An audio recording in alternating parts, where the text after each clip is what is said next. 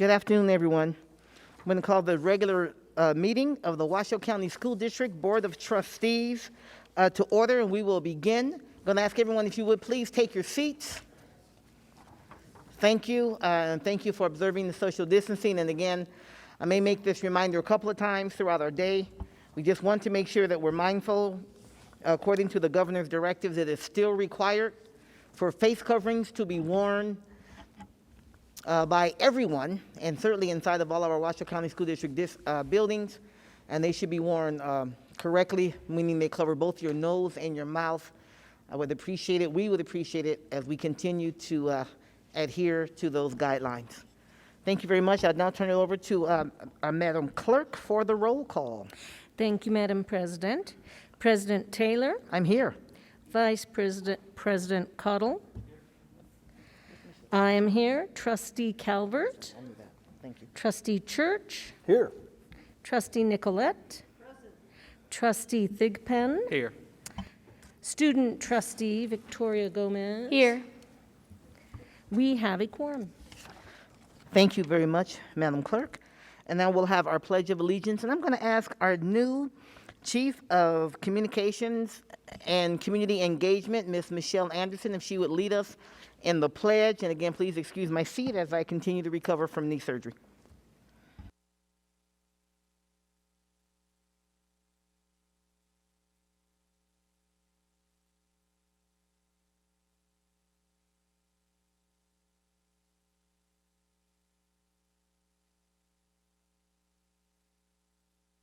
Thank you, Ms. Anderson, and welcome back to the Washoe County School District.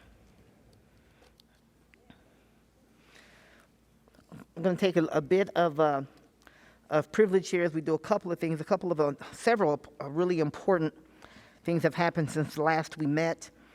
We want to just begin, I'd like to just say a statement about recent gun violence that we've had, as well as recent violence in particular that we've had in our country.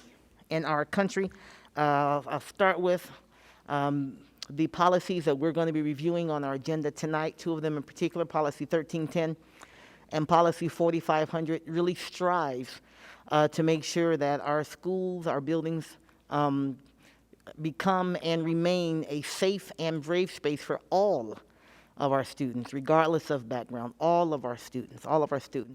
Inclusion means all, and we want to make sure that we're mindful to recognize that there's a certain segment of our population in our country, our Asian Americans, who are undergoing an unusual, disproportionate, I guess I should say, no violence should be proportionate, but levels of acts of violence. So we certainly want to stand in support of them again, as we want to make sure that we stand in support of all of our students. And because we are talking about violence, also want to make sure that we acknowledge the shooting in Boulder and those lives that were lost. In particular, pay special appreciation to Officer Talley, who the first responder who ran in when others were running out, and acknowledge that bravery at the same time. Then the third thing I would like to say as we begin is we lost a really dear member of the Washoe County School District family. Ben Hayes served honorably and admirably all the students, all students and families in our district and in our community. Just what an amazing man he was. And we'd like to just take a moment to have a moment of silence for him. So if you would join us. After the moment of silence, and our superintendent will say something. You want to say before or after? Before? Mm-hmm. Please, go ahead, Superintendent McNeil. Thank you very much, President Taylor. As President Taylor stated, our leadership team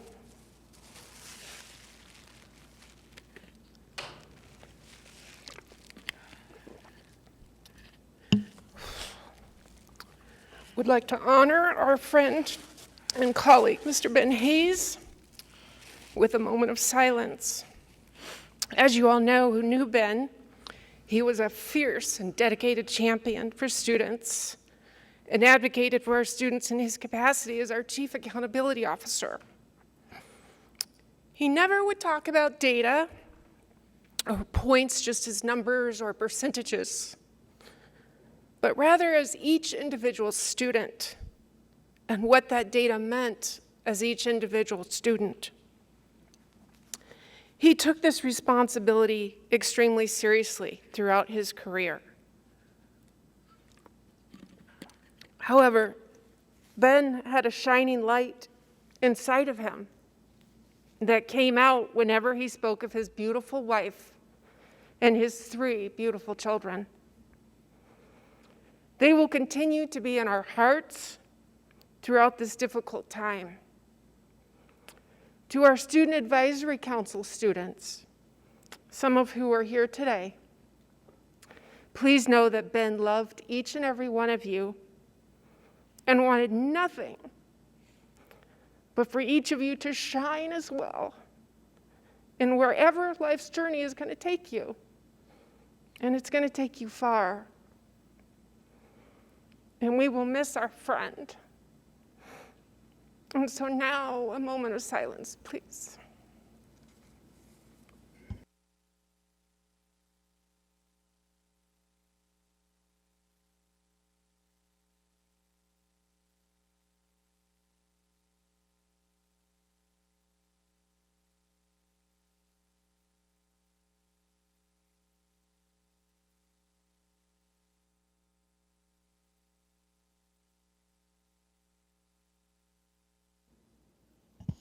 Thank you, President Taylor. Thank you, Superintendent McNeil. And thank you for indulging that time to honor and recognize those who are lost. I'm just mindful of a saying, it doesn't have to happen to you for it to matter to you. And now we're going on in our agenda. I'm looking for an action to adopt the agenda as presented. There are a couple of changes that I would like to share. One, at the request of staff, agenda item 5.02 will be pulled. Additionally, agenda item 5.09, which is a standing agenda item on our COVID update, there is no update to report, and so we'll be pulling that item as well. 5.02 and 5.09, that's the COVID update. 5.02 and 5.09 will be pulled from the agenda. Okay, other than those items, if it is the pleasure of the board, looking for a motion to adopt the agenda as amended. So moved. Motion on the floor, is there a second? Second by a motion on the floor, moved by Trustee Thigpen, seconded by Trustee Nicolette. Any discussion? Okay, I'm seeing none. All those in favor, please indicate so by saying aye. Aye. Any opposition? Right, the motion is carried. Let the record show that it is unanimous. Now we go on to agenda item 2.01. This is from our consent agenda items. These items are typically routine in nature. Tonight we have agenda items 2.02 through 2.25. I do know that there is a desire by a trustee to pull an agenda item, so I'll go to you right now, Trustee Church. What item would you like to pull? Thank you very much, Madam President. I'd like to pull 2.25, discussion of Board Policy 1600 for discussion. Thank you very much, Trustee Church. Any other changes to the consent agenda? Okay, seeing none, then I'm looking for a motion, if it's the pleasure of the board, to approve consent agenda items 2.02 through 2.24. Moved by Vice President Cottle. Is there a second? Second. Seconded by Trustee Thigpen. Any discussion? Seeing none, all those in favor, please indicate so by saying aye. Aye. Opposition? Okay, the motion is carried. Let the record show that it is unanimous. And then we will turn our attention to agenda item 2.25. And the staff on that comes out of the Office of General Counsel. So Chief General Counsel Neil Rombardo is taking position. And then once he does, Trustee Church will turn it over to you for your questions that you can ask of Counsel Rombardo or whatever staff members that he may have to join him.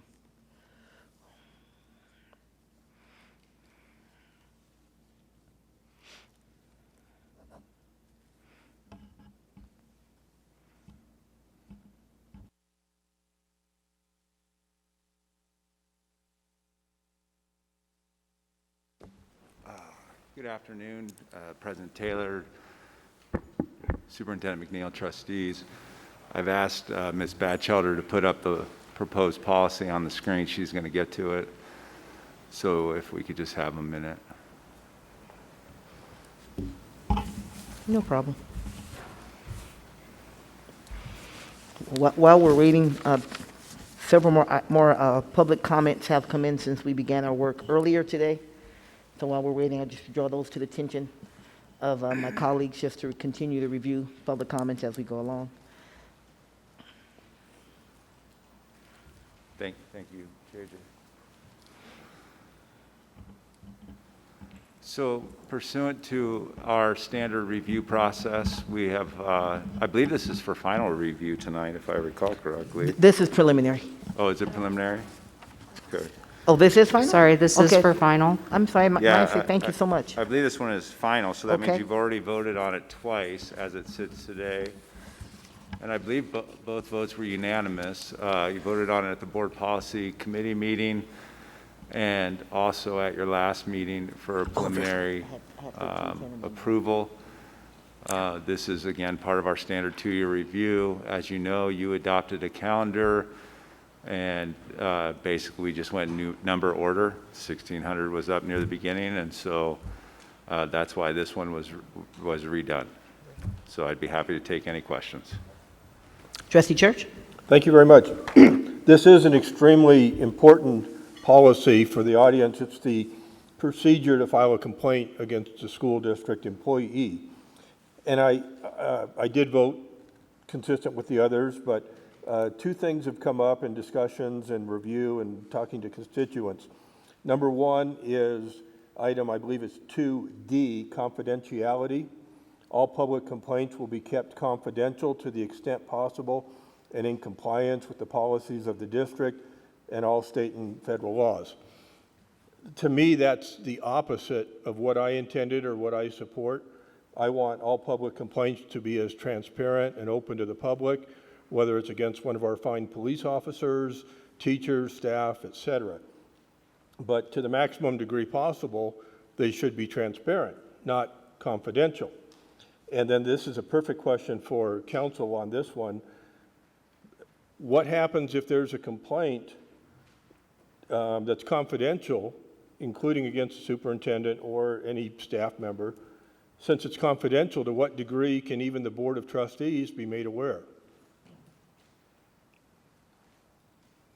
I think the Board of Trustees, presuming it doesn't involve what would be considered FERPA type information or student record information, which is and has been part of many recent complaints, the board would be entitled to the information depending on what it is. I mean, that's very abstract. That's the best answer I can give you. It would just depend on the circumstances. Okay, and then it actually segues into the next one. Item, it's a triple I. The public complaint process is the responsibility jurisdiction of the superintendent, not the board. Of course, that's great. But then it goes on to say, except that a public complaint filed against the superintendent is the exclusive responsibility of the board president. So once again, if somebody makes a complaint against the superintendent, that would, according to this policy, be the exclusive responsibility of the board president. Again, that gets into whether the board president could even tell us there was a complaint, but I believe that it puts too much pressure on the board president if he or she doesn't want to handle the complaint personally. Maybe it's something very significant that they could opt to pass on to the board. And also importantly, kind of like our policy for getting agenda items on, I would submit that it should be amended to say, unless the board president opts to pass it on to the board in whatever legal terms we want, or if 2 or more board members request that it be heard. Again, I just think it's not appropriate to just say it's the exclusive responsibility of the board president without having some kind of a exception to it so that the board could possibly hear it. So I didn't know if you wanted to comment on that, that you're saying the board would be notified, and how would the board be notified? without violating open meeting law? Well, as you know, the board president can notify you all individually, so if the board president wanted to notify you, she would send out an email, blind CC each one of you, which would not bring a congregation of the board together into one setting, so therefore would not be a meeting under the open meeting law, and she can inform you that way. No different than she can call you, and in fact, in the Board of Regents case versus McKay versus the Board of Regents, the Nevada Supreme Court specifically stated it is okay to lobby other members for votes privately. It is not okay to poll. So similarly, it would be okay for her to provide information to each of you individually as long as she wasn't polling you to do something. So that's not an open meeting law issue. Really what we did is we codified what was in reg, because we felt like what was in reg should have been in the policy, so that's where that language came from. And really it's up to the board if they don't like it, but it's already passed votes twice, and I would suggest that the exclusive responsibility of the board president, whoever the investigator is, into a matter of the superintendent, they need a point of contact. It is next to impossible, if you've represented boards before, to do things like this to a board that must follow the open meeting law, because then that does become a problem. If I were to do the investigation, how do I communicate on a day-to-day basis, and who do I listen to? So the board needs to delegate a point of contact for whoever is investigating these issues. So that's the reason for the board president, because who else would it be? That's why they're the board president. With regard to informing the board, she could do that, as I said, and I think the last question was, what if she doesn't want to do that? I'm just using she because we currently have a female president, I guess whoever was sitting in the chair. But if the board president did not want to handle the matter herself, it says it's at her exclusive responsibility. So part of that responsibility could be, I think this is a board decision. So I don't think it's incongruent with anything that you've suggested. Would you like me to address the confidentiality section, or are we good on that? I think you did. Thank you. Do you have other questions or concerns, Trustee Church? No, I'm probably going to vote no if it moves forward as is, just because of those two issues. I think it should be transparent, and I think that 2 or more board members should be able to request that it be placed on the agenda. I totally agree with Mr. Rombardo that the board can't be hearing every single complaint. The board president's the proper responsibility, except for those exceptions. But I appreciate your time and letting me discuss this. Thank you, Trustee Church. Vice President Caudle? Thank you, Madam President. And Mr. Rombardo, maybe you can help clear this up. 2 trustees can still request the agenda item if they would like to, whatever it is, and then 3 trustees can actually call a meeting, regardless of the issue. So if there was something that made 2 trustees feel like this needs to be heard, that's still there in other policies. Yes. Okay. Yeah. So we could still, so this doesn't say you can't do that. Nope. Other policies say we can, so therefore it's still there. No, exactly. The purpose of this is yes, to answer your question. I don't think I need to explain it. So, I would like to address the confidentiality because I don't feel like I did, and I'm just troubled that it's the word not transparent, the words not transparent have been used. It's very transparent. The reason why it's confidential is because we have association agreements that cover 6,000+ employees. And so we have to pay attention to that, and we get public complaints against employees. So we can't just, because we've decided it's okay, we can't just ignore those agreements. And there is case law on point that specifically says when you're investigating, which is called deliberative process privilege, which is the Bradshaw case, when you're investigating something and you're deliberating towards a decision related to, i.e. an investigation, that information is confidential. And then on the other side of that, there's the Don Ray case that specifically says when it comes to employee issues, that information is confidential. So this is consistent with case law.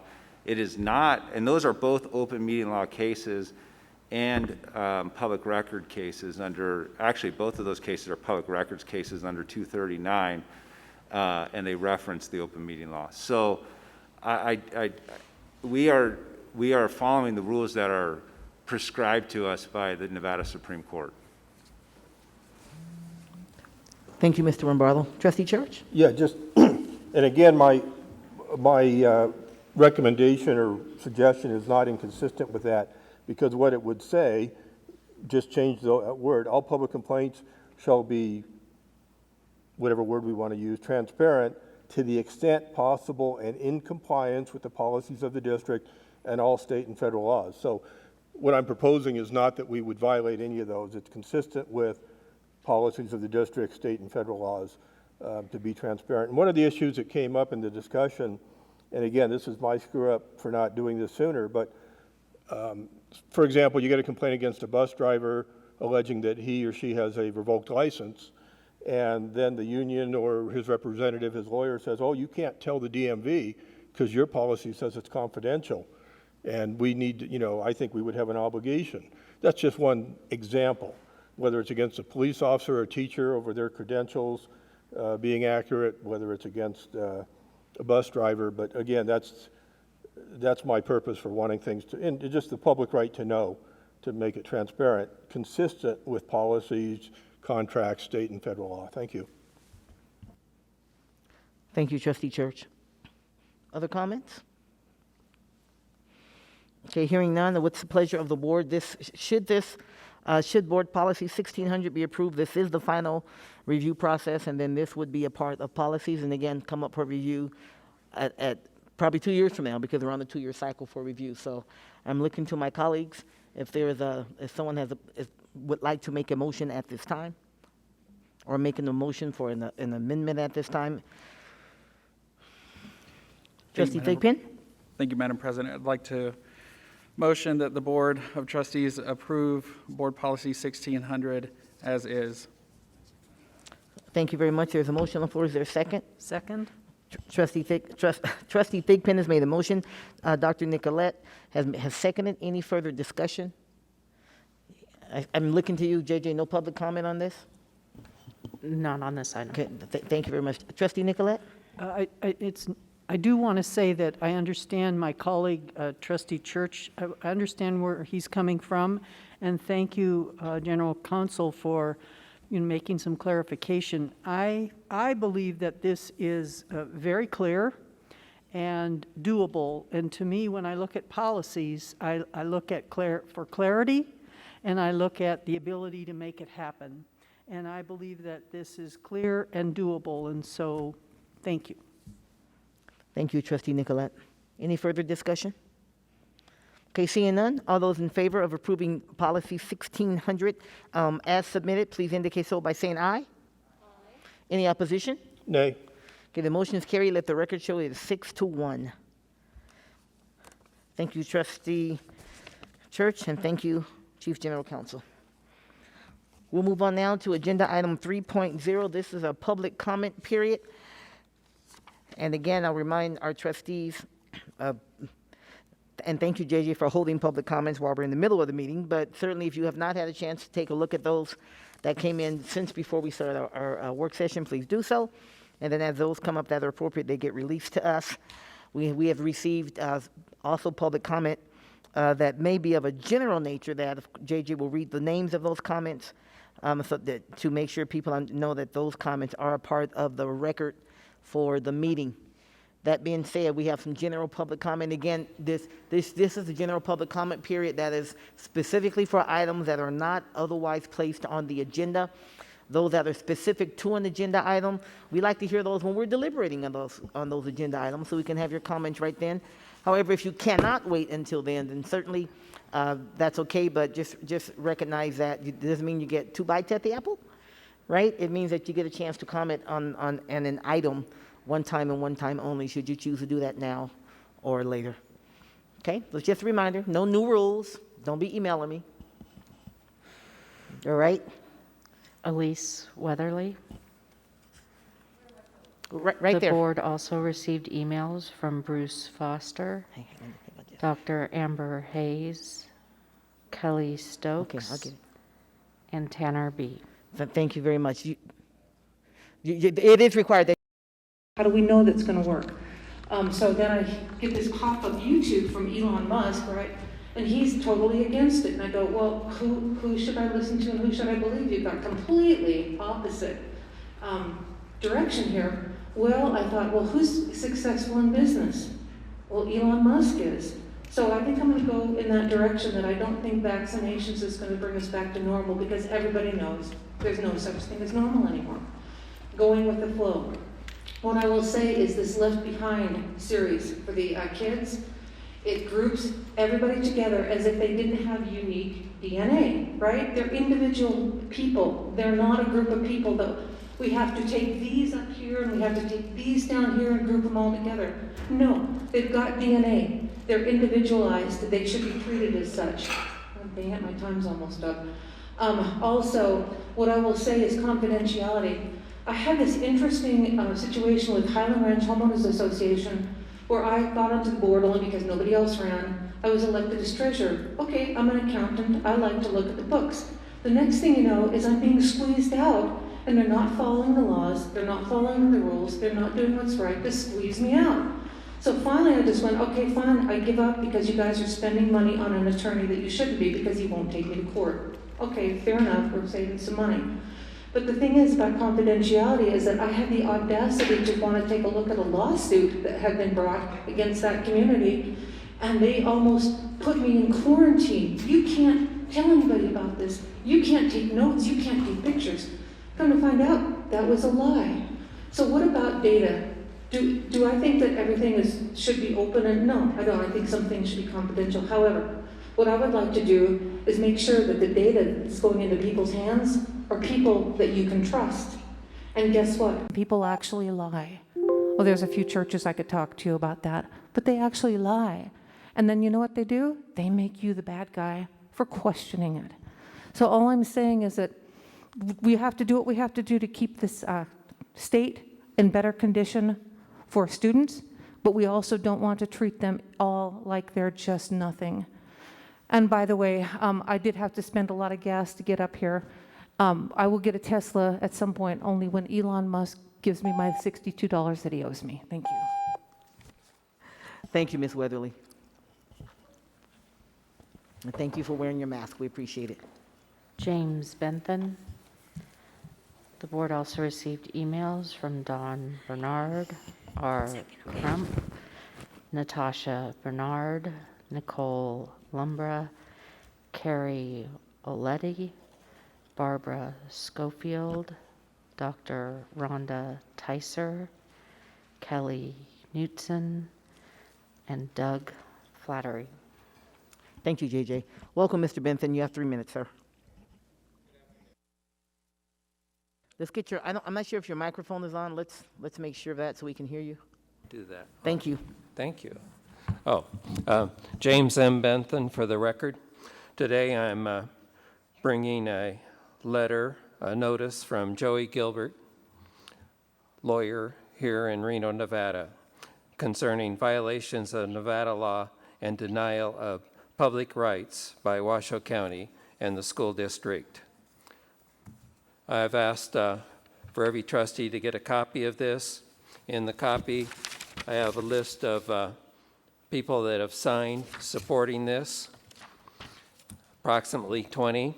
And then on change.org, there's a list of approximately 220 signatures, people in the Reno area, in the Washoe County, that support this letter and what's in it. Dear Washoe County School Board members and Superintendent McNeil, the trustees of the Washoe County School District is operating in a manner allowing Washoe County School District Superintendent Kristen McNeil to operate in a manner that violates the law and spirit of Nevada law.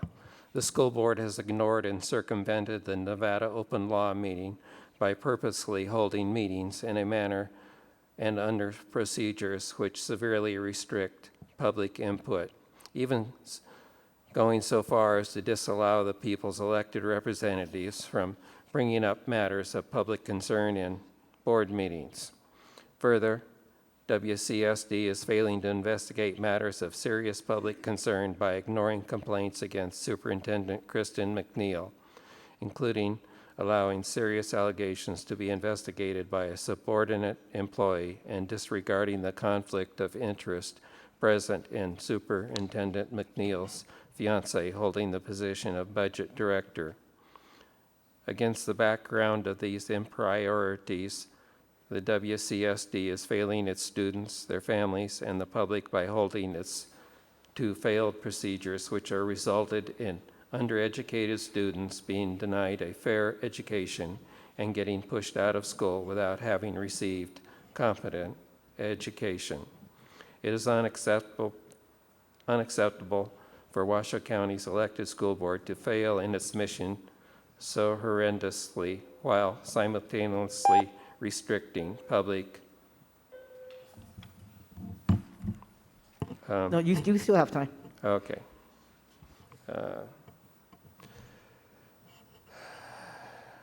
Public interest in Superintendent McNeil's fiance regarding the position of budget director. This letter goes on to itemize many items. Thank you. Mr. Benson, you can go ahead and take like 10 more seconds because I know that bill threw you off, so. Okay. So I had asked that the Board of Trustees and the Superintendent look at the issues that are detailed and consider bringing them up and dealing with them. Thank you. You're welcome. Thank you, Mr. Benson. Landon Miller. I'm sorry, you said Ballard? Landon Miller. Landon Miller. The board also received emails from Oliver Messervy, Diane Becker, Deborah White, and Charlene Young. Thank you very much. Welcome, Mr. Miller. Thank you for being here, sir. Yeah, thank you, guys. Good afternoon.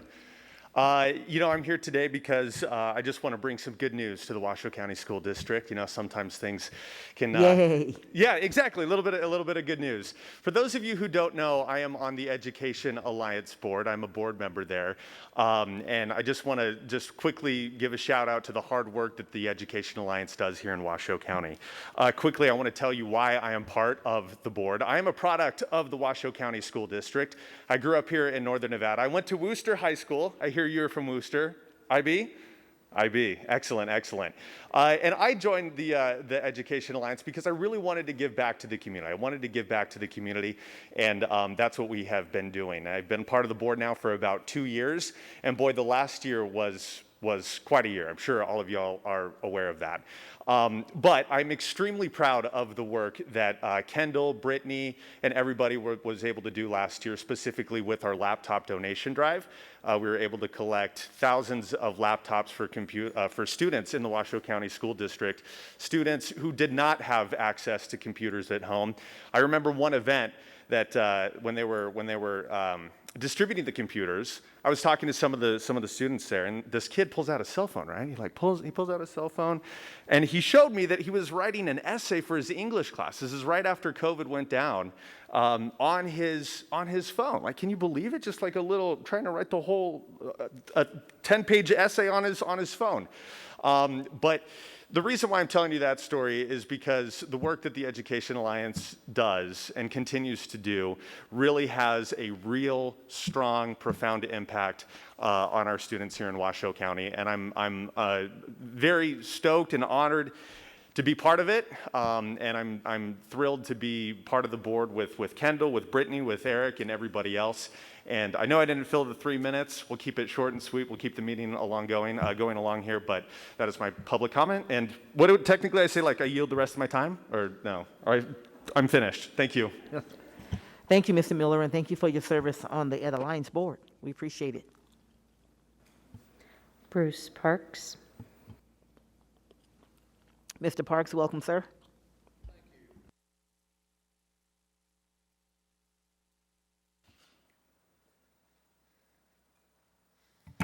Not sure if I need this mic, but we'll go with it. I'm here today to give you all a lesson in civics, something that the Washoe County School Board seems to be extremely weak on, especially in the curriculum for our students. One of the things that you fail to impress upon our students is American exceptionalism. I seriously doubt that amongst all of you that you could tell me what the 5 liberties guaranteed by the First Amendment are. Do you know them by heart? Do you know the Constitution that well? I doubt it. It's one of the things that sets us apart from every other country in the world, and you don't teach it. Do you teach that America was the first country in the world to ban the slave trade? Now, Britain claims the title, but they were a week late. We were first. America was first.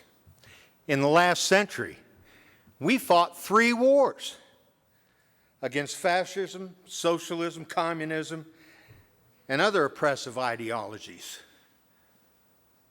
From what I've seen of the curriculum, you just gloss over those things. You don't actually teach it. Do you teach that America leads the fight against slavery in the 63 countries it exists in today? America leads the fight against it. Do you teach that? No, not in your curriculum. You teach we should be ashamed of America. You teach that there are only 2 types of people in America, the oppressors and the victims. All white people are oppressors, unless you're part of the LGBT community, then you're a victim also. The fact is, America is the greatest country in this world. I gave over 20 years of my life defending this country, hoping it would mean something. And daily, from the national level right down to this school board, I see you smearing my country, and I'm tired of it. I know that America is the greatest country in this world because I've been to them other countries and I see how the people live. Nowhere in the world do you have the liberties that you do right here in America. But you don't teach that. And it's just a small sample of what's wrong with the Washoe County School District. I want to leave you with the words of Benjamin Rush, 1773, a true American patriot. Patriotism is as much a virtue as justice, and as necessary for the support of societies as natural affection is for the support of families. Thank you, Mr. Parks. Thank you for your service to this country. Thank you. Vicky Schnabel.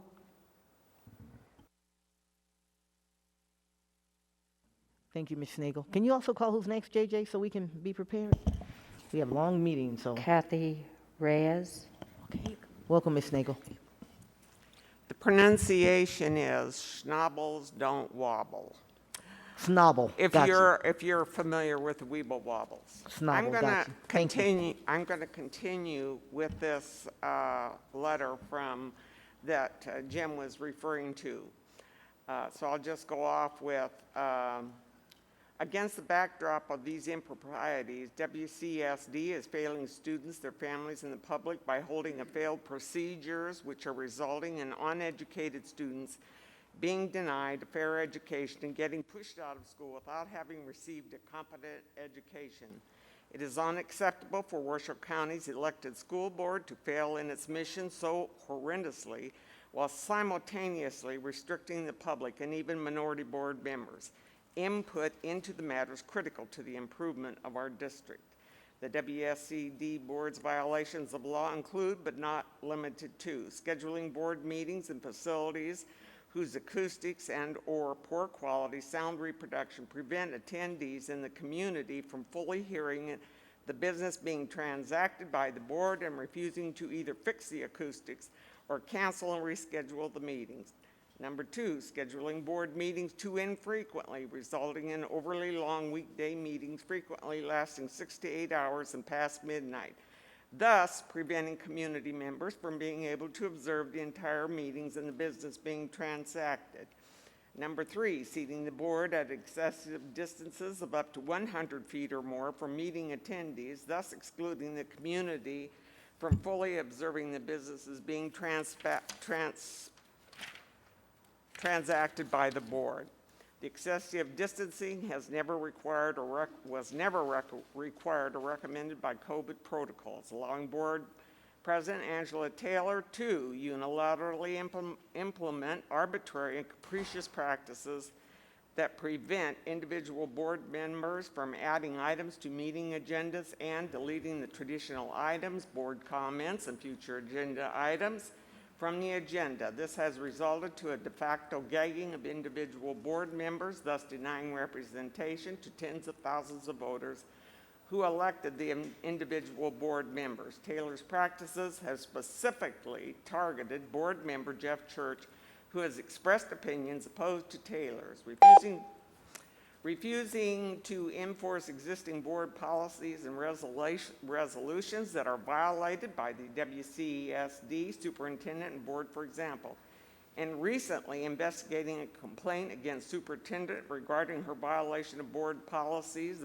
The superintendent, with board approval, chose to be investigated by one of her subordinates, WCSD employees, and the board has refused to investigate Paul White's charge of racist comments by Board President Taylor as required by board. Mrs. Snobble, I'm sorry, your time is up. Thank you. Thank you for being here.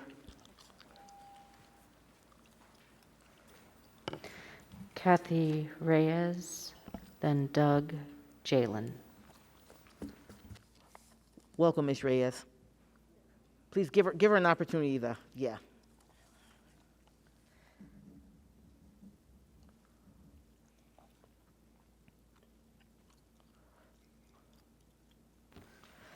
Thank you. You have 3 minutes, ma'am.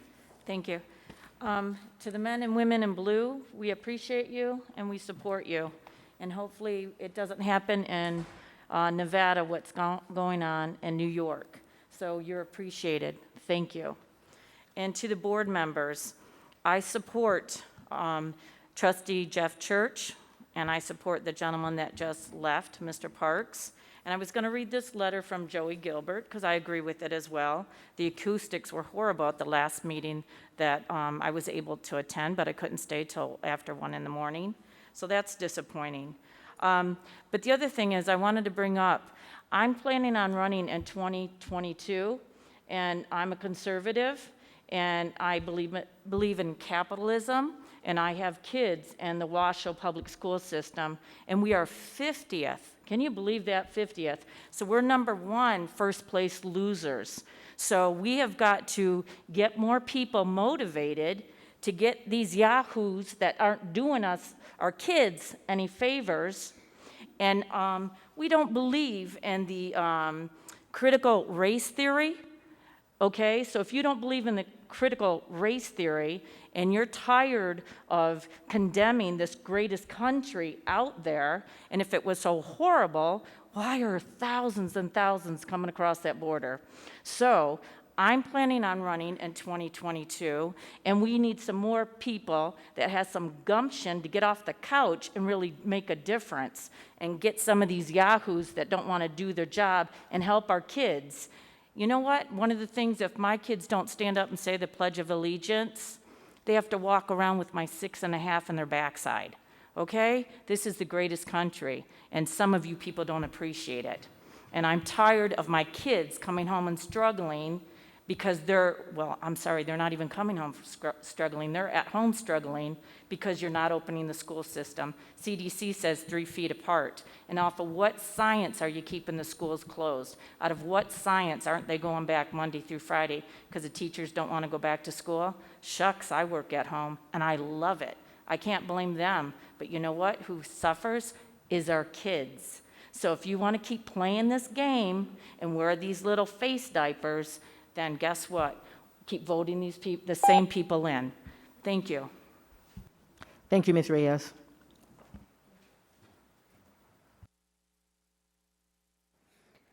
Doug Jalen, John Eppolito.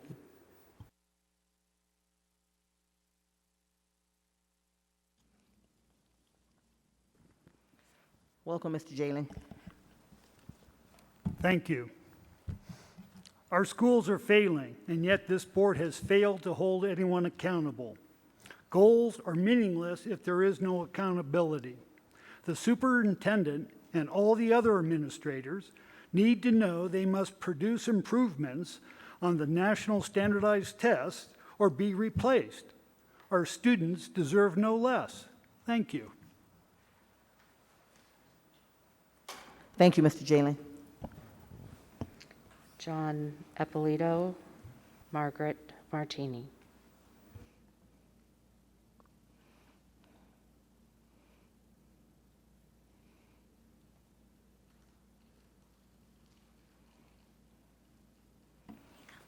Welcome, Mr. Eppolito. My name is John Eppolito. I'm a former K-12 teacher. I have 2 kids left in the district. You can find over 1,000 of us on Facebook at Protect Nevada Children. When we started this battle, we knew it was a daunting task. For a couple years now, I've known we have lost the battle. 2 questions. What battle am I talking about? And why are we still fighting a battle we already lost?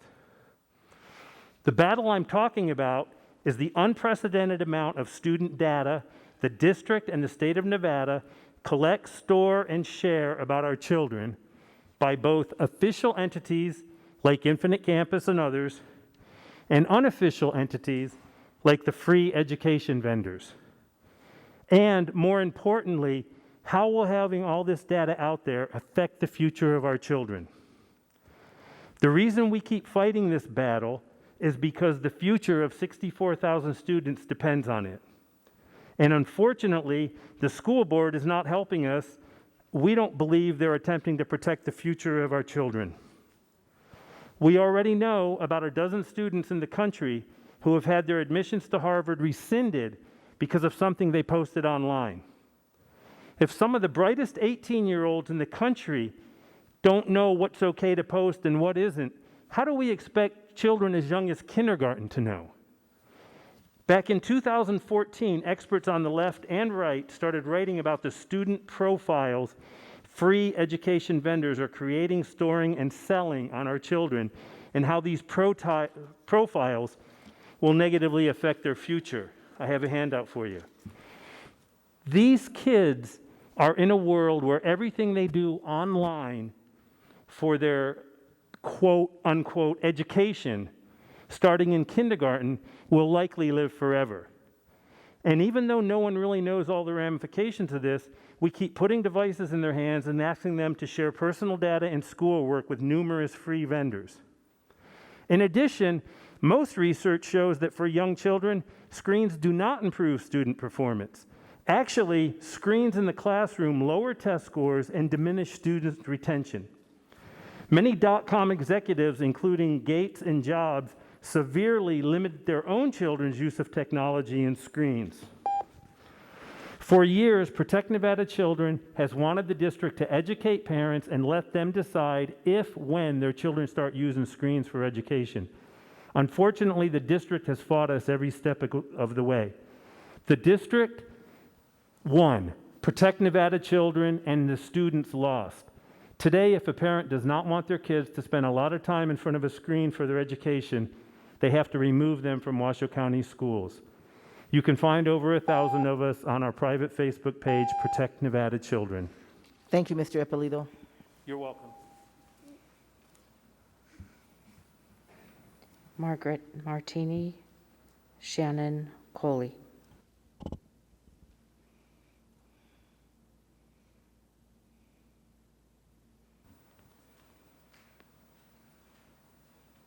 Welcome, Ms. Martini. Thank you for being here. Hi, I'm Margaret Martini with Protect Nevada Children. We only know of one board member, Colonel Jeff Church, who requested Protect Nevada Children and other experts to be given ample time at this board meeting to educate the board on all the issues associated with screens in schools. but Trustee Church was shot down. The district continues on its path of keeping parents in the dark and risking the future of 64,000 students. Initially, we were mostly worried about what John Ippolito just mentioned. Then it got much worse than we ever imagined. There have been at least 4 student data breaches where Washoe County student data was breached. In 2017, the most widely used free education vendor in the district, Edmodo, had a data breach where the children's personally identifiable information was placed for sale on the dark web. We begged this board to tell the parents. The district refused. Then in 2018, Edmodo sold the entire company to the Chinese. Again, Protect Nevada Children begged this board to tell parents. Again, the district refused. Most parents still don't know of the Edmodo data breach or the sale to the Chinese. Finally, in 2019, Edmodo was removed from the district's approved vendor list. Finally. In 2019, there was another student data breach that affected over 100,000 of current and former Washoe County students. More data was breached than the district disclosed, specifically student email addresses and student ID numbers. Then we had to start worrying about the content of district required apps. A year ago, My News 4 ran a story titled, "Reno Mom Says App Used in School Contributed to Her Son's Suicide." After the suicide, it took 9 months for the district to remove the inappropriate app from this district schools. We know the kids are using district-issued devices to access inappropriate content, including TikTok and YouTube videos and possibly pornography. In 2017, the district gave an online psychological assessment to students in 4 schools without parental consent. We don't know how that data will be used by CASEL. Now we have to worry about how many kids are becoming addicted to screen because the district gave them a device before educating the parents on the downside, i.e., Dr. Nicholas Cardaris stated, and the district is aware, quote, "Recent brain damage imaging studies conclusively slow." Can I finish the one sentence? Just very quickly. Okay. Recent brain imaging studies conclusively show that excessive screen exposure can neurologically damage a young person's brain the same way that cocaine addiction can. Thank you, Ms. Martini. Thank you.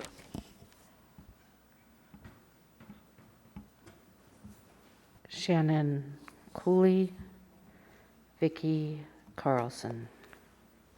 I'm sorry, is it Pulley? Coley. Poley. Sorry. That's okay. Coley. Welcome, Ms. Poley. Thank you for being here.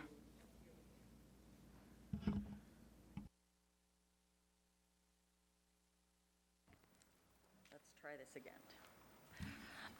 Good afternoon. My name is Shannon Coley, and I am here to object to the divisive anti-racism resolution being proposed by this board. I will tell you, the only reason I feel safe to speak up is because my children are grown, and I do not fear retaliation for them. I have studied both Robin DiAngelo and Ibram X. Kendi's theories on anti-racism and critical race, and I believe they are deeply divisive and straight up racist. We must reject their new repackaging of racism, where discrimination is acceptable if it achieves equity. This resolution is overreaching and emotionally manipulative. How antithetical is it that in order to stop racism, you are choosing to tell white children that they are inherently racist and oppressors, not by their actions or words, but simply by being born white? Do you not see where this extremely divisive curriculum will lead? By telling children they have white supremacy, white fragility, and unconscious bias just because of something they have no control over, shaming and guilting them is child abuse. Here's an idea. How about a unity training resolution? If we are going to virtue signal, let's do this right. I am all for teaching the virtues of honesty, integrity, civility, hard work, and service. And how about we respect everyone's civil rights, not just some? I believe we are losing the distinction between education and indoctrination. Education will no longer be about producing independent thinkers. It will be about producing obedient activists. Children will be forced to parrot ideology they do not agree with in order not to be bullied or shamed, and most importantly, to graduate. Teachers who do not adhere to this absurd ideology will be reprimanded or fired. What kind of society does this remind you of? Comply and conform, or pay the consequences? I imagine the exorbitant price tag of this divisive and racist resolution could be well spent in adding teachers to the classroom and lowering classroom sizes district-wide. I believe the job of our educators is to teach academics, not to create social justice warriors. Thank you. Thank you, Ms. Coley. I'm going to ask everyone if you could please not applaud after we have a public comment. That's going to be for everyone throughout the meeting regardless, so thank you for that. JJ? Vicki Carlson, Ray Carlson.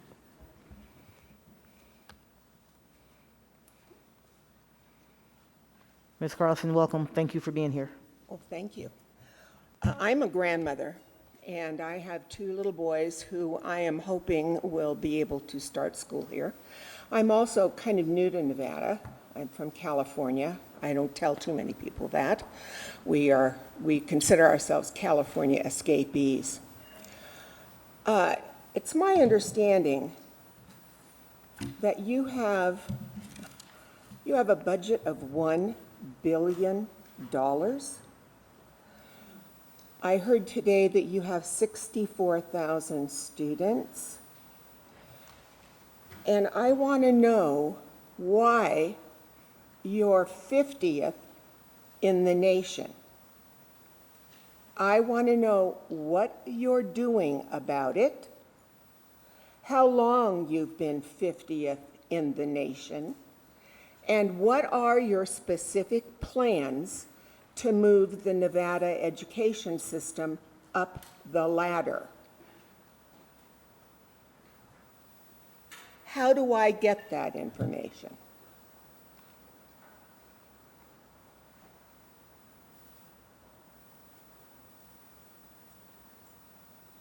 Ms. Carlson, we don't respond to public comment. Of course not.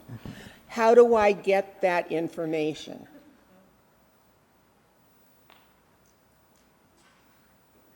Who do I have to talk to get the plan?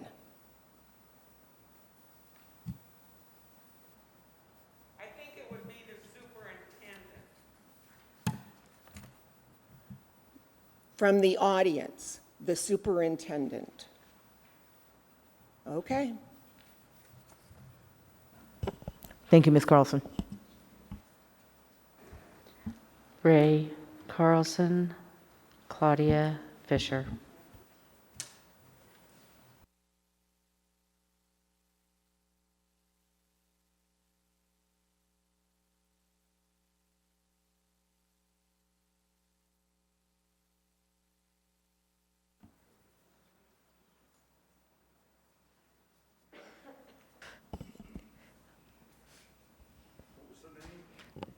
Mr. Carlson? Thank you. Mm-hmm. You need to speak up. I'm old and I'm a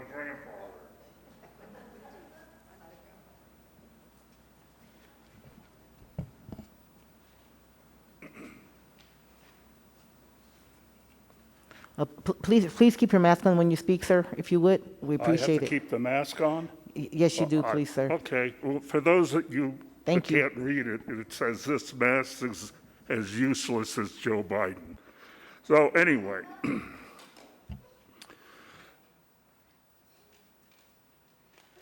Chair Human, honorable or maybe not so honorable members of the board, My name is Ray Carlson. I came here today to speak about your fascist propaganda and ideology that you're propagating in this school district.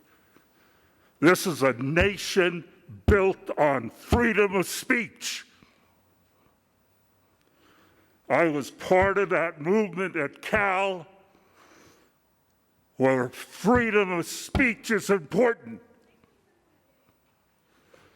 On another subject, I walk in here today, I cannot believe it, you have a flag announcing that 93% of the student body here graduated.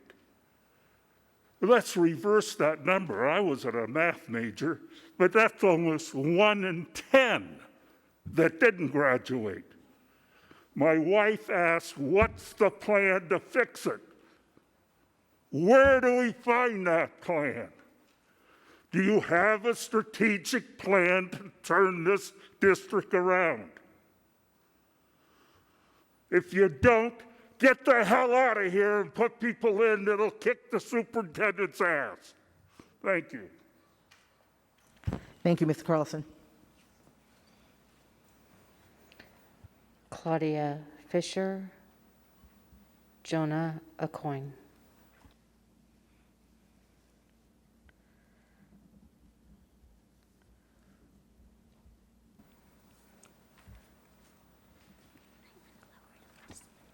Welcome, Ms. Fisher. Thank you for being here. Thank you. I'm Claudia Fisher, resident of Washoe County. I am requesting this board and its members allow my voice to be heard through your board member, Jeff Church. We have voted him into office to speak for us, and yet he is being denied his right and duty. His request for placement of agenda items is still being denied. In addition, he has been instructed to not communicate with fellow board members. How are board members able to discuss upcoming agenda items and their merits if they cannot communicate with each other? In order to come to a resolution, board members further need to communicate with their constituents on a continual basis. You were elected to listen to us. You are not here to work in a vacuum, but to work together. And that takes communication more often than twice a month. Thank you. Thank you, Ms. Fisher. Jonah Acoin, Caroline Smith.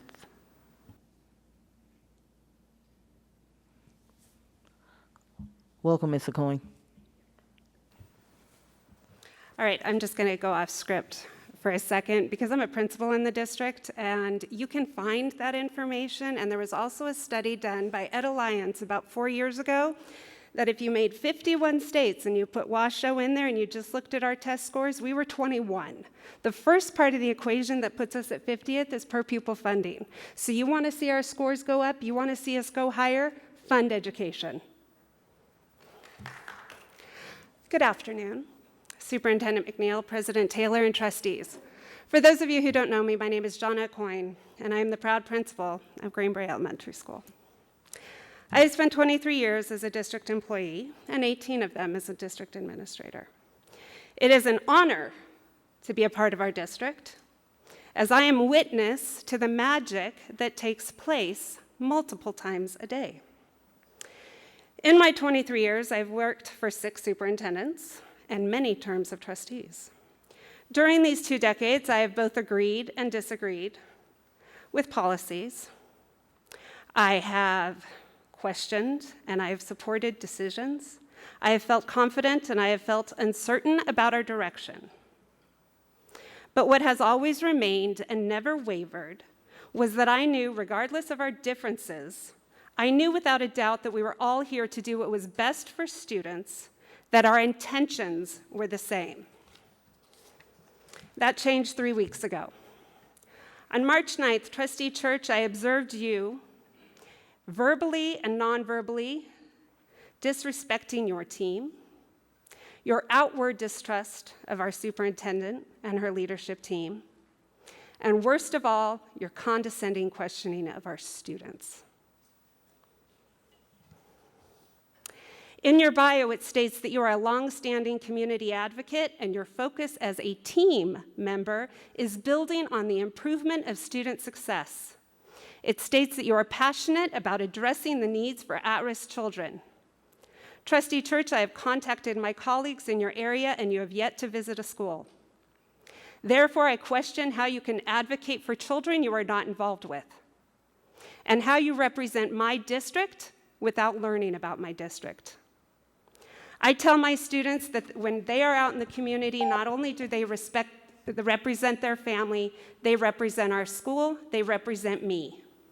Their behavior represents our core values and beliefs, and I expect the same of you. In closing, I will just say that last week we lost a dear friend. We lost a friend and we lost a colleague, and we lost who I consider the best part of Washoe County School District. We lost an unflappable advocate and someone who had unyielding strength. He had disagreements and he pushed back and he questioned, but he did it with the purest of intentions. Principal Coyne, I'm sorry, I appreciate you being here, and Thank I you. hate during this piece. I know. I know it's emotional. I will just stop. I'm not Thank you. religious, but if we could all do WWBD, what would Ben do? We would all be better off. Thank you. We'll allow that statement because it's for Ben. Thank you. And thank you for you do as a principal, for what you do as a principal in our district.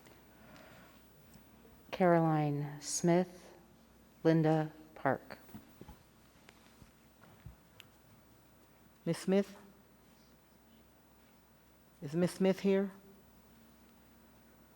I think we may have missed Ms. Smith.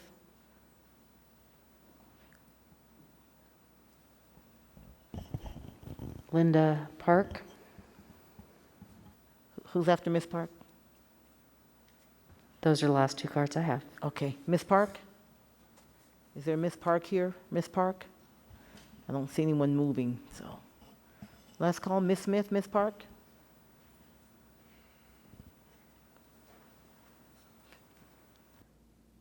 Are you coming to speak? Oh, that's Ms. Reyes, that's right, she just spoke.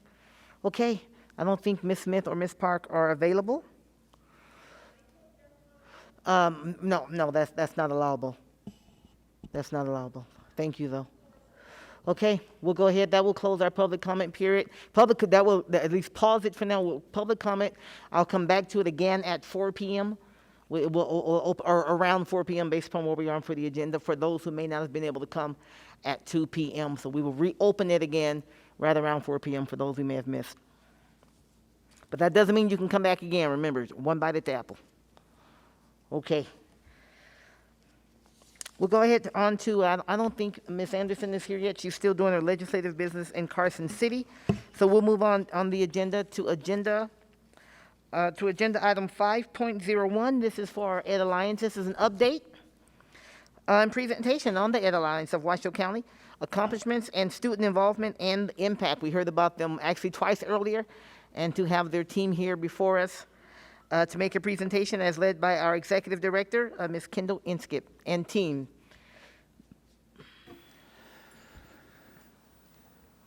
President Taylor, if I could just start us out here. I'm sorry, I didn't see you, Deputy that's fine. Beiersdorf. Please, go ahead. Again, Deputy Superintendent Deborah Beiersdorf, and I, President Taylor, Superintendent McNeil, and Board of Trustees.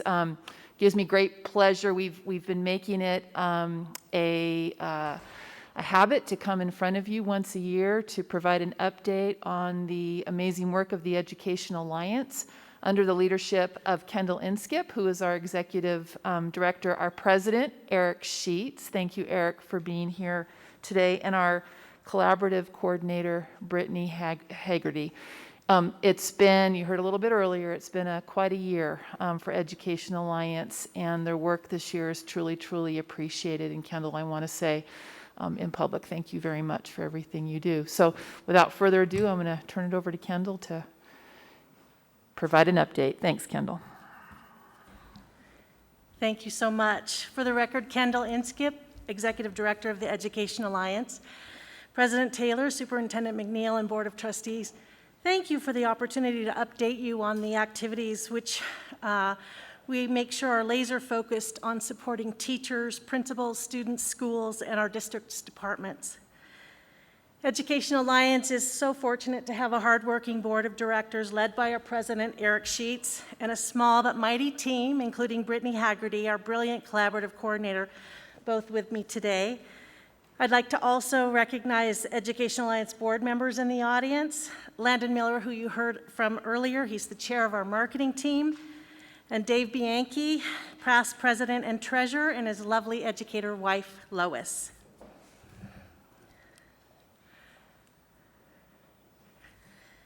So our mission directly aligns with Goal 3 of the district's strategic plan. Key word that defines what Education Alliance is all about is partnerships, because research shows children are more likely to do well in school and in life if we as community leaders, parents, families, employers, teachers, and business share responsibility for their success.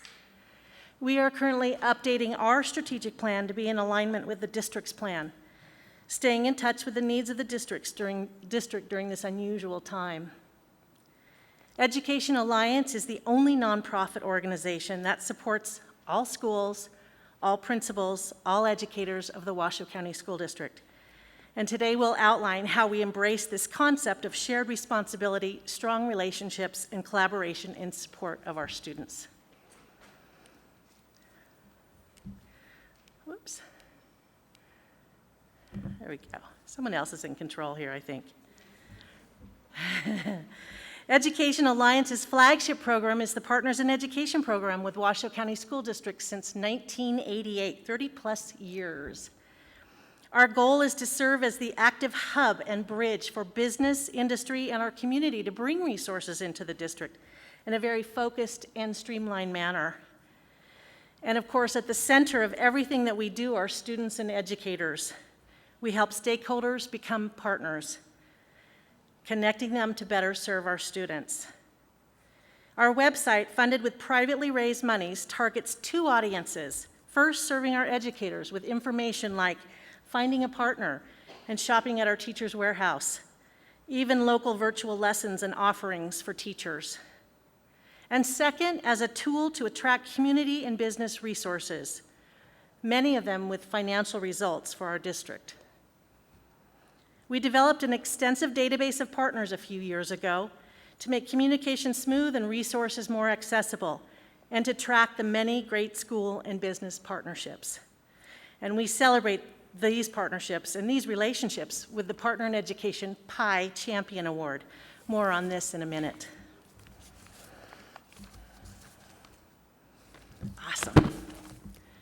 One pipeline for a Partner in Education program is Principal for a Half Day. I know many of you have already participated in that, and I love it. I appreciate that so much. It's designed to broaden awareness of K-12 education in Washoe County and to increase collaboration between education and our community.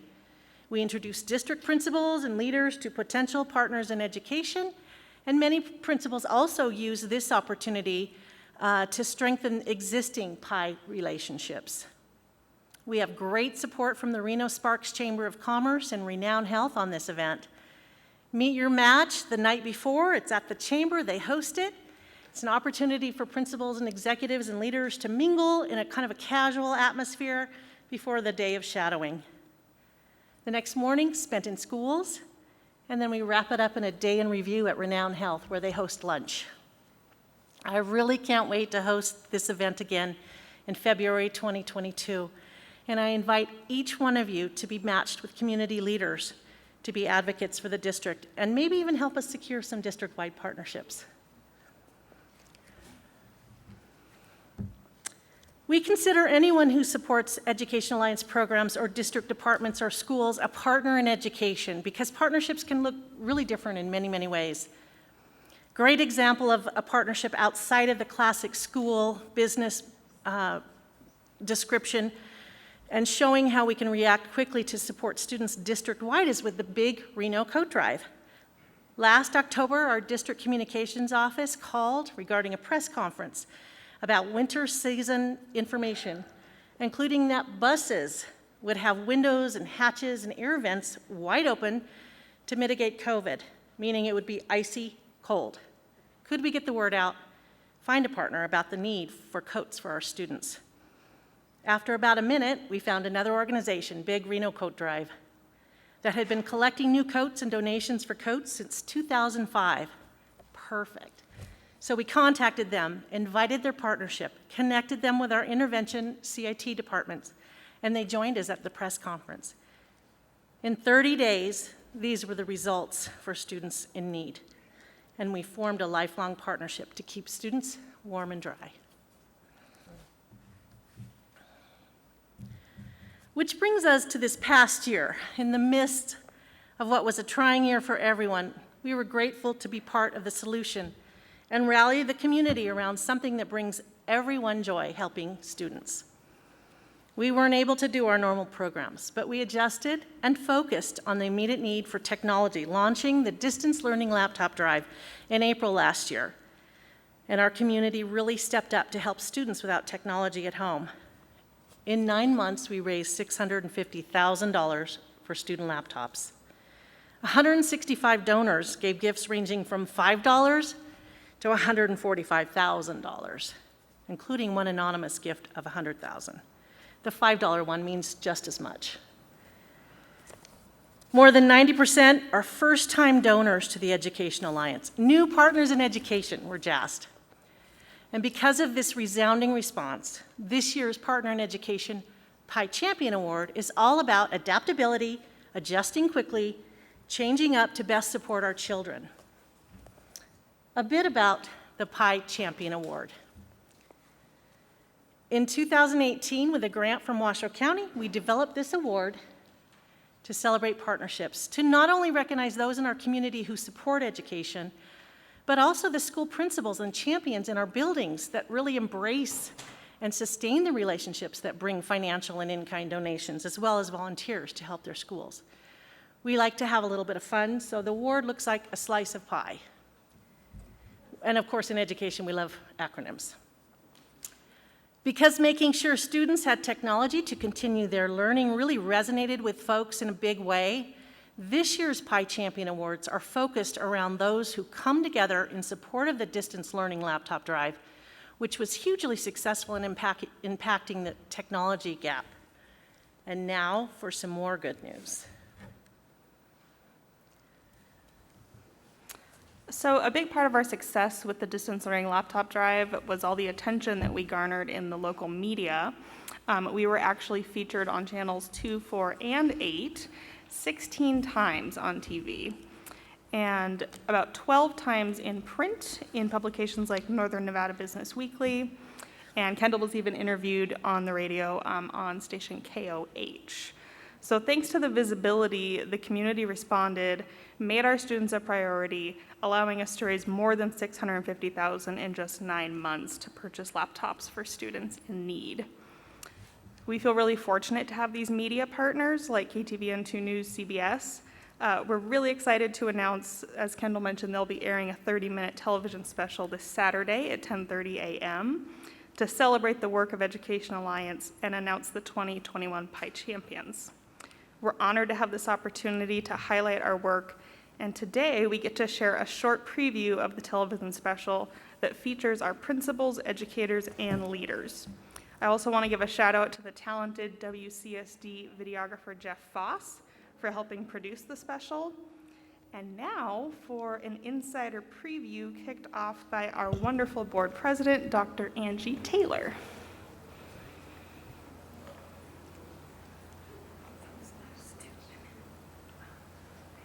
We're blessed and we have people that want to help.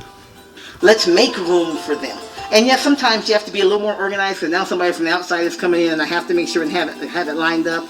But the exchange for the benefits for the students, the feel good, the I'm doing something that matters from the community member, from that business, from that partner in ed, that connects them even more to your school, connects them even more to those kids.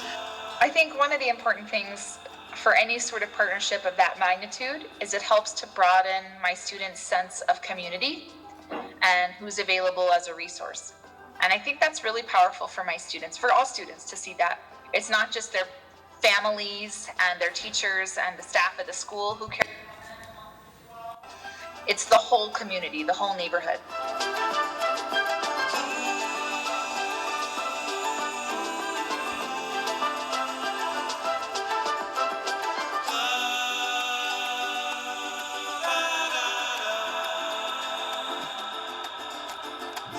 Our newcomer program serves students who are new to country. So we have students from all over the world, from like Latin American countries, from India, from Syria, and they come here and we teach them English. I need for my board because my teacher put it on one word and I need to translate. The positive impact has been tenfold. It doesn't affect only our class, it's affecting their performance and their ability to complete their classwork in all 7 of their classes. So our community partnership initiative was headed up by the Education Alliance and Kendall Inskip. So we've been very fortunate to reap the benefits of all of her contacts in the community and all the community partners that wanted to work with us. Kids that normally would be on phones, if they even had phones, would be on phones trying to converse and trying to complete projects and things like that is really hard. So a laptop works much better for that. We are so grateful. We could not have had the amount of success that we have had without your generous donations and contributions and thoughtfulness, really. I was like, oh, what's this? Is it for me? And I was like, oh, a laptop. And it says for Quentin. And Miss Baker gave it to me. I was like, oh, thank you very much. I would just say thank you so much. And every little bit has been an extraordinary help. I can tell you that there's no device that's gone unused. Sometimes a family with one learner can get by with one computer, but when you have 2 or 3 all across the age groups, then they need more than one device. I did have to go buy 2 other laptops though for my other daughters, but I mean this laptop, it was a blessing. I would like to say first of all, thank you for maintaining and strengthening partnerships, especially during this very exceptional and challenging year. Thank you, principals. Thank you, teachers. Thank you, partners, for hanging in there with us. What has been amazing during this time is that our teachers, our support staff, our principals, our superintendents, entire communities have come together and have said, we can be successful. I think that the one thing that good has come from this is parents now have an incredible appreciation for teachers that they didn't have before. And it shows just how incredibly talented and valuable our teachers are. We get through this and we move on. Our partnerships are going to be even stronger than they were before. So thank you, everyone. Every single day, they work the hardest that they possibly can for our students and for their staff. And those are our teachers and our support staff. But our principals, they lift up their schools and they do tremendous amount of work every single day. And then the Education Alliance has just been amazing in following up on that.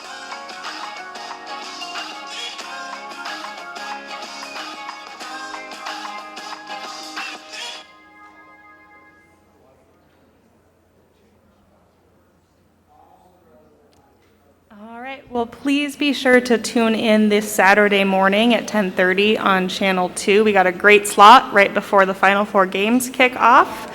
And help us celebrate our outstanding partners in education, principals, educators, and leaders.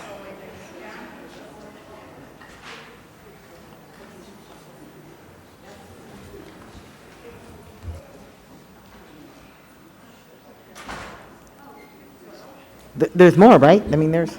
Yep. I was going to say, I have more slides, so. First off, I want to thank you all for. No, I'm sorry if. Oh, there we go. All right. All Thank right. you. I'll start over on that one. First off, I want to thank you all for all that you do for the students. Oh, you're because- behind the TV. I'm like, where the heck is that voice coming? Oh, Like, actually, who is talking? I feel like I could stand up. Is that okay? No, now I know where to look, so I can see the top of your head. That's fine. Can Thank I you. stand up? You Is that please, all right? that's fine. Thank you. There we go. Oh, my. So, I anyway, gotta first off, I gotta drink some coffee or something. This is. so, we're all in this room because we all care about the students. We all want to see the students succeed and become the next leaders and accomplish the things that are so amazing that we know are coming. And a lot of that requires partnership. We're not all going to agree about the same things all the time, but we can agree on basic things. And those kids in that picture right there are what we can agree on. On a normal year, we do the Run for Education. It takes the whole year to plan to get everything going. But the good news is, to date, we've raised over $2 million for the school district to assist kids with physical education, with nutrition and other things. But we've been doing that for well over 15 years. But the key is it brings in all those partnerships. As Kendall was talking about with the partnerships, it's key. You talk about all the huge businesses that are all over in town that are moving to this area. We need them to be part of our team. And that's what Education Alliance, I think, brings. We are a bridge that can connect those businesses to the school district and to TMCC and UNR and allow those kids' futures to be so bright. So I'll go ahead and move on to the next, if I may. One of the key aspects, and one of my favorite entities or pillars, if you will, of Education Alliance is the P16 Advocacy Council. In that, we get amazing members that are from UNR, TMCC, and otherwise that get to just sit and think and brainstorm and discuss and, to be honest, argue about what works, what doesn't work. We look at best practices around the country. We do look at graduation rates. We do look at what the test scores are. And then we come out with some information that honestly goes to legislature, goes to policymakers, and then they can take that information and help to make informed decisions. Again, we're not all going to agree on something, but this is an avenue for us to talk. And I'll be honest, a lot of the businesses love this. They love talking about what can happen because, again, they're thinking about their future as well, their future workforce. So anyway, with that, I'll hand it back over to Kendall, but thank you again all for what you do, and it is all about the students. Thank you. So proud of our board of directors and their true commitment to our students and our teachers and our education system. And P16 being just another way to engage our stakeholders from K-12, higher education, and business, and our workforce investors. And here's another way we engage our partners. So the Teachers Warehouse started in 1988. It's a really amazing resource that our teachers rely on for free classroom supplies donated by the community to provide their students with necessary items that enhance classroom learning. Not every school district is lucky enough to have a resource like this. Nationally, teachers spend an average of $479 of their own money on classroom supplies. An average of 2,000 teachers visit the warehouse each year, shopping at least 3 times a year, and they're often shopping for their fellow teachers, really stocking up for the school. The warehouse is open year-round, and the in-kind value of the donations coming to the warehouse is about $100,000 per year. And again, that's in-kind donations, not financial. So we really just want to thank WCSD for dedicating this valued space for our educators, and also let you know that we normally host events at the warehouse. Of course, we couldn't this past year, to celebrate teachers, inviting the community to donate. And in 2019, we received 32 pallets of donations valued at approximately $50,000. Another event we can't wait to host, maybe this summer. We're not really sure yet. We hope so, crossing our fingers. So partnerships are not just with businesses, industry, government. They are also with nonprofits in our community. Education Alliance oversees the grant-funded Redfield Community Outreach Program at 12 schools, 9 elementary and 3 middle. Thanks to the generosity of the Nell J. Redfield Foundation, the program piloted in 2013, and in collaboration with 40 external partners, the program gets students out of their zip code to experience educational field trips and in-class and in-school workshops. These experiences have an academic focus, such as language arts, STEM, art, as well as tutoring and mentoring opportunities. In many cases, these are first-time experiences for students. The next slide actually shows a list of those partners. 3 hardworking coordinators support teachers by handling all logistics, like meeting with grade level teams, arranging transportation, communicating with kitchen staff or clinical aides. During distance learning, coordinators work closely with these partners in education to develop a list of virtual live streaming and pre-recorded programs and opportunities for not just the Redfield 12 schools, but available to all teachers in the district. And you'll find that under Educator Resources on our website. So in conclusion, I want to thank you all for joining us at many of our relationship building activities, and I really look forward to inviting you to more in the future. Your partnership really makes an impact on our ability to secure funding, in-kind, and other donations for the schools and departments. Thank you so much.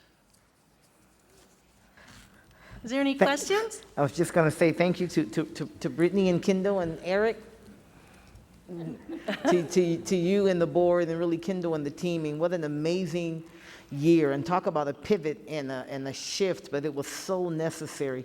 The hard work that you did, especially for those students that wouldn't otherwise have been able to engage in any kind of way academically, for you to really work with the community and your partners and others and provide a place for those that wanted to help and didn't know what to do. So it was just a tremendous amount of work, and certainly appreciation for all the families, all the students that you had a chance to impact. I look to our board. I do see Trustee Thigpen, and I know there is a public comment on this item as well. So we'll go to Trustee Thigpen first. Thank you, Madam President. I just want to thank Kendall and your team for doing such a great job over the last year. I've gotten to know your organization a little bit and did a little bit of fundraising help, as trustee-elect last year when I was in that unique situation during the summer. And I look forward to doing many more things, and I'll be in contact about maybe my company being an education partner or something, and I know many of my clients would probably be interested as well. One quick question is, on the partners page, I'm curious, and I think it's so worthwhile that you all work to take kids outside of, into different communities and all of that. And I, as a kid, very much valued being able to go to field trips to different parts of the state that I lived in. Getting to go to Atlanta, for example, was amazing. Do you partner with the 4-H program at all? Because I know they have a really good summer camp program and all of that could help, just be a plus to this. We would welcome a partnership with 4-H, absolutely. The Redfield Foundation is so generous. In fact, these are partners that they currently fund on the other side. So that's why they're called Redfield Supported Partners, but we consider them all partners in education and would welcome an opportunity to work with them and bring those resources back into schools and take those kids back out there. Wonderful. I'm trying to get in touch with the 4-H program myself, so that's why I asked. I can keep it in the back of my mind when I talk to them. Thank you. And yeah, please do keep us all posted on opportunities. I do not promise to run. I can wobble, or something like that, but I'm very much looking forward to another principal in half a day. And I know you and Eric and I were at the Sparks High School last year, right before COVID. So I did recognize you with the mask on, so I get points for that. So thank you. Thank you, Trustee, so much. Thank you, Trustee Thigpen. Trustee Jeff Church. Church, yeah, that one over here. Nicolette's over here. Trustee Church is over here. Yes, please, go ahead. Thank you very much. I know we got a lot of folks waiting to speak. I won't go too long, but I can't say enough good things about the Alliance. I've attended your meetings and spoke there. Unfortunately, now that we're on this side of the seat, we're discouraged from attending so that we don't exert undue influence and establish a quorum by too many people showing up. But, and I don't know all of you, but I know Mr. Sheets, Energizer Rabbit. I can't believe how much community involvement you have, and I thank you so much, and I thank you all. But just a great organization. I've been out of town on a business trip that I had to do, and now that I'm back, I'm looking forward to getting involved in so many of the different groups, short of attending. Thank you. Thank you. Thank you, Trustee Church. JJ, why don't we have there's the public comment here on this item, and then we'll go. Why you call them, Trustee Nicolette? Just very quickly, I took the time to listen in to your meeting yesterday, and I will say quite a dynamic group of people. Intelligence, heart, not afraid to ask and discuss tough questions. That, to me, is how the work really happens, and I want to thank you for all that you do. I do have a quick question. Do we have partnerships with our charter schools? We do. In fact, we invite them to do principal for a half day. We reach out to them. I believe it's 8 now that are under the school district umbrella. They participate in the Run for Education. They're eligible for Kids in Motion funding. So yeah, absolutely. Thank you, Trustee Nicolette. We'll go to our public comment now. Dave Bianchi. Mr. Bianchi? Oh, there he is.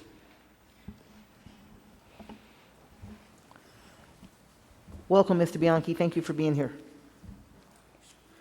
Thank you very much. Yeah, this was an exciting show, wasn't it? It's great. I am Dave Bianchi, and I'm a native Nevadan. I've been in business here in Reno Sparks for over 50 years, and I think this is the kind of thing that we need more of. Partnerships, private and public partnerships, working together for the benefit of the children.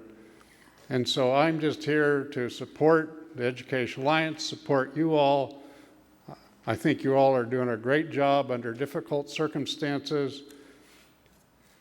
We've had a tough year, but the Education Alliance never faltered.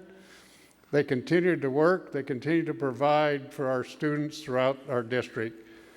And for that, I'm just really proud to be a part of the Education Alliance. Thank you. Thank you, Mr. Bianchi, and thank you for your work with the Ed Alliance over all these years as well. Superintendent McNeil? Thank you very much, President Taylor. Well, Kendall, I know you and I, we go way, way back to the Grant old days, and Eric and Brittany. I mean, just thank you so much for all the work.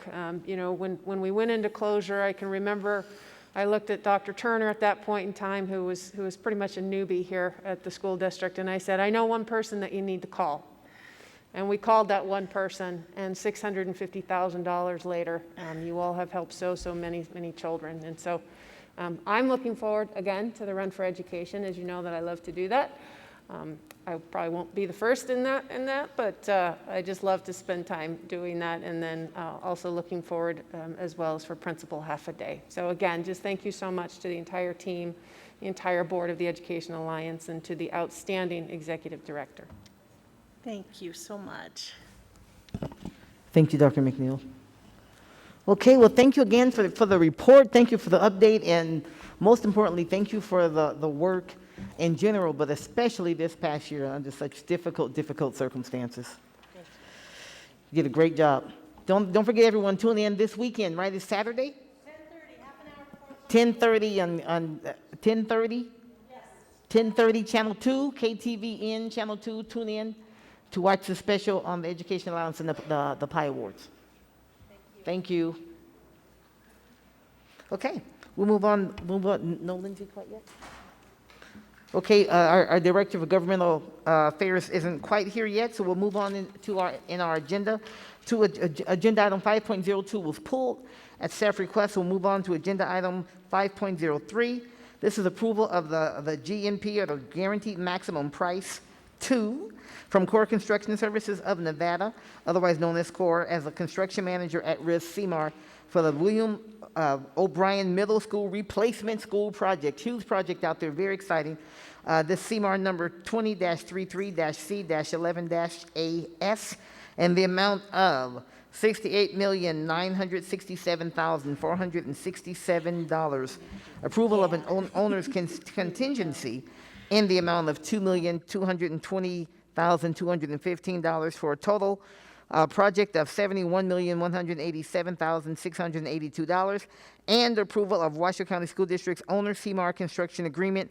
This is for possible action. And before us, I'm going to ask, Andrea, if you would you mind yeah, thank you. Moving over one, thank you very much. Director of Procurement and Contracts, Ms. Sullivan is before us, as well as Dr. Searcy. I'm sorry, Mr. Searcy. Oh, go back to school, Mr. Searcy. There's a lot of PhDs here this evening, but I'm not one of them. Good afternoon. My name is Adam Searcy. I'm the Chief of Facilities. I'm going to start it off for us. Next slide, please. We'll dive right in, kind of the overview outline of the presentation this evening, highlighted by the aerial image from O'Brien Middle School from February 2021. On the next slide, introduce or kind of mention the GMP1 impacts illustrated by these photos. We were here previously to award the initial construction contract, which really prepped the building site. That work has been largely completed. You can see kind of a before and after picture. The project design, permitting, and here the construction contract has been made ready and presented here for this evening's consideration. And previously we had also discussed the property acquisition associated with the adjacent HOA, and that I can confirm we have successfully completed. So all the pieces are in place, and this project is underway with its initial scope of work. Continuing on to that next slide, really just an overview of the meat of the project. So this is a brand new comprehensive middle school. This is a 3-story prototype design. So unlike any middle school that we've built before, but as we've discussed previously, this is still based off of our current middle school ed specs. It has the same capacity as the middle schools that we've built recently, and really the same pieces and parts. So these schools will have the same spaces and opportunities that our newest middle schools do as well. Also noteworthy associated with this project is really the relocation of the school building away from Stead Boulevard, the relocation of the primary access to the school away from Stead Boulevard onto Silver Lake Road, really an emphasis on safety and accessibility for this brand new school and this community. This is going to have a steel structural component to it, similar in many ways to what you've seen constructed over the last 12 months up at Wild Creek for the new Proctor Hug High School, just on a middle school scale. And I think last board meeting we saw the introduction of the new O'Brien Lions logo, so we're really excited to throw that up there and really give that shout out to what the experience is going to be like for those students on campus. We think that this is going to be a really special opportunity for the kids to witness and in many ways participate and learn from the really significant construction project that's happening right in their backyard. So definitely excited about the quality, efficiency, the safety of the project, but also looking forward to delivering it in a way that incorporates the students going to school on this active campus while construction's underway. On the next slide continues on with a scope description. I emphasize the new building itself, but really this contract before you this afternoon includes the demolition of the existing school and the repurposing of the space that the existing school sits on into the future outdoor ball fields and really playground areas for the school. So that's really the total scope, all remaining construction scope associated with this project. Also wanted to note those last 2 bullets includes 2 important elements. Stormwater detention basin, as many of you know, stormwater management in all areas of the Truckee Meadows, but especially some of the closed basins in the North Valleys is very important. And we're pleased to be able to add a large stormwater detention basin with this project, which will help the entire community and offset any impacts that this construction may have. Similarly, as has become our standard across the district, whenever possible or available, we've moved to a treated effluent irrigation source, and we're able to do that in this instance. Again, taking that highly treated, reused water, and rather than discharging it into Swan Lake for evaporation purposes, we're able to reuse it for irrigation at a much lower cost to the district than using drinking water for irrigation. So a couple of added value elements, but just wanted to emphasize the scope before the board this evening incorporates or includes all of the remaining construction necessary to deliver this project to completion. So with that, I'll kind of hand over the story to Andrea Sullivan to tell a little bit how we got to this final construction contract. Thank you. Thanks, Adam. I'm Andrea Sullivan, Director of Procurement and Contracts for the record. And we just wanted to walk you through a little bit of the bidding process that the CMAR goes through. And so although this is a little bit different process than our traditional design bid build process, We always like to open it with reminding everybody that all the scopes in this project are publicly advertised and competitively bid. The law requires that the CMAR, in this case it was Core Construction, to go through a pre-qualification process of subcontractors. And through their outreach, they were able to pre-qualify over 400 subcontractors. They issued their requests for proposals to their subcontractors on January 4th, and it generated a lot of interest in the community. And you could tell that because we had 154 requests for information during the proposal period. So this means people were looking at the specs, looking at the plans, reviewing them, and asking questions so that they could submit complete proposals. Core received over 185 proposals across the more than 50 bid packages. I think it's really important because we believe competition helps us to ensure good value for the district.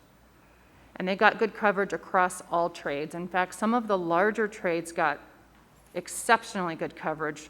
Trades like earthwork, drywall, and HVAC received up to 8 or 9 bids in a trade. So we were really pleased with the outreach that they were able to do, the interest they were able to generate, and the interest the subcontractors had in our project. Next slide. So again, they issued their proposals on January 4th, and they were due to Core on February 10th.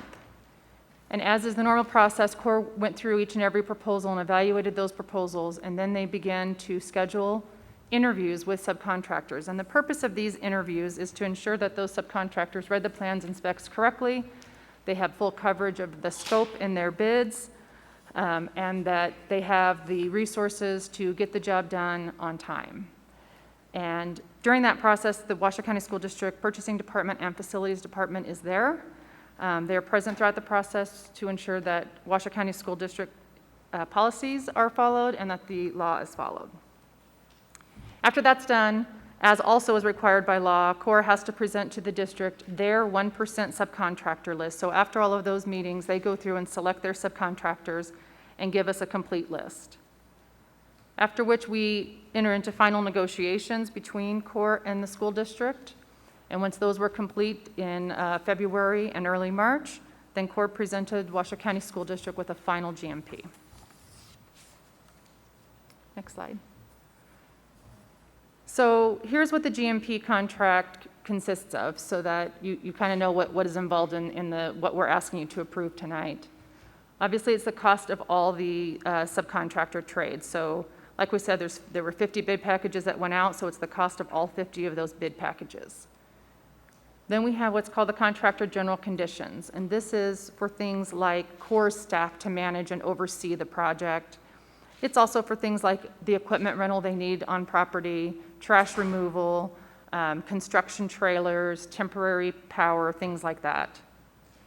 The next component is the contractor contingency, which for this project was set at 2.5%, and the CMAR fee. And the CMAR fee is a fixed fee that is set when they were selected through the competitive CMAR selection process.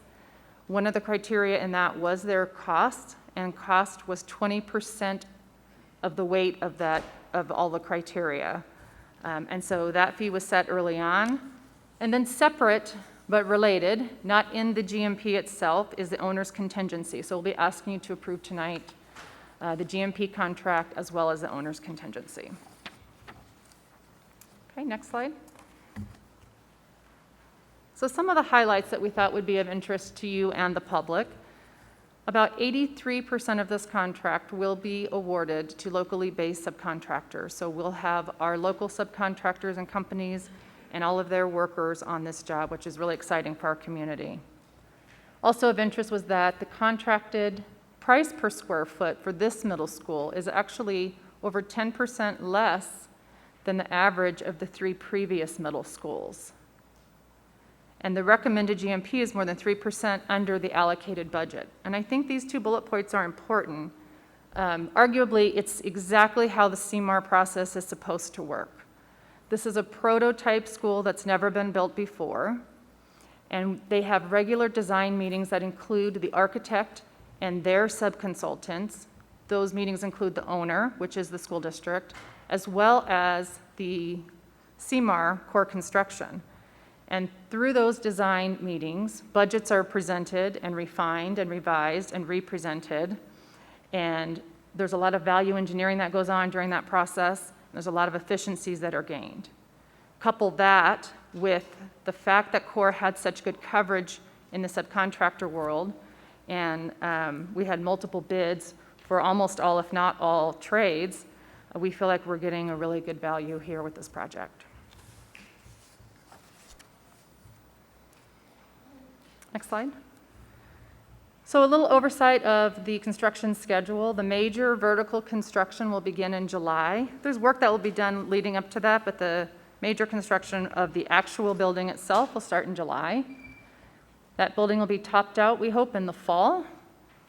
And then the most exciting part of the whole project will happen, which is when kids show up to school on the first day of school, August 2022. So that is very close. Between the topping out and the opening of the school, we will also have a major effort to fill that school with all the furniture, fixtures, and equipment that it needs to operate.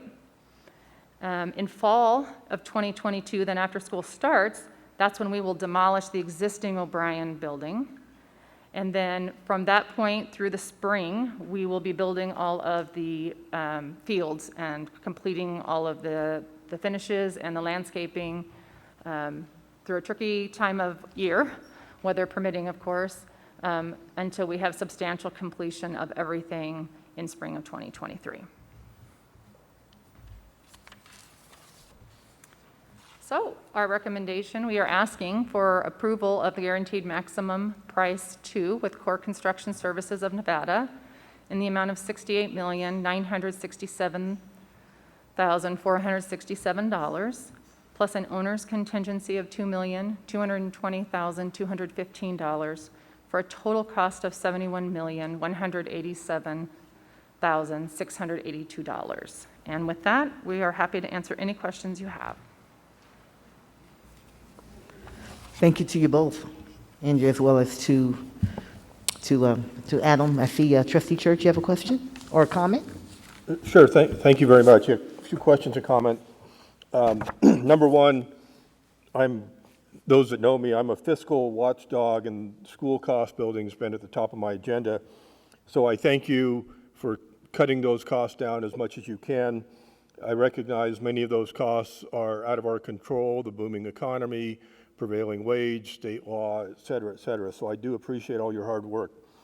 One of those questions I have, and the cost of $71 million for this contract, that you said that includes demolition? So that's awesome. For the people that don't run me out of town, because I think I'm almost definitely going to approve this and vote for it, we've already let a number of contracts out. We've broken the ground, we've leveled the field. Is that correct? Yes. That's correct. Okay, so This really. board has approved the GMP 1, which was a much smaller scope of work. I'm sorry, let me turn this. Sorry. This board has approved the GMP 1 for this project where work was begun, and this is GMP 2. GMP 1, which was a substantially smaller project. Great. Just for those people that go, well, why did you vote for this? We've already broken ground and started this process, but it's got to be done anyway. It's an old school that needs to be redone. Now, the cost of $71 million, in a prior presentation, O'Brien was listed at $82.7 million to $95.7. Is that, how are we coming in under those costs, or when the total thing, are we still within that budget?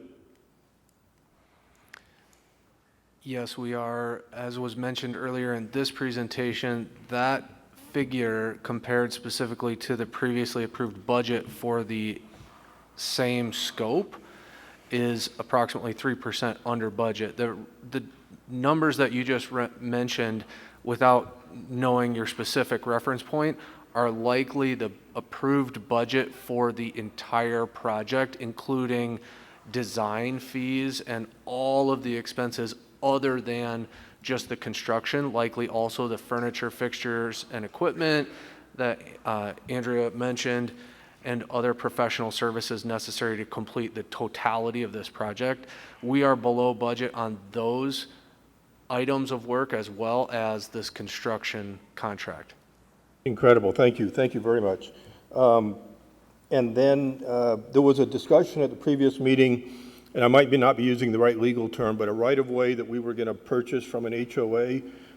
Does that affect this? Is that done? Does that affect the building imprint on that? No, thank you for mentioning that. We did discuss that at the last time this project was agendized. We went through an extensive process to gain the approval, the necessary approvals from the HOA to allow us to acquire 2 acres of their adjacent property to allow us to construct the project as designed. We've since achieved the necessary approvals from the HOA. We went through the title and escrow process and have actually already closed deed and title on that property. So the school district owns all of the necessary property to complete the scope of work included in this, and we're really set to go. Incredible. And then my final comment, I just want to thank you both for meeting with me one-on-one, as I've met with most department heads. So I remember our meeting, and you were very good in giving me details on this one and other projects that we've got going. So contrary to any public speakers, I'm not on vacation somewhere. I'm very involved in going from the top down on this stuff. So thank you very much. You're welcome. Thank you, Trustee Church. Vice President Caldwell? Thank you, Madam President, and thank you for the presentation. Will there be walkways on the property for the pedestrian traffic to use, both from O'Brien and Stead Elementary, to get them into the neighborhoods without having to walk down Stead and then Silver Lake? Yes, in addition to the extensive network of sidewalks that will be on the campus connecting, basically alongside the roadways, there will be 2 additional connection points on the east side of the property.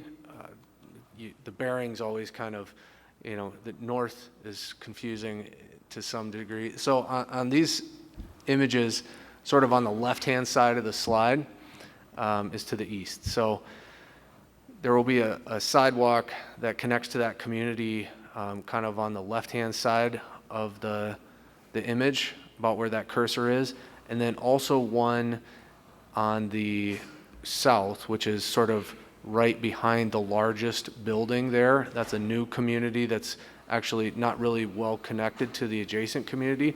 So 2 new access points we're going to fully develop with sidewalk and lockable gates to really help, whether kids want to walk or parents want to drop off in different areas rather than coming into the busiest part of the campus. It's really part about improving the off-site capacity of the roadway network, and part about really creating multiple options for students to come and go and sort of distributing that access rather than currently where it's very centralized in and out exclusively off of the very busy Stead Boulevard. So thank you for the question. No, great. That's awesome. I'm prepared to make a motion if there are no other questions or public comment. I do see public comment, Trustee Caldwell, so if we can have that, then I'll come back to you for the motion, sir. JJ? Travis Combs. God bless you.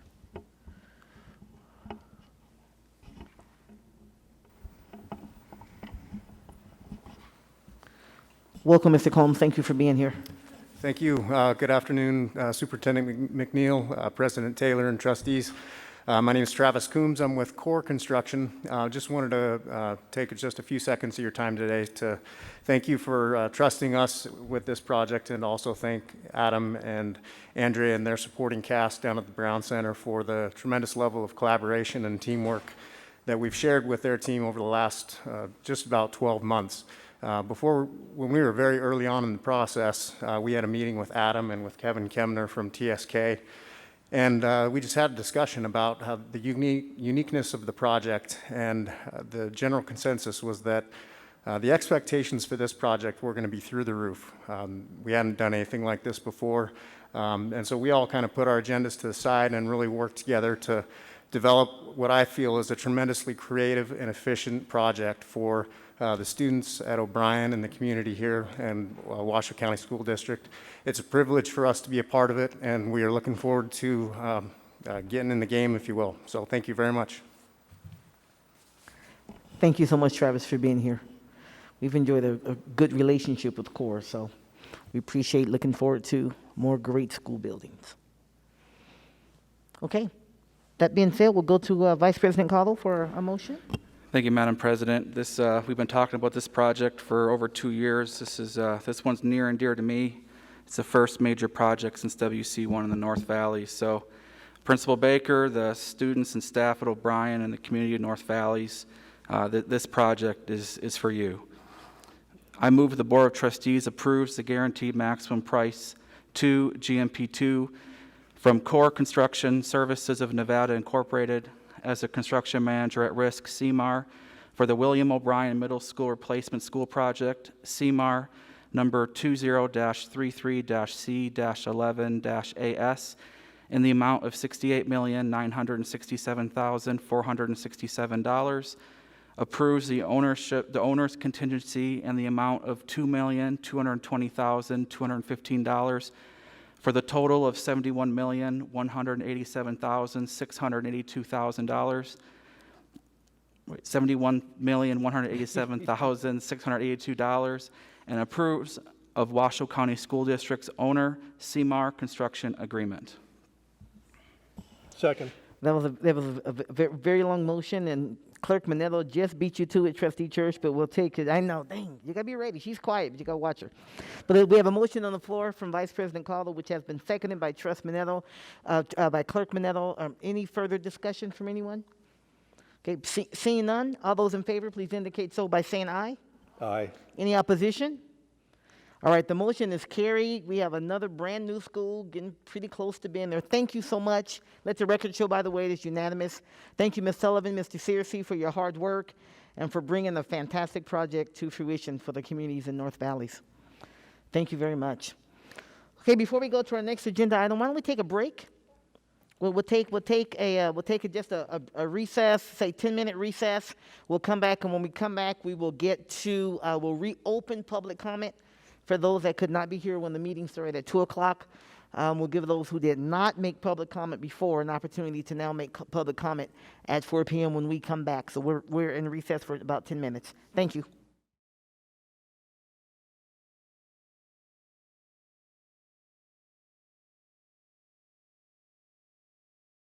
Hello, everybody. Let's go ahead and get started. I apologize for the delay. I had to do a media thing real quick.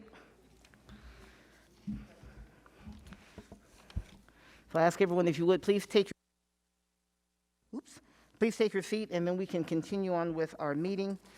As spoken earlier, as mentioned earlier, we're going to reopen. Actually, we never closed. We're just going to get back to agenda item 3.0. 3.0, that's our public comment period. We had one originally at 2 p.m., so we can get our meeting started and get some of the more routine things out of the way, I guess I should say, but we certainly want to make sure that those that were either working or that plan around our 4 o'clock start time, you also have an opportunity to make public comment. And just as a reminder, if you've made public comment on the general public comment period, which is specific to items that are not already on the agenda, or for some reason you can't stay, then we'll certainly go ahead and allow you to make those public comments now. Otherwise, we prefer to have the public comment during the time when that item was going to be deliberated before the board. It's actually more helpful to us, and we'll ask that you do that as well. But as a reminder, if you made public comment at 2 p.m., you cannot make public comment again at 4 p.m. Our rules say that you get one opportunity to make general public comment, and so we're going to certainly need to adhere to that, because then otherwise everyone can go back and do it over and over and over again, and that's not what the rules allow. So with that being said, we welcome all of you who are here. Reminder, you have 3 minutes. We'll ask you to take the podium. Some of you may not have made public comment before. We'll ask you to continue to wear your mask. All this is customary, and you will have 3 minutes to make your comment to the board. And also, as a reminder to all of us on the dais, we've all read as much as we go along, but then there's some public comments that come in after the meeting starts. So in between time, as people are switching and so on, please make sure we look at those public comments that may have come in after our meeting or our work started today. And then JJ will continue to read those names into the record that have submitted public comment. And those public comments that were emailed in will also become a part of the official record for the meeting. Again, all of this is routine. None of this is new, but it's a good reminder as we expect to have a lot of public comment now as well as for agenda items to come. That being said, JG, we'll turn it over to you. Cindy Sassenrath, then Tyler Tolstrup, then Caroline Smith. The board also received an email from Jessica Ludlow. Welcome, Ms. Will you help me? Sassenrath? I want to say it correctly. Sassenrath. Sassenrath. Yes. Okay. Thank you very much. Welcome. Thank you for being here and welcome. Well, thank you very much for allowing us to make comments. I just have two brief ones. First is that I voted for Jeff Church to represent us, and I have been disappointed that he has not been allowed to put some agenda items on the agenda, as I understand it. We would like the board to know, me and my friends, that we support him and his opinions, and we think they're very valuable, and the board needs to listen to them. The second comment is, I have no bias against anybody's sexuality in any way, shape, or form, but I do take offense to the over-sexualization of our children when we start teaching them sex education in kindergarten and primary school. That is something that parents should be doing at home, and it has no place in the public school. Thank you. Thank you, Ms. Sassenrath. I appreciate you being here. No, we're going to ask if you would please hold applause so that we can continue to keep the flow going, and that's for all comments. All comments are across this meeting and others. Thank you. Tyler Tolstrup. Holstrup? Tolstrup. Holster. Caroline Smith, then Linda Park. Welcome, Mr. Holster.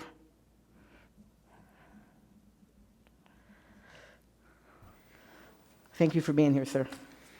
Hi, my name's Tyler Tolstrup. I want to thank all of you for your hard work and efforts.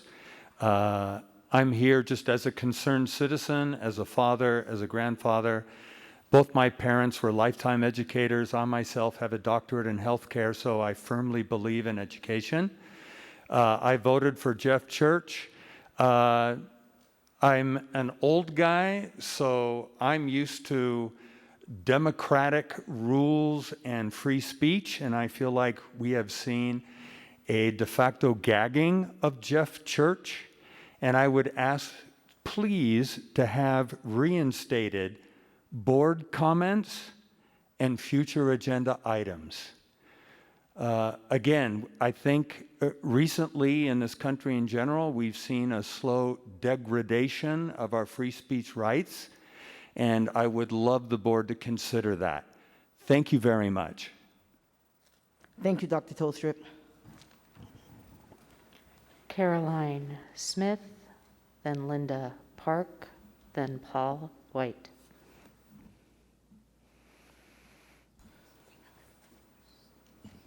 Welcome, Ms. Smith. Thank you for being here. Thank you. Good afternoon. I'm Caroline Smith from Reno, Nevada. I, too, want to thank Jeff Church. I thank you for all of your efforts, your desires, everything that you're doing. Really appreciate it. I hope that you'll continue to be tenacious in your desires and your efforts. I'm here because, as most parents, I'm extremely concerned that 90% of our graduates don't qualify for even the minimal college courses. We have a problem here. I'm also concerned, why are our kids not being tested for drugs? These are two major problems we've got to address. So what I'm doing today, I'm asking you to address these two items. It's so important that our kids get proper education so that they can compete in the workforce when they graduate. What are we going to do? If we don't educate our kids, we will have no one in the workforce. Anyway, I thank you for your time. Again, I'm Caroline Smith from Reno. Thank you, Ms. Smith. Linda Park, then Paul White, then Bev Steingen.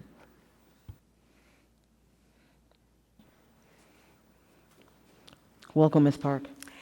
Thank you. Whereas I've addressed this board before, I'm coming to you in an entirely different reason this evening. I love what a good education can do, and therefore I got involved with a school board in California and became president. And it's also the reason why I'm here. Every student deserves a good education. Every teacher deserves to learn new teaching skills that are taught to them, encouraged and motivated and modeled to them every year. You know, it's not about the money. We hear that often. It's about existing staff meetings, and having a plan. It's a lot of work, but the rewards are incredibly important, and our test scores will rise. About those scores, why isn't the board time spent on improving student learning? Why does Nevada occupy last place in state rankings, 50th out of 50? A prominent testing company doesn't want to test 90% of our graduates because our students can't read well enough to complete the test. This failure to educate our children is totally unacceptable. It's past time to start problem solving. Dissolve the current programs and start over. Solutions are available. Many ideas are available, and many people are willing to help. Change now, not later, because when you educate children, there is no later. Do it now. It's really that important. Thank you, Ms. Park. Paul White, then Bev Steingem, then Nicole Harris.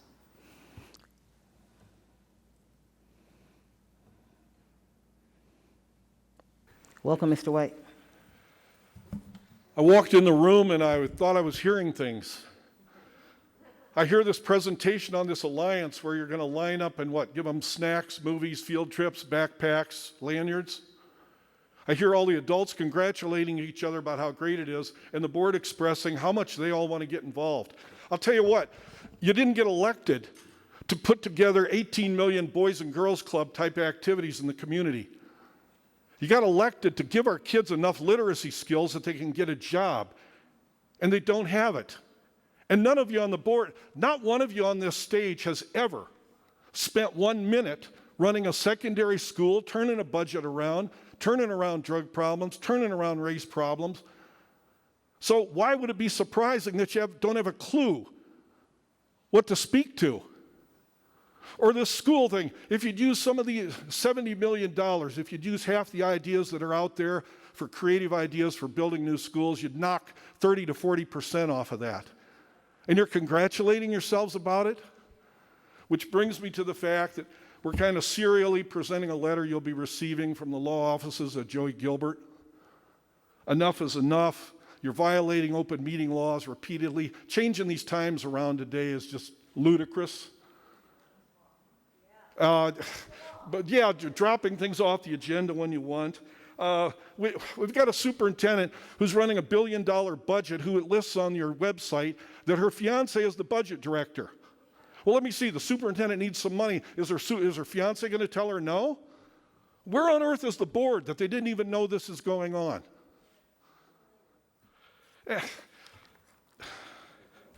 You're failing the students, you're failing the families, you're failing the community. And like I say, thank God. Thank God we live in a country that's a nation of laws, as John Adams said long ago. And it's just past time to say we need to put these laws to the test and see if the law, let alone the community, supports all of you. Running around acting like you're entertaining the kids or hooray for the football team or this, that. Well, 30 to 50% of your kids in class are under the influence of drugs. You're building a new middle school. Why don't you go talk to the guy on the one over by me, over by Arrow Creek Parkway, where the #1 drug dealer in the school, a little 12-year-old, wholesaling weed out of his locker. Any of you aware of that? Yeah. It's just, you're promoting all this sexual activity. How's the STD rate? You familiar that it's like off the chart for teenagers? Anyhow, what you're going to hear is a list of the laws that are being broken, what needs to be done, or what the community needs to do. Thank you, Mr. White. Once again, I'm going to ask you to please, let's just continue to hear the public comment. We certainly want to hear all the responses. And I'll ask you again if you'll please hold your applause. Thank you very much. JJ? Bev Steingem, Nicole Harris, Carol Feinberg. Ms. Steingen, is that correct? No, it's Stenjum. Thank you. Stenjum. Stenjum. Stenjum. Thank you for being here, ma'am. Thank you. I will be reading from Joey Gilbert's letter to the board. So the following are board's violations of law, which are including scheduling board meetings in facilities whose acoustics and poor sound quality prevent attendees and the community from fully hearing the business being transacted by the board. Scheduling the board meetings too infrequently, resulting in overly long weekday meetings lasting 6 to 8 hours and even past midnight. How many citizens can stay till midnight or longer, especially during a workday? That's really unacceptable. Seating the board so far away, distances of up to 100 feet or more, and excluding the community from fully observing the business being transacted by the board. Allowing board president Angela Taylor to unilaterally implement arbitrary and capricious practices that prevent individual board members from adding items to meeting agendas. Deleting the traditional items, board comments, and future agenda items from the agendas. This has resulted in de facto gagging of individual board members like Jeff Church, thus denying representation to the tens of thousands of voters who elected him. Taylor's practices have specifically targeted Jeff Church, who has expressed opinions opposed to Taylor's. Jeff represents so many of us. Refusing to enforce existing board policies and resolutions that are violated by the WCSD superintendent and the board. For example, recently, in investigating a complaint against the superintendent regarding her violation of Board Policy 1310, the superintendent, with board approval, chose to be investigated by one of her own subordinate WCSD employees. And the board has refused to investigate Paul White's charge of racist comments by Board President Taylor, as required by Board Resolution 20011.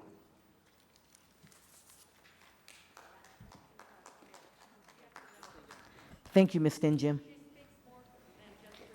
Nicole Harris, Carol Feinberg, Cindy Martinez.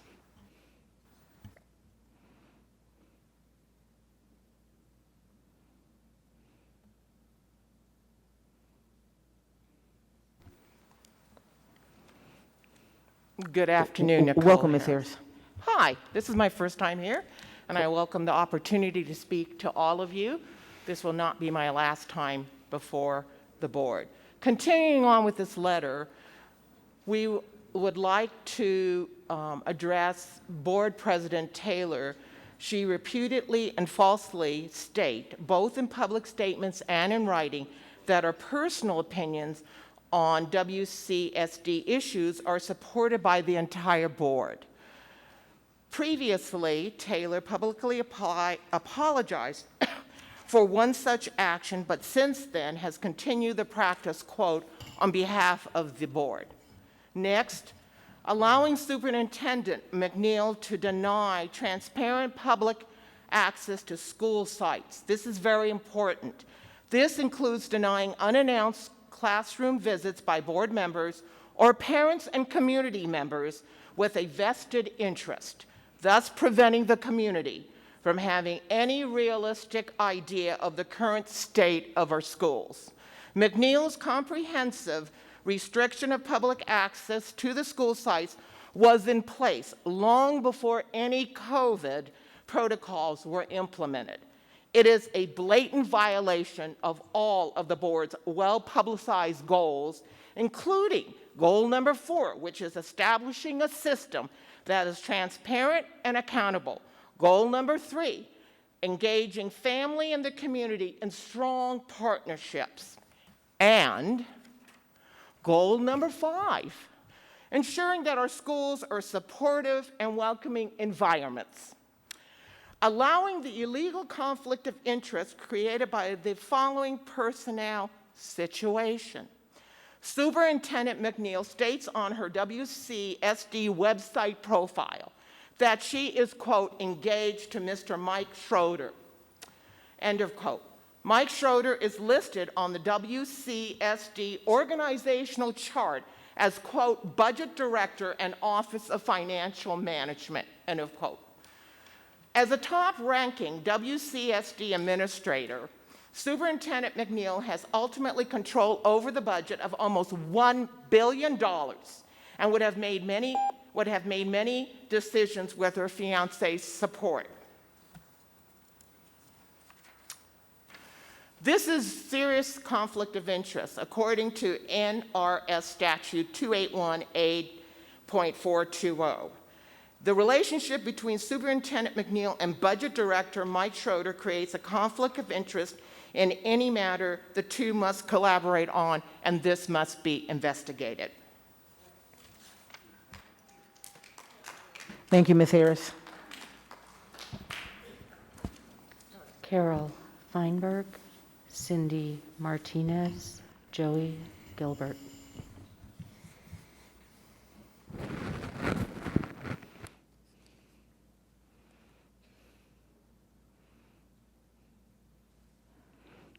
Welcome, Ms. Feinberg. I think we need to get your mic on. Okay, thank you very much. Yes. I'm Carol Feinberg. I live in Reno. These are concerns that the board is apparently either unwilling or unable to address. And they include that allowing for over a decade, our schools rank worst in the nation, with recent ACT test scores showing that almost 90% of WCSD graduates do not qualify for even the most minimal college classes. WCSD graduation rate has steadily increased, with the national ACT test scores going down, decreasing. This has been accomplished in part by the use of credit recovery program, which give full credit passing grades to students who have failed semester-length classes by doing as little as 5 hours of insubstantial busy work at the end of the semester. Teachers who give students failing grades are threatened and intimidated by the site administrators unless they pass all students. Our students are consistently ranked nationally as the students least likely to have successful futures. They do not achieve annual student academic growth required by WCST's goals. That's goal number 1. And it's awful. It's horrible. The annual budget deficits in the tens of millions of dollars due to WCSD's refusal to implement cost reduction measures practiced by countless solvent school districts throughout the nation. Consistent physical assaults and disrespectful behavior toward teachers that goes largely unpunished makes quality learning impossible and has led to the departure of many of WCST's best teachers. This is a violation of WCSD's widely publicized goal number 2, an undeniably serious problem regarding on-campus drug and alcohol abuse, and WCSD has taken no steps to implement a school-wide drug testing program. The people of Washoe County hereby demand the following corrective measures. Locate meetings and locations that are set up for clear multiple voice audible conversations. Change the board meetings to 3 times per month to shorten meetings and enable more of the community to serve the board's actions. Seat the board as close as possible to the audience. Allow any one board member, not 2 as currently required, to place items on the agenda. Permanently reinstate the board comments and new agenda items. Is that it? No, Okay, you still have 30 seconds. seconds. Okay. Well, 25 The now. board must follow policy 02-011 by investigating the current racism complaint against the board president and report their findings. All future complaints, regardless of who they are by or against, must be investigated impartially and publicly reported. The board must take public action to censure President Taylor for repeatedly and mistakenly publicly speaking for all of the board, and state that any future occurrences will result in further disciplinary action. Okay, now that is it. Thank you, Ms. Feinberg.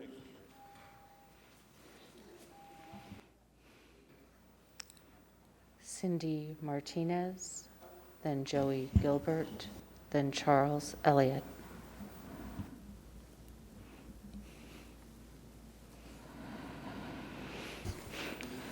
Welcome, Ms. Martinez. Ma'am, Good afternoon. Ma'am, I'm going to ask you to please either keep your shield on or you must wear a mask at all times. No, you're not the boss of me. You work for us. I can't No, I'm breathe with it sorry. on. I'm sorry, that And is don't a you dare policy. cut my microphone. Okay, no, well, we're going to be in recess. The board We're must gonna be take in public recess. action Please to turn the mic censure off. President Taylor for repeatedly and Chief, if you mistakenly may. publicly speaking for all of the board, and state that any Cut the future mic. occurrences will result in further Oh, disciplinary yeah, action. we are. The board's going to be in recess. until Approve we a can- board oh, her policy shield that is on. any board member. Okay, her shield is on. So what we will do is, we'll, okay, we are in meeting, so we will not have outbursts from the audience. I noticed that her shield is on, but we've lost a board member. So Bring we him will back. remain in recess until the board member returns, and then we will continue. So I'll ask you to please, if you would hold until the board member comes back, and then we will continue our meeting. We need to lose the rest of the board members to go with the one who left. Okay, we'll not have the outbursts.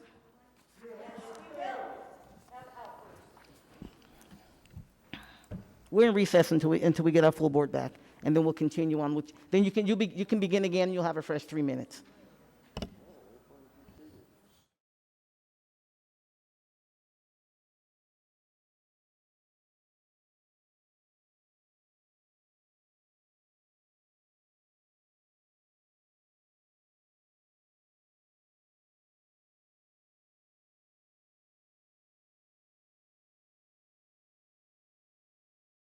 Ask everyone to please remember that we are in a meeting. Please contain the public outbursts. We would like to continue on with the meeting and begin with public comments from Ms. Martinez.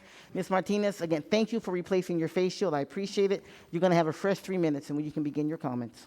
Thank you, ma'am. For the record, Cindy Martinez, and I fully support Jeff Church, and I do not like what this board and the management has done in silencing him and squelching the voice of the citizens of Washoe County. This is kabuki theater, the condom on the microphone, the toxic wiping down of everything. This is insane. The board must take public action to censure President Taylor for repeatedly and mistakenly publicly speaking for all of the board, and state that any future occurrences will result in further disciplinary action. Approve a board policy that any board member, parent, or relevant community member has the right to be allowed to make unannounced classroom and site visits within reasonable guidelines. The board will work with community members signatory to this letter to establish a standing oversight committee to ensure board members, parents, and community members have and maintain this open access for unannounced visits. Existing law confirms the relationship between Superintendent McNeil's position and that of her fiance is an inappropriate conflict of interest. A reassigning of positions and responsibilities must be implemented to ensure compliance with the law. Immediately abolish the credit recovery program and institute a teacher majority graduation oversight committee that confirms the legitimate completion of 12th grade by all students recommended for graduation. Create a 12th grade level exit exam, which students must pass to receive a diploma. Establish an ad hoc committee, which includes parties signatory to this letter, to investigate and report to the community the potential savings which could be realized from maximum privatization of support services, combining and reducing excessive administrative positions, double scheduling at school sites, and future new school design focusing solely on the needs for academic instruction. Petition the Nevada State Board of Education immediately to allow Washoe County School District to eliminate the nationally acknowledged failure of the restorative discipline method and replace it with effective traditional discipline methods, and create an ad hoc committee which includes parties signatory to this letter to develop and implement a voluntary comprehensive drug testing policy for all secondary schools. This board is derelict in its duty to oversee, guide, and coach the children of Washoe County to become productive members of society. You pushing kids out without testing them, they are illiterate, and they're floundering out there. It does not help the future of this community, this county, or our country. Thank you, Ms. Martinez. Once again, I'm just going to ask, this is a business meeting. We're just trying to conduct business in a regular manner. There'll be no applause for any comments. Whether you agree or disagree, we're going to maintain that decorum throughout this meeting. Thank you very much. Joey Gilbert, Charles Elliott, Susie Powell.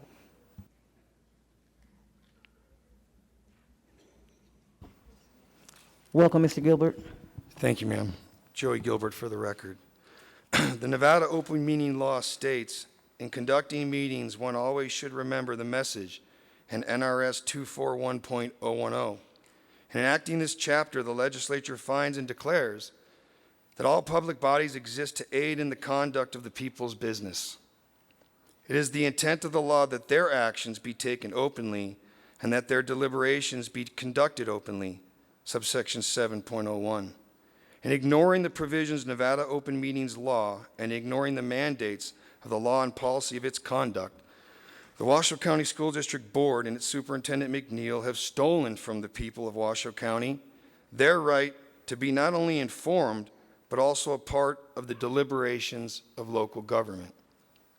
As further cited by the Open Meeting Law Manual, the people of this state do not yield their sovereignty to the agencies which serve them. The people in delegating authority do not give their public servants the right to decide what is good for the people to know and what is not good for them to know. The people insist on remaining informed so that they may retain control over instruments they have created. That's Stockton Newspapers Incorporated versus the Redevelopment Agency, 214 California Reporter 56163. Having been forced to the sidelines, the people of Washoe County sign below hereby demand the grievances enumerated herein be immediately addressed by the board as demanded above. If the board is unwilling to make these necessary changes, the people of Washoe County will be forced to seek any and all available recourse, up to and including filing suit against the Washoe County School District for their seemingly unchecked violations of law. And I want to echo everyone in here today that I voted for Mr. Church so that he may help get to the bottom of things around here. And you know, I filed a lot of lawsuits this year. One of my favorite parts of those lawsuits is discovery, particularly Nevada Open Records Act, NRS 239, which is very similar to what you know as a FOIA. And when I get those internal communications and those emails and those texts, the game changes. I hope we don't get there. Please do what we've asked you to do. Thank you, Mr. Gilbert.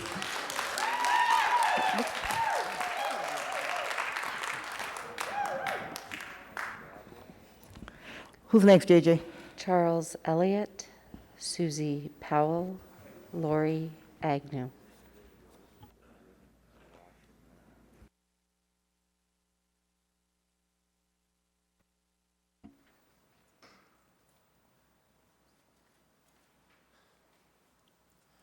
I hope that walk doesn't take away from my time. Charles Elliott, I was born and raised here. I raised 3 beautiful children, married, and they have blessed my wife and I with 7 grandchildren that are being educated here, well, trying to be educated here. I have had about enough of the shame that we have as a community and as a county that our children can't even read, write, but they've got brand new schools and all of this other stuff. Folks, let's get back to basics. I think the sleeping giant has awoken. I know many of my folks that I deal with in my circle are tired. We need you to do what is correct, what you've been elected to do, appointed to do, whatever. But this has got to stop. I am so sick and tired of cancel culture, sex education at pre-kindergarten. I mean, come on, guys. Let's get back on a reality for America. Thank you, Mr. Elliott. We have one more public comment, JJ? We have a number. We have a number more. If you would please, if you insist upon applauding, I'm going to ask you to go to the overflow room. We really want to conduct this business and be consistent throughout our evening on tonight, and I would really appreciate your help. Thank you. Susie Mr. Powell. Elliott? Oh, Miss Elliott. Thank you, Miss Elliott. Susie Powell, Lori Agnew, then Valerie Fianacca. Good afternoon. I'm Susie Howell. Mostly everything I wanted to say has been said. I am a grandma, and my kids went through this school district, loved their experience. This to me now, if it'll tell you anything, I'm offering to homeschool my grandchildren. I wouldn't send them to a Washoe County school if my life depended on it. It's corrupt. Your teaching is so far left that it spins people's heads. Let's just get back to basics and get back to normal. Lastly, I would really like to ask a question. Our governor has said through his mandates that if you have a medical exemption, you do not have to wear a mask. As I came in, I told your people out in front that I have a medical exemption, and they said, we don't know anything about that. There needs to be some kind of continuity. If our governor says a medical excuse is fine, why is it not fine here? Why are we putting this crap on our speaker every single time? The science isn't there. Take the kids out of the masks, and let's move on. Thank you. Thank you, Miss. I believe it was Haught. Thank you. Lori Agnew, Valerie Fianacca, Joe Morabito.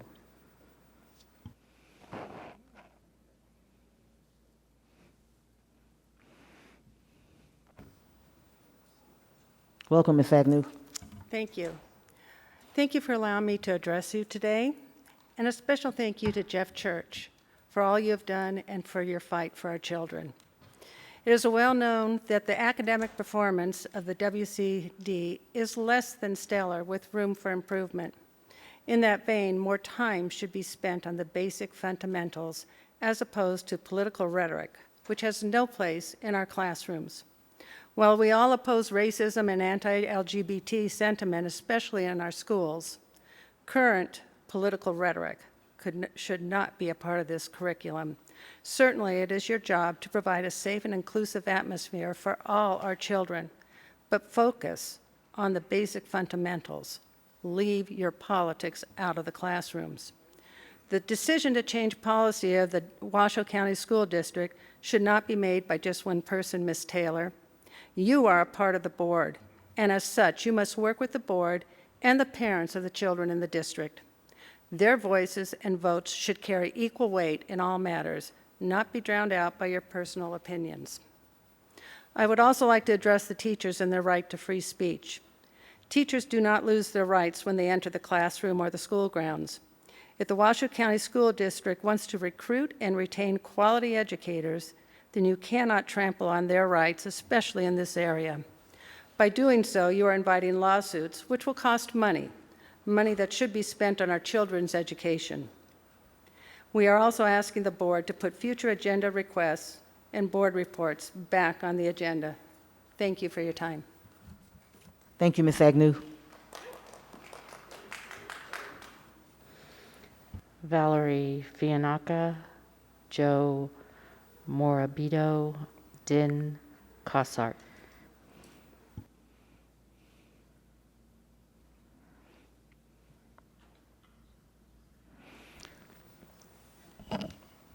Welcome, Miss. Is it Bianca? Yes, ma'am. Okay, great. Thank you. Welcome. Thank you for being here. Thank you, and thank you for having us. Most of us, anyway. Last meeting, I addressed some complaints I had, and I didn't say thank you at the end. That's okay, ma'am. If you would you mind putting your map? I can't hear myself think. I'm sorry. That's okay. I appreciate it. Thank you. It's not a natural for me. I understand. I don't ever want it to be a natural for me. I want to address political speech, and I don't know whether or not you're trying to take it out of the classroom or put it in the classroom, but I will say this. I had 4 kids that were raised. They were all very brilliant. They all took AP history in Spanish Springs High School, and we had an exceptional teacher there. I won't say his name because I don't know if he's still teaching there, and I haven't asked his permission, but politics was discussed in their classroom, geopolitics. My kids brought it home every day from school with them, and it was a topic of discussion. And many times I would say, what do you think his politics are? Because we're a very political family. And every single one of them said, I can't tell you, Mom. I don't know. That's how it should be. A teacher should be able to discuss their politics and not have the child understand what direction they lean. Our world is based on geopolitics. It doesn't have to be politics in that sense. So taking politics out of a classroom is a good thing if it's a bent that a child shouldn't know about. We need our kids to understand that the world is geopolitics, not politics in the sense that Republican, Democrat, Independent. We got to get away from that. I'm very concerned also about the fact that our legislature is looking to appoint board members instead of letting the community elect you. We're already very removed from you and all the decisions that you make. If our legislature appoints board members instead of us being able to choose them, we're even farther removed from you. And that is going to be a very, very bad thing, I think. We're already too far removed from this process. I don't know how much farther you can push us out. I was a booster president for many years when they opened Spanish Springs High School. And the principal would always say, get us more parents, we need more volunteer parents. I'd get them, and it got more and more difficult to get the parents into the schools. The school district made it more and more difficult to get the parents into the schools. I hear it all the time, oh, we need more parent participation. It's getting more and more difficult to get a parent into a school because you're making it more difficult. And here you want to now have no elections, or I don't know if you want no elections, but several of the board members not to be elected by the community. That seems absurd to me, absolutely absurd. And with that, I thank you for your service. Thank you, President Ms. Taylor, Bianca. I'm sorry, we seem to be having a problem with the live stream. Can we take a short break? Yes, let's get that shit. Let's take a 10-minute recess and see if that does it, but we want to get that back online. Thank you. We'll be in recess for 10 minutes to get that taken care of.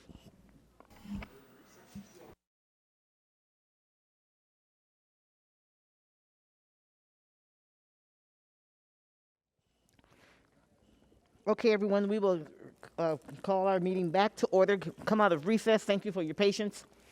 Are we still, and I think we still have some public comment to hear? Yes. Joe Morabito, Din Cossart, Glenn Dupin Thaler. We struggled with that one. Will you help me with your last name, please, sir? I'm sorry? Will you help me with your last name, please? It's Joseph Morabito. Morabito. Welcome, Mr. Morabito. Thank you for being here. Thank you very much. I am the president of the Sierra Nevada Performing Arts Association. We do scholarships for kids graduating from our local high schools. pursuing higher education in the performing arts. And Diana McIntyre, who's one of your Title I administrators, is on our board. She's wonderful. You should promote her. I was also very involved with the HIAC group in the funding for the Dave Ramsey financial literacy courses that I think we're now offering throughout the district. That's a wonderful program. I'm so glad you all adopted it. Before going into business, 41 years ago, I taught junior, senior, and adult school in inner city Los Angeles, primarily Hispanic kids, but all minorities, junior, senior, and adult. I taught the citizenship course, for immigrants becoming American citizens. I have a master's degree in education administration. I have a standard secondary teaching credential, long expired, so I know a little bit about education. I'm going to tell you, I really came to talk about other issues, but I'm going to tell you that it's very distressing to me that in Nevada in general and Reno in particular, because we live here, the performance of our kids is so dismal. Now, I will tell you that, I ran a reading and language development program in a junior high school. You'll love this. I mean, people, when they hear these numbers, 2,600 kids on 11 acres. Where the average reading level was 3.5, third grade, fifth month. We implemented a phonetic reading system called Formula Phonics. We doubled the scores in 3 years. And I was told, and I hate to tell you this, by the vice principal of that school, I was a very young 28-year-old teacher at the time, we have to be careful because if we get to the 50th percentile, we'll lose our Title I money. Isn't that frightening? I left teaching that summer and went into business. Now, I'm in the real estate and relocation business. I will tell you, I'm going to make this monetary for you. I will tell you that the scores of the schools tie directly to property values. And if the school is not an 8, 9, or 10 on the great schools rating, the property values in that neighborhood are going to be lower than they would otherwise be the case. How does that impact you? Property values tie to property tax. So if the values are lower, the taxes that the district gets to fund public schools become lower. So I'd be happy to work with any group on improving scores in our district, but I'm going to tell you right now, it's about focus, discipline, and passion. And if there are mediocre teachers, and this is true in business too, working for the district, you need to invite them to leave. Because I have seen the kids go backwards from bad teaching. That's just a side note. I didn't really come to talk about that, but I thought I'd throw it in. Okay, Mr. Morbidu, your time is up, sir. Thank you so much for being here. Oh, come on. I have a few more really important issues. I know, I'm sorry, but your 3 minutes are up, sir. I'm sorry. Thank you for being Can here. I have a few more minutes? Thank you. No, I'm sorry, sir. We don't get to vote on that. Oh, come on. Those are the rules. Thank you so much for being here, though. And thank you for your work in the community. Well, I'm really disappointed because the other Okay, issues... sir, I'm sorry. Your time is up. Thank you so much. All right, well, I'll write a letter to the editor, and I'll just That's mention okay. that- Or you can write a letter to us and put it in board. You don't respond. Actually, that's not true. Din Cosart, Glenn Dupenthaler, Rita Pepe.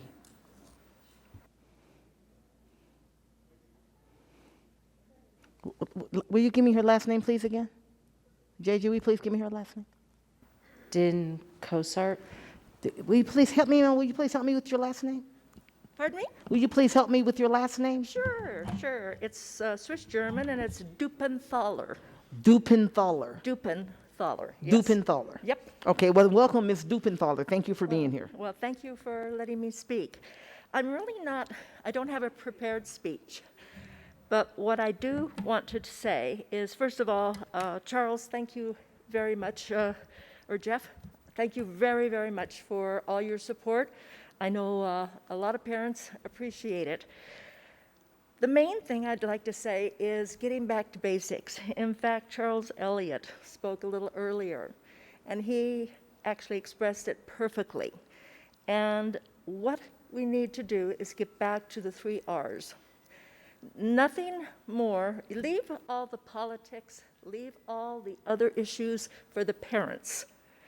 Your job and the teacher's job are to make sure that our kids graduate. They're able to read, write, and do a bit of arithmetic, I hope. Anyway, that's my main point here. And I'd also like to say, based on the credit or on the scores of the children, the graduation level is very low. And I'm sure that's of interest to you and importance to you. And I really hope, we've had a lot of speakers here today, and I hope you've not only just heard what they've said, but you've really listened to the concerns of the people and the parents here of this community, of this district. So I thank you again for your work, and I will be at the very next meeting as well, and the meeting after that, and the meeting after that, just to see how we're progressing. We really need to help our students be better educated. Thank you. Thank you, Ms. Dupenthaler. Din Cosart, Rita Pepe, Mark Leonard. Cosart, is it Cosart?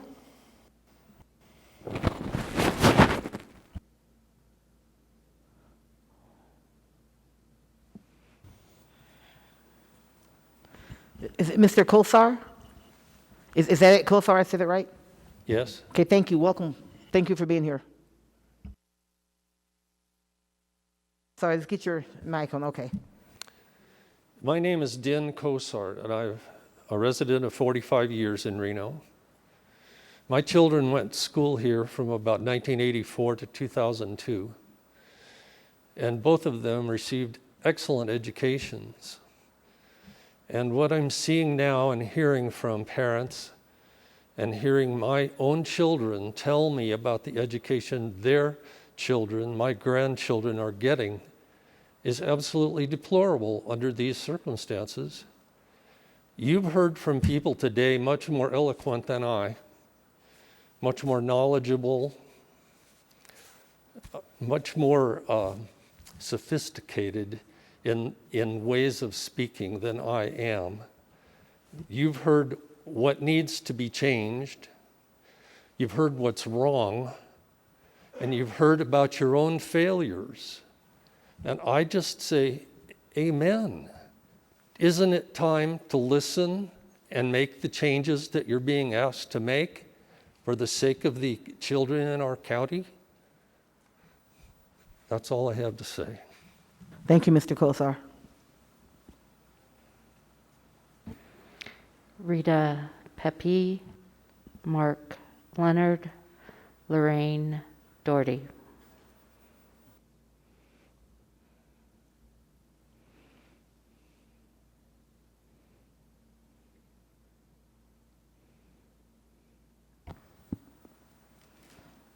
Welcome, Ms. Pepe. Thank you. President Taylor and members of the board, thank you for allowing me to come here and speak. I'm also here to support the letter that was read to you by a number of people that was written by Mr. Gilbert on behalf of a lot of people that are here today. I'm also here to voice my concern that there's too much focus on sex education. Like other people have said, we need to get back to the basics of reading, writing, arithmetic, history, geography, and leave the sex education to the parents. And my last point is that all the school board members, including the superintendent, are voted in by the people, and you serve the people of this county, and you can be also voted out. Thank you. Thank you, Ms. Pepe. Mark Leonard, Lorraine Doherty, Nicholas St. John.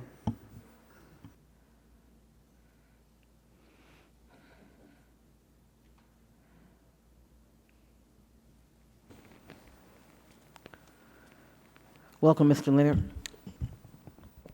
Thank you very much. My name is Mark Leonard. I moved to Nevada 2 years ago and was shocked to learn that the K through 12 public education in Washoe County is among the worst in the country. As a taxpayer, I find this unacceptable. And yet I see no priority or focus by this board on improving the academic performance of your students. You have some 13 committees, I think, and I don't believe a single one of them is targeted to improving student academic performance. That is disgusting and a dereliction of your duties as trustees. I voted for Jeff Church and am appalled at the board's effort to silence his voice. He is focused on two things: fiscal responsibility and academic performance, which we members of the public fully support. It puzzles me why you are not joining with Jeff to improve the pathetic performance of our schools and restore fiscal responsibility. Those of us who have been speaking today, and many more, will be watching very carefully what your actions are, and we will work tirelessly to remove you if you don't focus on what is important: our children's education. Thank you. Thank you, Mr. Leonard. Lorraine Doherty, Nicholas St. John, Janet Butcher.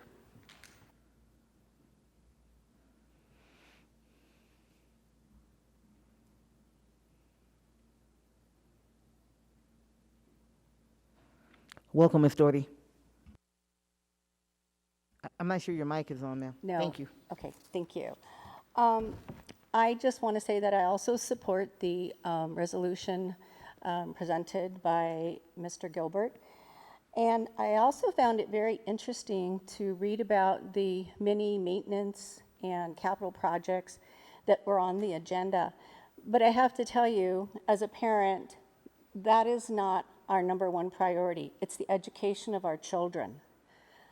If a homeschooling parent can successfully educate their child at the kitchen table, I don't think millions of dollars are necessary to educate our children. I think what's happened with Washoe County schools, and I have to say the board, is that it has lost its sight of its purpose, and that is to educate our children and not indoctrinate them. We parents are the primary educators and caregivers of our children, not schools, not school systems, not school boards, not departments of education. We parents enlist the help of school districts and school boards to educate our children. We hire you to help educate them. This does not mean that we are abdicating our responsibility for their education and turning it over to you. They remain our children, not yours. Schools are paid by parents and others to teach their children how to read, how to write proper English, learn science, technology, and about the history of their country and the world. Schools are not paid by parents to promote social engineering programs, or to indoctrinate children in non-academic theories or ideologies. The Washoe County School Board needs to get back to the educating the children of Washoe County. Thank you. Thank you, Ms. Doherty. Nicholas St. John, Janet Butcher, Ann Sweden. Mr. St. John? Is there Mr. St. John here? Mr. St. John, we may have missed Mr. St. John. Why don't we go to who's next, and if he comes in, we'll allow him to speak. Janet Butcher, then Ann Sweden, and Roger Edwards.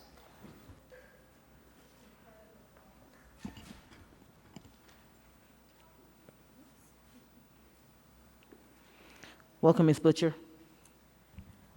Do I have to leave this on to talk? Yes, ma'am, you do. I'm sorry. You do? I know it's uncomfortable. Thank you. I think Mr. St. John was one of the 3 people that were removed because he had a medical exemption and he can't wear a mask. So anyway, first of all, I had a whole bunch of other things I was going to talk about, but I was a little distressed when I got here and was not allowed to come in to the room. It was my understanding that on March 15th that Governor Sisolak opened the capacity up to 50%. There is by no means 50% in here. So there's either two things: we have bad math, or there was an agenda to keep people out so that we didn't know how many people are on the overflow. A lot of people have already spoke about the good old 3 R's, reading, writing, and arithmetic. And as having hired many people in the information systems community, we need people that have critical, responsible thinking. They're not being taught that. And I was told that by many, many headhunters, that they couldn't find people that could think on their own. Again, I have to say, everybody has already talked about the sex education. We're teaching kids too young. And it doesn't belong in the schools. Also, we need to get back to teaching civics. Get back to citizenship and civics. Teach kids to be kind to each other. They don't have to think that somebody else is better or not better or what have you.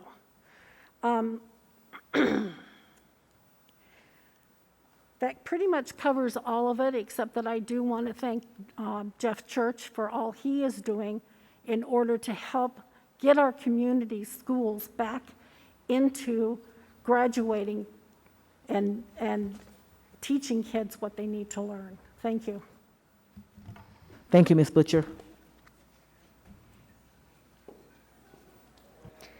Ann Sweden, Roger Edwards, Janet Kreitz.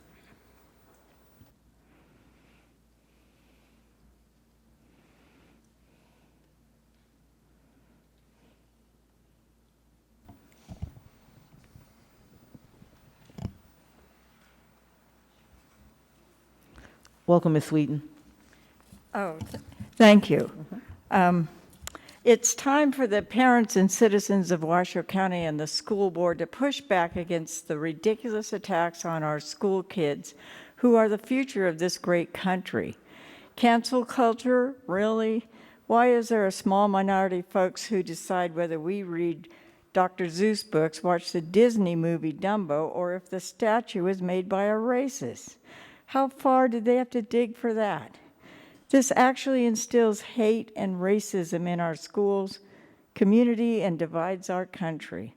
Multiculturalism, taking government out of social studies curriculum and adding this is insane. We cannot participate in civics without an understanding of government structure and operations. Multicultural studies would lead to abuses by proponents of progressive ideologies that would use this statute for teaching Marxist invented critical race theory and politically correct views of current events in the classroom. Teach the kids how to read, write, mathematics, U.S. history, American government, respect for each other, their teachers, parents, and their country. They need to know we are all Americans and all have the same rights and opportunities to become anything we want to be. Black Lives Matter. This is a communist-based organization that has done nothing for the Black community. In 2020, this organization took $90 million in donations. The majority of the money went to Democratic political campaign causes. The leader of Black Lives Matter in Georgia was arrested on a drug deal. He took $450,000 from donations, bought a house, guns, and prostitution. How does that help the Black community? This organization promotes hate, racism, and division of America. They are using our kids to accomplish this. Teaching kids to hate each other and their country is not worth 1 red cent of tax dollars. Assembly Bill AB 19 deals with instilling multiculturalism in our schools and removes government from social studies. I will be active in getting this bill defeated. I encourage the school board to do the same. Push back.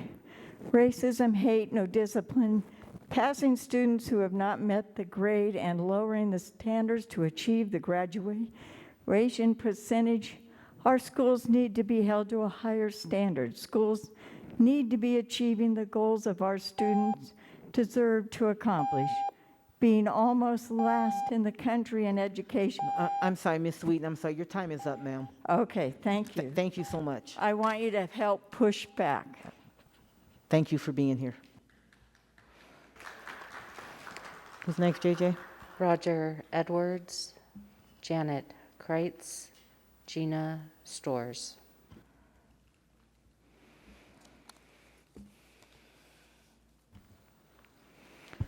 Welcome, Mr. Edwards. Good evening. For the record, Roger Edwards, 48-year resident, 37-year military veteran, Desert Storm, Vietnam era, and much more. And one of those things that I gained from all that was I lost my hearing. Being with a mask on didn't help, and being on a PA system doesn't help, and being in a cavern and trying to hear something doesn't help. So unless we have theaters like this, these meetings don't accomplish anything for us deaf-old guys, okay? And another thing that gets to be a little hard for people to understand is if you don't keep your face in front of the microphone, nobody gets to hear what you're going to say. Okay, so my point is, the rest of the trustees probably don't need to see your face, President Taylor. They need to hear you, okay? My concern as a longtime resident is that this school district is not only wasting my money, it's canceling my voice. I'm the president of the Republican Men's Club, and we have about 200 members, and they're all mad, okay? They helped get Jeff Church, Andrew Cottle, and a lot of these other folks elected because we believed in them, and we want them to represent us. And they cannot have their voices canceled because it's not their voices, it's my voices. It's these people's voices. Canceling's got to stop. This is crap, and it just does. There's nothing more un-American than canceling the voice of the voters. You know, in building another O'Brien Middle School, I don't care how old the building is, if you're not turning out educated students, it doesn't matter. This brand new building is still not turning out educated students. It's not the building. You know,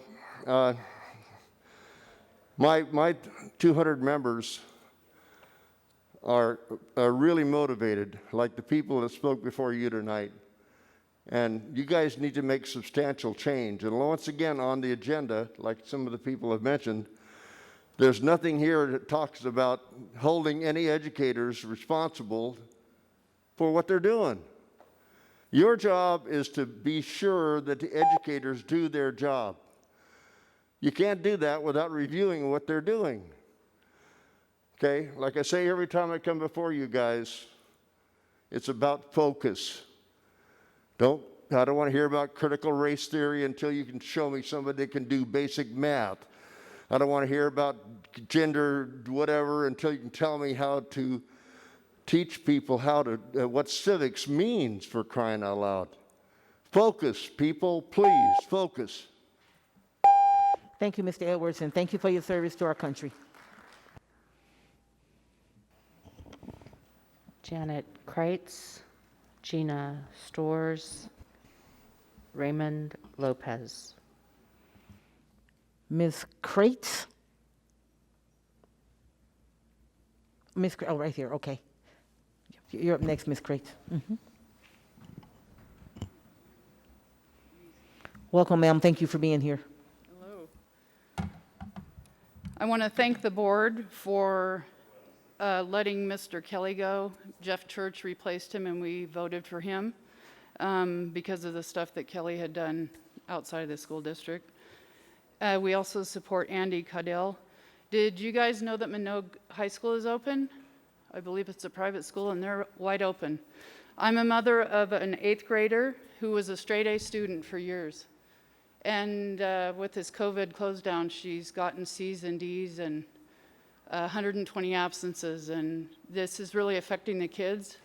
Did you know that there was a suicide of an 8th grade boy the week before spring break? And my concern is the depression these kids have and that they need to be in school. I believe it was last year they had 3 kids OD at this high school, and we lost 2 of the kids. My neighbor knows the grandfather of one of the sons that died. I was glad when we got the new Kristen McNeely here after the last 2 people didn't end well. I was very supportive of her coming in. I was disappointed when she made a political statement about the riots at the Capitol. We, as taxpayers, we just want you guys focusing on the kids and not making political statements. I'll say again what these parents have said about sex ed. We don't want to hear it at such a young age. I worked at Job Corps 21 years where they showed the students how to put a condom on a banana, and I don't think that that's appropriate for here. I didn't think it was appropriate for there. I think they go too far. I support the letter that Joey Gilbert is representing for a lot of these parents. Did you know they played the Super Bowl with no masks on? And did you know Minogue High School is wide open? This COVID has a 99.8% approval rate, survival rating. The kids need to live and get back into school. We're worried about the education, self-esteem at this young age. At Job Corps, the kids, we had to deal with alcohol and fighting. It seems here it's drugs and suicide. We have friends that they smell pot when they're at the football games here. And why is that happening? Does that mean my time's up? Oh, Well, that's the 30-second warning, so you Okay. keep going. Okay, thanks. And did you know there's so many people moving here that we had to go to the overflow room? So maybe they could have the meeting at a bigger place. So, because we could hardly hear you guys and we couldn't see our own board, you know, that we elected. So if they could have a bigger room next time. Thanks for what you guys do. Thank you, Ms. Crates.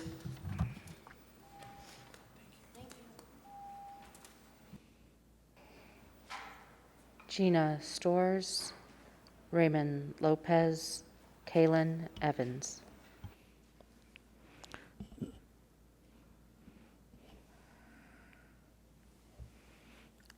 Welcome, Ms. Storrs. Hi, my name is Gina St. Ors, for the record. That's St. all right. Ors, I'm sorry, St. Yeah, it Ors. happens all the time. Anyways, I went to that school board meeting that was at the gymnasium where we had to start all over because we couldn't hear anything. And I spoke on a topic about my family. Most of the women in my family, starting from my mom, my aunt, my grandmother, they were all teachers. And even though I decided not to become a teacher, I did a lot of work for 30 years as a teacher's assistant for my mom, for my aunt, for anybody who needed it. And the one thing that I saw that really made a difference was the parental assistance of the teachers. Sometimes I would have up to 3 or 4 parents in this classroom, and they were helping out the teachers. And those kids, man, they were getting, nobody was left behind. They were smart, they got helped and tutored, and no one just slipped through the cracks. And I definitely didn't see a teacher just passing the kid willy-nilly just to make sure that they, you know, their class made a bunch of passing students.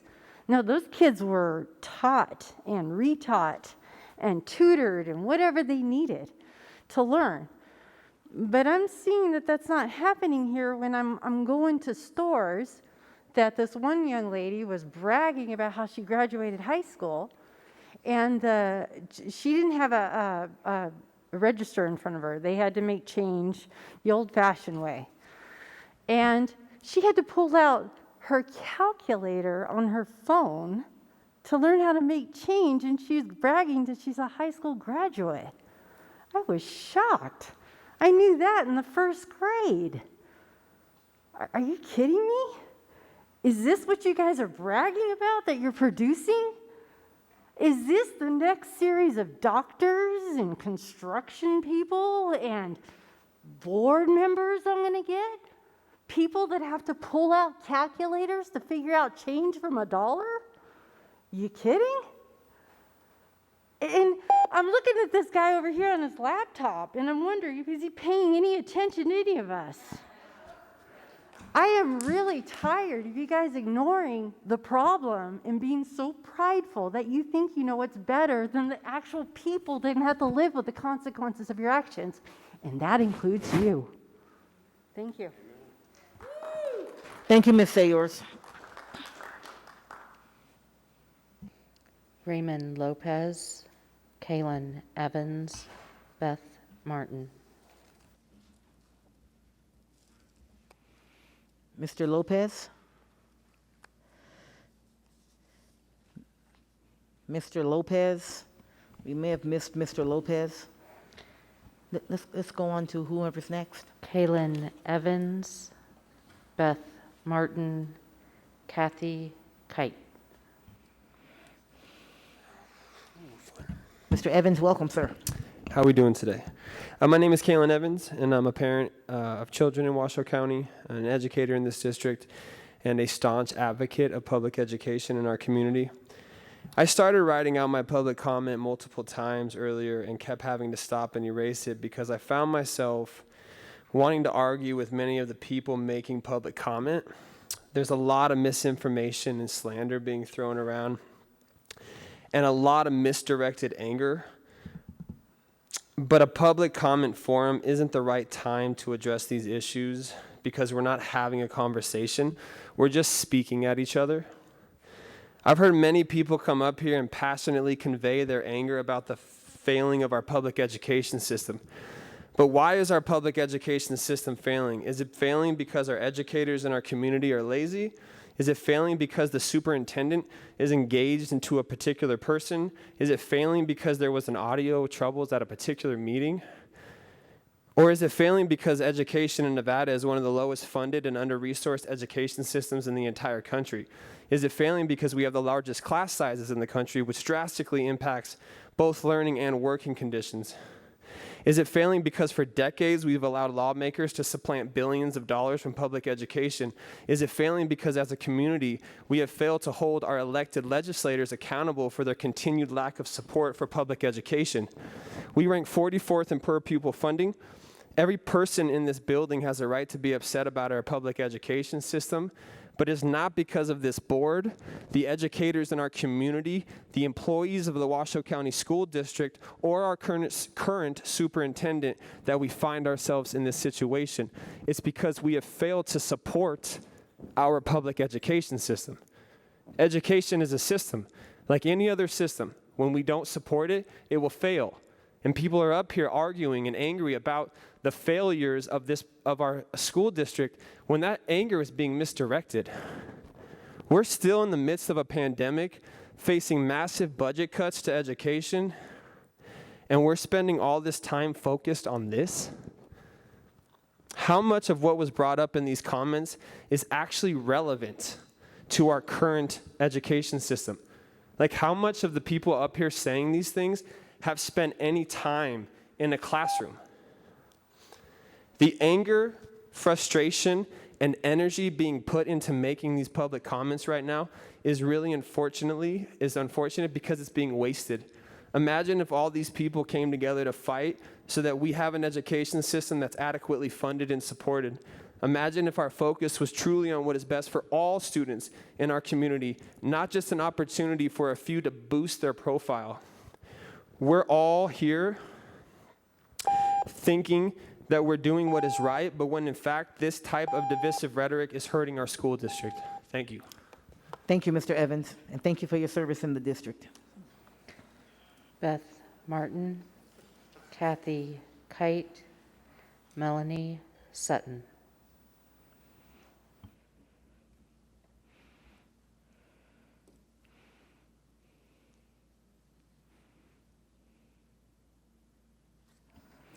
Welcome, Ms. Martin.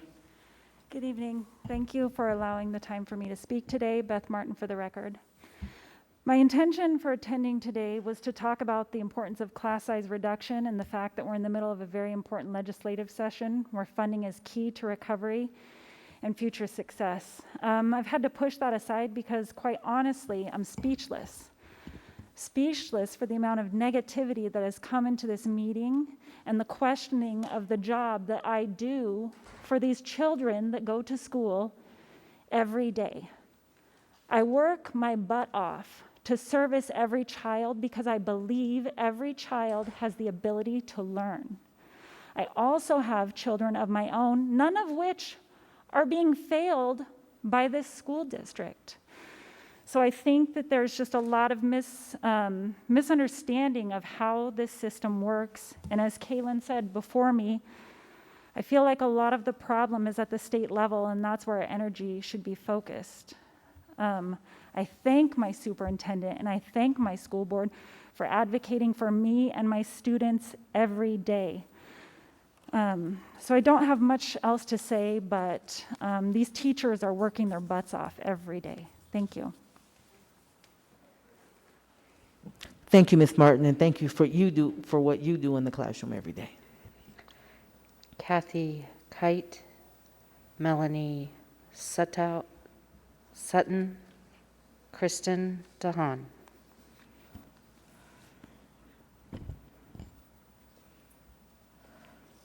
Welcome, Ms. Kite. Thank you for allowing me to speak. So my name is Kathy Kite, and I actually am a retired Washoe County School District teacher. And I actually want to say that I don't doubt that the teachers are working hard, because I was one of those hardworking teachers. But I also kind of just, there were many things I wanted to say, but I want to speak to the heart. That teachers, I have always felt that it's a calling. Being a teacher is a calling. And when you have these precious children come into your classroom, you have a responsibility, not to you, guys.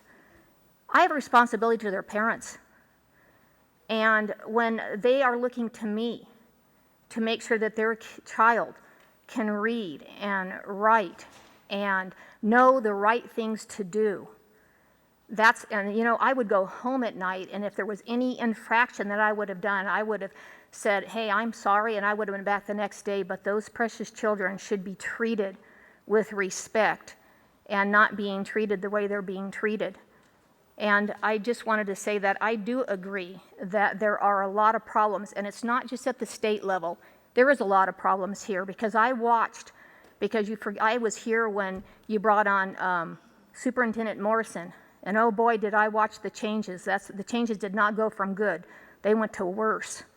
And they went from politics to more politics to more politics. And so I don't doubt that a teacher is not working hard in their classroom, but they're working hard to a foundation that is shifting all the time. It's never firm. And the education and what you're teaching these kids keeps changing, and the teacher has to keep changing. And that is really, really hard. But you guys, I agree with that there is a conflict of interest. And that goes all the way up to the presidency. There's a conflict of interest when you have a superintendent whose fiance is handling the finances. That is a conflict, and I find trouble there. And I do find trouble that you want to pass where 3 of you will be appointed. I think we've had enough appointees in our federal government, let alone just appointing in our school district, our board here, that all 7 should be appointed by the citizens of this county, because you are responsible for everybody, to speak to them. And I just wanted to say one last thing, that I really wish and I really pray that you guys take it to heart, because you know what, you have a responsibility, and believe it or not, you will be held accountable from a higher power if you don't do what's right.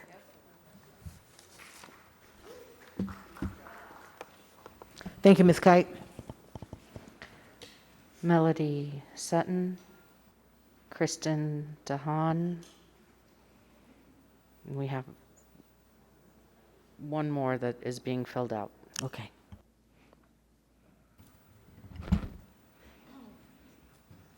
Welcome, Ms. Sutton. Thank you. I really don't know what I'm going to say.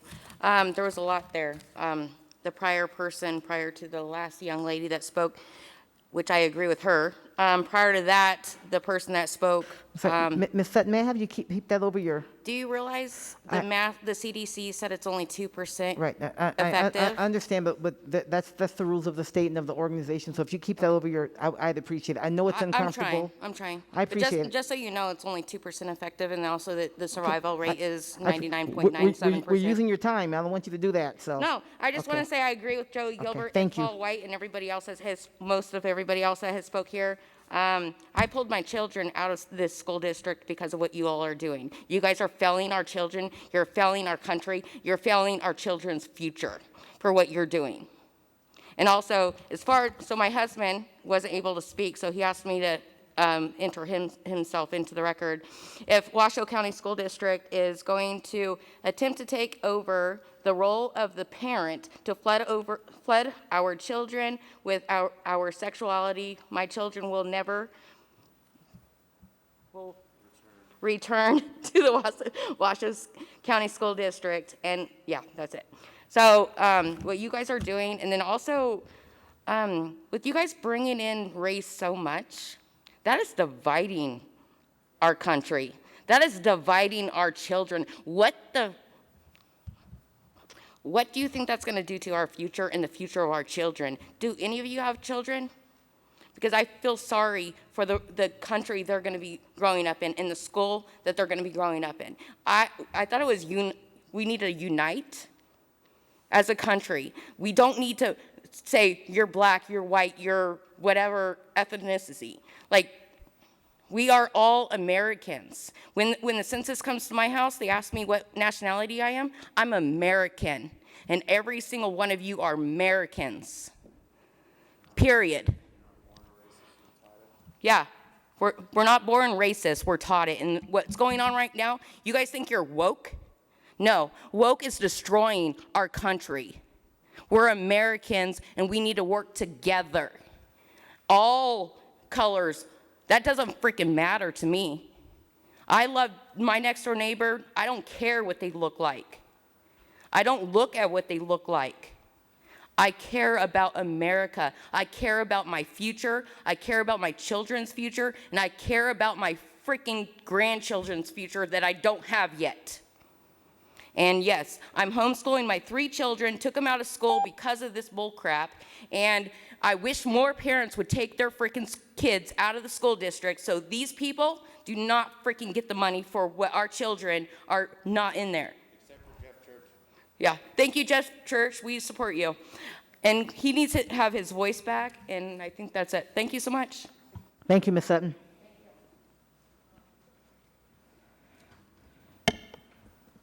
Kristen DeHaan and Lauren Prophet.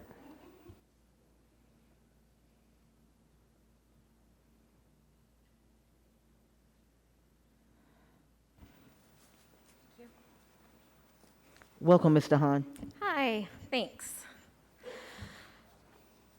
Things are going to be all over the place, I think. I want to say that my children can read, write, do arithmetic, and are quite amazing in science, as well as government. My daughter currently is taking astrophysics, among other things, at UNR.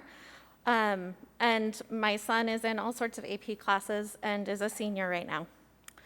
Their friends are in the same boat, so I don't believe that we are failing every single student.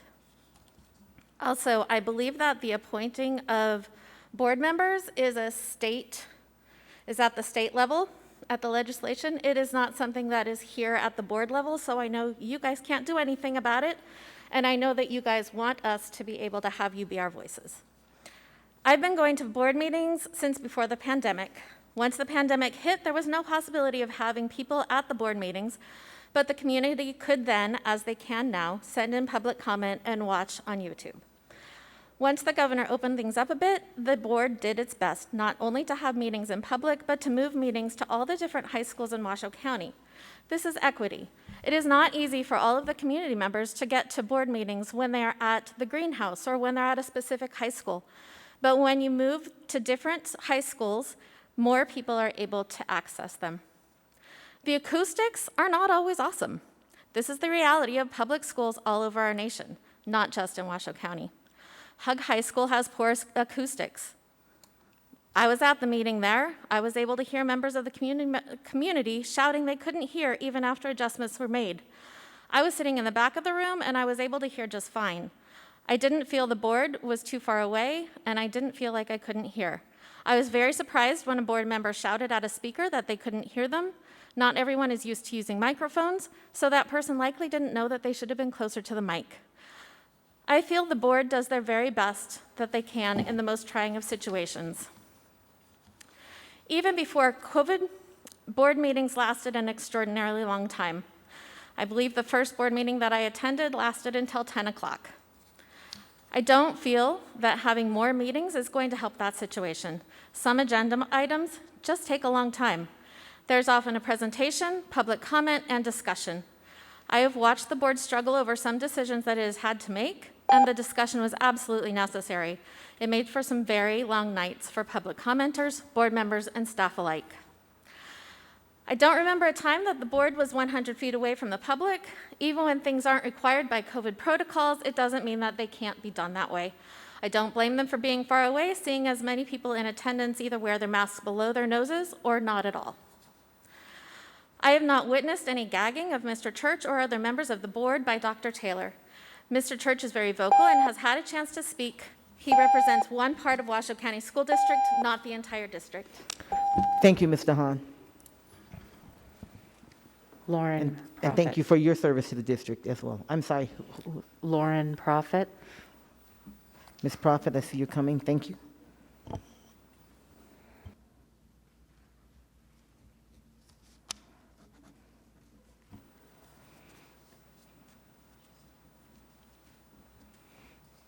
Welcome, Ms. Prophet. Good evening. My name is Lauren Prophet, and I'm a 3rd and 4th grade teacher in the Washoe County School District. Something I've heard repeatedly over the past year during these board meetings is that we are failing our students. As a teacher, I too worry about students' ability to read, write, and problem solve. I can't think of a teacher in this district who probably doesn't share those sentiments. I work in a building full of professional and exceptional teachers, and this is still something that is constantly on my mind. As a district, I believe we need to be more transparent about how the state budget impacts the class sizes and resources available to our students and teachers. I don't think the public recognizes the burden that class size has on students and teachers, particularly in elementary school when students are learning to read. Shedding light on this and encouraging the community to advocate for better funding is something I believe is deeply important and could lead to positive change. The Washoe County School District is not failing our students. Our state leaders who direct funding away from education and vote against legislation that would bring new money to education are failing our students. I often think, while I'm listening to these meetings, is that we need to provide a window into our schools, because it is so clear to me that very few people understand the reality of what is happening in our school buildings. Obviously, COVID protocols this year demand that our schools operate in a manner far different than normal. But I'm wondering if moving into next year, we can find a way to safely give our community the opportunity to glimpse the work that is being done day in and day out by hardworking educators, while simultaneously providing a safe learning environment for students. It is not my intention to stand up here with a laundry list of complaints, so I would be happy to collaborate and problem solve around bridging the gap between our schools and the community. I really believe that given the chance to showcase some of the work being done, community opinions may change, or at the very least, it would bring light to the need for more funding. It's really disheartening to hear the disregard that so many have for the educators in this district. And what's even more frustrating is to see the head shaking in disgust when the issue of funding is brought up. This is the issue. Full stop. We need better funding. Perhaps working together is something we should consider, because working apart isn't working. Thank you. Thank you, Ms. Prophet. That's all I have for this item. Okay, thank you very much. My understanding is that our Director of Governmental Affairs has made it in from Carson, thank you so much. So we will go back now to, actually it looks like forward because we just opened 3.0 again, but we will go to agenda item 4, which is our legislative update. And again, our presenter is our Miss Lindsay Anderson. Don't sit in the middle because I can't see you behind there. Okay, thank you. Sorry. Director of Governmental Affairs. Thank you. And thank you to all who came to make public comment on tonight. Ms. Anderson? Thank you, President Taylor. Lindsay Anderson, Government Affairs for the Washoe County School District. Thank you for having me. Apologize for the scheduling changes, but it's just that time right now, so I appreciate your flexibility. In fact, we're almost halfway through the legislative session. That'll be later this week. We'll hit day 60. That's always an exciting milestone. We're up to 909 bills that have been introduced, 478 in the Assembly, 431 in the Senate, and approximately 270 are bills we think may impact the Washoe County School District in some way. So just to give you a little bit of context. In terms of timing, April 9th is the next upcoming deadline that will have an impact on the legislative process. All bills have to be out of the first committee that they've been referred to by that time, or those bills die. So we're kind of at the peak in terms of the number of bills that are alive and active at this particular moment, and we'll see that number decrease after the April 9th deadline. I did want to report that the Washoe County School District Bill AB 57 received a vote on the Assembly floor last week. It passed the Assembly floor 26-16. Has now been referred to the Senate Committee on Education and is awaiting a hearing. In terms of timing, because of the deadline I just mentioned, our bill obviously made that deadline. There's a lot of other bills that haven't, so I would expect it will be a little bit of time before we get a hearing, because there are so many other bills that in order to stay alive need a hearing before ours. So I don't expect it to be very soon, but probably shortly after April 9th. I have a list of bills here to talk about, ones that I find particularly interesting, but certainly want to talk about ones you think are interesting. I did want to just reference, I know there's been a lot of discussion about the budget. I was able to watch a few minutes of the budget work session this morning. I certainly concur with our wonderful finance team that there are far more questions than answers right now as it relates to what is going to come out of the state legislature in terms of budget. The initial budget hearings are over. The legislature committees are starting to close some of the kind of easy budgets that come and go through the state budget process. But I would not expect any of the major decisions to be made around the level of funding for our district and other districts until May. So sadly, we don't have any crystal ball into what may happen in that regard. I know how difficult that is. We talk about this every session, that we are building our budget without having complete information, and it's frustrating, and yet it's just the nature of the business. So just quickly, I heard mentioned already Assembly Bill 255, which was the Speaker's bill related to a proposal for a hybrid elected, appointed Board of Trustees. It had the first hearing today in the Assembly Education Committee. I thought the Speaker provided some interesting points as to what he was thinking. There was plenty of testimony in support and opposition. I couldn't tell you with my crystal ball what's going to happen with that piece of legislation. It's only been heard. It will await action from the committee going forward. And the Nevada Association of School Boards really kind of took the lead on providing feedback and ideas on that bill. It did sound to me like the Speaker was open to alternatives and other models and other information that may guide that policy work going forward. I've also specifically been asked in the past about Assembly Bill 231, which relates to education surrounding the Holocaust and other genocides. That bill is scheduled to have a hearing on Thursday. And so it looks like there may be some amendments being proposed, and we're currently working with the sponsor and the Department of Education to understand what the impacts of that legislation would be. We do know that the Holocaust and genocides are currently part of the social studies standards in Nevada. And so it's trying to understand what, in addition to that, would be required through this piece of legislation. Assembly Bill 364 may be of interest to the Board of Trustees. It would require each school board member to spend a day in a classroom each school year. sort of a complicated lottery process that I couldn't really articulate if you asked me, but essentially it would be sort of a random selection of which classroom you would participate in, and it would be a requirement for each trustee to participate. Another topic we've discussed many times together is Senate Bill 353, which would require the Department of Ed to do a review around assessments. We've heard a lot of discussion about student testing times and how long it takes. This would require the department to do a review and potentially have the Department of Ed and the State Board of Ed adopt a maximum time limit for assessment for our students. So I think, again, well-intentioned, but that could be problematic since I think the tests that we've heard people like are the ones that teachers develop on their own and give immediate feedback, and not the state tests that are required. But I'll tell you which ones are not going to go away are the state and federally required assessments. Today in the Senate Revenue Committee, Senate Bill 10 was heard, which I don't want to get too technical, although this is a favorite area of mine, but relates to property tax reform and sets a floor, if you will, on the pace at which property taxes can go down. You may know that property taxes can only go up at a particular rate based on state law, but it can go down as quickly as, is without any factors. And so this is a bill from the Nevada Association of Counties that would put a similar floor into how quickly property tax revenues could go down.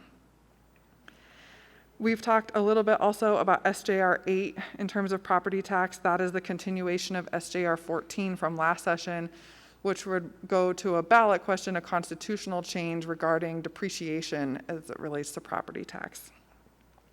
And then lastly, not particularly education related, but revenue related for your information, is Senate Bill 346, which relates to sales tax on digital goods. So for example, if you buy a book from Barnes & Noble in the store, you pay sales tax on it, but if you buy it on a Nook through the internet, you don't pay sales tax. And so this would bring parity to those digital purchases. That's the best example that I've heard about it, which could potentially increase sales tax revenue into the state, which then would obviously have an impact on education funding in Nevada, since we get a portion of that sales tax. So again, it's still early enough. None of these bills have been officially moved forward in any particular way, but these are issues that we're talking about. I will tell you, with the passage of the American Recovery Act and the previous two stimulus acts, there is a lot of interest from our state legislators and special interest groups in how much money we are getting and how we should use it. So a lot, I can think of several off the top of my head that have an interest in mandating how we would use a portion of those funds. So I do think that the federal stimulus dollars, and as it relates to this district, will be a primary topic of conversation during the legislative process. So I will leave it at that, President Taylor, but certainly happy to talk about others that the board would like to talk about or go into more detail on any of these. Thank you. Certainly, are you reaching? You're reaching. I see your light, Clerk Manetto. I just wanted to say thank you. You covered a lot of the main ones, so that's good. Thank you for that. But there certainly may be others. So we'll look to the table. We'll start with Clerk Manetto. Thank you, Madam President. So I was just wondering if the board members had to spend a day in the school. Would that be as a substitute teacher? Would that, because that would require a certificate? That's right. Thank you for clarifying. Ultimately, the intent would be that a licensed teacher would continue to be in the classroom with a trustee, with the expectation that the trustee, be providing, trying to get that experience of being in the classroom and as a teacher, but still with a licensed educator in the room. Thank you. Good question, Clerk Manetto. Dr. Nicolette? Yes, thank you. Thank you for your work. I can't imagine trying to keep all that straight. But I am wondering about SB 316, that's the 5th-year pilot program for high school seniors. Has that been heard? Has there been any discussion that you can help us understand it?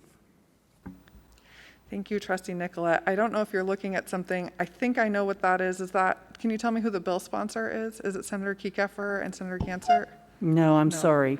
I should have done a better job. I'm not sure who's sponsoring that. So no, I can't tell you. There has not been a hearing. I can tell you that because I watch all the hearings. But I'm happy to follow up with you on that particular bill and get you some insight on it.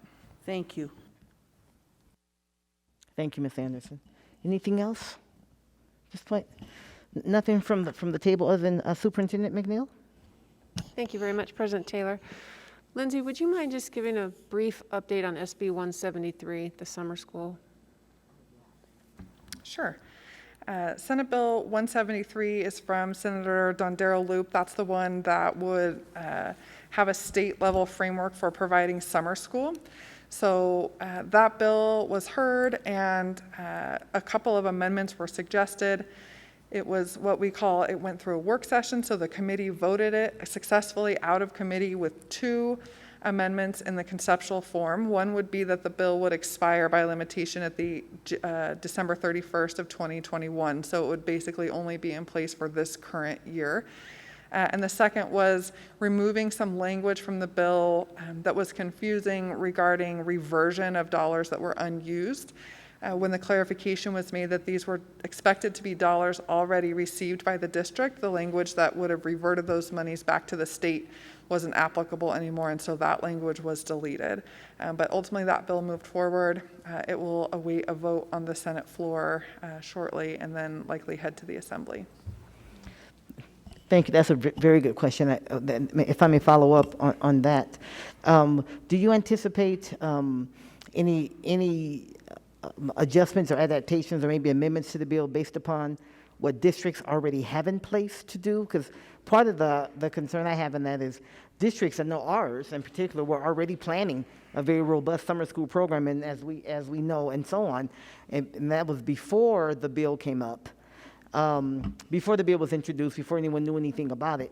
And so my concern is already kind of having a plan for what we're going to be doing with those funds towards, for this end, and then now having the state dictate what we do with those plans, of course, using our money. So therefore, no, you don't get a refund when you didn't put up the money in the first place. So I'm glad that was taken care of. President Taylor, I don't have a good answer to that question. I think that is the tension we're feeling with the bill in general. I think all districts have indicated a willingness to provide summer school and extended learning opportunities. Long before the bill was introduced or there was any discussion of this legislation. I haven't seen a willingness on behalf of the sponsor to make amendments. I think their thought is that this would at least provide a baseline of that every district will be doing it this way this summer. So I don't see big changes coming, I guess I would say. No. And I think the timing is difficult because we're so far moving down that road that not knowing, if the bill's not signed until May and summer school starts, in Clark County, even maybe sooner than us, it's a challenge. But the local versus state is just a constant state of tension in the legislative process. I was going to say, welcome to the legislature. Gotcha. Okay. Well, you did answer that, so thank you. Trustee Thigpen, I see you. Then Vice President Cottle. Thank you, Madam President. I have a couple things. The digital sales tax, is that for only physical goods, or is that like for services sold digitally as well? Thank you, Trustee Thigpen. It would not expand the sales tax base in the sense of services. So that's kind of a much broader conversation of a sales tax on services. It would only be for digital goods, as is defined in the law, and I think is based off some federal language. Okay, thank you for that clarification. And I appreciate the update on appointed school boards. It is important to note for some of the comments we heard earlier that is a state issue and not something that the Washoe County School Board is in charge of, and the superintendent is not elected like the rest of us, as someone mentioned earlier, which was a little interesting. And to the public, that was mentioned that I am on my laptop a lot. I like to listen and take notes, as the rest of us do as well. So anyway, thanks, Lindsay. I appreciate your hard work. Thank you, Trustee Thigpen. Vice President Cottle. Thank you, Madam President, and thank you, Lindsay. Thank you for the update. I'm intrigued by the bill that would have trustees in classrooms, or I see teachers in the audience that I'm sure would love to host trustees for a day in their classroom. I don't know about the random selection. I don't know if teachers would like that very much. They might not be told that a trustee would be hanging out with them for the day. So I'm intrigued by that. My question is about academic recovery. I always get nervous when the state dictates to school districts, because a lot of times they don't really know what's going on in the school district. Is there any talk about the state mandating academic recovery metrics that they think is best, similar how they do their state testing, and is there any talk about them trying to reach into the school district in that area? Thank you, Trustee Cottle. I can't say that there is a discussion about that on a broad sense. I will say that in Senate Bill 173, for example, about summer school, there is a requirement for the department to set out measurements of the success of the summer school program, which implies some kind of academic achievement data related to summer school. It's not articulated.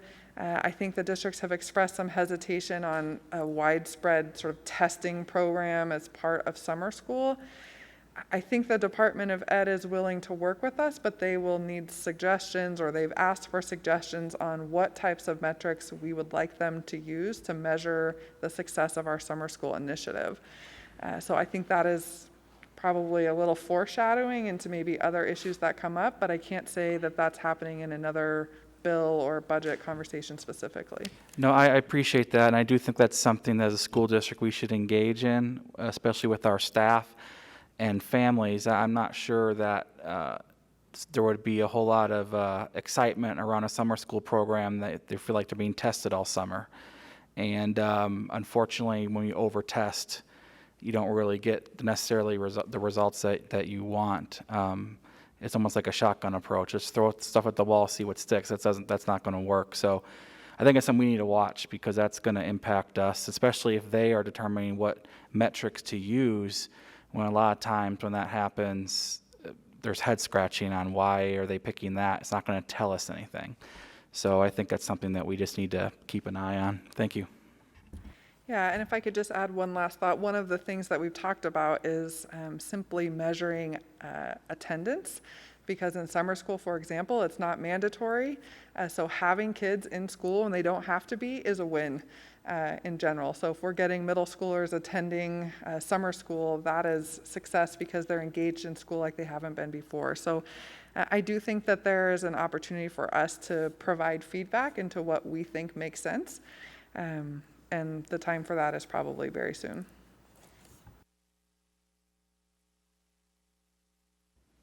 Thank you, Vice President Cottle. Other comments? Okay, I think we're good. Oh, we do have public comment. That's right. You told me that, JJ. Thank you. Claudia Fisher. Ms. Fisher, are you still with us, Ms. Fisher? I think we may have We may have lost her. We may have lost Ms. Fisher as well. Any other public comments on this issue? No. Okay. Okay. Well, thank you very much, Lindsay. Thank you for driving back feverishly to be with us in our meeting. I appreciate it. Okay. Why don't we take a break? Here it's been a couple of hours. We went straight through, and let's take our customary dinner break. Take 20 minutes, and then we'll come back. 30. Oh, no, we'll take customary 20 minutes and come on back. Thank you. We'll be in recess.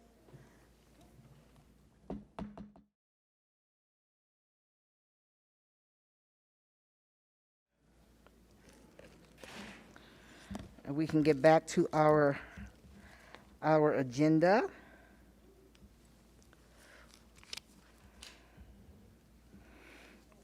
Okay. We're going to go on to agenda item 5.04, Washoe County School District Strategic Plan Bridge Year, reporting of metrics related to the following goals and possible action to provide direction to update or revise metrics as needed. Goal 5, to ensure our schools are safe, secure, supportive, and welcoming, in welcoming environments where students and staff are able to succeed academically and professionally at the highest levels, at the highest possible levels. This is for presentation, discussion, and possible action. And Chief, I'm going to turn it over to you, and I know you have people that are with you. Thank you very much, President Taylor. Thank you for having us tonight, board members and Superintendent McNeil. For the record, I'm Jason Trevino, the Chief of Police for the Washoe County School District, and I'm joined by our school safety specialist to my left, Michael Perry, and down at the end, our school district emergency manager, Roy Anderson. And I don't have a clicker. There we go. Thank you.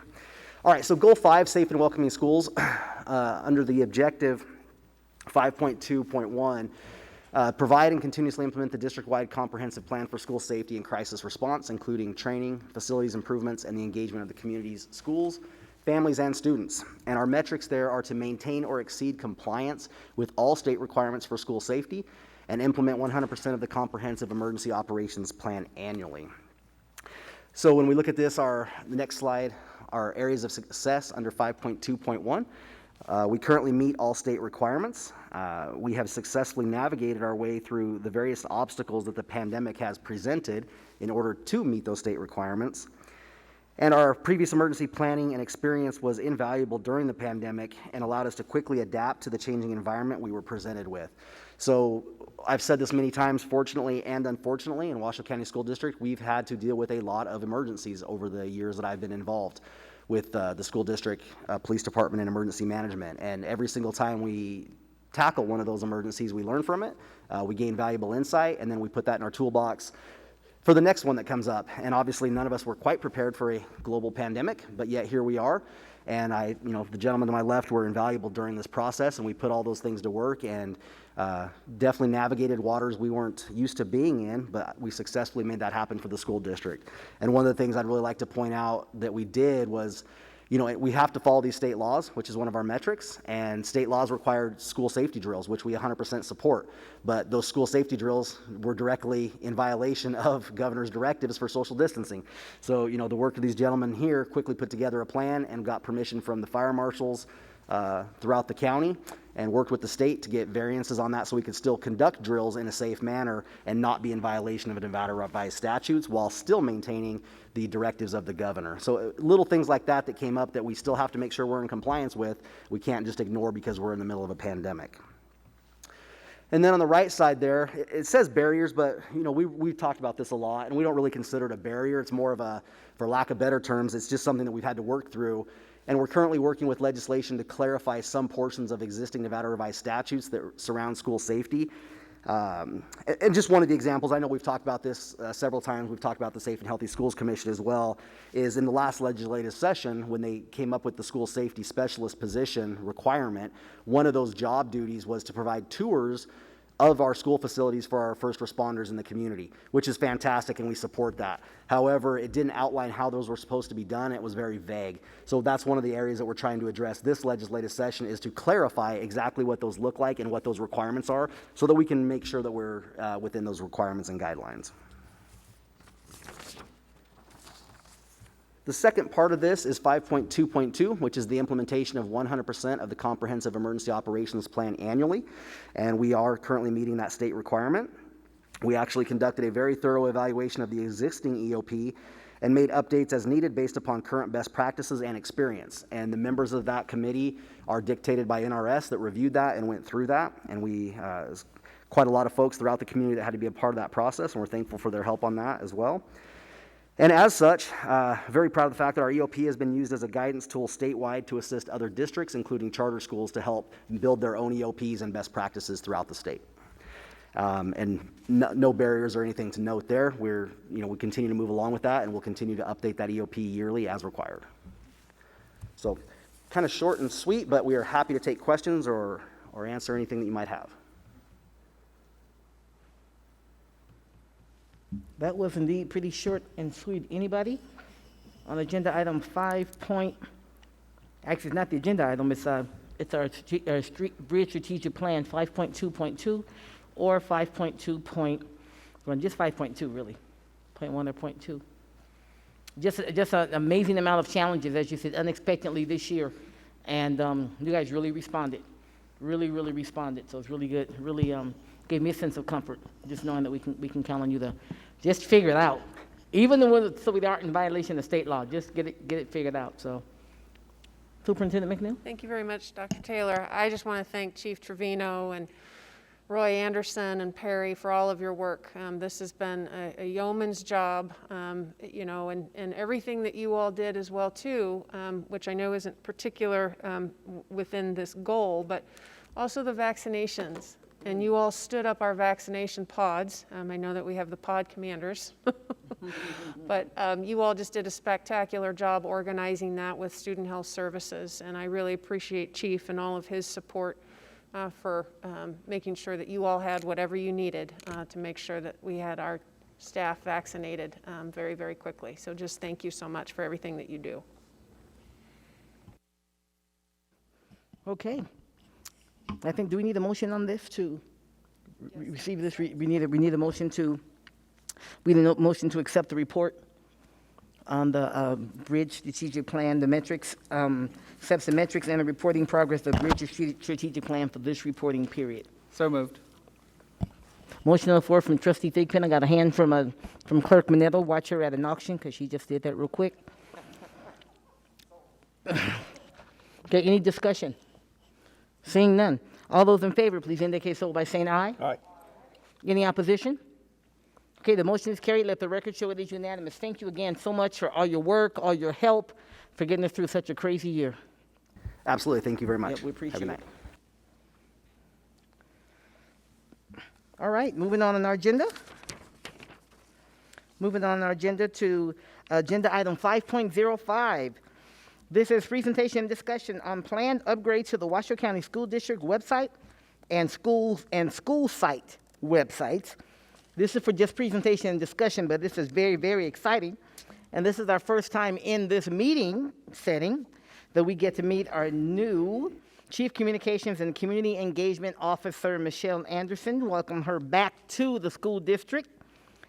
And she has other members of now her team, Megan Downs, Charles, I don't see Michelle or Michael, the webmaster. Michael's not, but that's okay. We only have 3 chairs anyway, so. That's right. Say Michael is watching and he'll be in contact with us over Microsoft Teams to answer any questions that are more his expertise. Okay, fantastic. Michelle, I'm going to ask you, since there's a TV between us, if you can just shift a little bit, if everybody can just shift a little bit. So It might have been on purpose. It was. I did it because I knew you were coming. It's because they were going to be doing the majority of the talking, so I chose this seat. Good evening, President Taylor, trustees, Superintendent McNeil, and attendees, both virtual and in person. Michelle Anderson, Chief Communications and Community Engagement Officer, for the record. We are excited to present to you an overview of the planned upgrades to the district website. Our website is our largest communications tool, so it is critical for it to be not only up to date, but also easy to use and accessible for all of our students, families, and staff. Additionally, our website often makes the first impression for families looking to enroll in our district and for potential new employees, so it must effectively communicate our district's vision, mission, and qualities, while also providing valuable, useful information so users can easily find what they are looking for. With me tonight is Ms. Megan Downs, our communications manager, Mr. Charles Ron, our social media specialist, and as we mentioned earlier, though he's not here physically, he can answer questions through Microsoft Teams, is Mr. Michael Morris, our webmaster. Each of them have done a fantastic job on this important project and continue to work diligently on these necessary upgrades. I'd now like to turn it over to Charles for the presentation. All right, Charles Ron, for the record, Office of Communications, Community Engagement.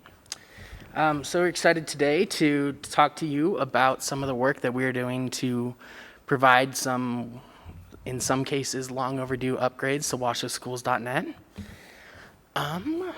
JJ, can we go to the next slide? Just a little bit of background about our website.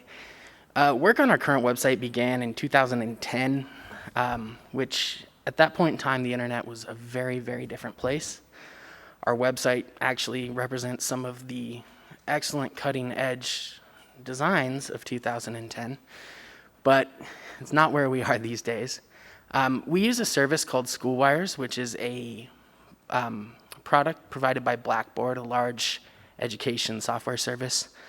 And we template over that. And that's a really, really cool product for the simple reason that a very large company with a lot of development prowess can provide us with an opportunity to use materials that have been developed in conjunction with school districts all over the country, many of which who face the same unique challenges in their web design that we do. And it's a fantastic way for us to just kind of pick up on some of that innovation and some of the cool things that they're able to do when we wouldn't really have the resources to do so otherwise. So our website was launched in summer of 2013, and it actually inherited quite a lot of structures and habits and things from the previous website, which at that point was about 10 years old. So there's a lot of things that we just kind of want to look at and change the way we do things now. So can we do the next one? Just a few numbers. So our school district website is massive. It's not really common for a website to be collectively maintained by nearly 1,000 people.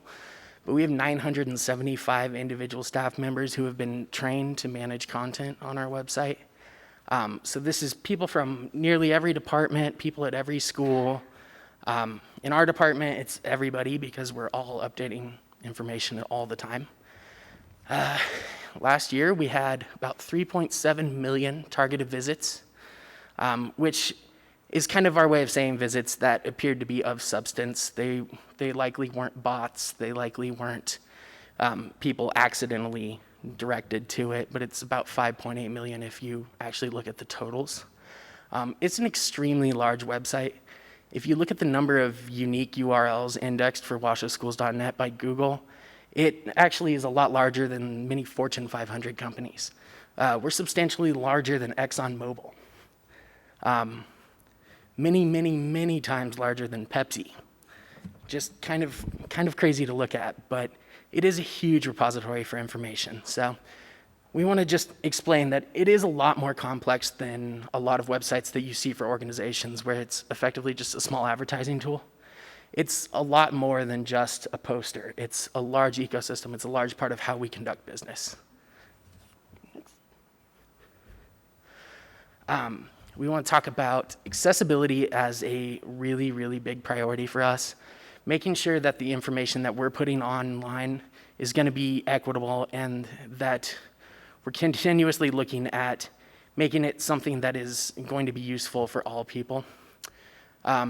We've been making big improvements in this area for years, and fortunately, SchoolWires has also made that a huge priority, as all their other clientele are also looking at it as a bigger deal.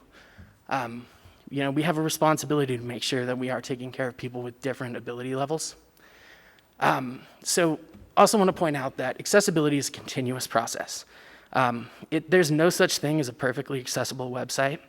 So we use standards called, the World Wide Web Consortium publishes what are known as the Web Content Access Standards. Right now we use version 2.1, which is just kind of the current level of bringing things up to where they could be. We do pretty darn well on it, but with these new tools that are coming with our website, we're actually going to be bringing some of those aspects to the just exceptional level. Really proud to show you a couple things in a few slides that'll show off that a little bit. Another thing is we talk about the template. Our website might look like it's 10 years old, but there's some other problems with that too. In that it might not render well on a device that isn't totally cutting edge. Not every mobile device is going to be able to show it, and that's another type of accessibility that often gets overlooked. So we look at really improved responsive design and also just presenting information in a way that makes sense to users. We always joke that 40 years from now, the save icon will still be a floppy disk, despite the fact that none of the students in our schools right now have ever used a floppy disk. So we talk about iconography like that. it's another thing that's really easy to overlook, but it does become an important part of accessibility.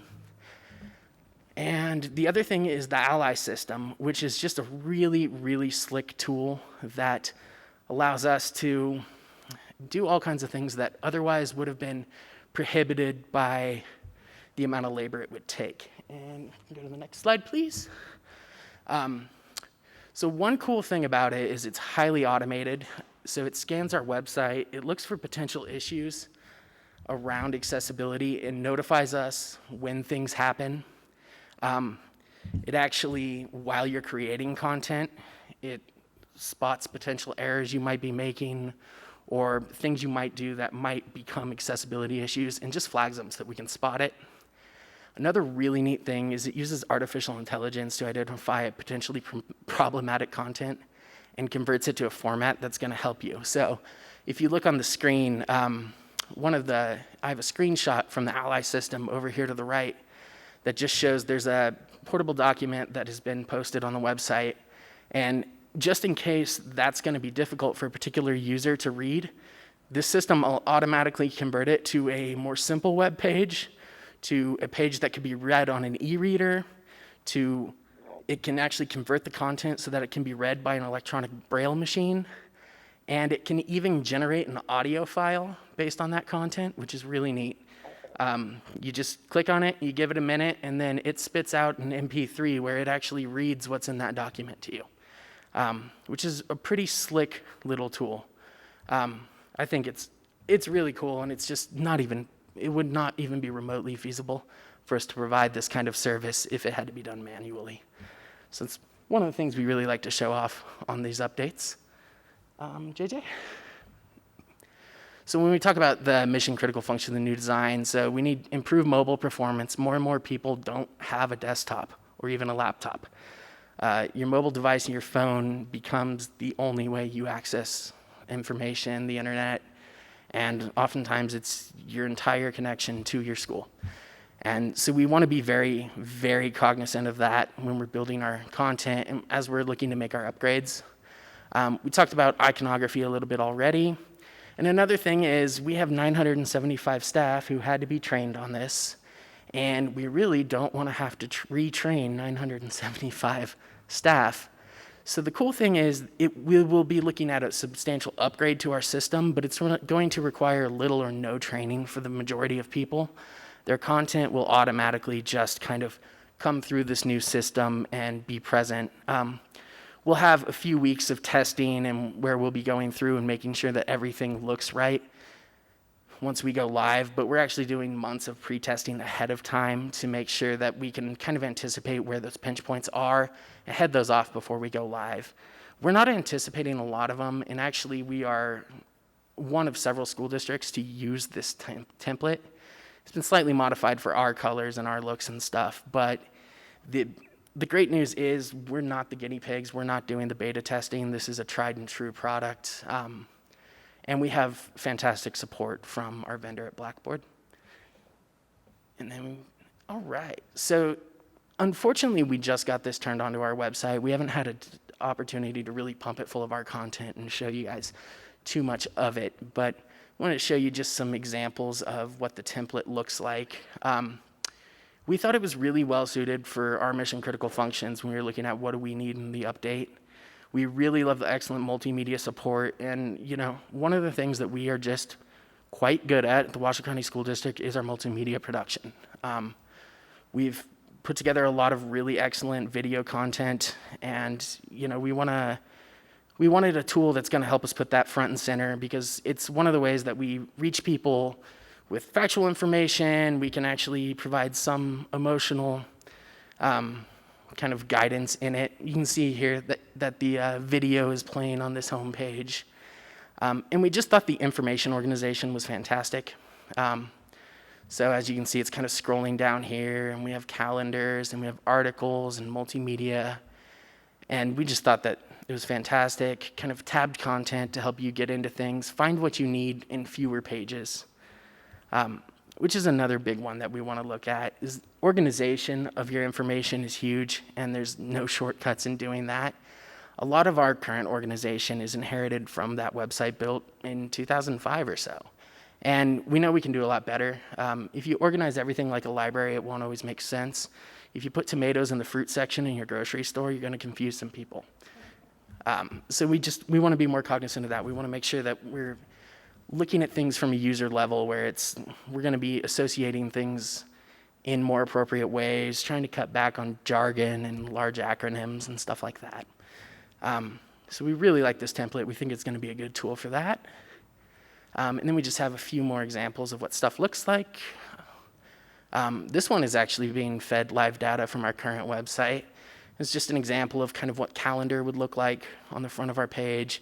It's just a little easier to read. We think it's going to help people find the information they need quicker. And it's easy to expand. It kind of matches the look of other websites, so you don't have to learn how to use our website and another website. It should just be more second nature. Next slide, please.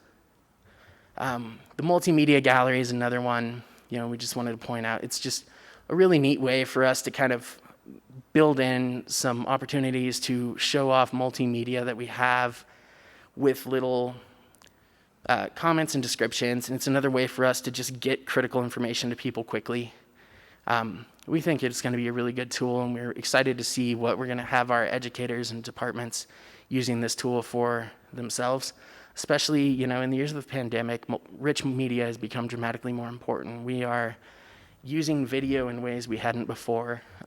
You guys sat through Zoom meetings. I don't need to tell you that broadcast has become dramatically more important than it used to be. So, we're really excited for that. And then, I think we have, can we do slide 10, JJ, please?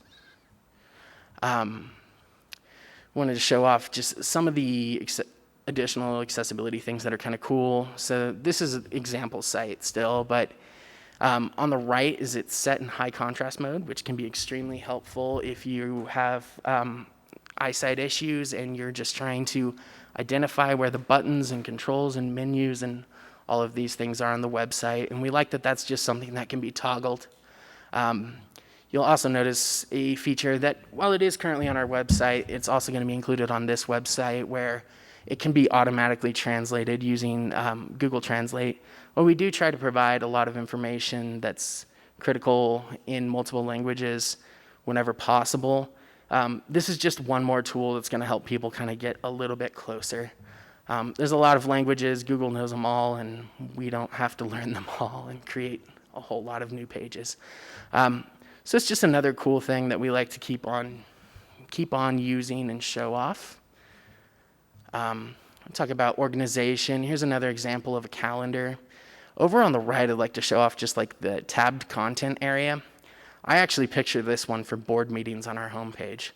I picture when you first load it up, what you see is the live stream. What you see on that second tab is the agenda. And on that third tab is perhaps instructions on how to send in public comment. Just a way of kind of bringing everything in one place. So you're not clicking and clicking and clicking and clicking to get to the specific function that you want. I think it's going to be something that's going to really help people find what they need quicker. It's just a huge part of it. Remove the barriers. So as far as our timeline, we just got this system and the Ally system turned on. I should point out that the Ally system is active and live on our website now. Which has been pretty cool. Of course, it has pointed out to me how many errors I have made over the last few years, so it's definitely opening up lots of work, but it's really cool because it's letting us address problems immediately and really quickly that we didn't know was there. We look at a lot of things, and we've had systems to monitor accessibility, but we've been able to look at it with a much finer tooth comb now and see things with a resolution we hadn't before. And, we're looking at things that may not be a violation of standards, but they are absolutely things that we could just do better. And now it helps us do that much quicker. So we anticipate rolling this out probably early July. Maybe late June. The idea is just that we want to make sure that the school year's over. We're not disrupting people's habits and their ability to look at things. I don't want someone to load up washoschools.net and suddenly realize they don't know how to look for sub-assignments. that day.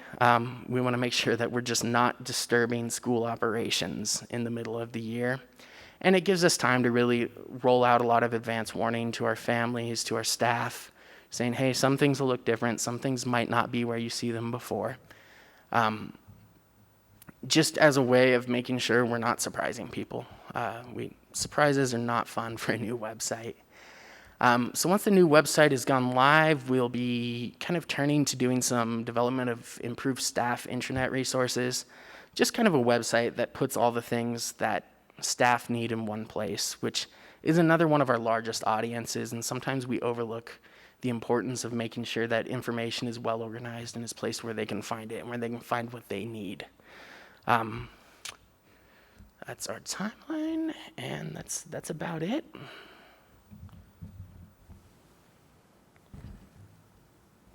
Okay.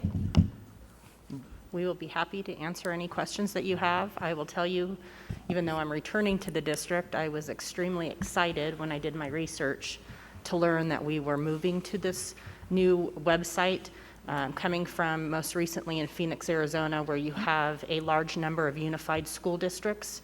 The majority are using this or switching to it. It is also helping with any of those OCR complaints that are coming in onto to school districts because of their websites. And so I cannot say how grateful I am to come in and already have this been in place.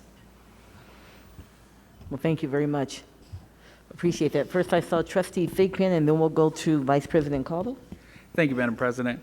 I would just have to say well done to your whole team. I mean, you answered, checked off all my boxes on the things I was, had concerns about: accessibility, ease of use, navigation, testing, which as someone who builds a lot of websites for a living, I know that all the stuff comes out once it's live, right? So that's going to be my, I'll be thinking of you when it goes live. So I think this is great. This is a necessary, websites are a communication tool. And I've built websites for companies the size of Washoe County School District. So I understand how much work is and will continue to be involved. So I think this is very needed, and I just am very grateful to all of you for going in this direction. So can't wait to see it when it's up. Thank you, Trustee. Thank you. Thank you, Trustee Thigpen. Vice President Caudill? Thank you, Madam President, and thank you all for the presentation. One request that I get quite a bit on the website, maybe we can do something like this, is for constituents or anyone in the public to easily identify who their trustees are.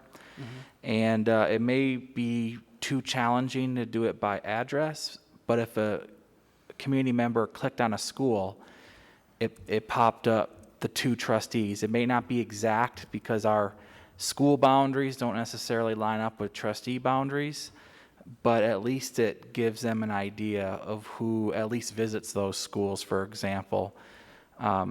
If we could do something like that, I think that'd be very helpful, and it will also allow constituents to maybe contact those that they can maybe address their concerns instead of just hitting up the board email and then getting frustrated, and you know how that cycle goes. So maybe something to consider, but I appreciate the presentation. Thank you.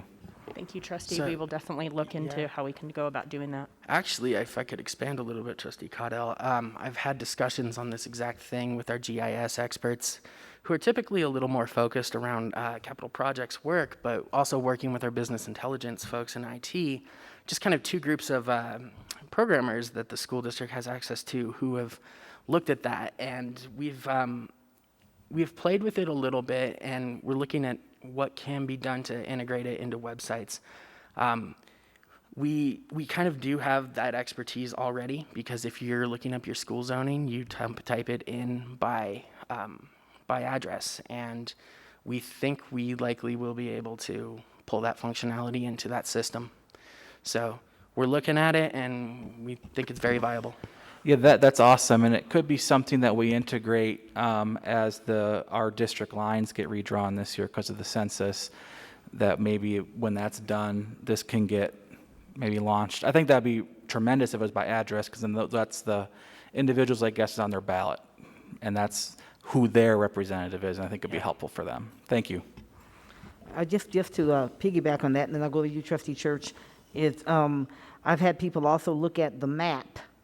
And so I don't know that we would want to lose that as much, because I think that's also been a helpful tool for people to see, well, where is district whatever, right? And so you see what district you land in. Okay, now where is it? Well, it covers from here to here. So I think that part's also been helpful. I've had people do that and say, oh yeah, I can pull it up and so on. So as you look at that, I like the idea of, as districts, lines are going to be changing, more than likely. Anyway, lines will be changing, and that might be a good time to do it together. Thank you. Awesome, thank you. Trustee Church?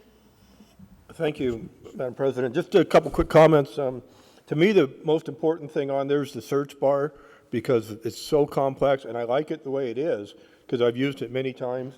And then I love the fact that the board meetings are on page 1, and then you can link to it. So to me, those are the two biggest things I'd like to see retained, a good search bar, because it's just so complex that's the thing. I use it all the time. Thanks.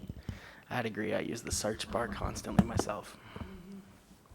Thank you. I think that's a good point, because it's for people, so we don't lose people.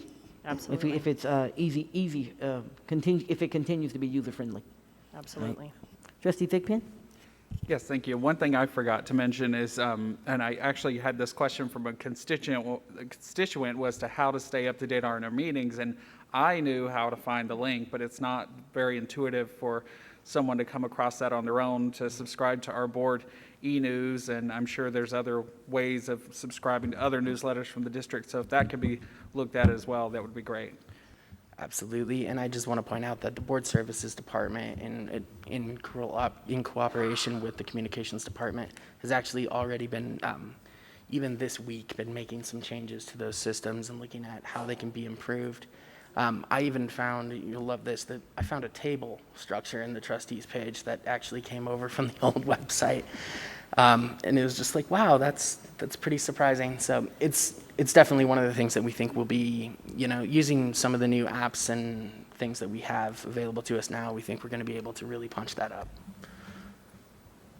Fantastic. Thank you very much. Dr. Nicolette?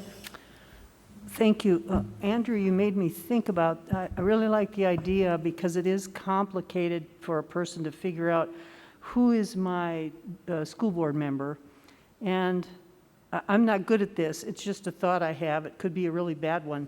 But if you click on your school, you find your school, and in there it says District G. Mm-hmm. And then you know that's, right now it's Diane Nicolette. So if the school could identify what district they're in, that might be very helpful. Just a thought. Yeah, absolutely. It does get a little tricky, because some school boundaries do straddle multiple trustee jurisdictions. But at the same time, it's very possible. Thank you. No, you're right. And I think Trustee Caldo mentioned that a little bit too. There are some families that are in my district, but they don't go to a school in my district because they're close to the line. And so that's part of that, part of that balance. So we share some constituents that it's his school, with some of my families go there. So, and I'm sure it's true for all of us as we get just closer to our boundary lines. Gets a little blurred. So anything we can do to make it easier for people to know who the representatives are. Absolutely. Right, Making it easy for people is the name of the game. Mm-hmm. Absolutely. Anything else, trustees? This is very exciting. Oh, let's hear from our student trustee. Thank you, Madam President. Last year, you met with students at Worcester to talk about the app that the district was trying to come out with. Are you speaking to other students to get student perspective, to have them go more often on the website, with their ideas on how you should develop this website or anything like that? It's one of those things that we're always working with. So, we work with Student Voice on a lot of projects, oftentimes at the discretion of student advisory or student, student advisory. Yeah. I was afraid the committee changed name again. But yeah, input never ends. It's easy to say we had our listening period and then our acting period, but that's just not really inherently how web development works.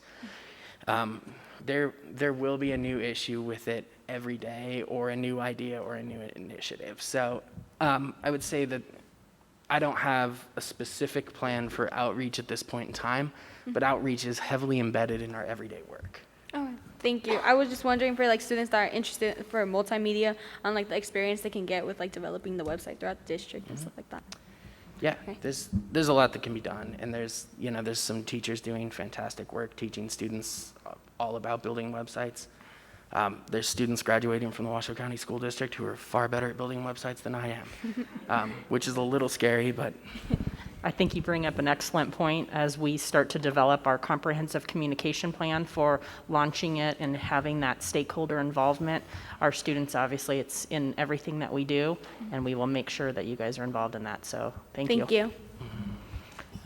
Thank you very much. I was going to say, if we can just make sure we're intentional, that's the loop that we're looking for. So thank you.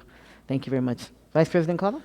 Thank you, Madam President. One question came to mind after Victoria commented.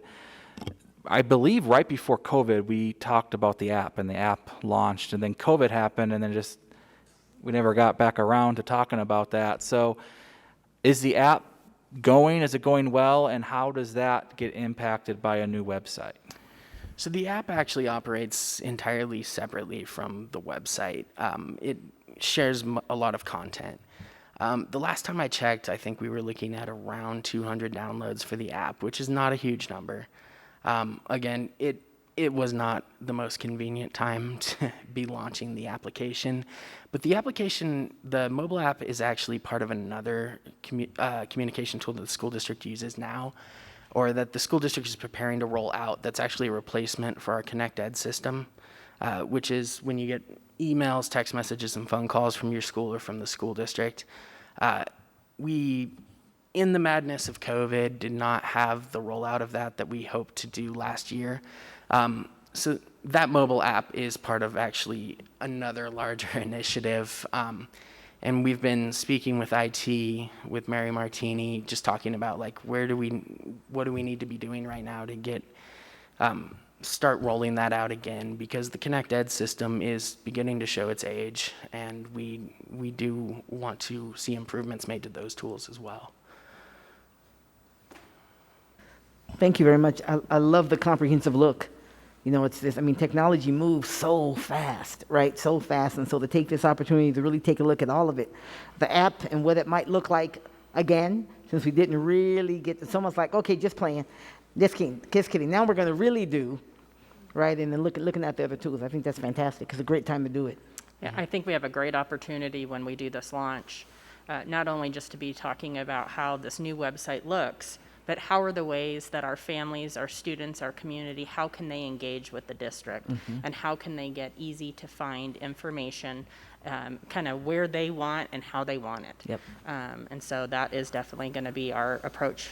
It has been, but it's even going to be more so as we move forward. It's fantastic. I think COVID has really shown just how much we need to be reaching everybody. Absolutely. COVID's shown us a lot. Okay, Dr. McNeil? Thank you very much, Dr. Taylor. Well, communications team, you all know how excited I am about this. I feel like it's Christmas in March. This is just super exciting for our district. This is a big deal. We have been wanting to revamp this website for eons and eons. And so now is the time. And I just think it's going to be a great rollout.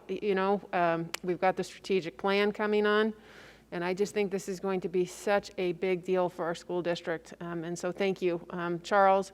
Thank you for all of your help and getting this going. But it's just going to be fantastic. So thank you. And if I could, real quick, just give a shout out also to Mike Morris from our team, who's been doing tremendous work, who's also been, as you guys have been making suggestions, has been sending me messages on Teams like, we can do that. So that's reassuring if he's confident in it. And I would just like to wrap up that I am very fortunate to sit in this seat, but these are the true people that have been doing the work long before I got here. And so thank you for acknowledging their work, Dr. McNeil. Absolutely. Okay, well, I think that's it. If there's nothing else from my colleagues, I don't see any public comment. So thank you so much. Again, Michelle, welcome. I should say welcome back. Megan, thank you for the job you did and being the interim. And during that interim period, we appreciate your work, especially with so much going on, and just all the ways that all of you have stepped up. Charles, just everybody, Melissa, the whole crew, Jeff, so please extend our appreciation. Yeah, just say thank you. Thank you for giving me that opportunity. I really appreciated it. So thanks. Great. Thank you. Thank you so much. Okay. Now we'll move over to agenda item 5.06. This is discussion and possible action that if the court in the Village League to Save Incline Assets et al.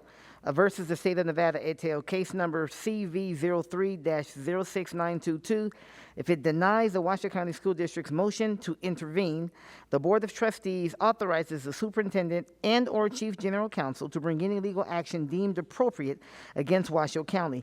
The Board of County Commissioners and/or the commissioners in their official capacity for unlawfully attempting to take funds related to a 14-year-old plus tax assessment case, and in order to protect current taxpayers' funds dedicated for public education and the Washoe County School District. This is for possible action, and before us is our Chief General Counsel, Neil Rombardo. Mr. Rombardo, turn it over to you, Counselor.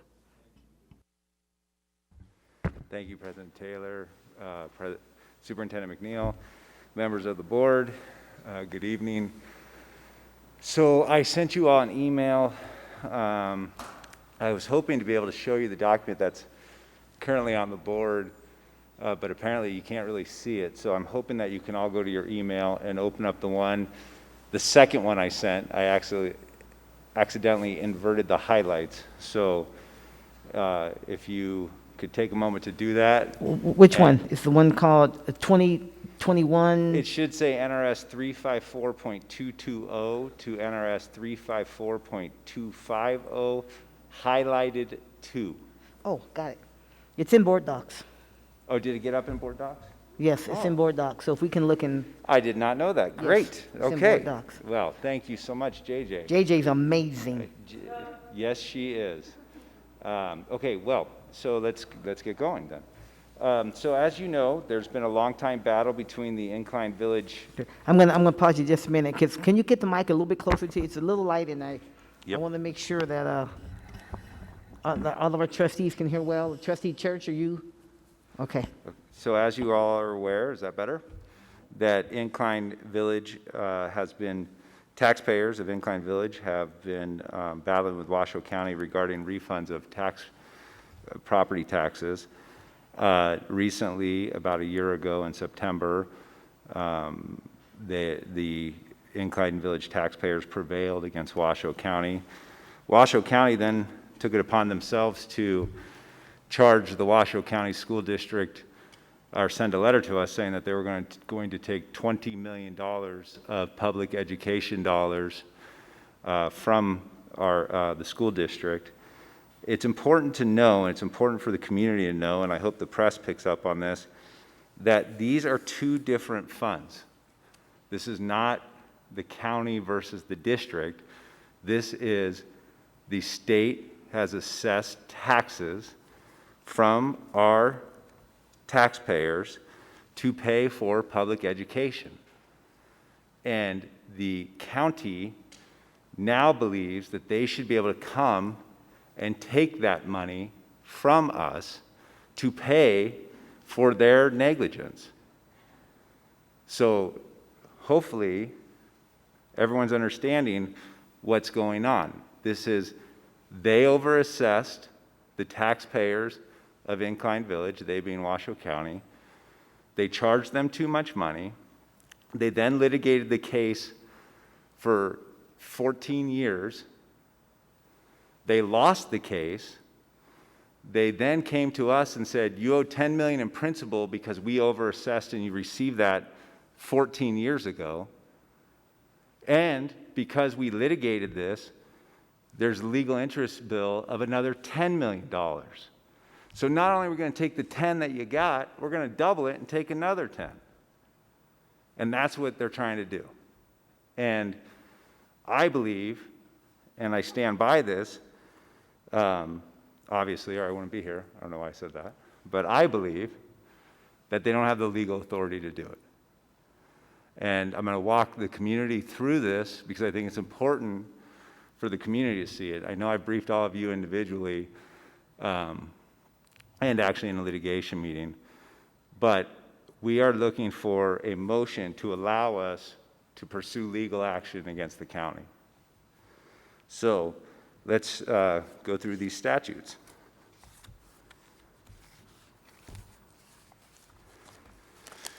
So the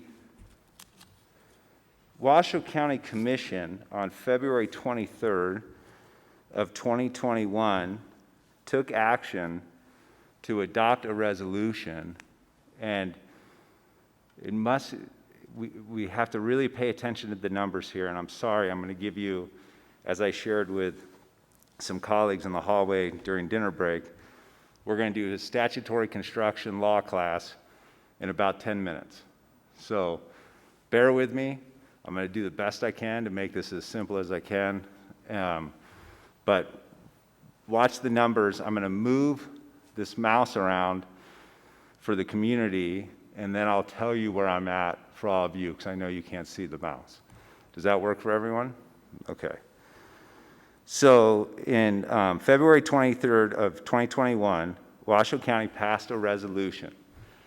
And in that resolution, they said, we are adopting this resolution pursuant to NRS 354.220, which is the top statute, and that I just circled, and NRS 354.240. That's what the resolution said. However, if you look at these statutes, there are two different claims that exist here, and that's the different colors. So we have a claim that is in the green lighting. Does everyone see the green? And we have a claim that is in the yellow highlighting. The county adopted their resolution pursuant to NRS 354.220 and Section 4, which I'm circling now, and NRS 354.240 Section 1. Now, the law is clear that counties cannot do anything, nor can actually the Washoe County School District or any political subdivision do anything unless the state gives them permission to do so. We are Dillon's law state. Dillon was a judge, Iowa Supreme Court, 1868. I won't bore you with it. Just trust me. That's the law of the state of Nevada. So the legislature is the one who tells Washoe County Commission what they can or can't do. How do they tell them? By statutes. So when you look at these statutes and we look at the green, here's how it works. So after a 14-year lawsuit, a court order is sent to the Washoe County Commission, and their DA's office somehow reasons that they can use these statutes. Where does NRS 354.220 say, pursuant to a court order, you can refund money to taxpayers?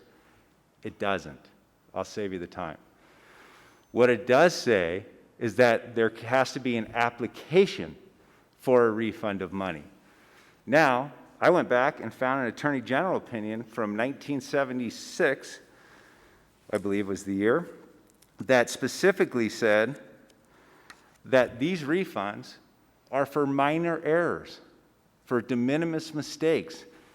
It specifically says that it's not for overassessment, which is exactly what occurred here. This is the state attorney general, 1 year after the statute was passed. So, nowhere does NRS 354.220 mention court orders. What it does say is there should be an application for a refund of money. And that's why that AGO, Attorney General opinion, is important.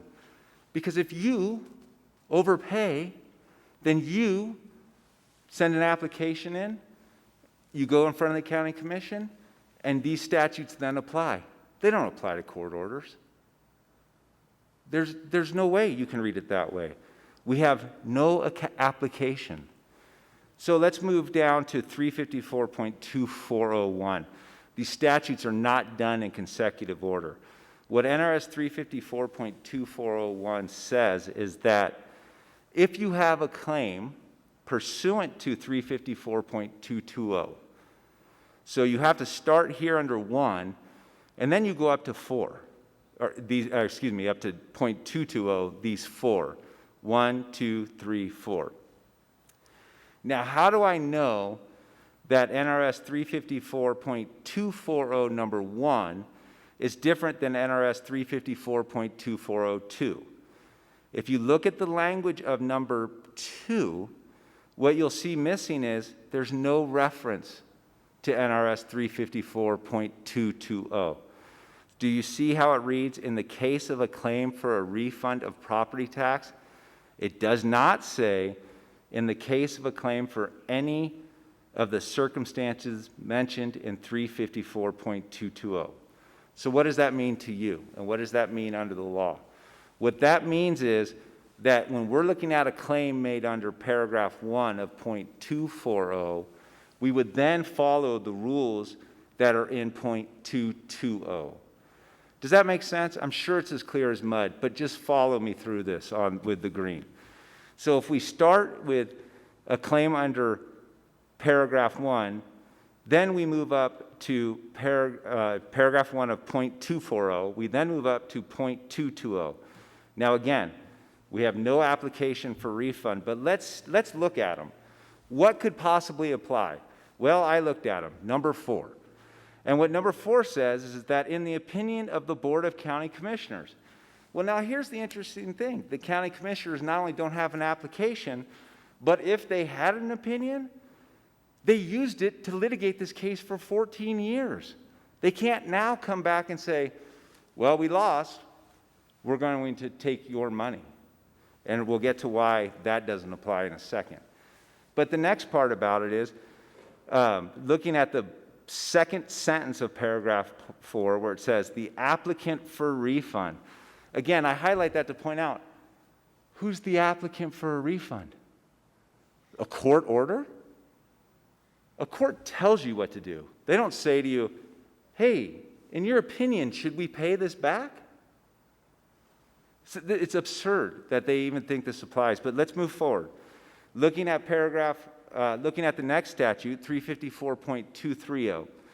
Now, I'm going to submit to you and just proffer, just trust me on this one. .230 only applies to a claim under paragraph 1 of .240. And I'm going to show you that in a minute, but just stick with me on this, okay? So let's take a look at it some more. .230 says this: the claim for a refund of money, a claim, that's by an applicant, must be presented to the Board of County Commissioners within 3 years after the time the claim was incurred. This claim was incurred 14 years ago at the most recent and 17 years ago at the farthest tax year. I think that exceeds 3 years. I'm pretty sure. I went to law school, not the best at math, but that math I think I got. So let's move down here. And this is the part that is, I think, interesting. I won't say underhanded, but I do call it suspicious. So .2401, again, we're working with just the green, says that the Board of County Commissioners will pass a unanimous resolution. So that's what they did here, a unanimous resolution. So that means that they are treating this as a .240 paragraph 1 claim. Why is that important? Because paragraph 1 literally does not even allow them to do what they're trying to do. Take a look at the blue. A claim under paragraph 2 allows them to offset money from other taxing units.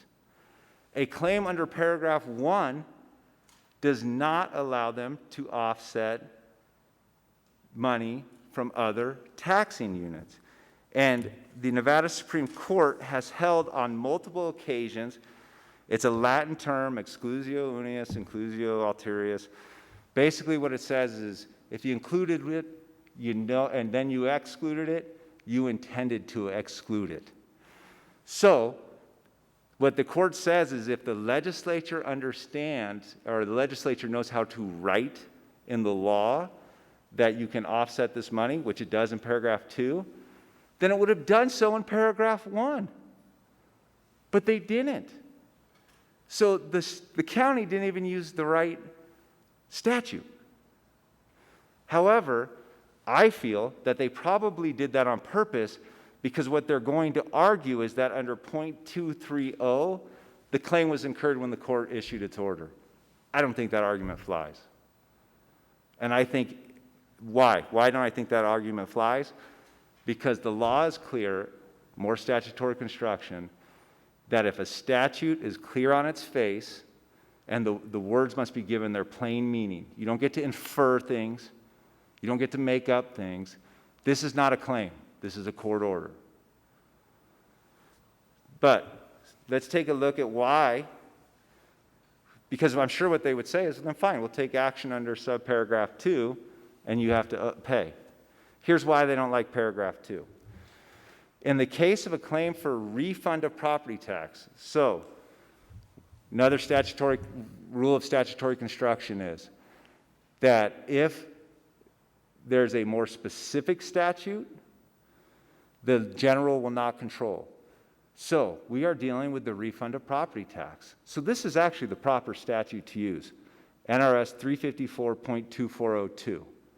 But again, I'm going to show you why the county doesn't like it in two more points. So they should be using this statute, but they didn't. And you know how I know they didn't? Because look at the next thing that's highlighted.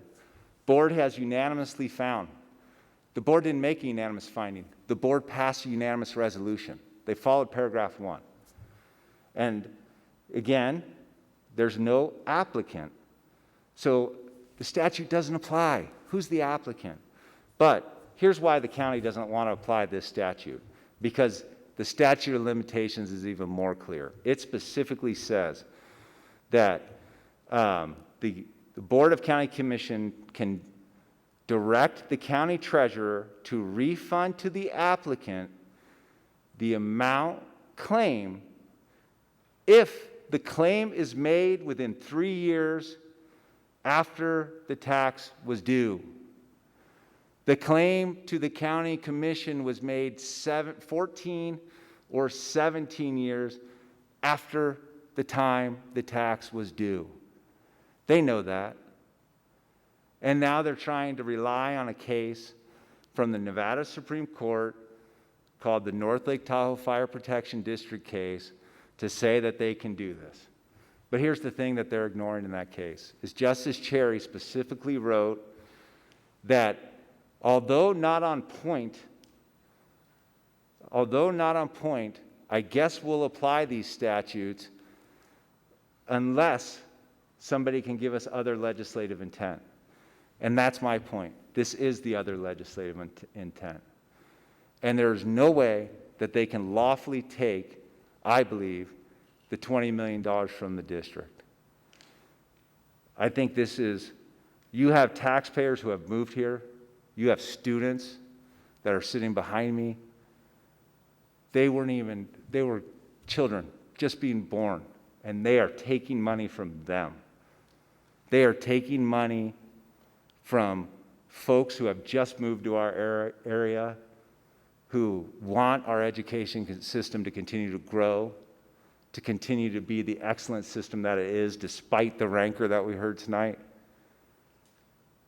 They're taking it, and they're taking it without lawful authority. The court did deny our motion to intervene, so if you approve this, I have drafted what is called the complaint. It is done. I would expect to file it by the end of the week or first thing Monday or Tuesday of next week. I want to, spruce it up and go through it a couple more times. And I should be clear, the judge in the motion to intervene, although she denied our motion for timeliness, she said we came into the case too late. I respectfully disagree, but the judge wins. That's how it works. But what she did say is she said, I don't think the settlement agreement affects your interest directly. It was discretionary whether or not the county could take this.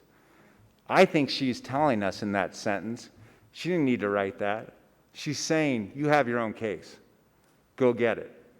And when the county comes in and says to the new judge, who, when we file our lawsuit, which I'm hoping that you approve our action, and the county's going to come in and they're going to say, law of the case. He should have went into the other case. The district should have went into the other case. And I'm going to hold that order up and say, that's not what Judge Draculich thinks. And the new judge is going to say, yeah, you lose that one, county. So I know I know that I've talked to you about this dozens of times. You never know what a court's going to do. But this is $20 million of new Nevadans, new Washoe County residents, and I believe you need to stand up for it. And I'm asking you to give the superintendent and I the approval to file the appropriate action against Washoe County to stop this abuse of their discretion, to stop this unlawful act. Thank you, Council. Okay, that being said, let's bring it back here to the table. I first see Trustee Thigpen, and I'll go to Vice President Calo. Thank you, Madam President, and thank you, Neil, for yours and your staff's continued work on looking into this matter. It's very serious. It's very crucial to all the students that we represent. $20 million is a lot of money, especially after the last year that we've had to go through under the pandemic and the cuts that we're going to be experiencing from the state legislature. So in my mind, we can't afford not to do this. And I can't condemn more the county for taking this approach and trying to take money away from our students. So I think as a board, we have a moral and fiduciary obligation to fight this tooth and nail, and I'm prepared to do that. Thank you, Trustee Thigpen. Vice President Calo? Thank you, Madam President, and Neil and your team. Thank you for all the work on this. It's been a lot. I know it's been a lot. I find the timeline on this extremely comical. The county overtaxed the people. They choose not to fix it when they get called on it, like you would expect. They fight the people for 14, 17 years or whatever it is, lose, and then instead of paying for their own screw up, they want to take it from public education and then say, oh, by the way, we're taking interest too, because we decided to fight our error for 17 years. It's shameful, and they should be ashamed of themselves. And I hope the public takes note of every county commissioner that did that, what they're intending to do to our current students. The people of Incline deserve their refund because they were overtaxed. The county should pay it. What an incentive to stop overtaxing the people if they have to repay the refund themselves every single time, instead of telling the school district, the fire district, and every other entity, you're going to pay for our screw up. So I'm 100% behind you to fight for our interests and fight for our students, and let the county tell the public why they think everybody else should pay for their screw up. So I'm 100% on board with this. Thank you, Madam President. Thank you, Mr. Vice President. Trustee Church? Thank you. I've been following this for a long time, not an attorney. I hear the arguments on both sides. Sometimes the county arguments sound, oh, okay, I see where they're coming from. And you hit on one thing that you just never know what the courts are going to do. They're unpredictable. But I fully support this, and I want to explain why for the public and the other trustees. We lose all negotiation if we don't file. I'm a big fan of negotiation, mediation, trying to resolve it. If we say no tonight, the county goes, well, okay, you don't get it, we're done. So there's absolutely no sense in not pursuing this. And I'm a gambling man. Even if the odds were against us 2-1, when you're talking $10, $20 million, absolutely, we have to go through. And mainly, as Trustee Caudell said, Vice President Caudell, it's the right thing to do. we have a valid point of people in the audience that weren't even born yet having to pay for this. So, the court may say no. The court may say, well, you got to pay $10 million, but not interest. The court may say, well, you got to pay 3 years' worth. They could do anything they want. So, absolutely, I think we have to go forward to this. Although I do strongly support any back channel negotiations, mediation that we can do. But I also am afraid that we end up in court for years. I mean, the people 17 years ago never thought it was going to last this long when they made the decision to file, their lawsuit. And so I don't want 17 years from now people looking back going, coulda, shoulda, woulda have done this or that. But I think it's absolutely the right thing to do. I guess my question would be the timeline on, and I know it's hard to predict, but how long are we looking at? And the other thing I'm trying to figure out, if the court just tomorrow said, no way, that $20 million, when would we have to start paying it back, or when would it be withheld? And I think it's over the course of 3 years. Thank you. So I'll handle the last question first and the first question last. They sent us a letter, they being the county sent us a letter communicating that they plan on offsetting our funds in July, beginning July of this year. And then with regard to the first question, I should have mentioned this, so thank you for bringing that up. I was in my haste, I forgot this. You can tell I don't like to use notes, so I did skip this.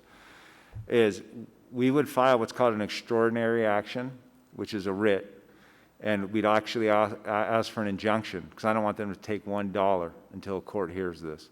So it would actually receive a priority calendar and a priority setting. And so what we would do is we would file our document that we're drafting. It's called a writ of mandamus, which means mandate, or a writ of prohibitum, which means prohibition.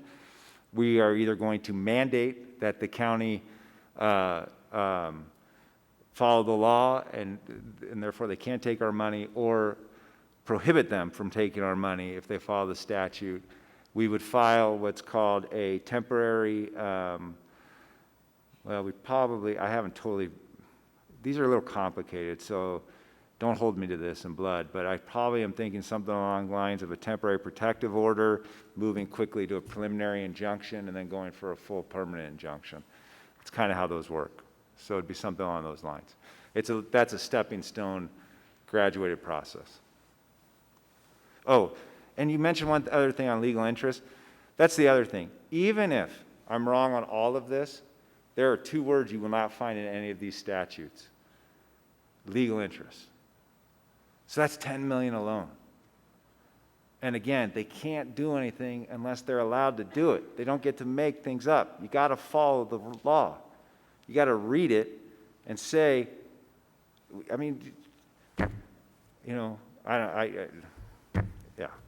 You have to follow it. That's the rule. Thank you, Trustee Church. Thank you, Council. I'll go back to you, Trustee Cotto.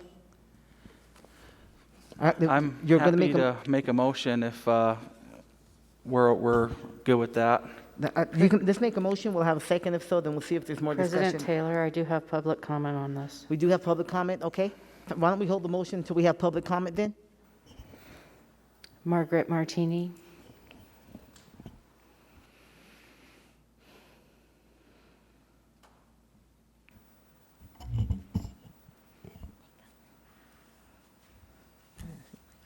Welcome, Ms. Martini.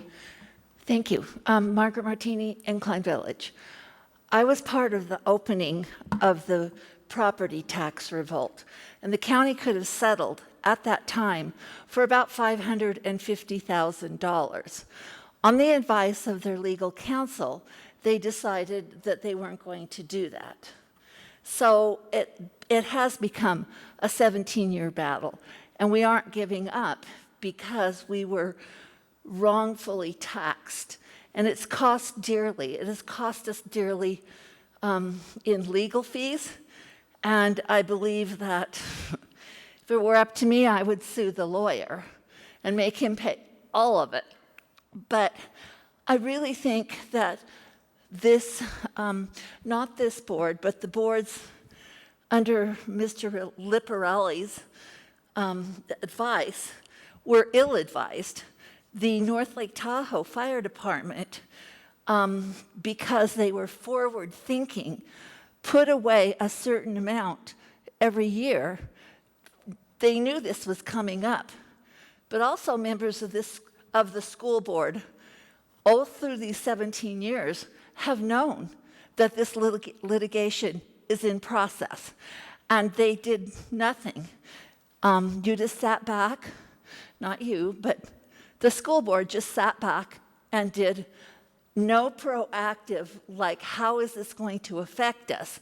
And they were fully cognizant of this lawsuit. And so I think that you kind of got caught with your shorts down here, because it was something that was talked about. It was in all the newspapers. And like I said, the North Lake Tahoe Fire Department saw the writing on the wall and proactively put aside money. Granted, there is NRS 354-240, and it clearly states within 3 years. I mean, I've read all of this. But I have to say that because the litigation was started almost immediately, so maybe, you have to look at that timeline from a different perspective. So I really think that this whole thing is very unfortunate, but I really think, and I hope that you can prevail on this, because it's pretty much all on the county. But I would definitely look into, if you're going to file the lawsuit, make sure that you include the attorney for the county for all these years. And I've been to every one of those court case hearings, every single one of them. Thank you. Thank you, Ms. Martini. We'll go ahead and receive the motion at this time. I have. Oh, I'm sorry, there's additional more public comment. I'm so sorry, I just assumed one, please. John Eppolito. We have more Incline residents in the audience that would like to have public comment. Mr. Eppolito, welcome, sir.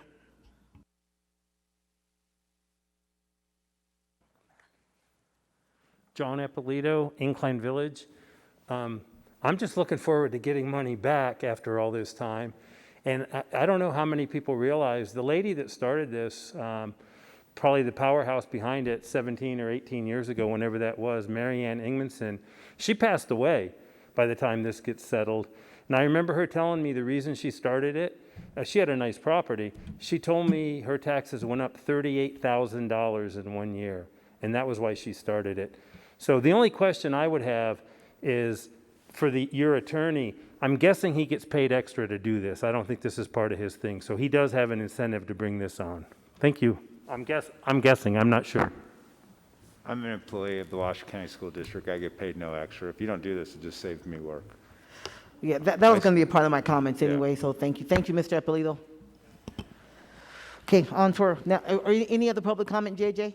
That is all I have for this item. Okay, thank you very much. Trustee Carlo, Vice President? Before I make the motion, I just want to reiterate that, without speaking for my colleagues, but I believe that the people of Incline Village deserve every penny that they were overtaxed. Absolutely. The county is responsible to pay for it because they're the ones that messed it up, and they're the ones that didn't fix it right away and let it drag on for this long. So I move that the Board of Trustees provides the authority to the superintendent and the chief general counsel to bring appropriate legal action against Washoe County, the Board of County Commissioners, and the commissioners in their official capacity to prevent Washoe County from, without lawful authority, taking nearly $20 million from public education, in particular from the Washoe County School District, if the court does not permit the district to intervene in the Village League case. If I may, before a second, would you maybe drop off that last part, because the court did not allow us to intervene. So strike the last part. So I'm going to read it again. No, just we can, it's a long motion. JJ, we good? Just strike that last part. Okay, it's already happened. Before we go, I just wanted to get that so that the second is clear. Is there a second to the motion? We have two. We'll take Trustee Thigpen. Now for discussion. for discussion. We've had some. I'm going to just share a couple of comments. One, I do want to thank you, council, to you and your team for digging deep into this and really uncovering some very interesting facts to the case. I'm going to concur, and we've said this before. Make it really, really clear. This is not about whether or not the citizens of Incline deserve their tax refund. They were overtaxed. It is money that they have obviously waited for a long, long time, and deserve to get. This is not about that. This is partially began about our not being able to participate in the resolution as this was being discussed and negotiated and so on. I'm with Trustee Church, and sometimes you can make some great moves and decisions to mitigate some things if we're allowed to, and we were not allowed to after asking repeatedly for months that I'm aware of, maybe further back than then. And then it's also about our fiduciary responsibility. We have a responsibility to protect every dollar that we have in this district because of the students in this district. I would go on to say that maybe the commissioners were not aware of, I'm going to call it the sliding statutes theory, because they seem to be jumping a piece of this statute, a piece of that statute, a piece of this statute, and kind of putting it together. They may not be aware of that, and whatever advice that they were given, it may be a legal advice question, who knows. But I do think that it did not appear to be sound legal advice or sound legal strategy. And because Mr. Rombardo and his team have done such an amazing job thus far on this, our employees of the district, we have nothing to lose. We have a responsibility to fight tooth and nail for what's fair for our students, whether it's the tax dollars that we're being asked to refund, which seems to be illegally, and certainly the interest that goes along with that. So I am in full support of doing what I believe we have a responsibility to do in our fiduciary role as the Board of Trustees. Dr. Nicolette? Oh, I'm sorry, Trustee Church first, then Dr. Nicolette. Thank you. Kind of a statement in the form of a question. My understanding from what you said at the end, which is very important, by filing some kind of injunctive relief, the county will answer it and the judge will rule.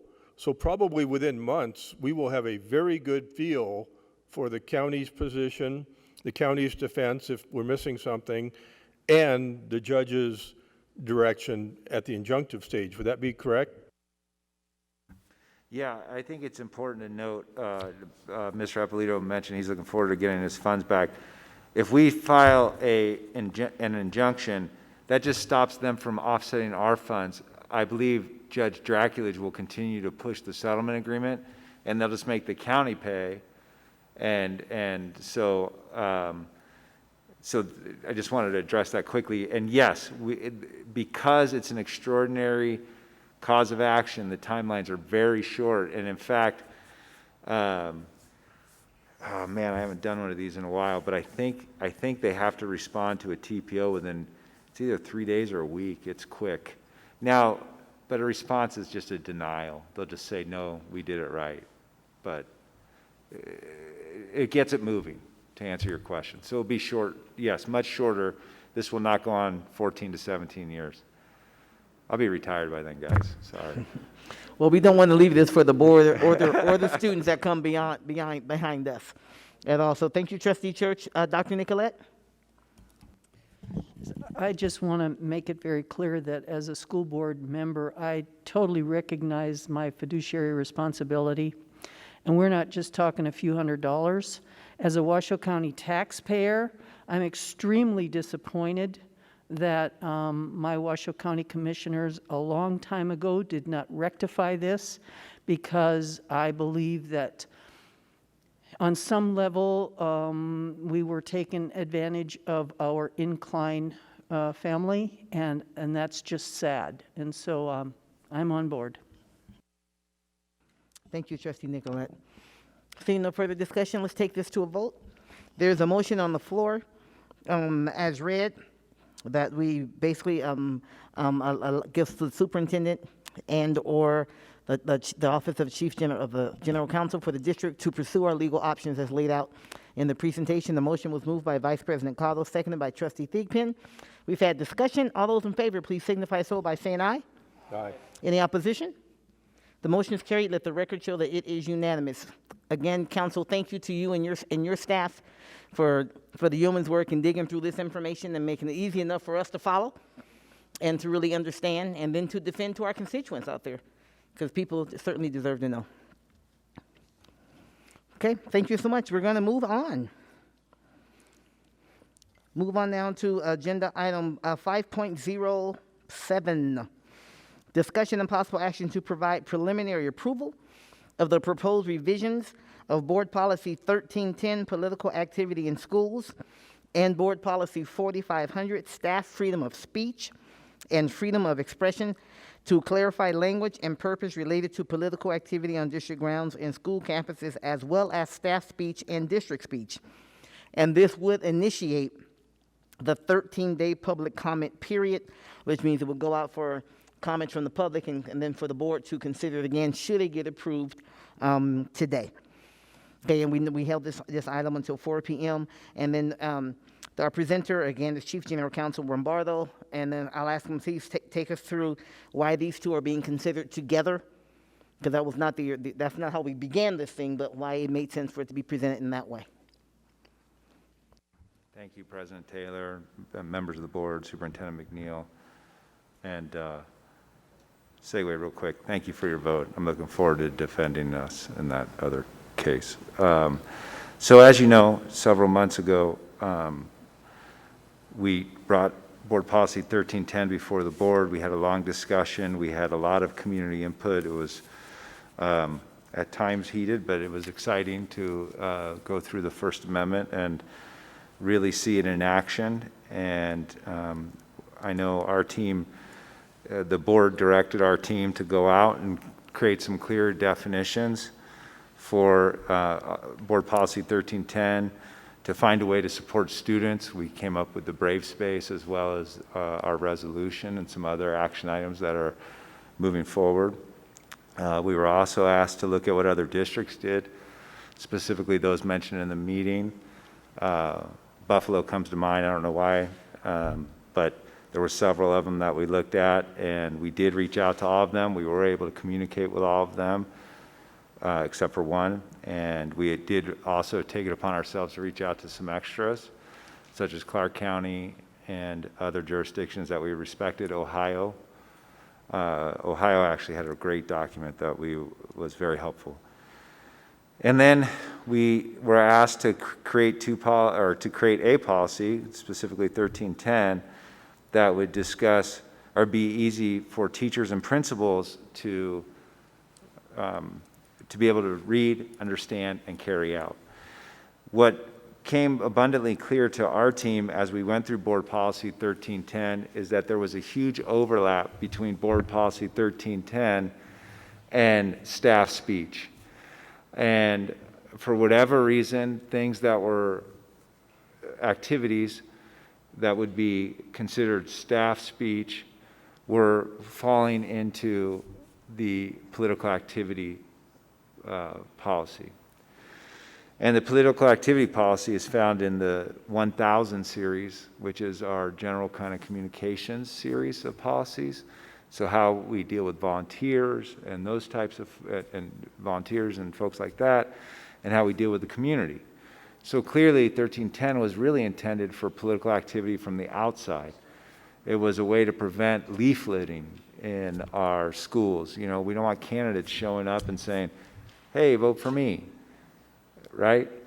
Now, we don't mind if candidates show up part of a civics class as long as we give it equal opportunity and come in and teach about maybe a campaign or stuff, but they're not there to campaign for themselves.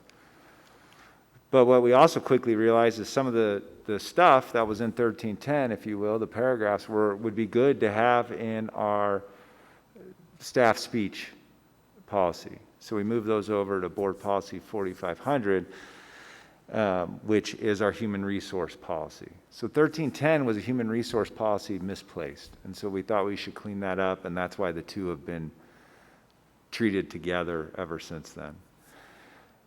And we feel that's appropriate from our perspective.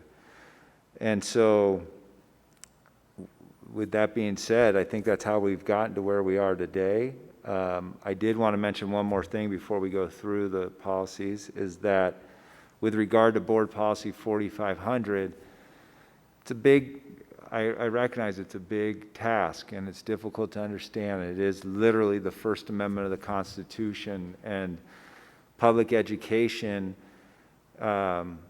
is probably more case law. I don't know if this is a fact.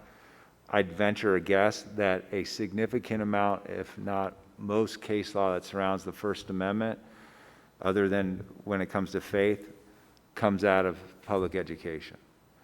Because the First Amendment doesn't affect what private people can prevent others from saying. It only affects the government, right? The Constitution has limitations on government. And so we're government, and that's why it applies to us. So from that, when we reached out to all of these jurisdictions, and I bring that up because what you're doing is, I think, a great task and a good effort, and I hope you stay the course. It's difficult. Most jurisdictions don't have a free speech, staff speech. I asked them, I said, where is it? They don't have them. They said, we just rely on case law. Well, that's not really fair for our teachers and our principals. They don't know case law. I mean, I can probably name cases, and they'd look at me like, what are you talking about?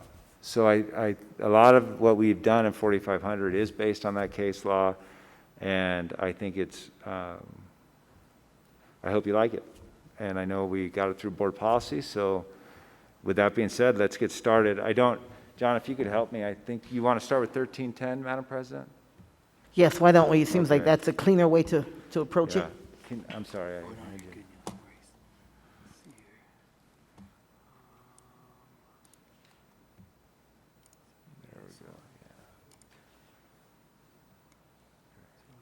This is, that's 40, so we can just put that smaller, maybe minimize it? Yeah.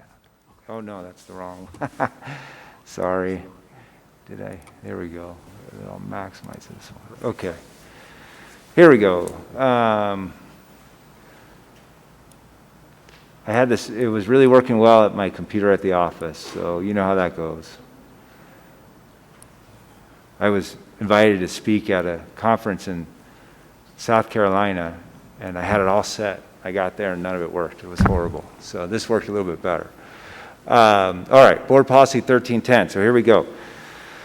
I'll just go through my notes, unless you would like to do it a different way, President Taylor. Does that work for you? Okay. So, and I've already touched upon this, so I'm going to skip down. What we did is we created definitions in political activity, as you can see here. And so I kind of like this better so you see the work we did on it, if that's okay. So we made the purpose statement more concise. We were asked to add definitions to that was a specific request of the board. We added the definition of political activity. I should also mention that when we did this was a true team effort. All the lawyers looked at this policy. Our Department of Civil Rights looked at this policy, as well as our Labor Relations Department, which we're all housed together. So we all had a hand in making this. We defined a political group. I'm not going to read this to you. I'm just going to tell you the changes, and if you want to go into a specific, please stop me and ask. We then defined political issues, political organizations. And then as a general rule, we said, here's the prohibition. Political activity is prohibited on district property and school campuses during operation hours or school hours or during district or school activities. And the point being is again, I think the easiest one for me to rationalize is leafletting, right? We don't want candidates sitting outside our football game bothering students. We don't want candidates sitting outside our high school. Wooster is right there next to Costco. I mean, what better place than to be campaigning, right? That's not what our schools exist for. Our schools are there for education. And so it's a way to prohibit that type of activity and to interrupt and to prevent interrupting the school environment. We specifically addressed that in paragraph B. Again, signage. I always think of the Wooster spot because, like most of us, I'm sure, Costco every Sunday, you drive up, you're like, what a great place to have a political sign, right, on our fence. That's not okay. That's not how it, that's not what our purpose is. So we put that prohibition in. Then we had, this was a holdover section from another policy from the previous policy that I had moved to become letter D. It's basically a holdover, discusses you can't use district resources for political activity, which is a violation of NRS 281A anyway. So I know no one would do that, but just in case, we put it down. And then we said, here's some permissible activities. Political activity is permissible for the Board of Trustees after an action by the board. And what we didn't want to happen was if Ms. Anderson comes here and talks to you and you take action to have some type of legislation or BDR, we didn't want somebody to say you just violated your own policy by having political activity. So that's what that addresses. Then we also have collective bargaining, and collective bargaining agents are allowed to use our resources for their organizational materials, which might fall into the political activity, and we permit that, and that is permitted by NRS Chapter 288. So we thought we'd put that in there to make sure no one can be accused of violating this policy. And then we also wanted to make it clear, and we borrowed this language, and I thank the gentleman who recommended that we look at all these other jurisdictions. If we took this from, I can't remember, I think it was either Buffalo or Ohio, but students may engage in campaign activities for school leadership offices or other school-based student elections. So we obviously didn't want our students to be in violation of the policy if they're running for, school president. And then we have the example that I gave earlier, which is D, that certain nonpartisan political activities may be permissible on district property, such as voter registration, voter education programs, and candidate debates. And that's really, you can see that language stayed unchanged. I won't go into it unless you want me to. And then what's this last one? Political activity, including temporary signage and distribution of pamphlets or leaflets, is permitted after operation or school hours and not during a district or school event. So what that goes to is campaigns do rent out our properties, and as long as they fill out the proper forms and stuff, it's only logical that if, former President Trump had rented out Worcester, he should be able to pass out whatever he wants while he's there, right? It's not, as long as we have a disclaimer on it. And so that's the purpose of that. Actually, I didn't even put the disclaimer on that. There's no way a candidate's going to follow that, and they're still going to pass it out, so it's kind of a waste of time. And if you don't like that, we can always take any of this off. And then political parties or groups are allowed to form clubs on campuses, provided they adhere to the following guidelines, which are basically our club guidelines. So there can be a Young Democrats or a Young Republicans or a Young Independent or a Young Green Party or, I don't know, whatever else is out there. And then the rest this is just legal requirements. We're cleaning that section up, and just for the edification of the board, we had too many listed, so our team has taken it upon itself to clean all that stuff up. So all of the legal requirements will be much more consistent. That's on all policies. But nonetheless, that's where we're at on 1310. Would you like to go through 4500 now and then do public comment, or do you want to? Well, what I think I would like to do is, I would like to take these separately.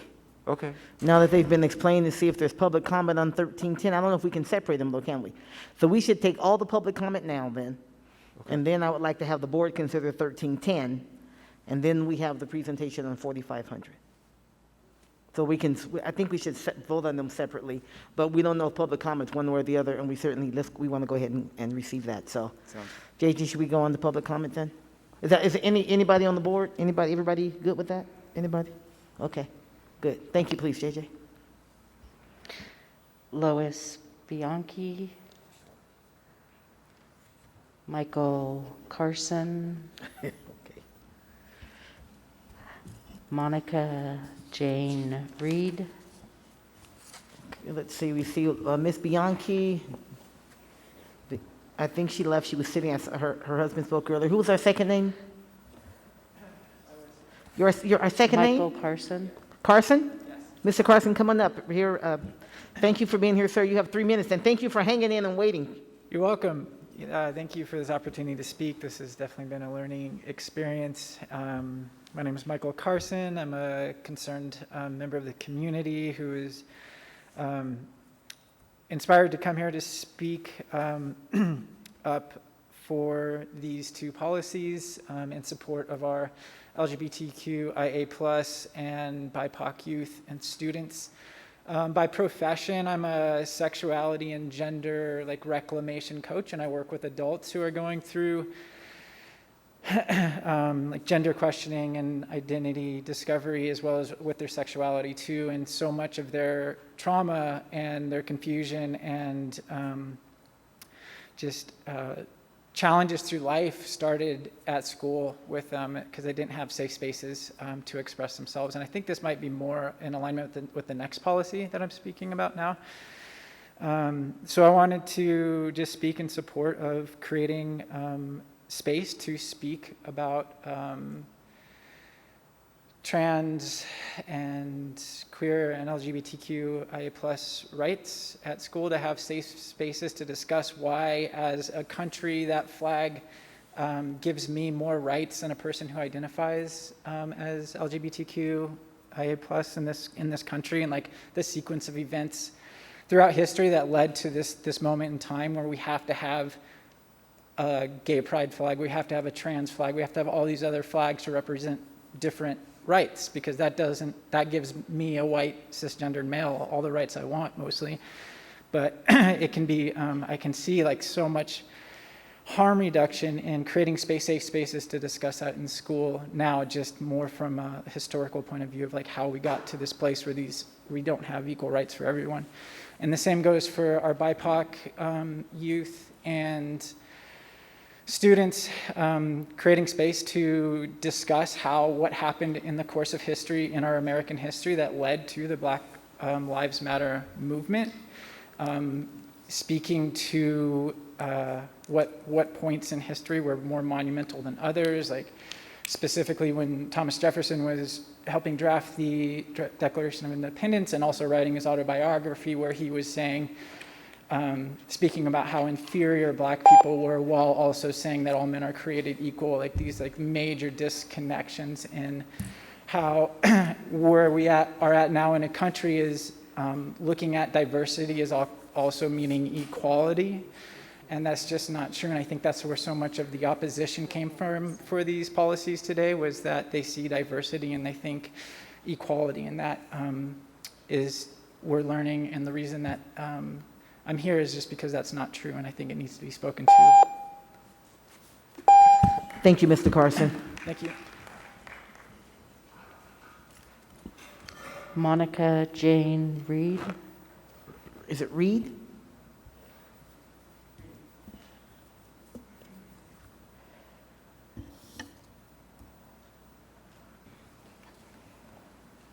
Thank you, Ms. Reed. Thank you for being here. Yes, I actually don't identify as female. I'm a genderqueer, somewhat gender questioning. Okay, my apologies. That's okay. I am here, I wish that we would have gone through 4,500 or whatever the number is before I spoke, because I feel a little amiss without that information. Well, if that may throw people off, I'm open to doing that. If that makes the people who stayed here, you've stayed, so. Tell you I what, would appreciate that very much. why don't we pause and we hear the 4,500 presentation, and then we go from there, and in the end, we still vote separately. I just think it's important to vote on these items separately. Okay, thank you for sharing that, and we'll come back to you. You'll be the first public speaker when we get back, okay? Thank you. I saw some nods on the board, so everyone's okay with that, so we'll do it, okay? Thank you. Council, if you would, just go on to 4,500. You bet. Let's do it.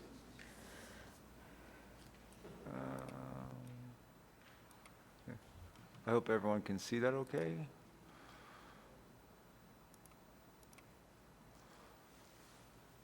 See that okay? I have to switch the screen? I don't know.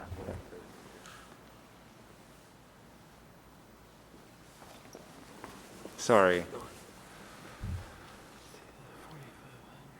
I need this one up there now, yeah. My apologies, I threw your curve, but for those that took the time to wait, if that's helpful for them, then we certainly don't mind accommodating that. There we go. Okay, all right. So as I previously discussed on 1310, it became obvious to us that there was a lot of things in 1310 that should have never been in 1310 that were more 4500. And so what we set out to do was redo 4500 and adopt a policy that was workable for our principals, our teachers, and really all staff. So we started off by reducing the purpose statement, making it more succinct. We then added definitions as the board requested, freedom of speech, political activity.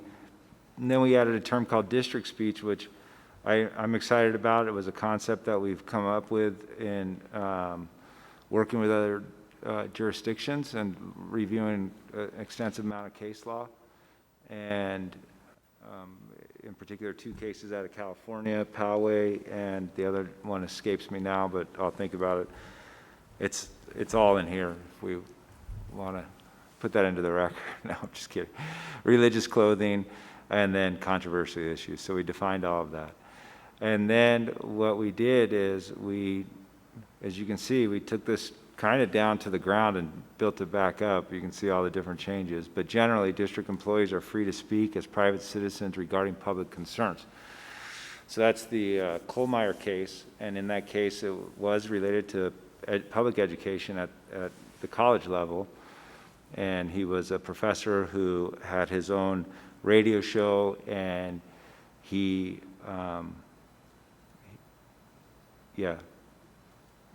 so he had his own radio show. He went on to the radio show.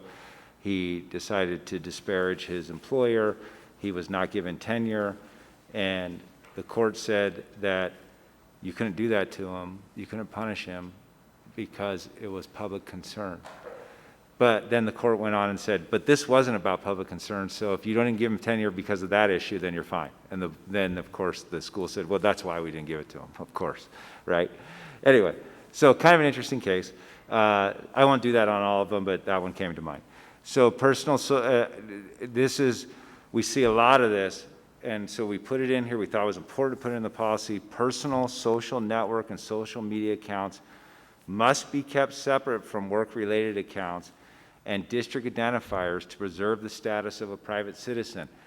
So if you hold yourself out as the Chief General Counsel of the Washoe County School District on Facebook, and you choose to post something that's disparaging of the Washoe County School District, God bless you, or do something that is inappropriate or as far as my employer is concerned, which would be Dr. McNeil, then I can be punished for that. So if you hold yourself out as an employee of the school district or disciplined, then you have to be careful. And so we thought it was real important to let everyone know, don't do this. The case that this surrounds is a teacher who was, I believe, first grade, is my recollection, and she also had another occupation at night that was inappropriate for a first grade teacher according to her school district, and she held herself out as a first grade teacher, but then posted herself in her other profession, and the school board, parents complained, the school board terminated her, and the court upheld it and said, you held yourself out as a teacher. So that's where that comes from. The district may limit the speech of an employee speaking as a private citizen on public concerns if the district can demonstrate the following. The speech materially and substantially interferes with school activities, the employee's ability to perform assigned duties, or the rights of other employees. The speech does or is likely to create substantial interference with the educational mission. I'm not going to read it word for word. You guys, I'm just doing it. The speech violates a district policy or regulation or a state law or federal law or regulation, including case law that defines categories of unprotected speech. I thought this was important, and it's my favorite case on First Amendment issues. Vulgarity, obscenity, defamation, threats, hate speech, promotion of violence, and promotion of illegal substance. There's, the courts have determined throughout the circuits, this is the Hardwick case, but the courts have determined throughout the circuits that these speeches can be preemptively prohibited. So vulgarity is not okay, promotion of drug use, violence, those type of things. You don't have to have a disruption first, which is normally the standard. And so we thought it was good to put that in here. That is not a Ninth Circuit case, but I think the Supreme Court will definitely follow it when they receive the opportunity. So we thought that this was important because, again, if you go to other jurisdictions, especially the jurisdictions that we spoke to, you wouldn't find this. We created this, our office created this, or at least the ones we spoke to. I mean, somebody probably has it, but point being is the ones we spoke to, they said that we rely on case law. This is another case. And you could see how great this is for our employees. We're laying it out there. This is what, our expectations are. So anyway, moving forward, paragraph 3. When employees engage in speech as district employees. So now we are no longer a private citizen. Does everyone see what we're doing? So we've gone from a private citizen on a public concern and then a private citizen on a public concern, but then it affects their employment. Now we're going as you're an employee. So when employees engage in speech as district employees, they are not speaking as private citizens. And the speech is not protected by the First Amendment of the Constitution. Any speech during work, while performing work for the district, or while engaged in any work-related activity is not made as a private citizen, but rather as a public employee of the district. So, as with any position in the entire United States, an employer can manage or supervise the speech of its employee. And so that's what we're saying. If employees identify themselves as a district employee while engaging in speech, the employees are not speaking as private citizens.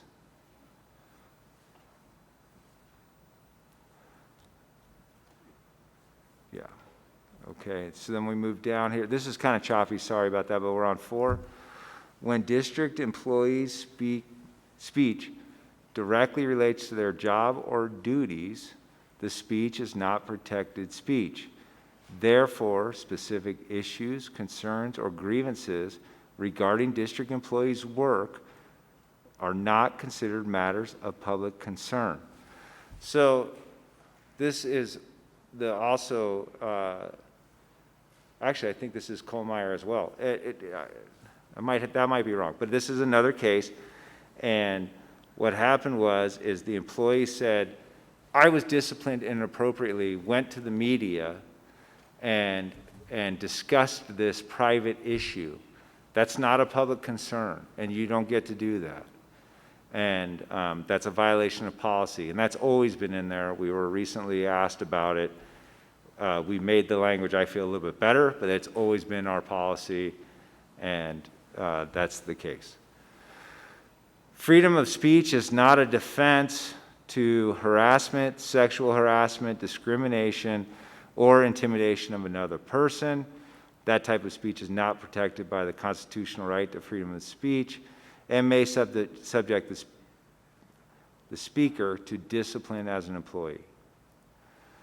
So then moving down, political activity. District employees are prohibited from political activity unless speaking as a private citizen on a public concern. So again, if you're at home, private citizen, public concern, no problem. Much political activity as you want, but you're prohibited from doing it at school or during your employment. District employees may not give the impression they are speaking on behalf of the district on an issue that amounts to political activity unless specifically delegated by the superintendent. The board recognizes the duty to introduce students to political issues. The discussion of political issues is encouraged at all levels, but district educators are required to instruct on both sides of an issue and avoid advocating for one side of an issue over another and or imposing their own political views, which actually would have addressed our speaker from several hours ago. And so basically, this was not in there. We took this from Ohio. This is a language that we borrowed from Ohio, let me put it that way. And we thought this was a really, we rewrote it and then added, and we felt like this came out really well. And it allows our civics teachers to discuss the topics of the time, especially when it comes to politics, right? So, which is important.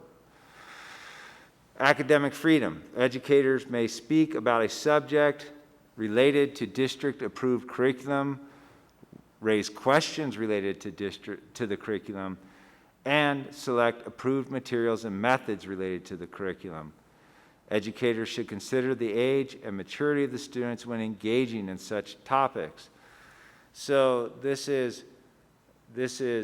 curriculum is managed by Superintendent McNeil and who she delegates. But this gives the educator within that curriculum some of their own independence to make decisions on how they're going to teach the curriculum, as long as they take into account the age and maturity of the students with which they are engaging. And this is brand new, and we also borrowed this from Ohio, and we kind of then cobbled some other, I can't remember the other place, I want to say it's Suffolk, Virginia, but somewhere else, and cobbled this together. Controversial issues. Educators may engage in conversations regarding controversial issues of public interest in the news or outside the curriculum, if relevant to the class. Educators must recognize their influence on students. Thus, these conversations are not opportunities to promote or advocate personal values or beliefs regarding politics, religion, or other cultural issues. The role of educators is to facilitate conversations about issues in an inclusive environment and create safe spaces for students to make sense of the world around them. Educators should consider the age and maturity of students when engaging in such topics. We've never had anything like that, and we got it from Eugene, Oregon. The note says so right there. We've never had that, and I think our team was pretty excited about it, and I think the board really liked it at board policy. And I know the superintendent was very pleased and wanted that. And then, so a lot of this is staying the same. Let's get to the real good stuff here. So district speech. So what became clear to us in trying to ferret out the desires of the board at our last board meeting was, how do we allow the board to have some say on what can be said? Kind of a double entendre there, I guess. But so we came up with this idea of district speech. And so what district speech is that it's the speech that this board adopts. It's what this board says is okay. And employees are allowed to use district speech. So the two cases that I shared with you, one was about a bulletin board, and the bulletin board allowed for LGBTQ support banners and things of that nature. The person across so it was outside one teacher's room. The person across the hall, the other teacher across the hall, did not support those issues. And so that teacher chose to put up his or her own bulletin board. And the school said that bulletin board is approved. The LGBTQ plus, it's during that month, I don't know what month it is, and we're approving this. We're saying that's okay. This bulletin board was put up by a teacher on his or her own without the approval of administration or the district. And it was not a part of anything. And the principal said, you have to take that down. The teacher sued, said it was a violation of the First Amendment because if they were allowed to have that bulletin board, then he should be allowed to have that bulletin board, which, by the way, I still stand by my past opinions. That's the way the policy was written, but I was asked to change that. So this is the solution we've come up with. So anyway, fast forwarding, if this person sued under the First Amendment and the court said, no, the district is entitled to its own speech, and this is what it has chosen as its own speech, and therefore it's okay. So what we did is we said, here's district speech, something the Washoe County School District hasn't had, and really, then we just said, what can we use, we're lawyers, to make this work? And so we just followed the federal law. And the federal law is support in the form of posters, placards, bulletin boards, and similar displays on district property for the civil rights of students in protected classes as defined by state and federal law, and that support the district anti-discrimination policies is permissible district speech. Okay. Speech in opposition to the civil rights of students in protected classes is prohibited. Speech in opposition to the civil rights of any student is prohibited. Dr. Nicolette added that last part in for us at the board policy. And so that's where we got here. And then, as always, the superintendent is allowed to adopt administrative regulations. And I know I went long on that one, but I felt like that was probably needed since I think that's the big policy here. Our team, the legal team, the Department of Civil Rights, and the Labor Relations Department, as well as the HR director who's going to take over this policy, feel that we're excited to present this to you, and we hope that you, after hearing everyone's comments, vote to approve it. Thank you. Thank you, Council. And now we will go back to our public comment, and we'll ask our last speaker to please return. Monica Jane Reed. Welcome. We'll start your 3 minutes all over.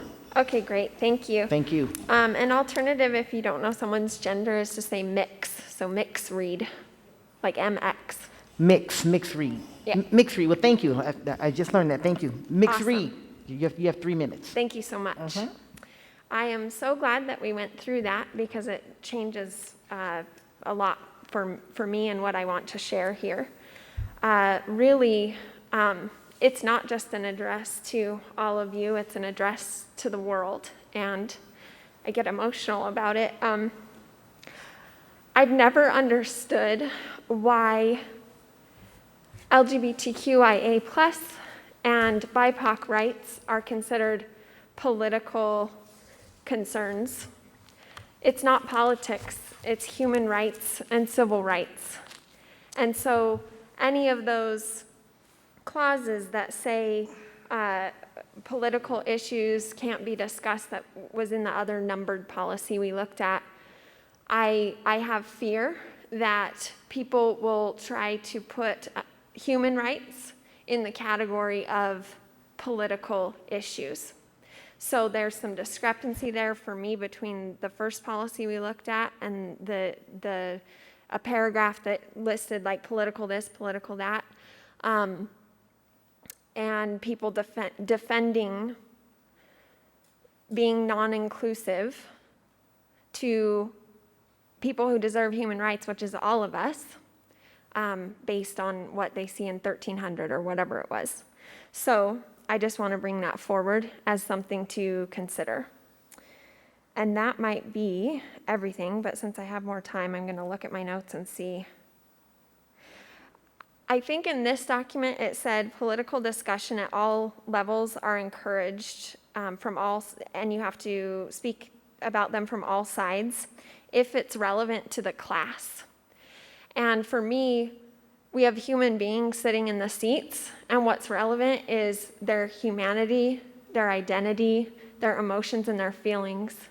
And if something comes up that is LGBTQIA+ or BIPOC related or human or civil rights related in any way, shape, or form, if someone's feeling not included or discriminated against, that wouldn't be relevant to a math class, but it's relevant to the class because humans are there.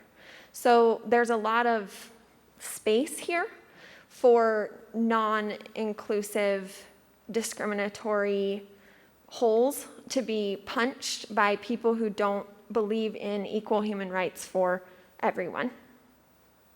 And that is all. Thank you, Ms. Reed. Mona Melton.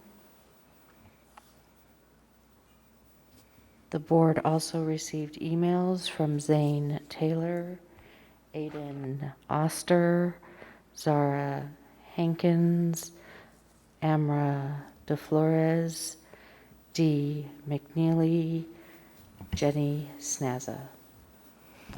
Thank you, JJ. Just before you begin, I do want to remind our colleagues, if you haven't noticed, we have received a few emails on this topic, a few public comments on this topic since we've been in the meeting. So you may want to just make sure you continue to read those public comments.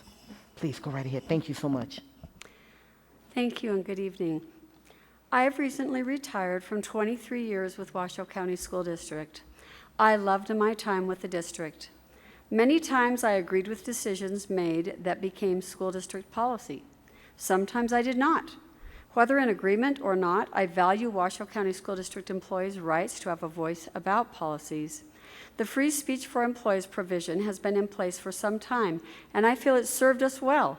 Transparency and openness to discussion is more important than the false appearance of unity, which it seems may be an intention of this proposal to help Washoe County School District policies avoid drawing public attention. It raises the question, are there policies the district is afraid will be seen, noticed, or objected to by the broader community if staff members raise awareness? I am concerned that the proposed changes to eliminate free speech for district staff regarding Washoe County School District policy would effectively eliminate the voice of key players in our school district. We would love to believe that every policy adopted by the school district has been in the best interest of students, but history indicates that this is not always the case. Sometimes policies need to be examined and even changed. A policy is never the final word, and research and evidence are constantly being updated. District staff members are in the trenches. They have insight into students and their needs, insights that administration will not have because they don't fill the same roles with students. Parents may not have an awareness of policies in effect, how they're implemented, or how they're impacting their children, even when that impact is extremely negative. My concern is that this proposal is preemptive, an attempt to silence those who might speak out from within Washoe County School District about policies being considered or put in place that the district anticipates would call for teacher and other employee concerns, and that silencing their voices gives the appearance of agreement.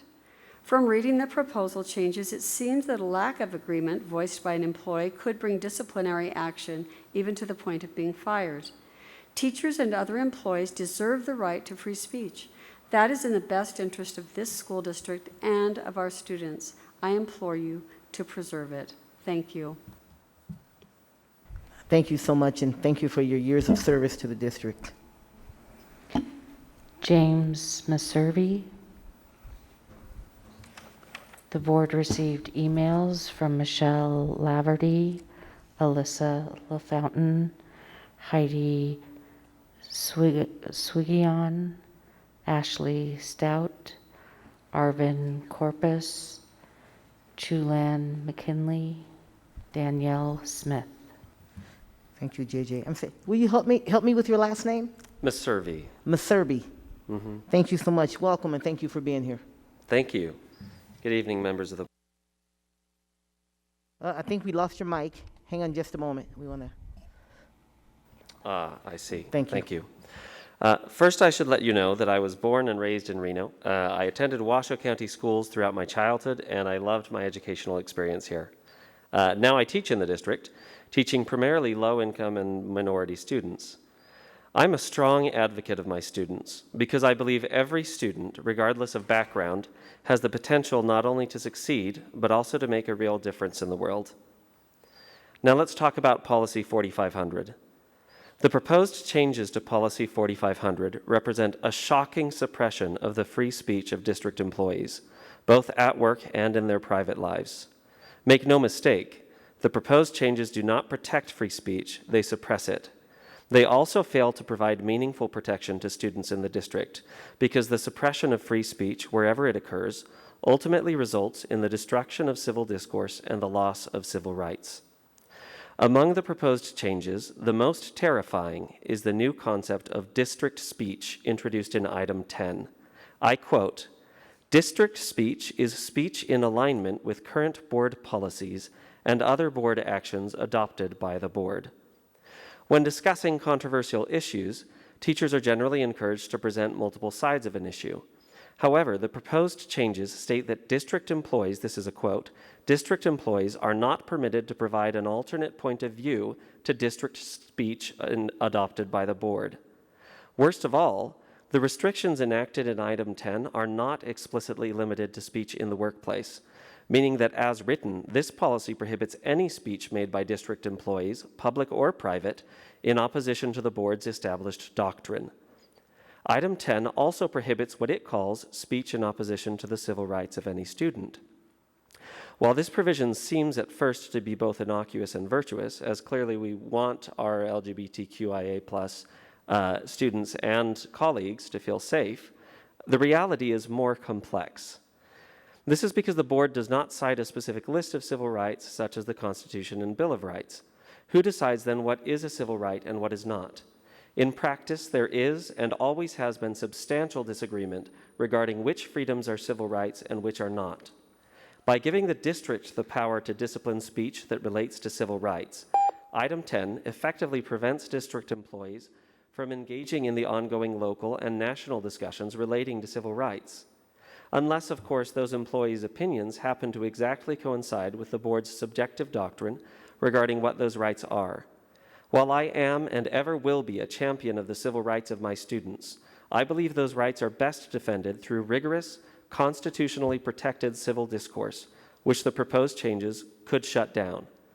In conclusion, the proposed policy changes muzzle district employees, substantially suppressing free speech and shutting down civil discourse. I'm sorry, Mr. This year, we district I'm sorry, employees... sir, your time is up. I'm so sorry. You have 3 minutes, your time is up. Okay, please... Thank you so much. I'm going to have to stop you. Thank you so much. Claudia Fisher. I think we called her Miss Fisher earlier and she was not here. Miss Fisher? Is she? It's a Claudia Fisher. Claudia Fisher. Okay, I think we've missed her. Zach Hooker. Zach Hooker. Right here. Okay. The board received emails from Taylor Dubby, Talia Guzman, Jess Danger, Ivy Batmail. Welcome. Thank you for being here. Thank you for having me. Hi, my name is Zach Hooker, and I'm a high school senior here in solidarity with Washoe County Students for Change in support of proposal revisions to district policies 4500 and 1310. I'm here today to support revisions to these policies to classify civil rights as apolitical, especially when it comes to teachers and faculty being able to speak about these topics. Washoe County strives to ensure a safe and welcoming environment for all its students, and to ensure that traditionally marginalized students are included in this, it is imperative that teachers are able to show their full support for their students. Teachers are largely responsible for the environment that is created for their students, and they should feel empowered to support civil rights topics. And this is so important because And this is so important because a supportive adult figure can mean the world to some students. Growing up as a gay student, I had trouble finding people to look up to or to turn towards with some struggles I was facing. I also experienced my fair share of classroom environments in which I did not feel welcome or seen. However, I met one teacher who I was able to turn to and confide in. I felt safe to come out to them because they had also come out to their students, but it took years for them to do so because of fear of how other faculty and parents would react. If the proposed revisions are enacted, I firmly believe that more teachers and staff will feel supported enough and will, in turn, provide more help to students. I know that my teacher had an astoundingly positive impact on my life and helped me become the student and person I am today. And I sincerely hope that more students will have the opportunity to meet people that will have just as much as a positive impact on their lives. I guess with all the time, just like succinct it, I want to ensure that the teachers at Washoe County feel safe and feel like they're able to discuss civil rights topics in a way that leads to a more inclusive environment for all their students and allow them to be open with their identities as well. Thank you. Thank you so much. Drew Tilbrook. The board received emails from Christine Vare, Teresa Reger, Emily Wisher, Hannah Hartley, Amy Barthel, Rabbi Beth Beyer. Is it Tilbert? Tilbrook. Tilbrook. Welcome. Thank you so much for being here. Thank you. Good evening. My name is Drew Tilbrook, and I'm a junior at Reno High. I come here in solidarity with Washoe County Students for Change and in full support of the proposed revisions to district policies 4500 and 1310.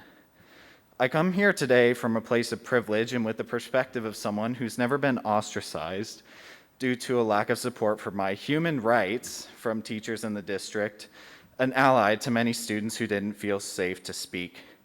I come here today with the knowledge that many marginalized students have been hurt by the same lack of support, and that support for civil rights would help these populations, show them that they have worth as human beings instead of being political topics, and encourage a more respectful environment where other students and teachers recognize the power of their words and actions and choose the right ones. By the same token, I come here today with hope as a member of the general student population who has seen just as positive an impact from teacher support. I've been lucky enough as a student to have had 2 teachers who have demonstrated unwavering support for civil rights over the years. In middle school, my history teacher had his ceiling covered entirely in flags from different countries. One of these flags, however, was an LGBT+ pride flag. This may seem like a minute detail, but the simple presence of this flag helped show active support of that population, showing that all students should and would be treated with humanity, and fostered a safer environment in the classroom for students who identified as LGBT+. This helped me realize my own biases and seek to better understand the experience of my peers through respectful conversations. I and many other straight cisgender students from that school are incredibly fortunate to have been taught and shown the value of acceptance from a young age, and I know that lots of students would benefit from more widespread teacher support of a widely neglected LGBT+ population. My current U.S. history teacher consistently takes lots of time in class to discuss the history of America's different marginalized populations, like Indigenous peoples, African Americans, and Mexican and Asian immigrants. Even though the AP curriculum doesn't call for a lot of in-depth discussion around many of these groups, my teacher recognizes the importance of more inclusive history, knowing that it will foster a more thoughtful student population engaged with learning and with their learning and respectful of people of color. Teachers shouldn't have to fear repercussions for discussing civil and human rights issues in a truthful way to properly educate their students. I see these as acts of bravery in a sense, and the revision of these policies would expand opportunities for teachers and community members to both practice and preach acceptance. By making civil rights apolitical, you send a strong and incredibly necessary message that no one's rights as a human being are up for debate, no matter the color of their skin or their identity. I came here today because we have the opportunity to make a change. We can't let that go to waste. Thank you for your time. Thank you, Mr. Tilbrook. Hannah Branch. The board received emails from Rachel Drake, Maya Pavloni, Anita Berg, Dr. William Toledo, Caroline Branch, Ember Braun, Nick. Welcome, Ms. Branch. Thank you for being here. Thank you. Just as a content warning, my comment does discuss suicide statistics. So my name is Hannah Branch. I'm an IB senior at Worcester and co-founder of Washoe County Students for Change, here in support of the proposed revisions. Mr. Rombardo told us why we can do these. I want to tell you why we should. In August of 2020, Washoe County Students for Change sent out an open-ended survey inviting Black, Indigenous, people of color, and LGBT+ students to describe their experiences in our district. The trauma many students reported was staggering. But most of the comments had one thing in common that I think relates to today's opportunity. Most of the students told us that their struggle would be lessened by the support of an adult. I felt personally as a student, I had to learn to fight my own battles, one student of color told us. Through my years in WCSD, I have found myself and my peers to be thrown to the wolves. A student who was a victim of racially motivated bullying reflected that their teacher, quote, watched the incident unfold and didn't say anything. I know that that's not who we are as a district, and I wondered why. It has since become clear to me that our faculty needs to be empowered not only by rhetoric, but also by policy to ensure their protection from repercussions when they do support civil rights. One respondent summed it up. I think if teachers are allowed to express their support for BLM and the LGBTQ+ movement, I would feel more comfortable in the environment at my school. Support is more than a word. It is an issue of student safety and public health. A 2016 study by Jacqueline Ullman at the Center for Education Research found that teachers' reported positivity regarding diversity of gender and sexuality is significantly associated with school well-being and academic outcomes. And with the Trevor Project finding that LGBT youth seriously contemplate suicide at 3 times the rate of their straight and cisgender counterparts, we know that a failure to enact the proposed revisions will continue to threaten lives. But we know that by enacting these revisions and empowering teachers, we can save lives.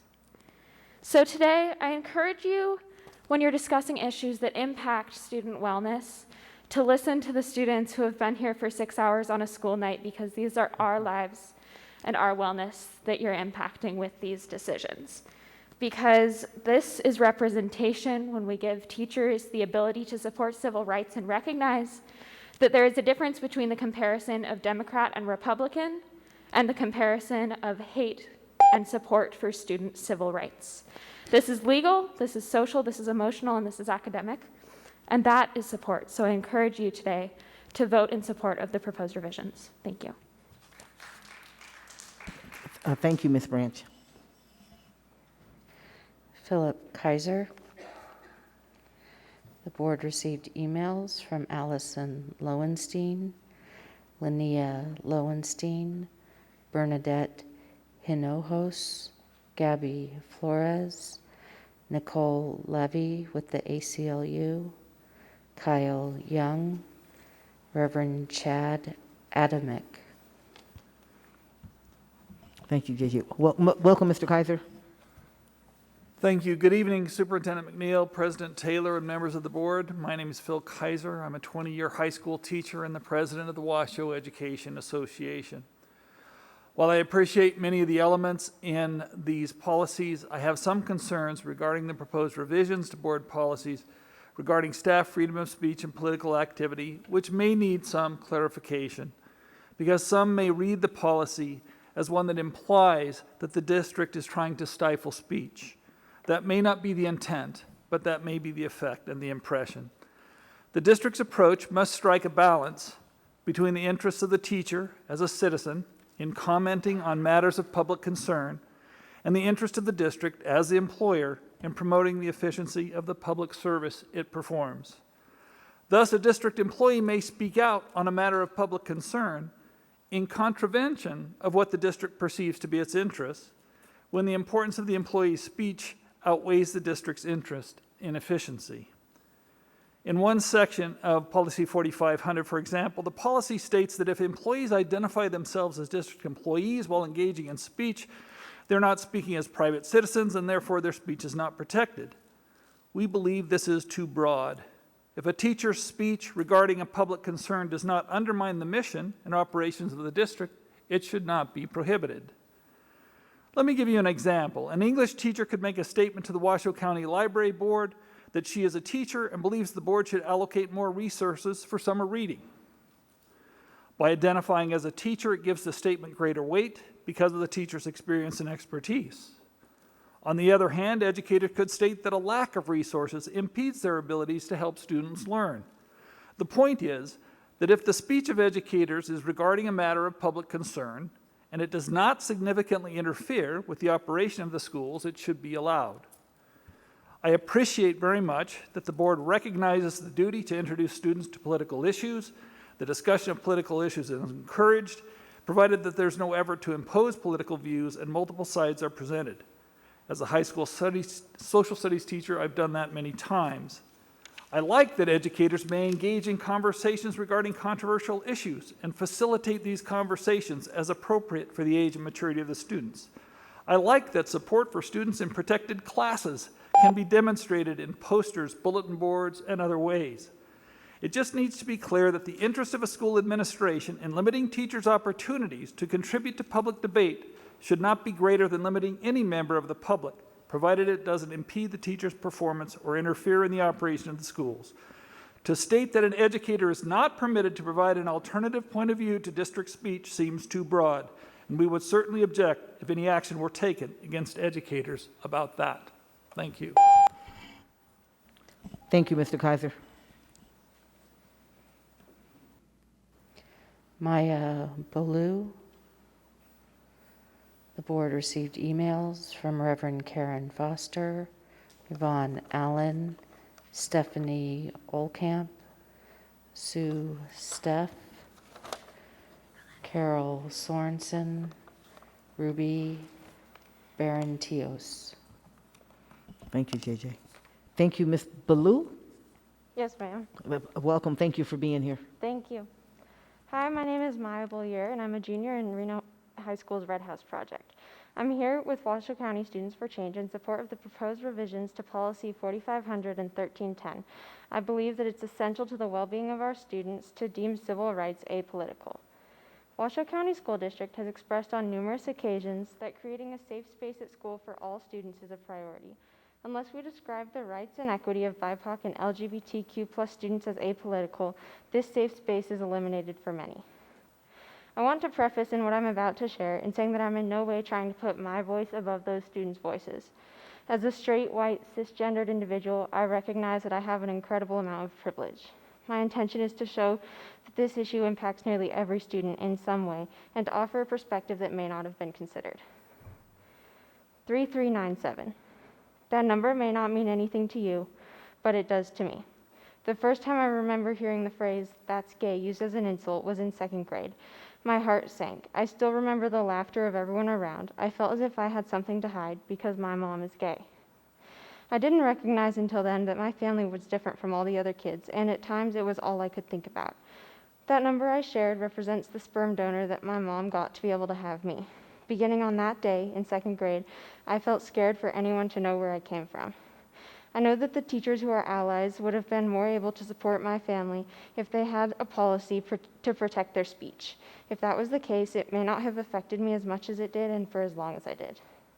Even today, I fear that when a teacher learns what my family looks like, it could impact my relationship with that teacher and even my education.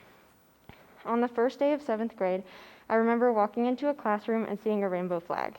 Immediately, I felt safe and knew that I would be accepted without having to hide any part of my identity. I'm grateful for the incredible teachers that I've had over the years who have made me feel safe and treated LGBT+ rights as a matter of human rights instead of politics. Every teacher should be able to convey that message to their students without fearing repercussions, so that students know where they can find their safe space. I'm not the only one who's had this experience. I have many friends who are in a similar situation with a family member who's a part of the LGBTQ+ community who have felt unsure of whether school can be their safe space. I'm once removed from the discrimination, but it still had a significant impact on my life, so I can only imagine what the people who are actually a part of that community are going through right now. Today, the board has taken the critical action to ameliorate this baked-in injustice. It's imperative that you recognize that the impact stretches far beyond that population because our schools are our communities.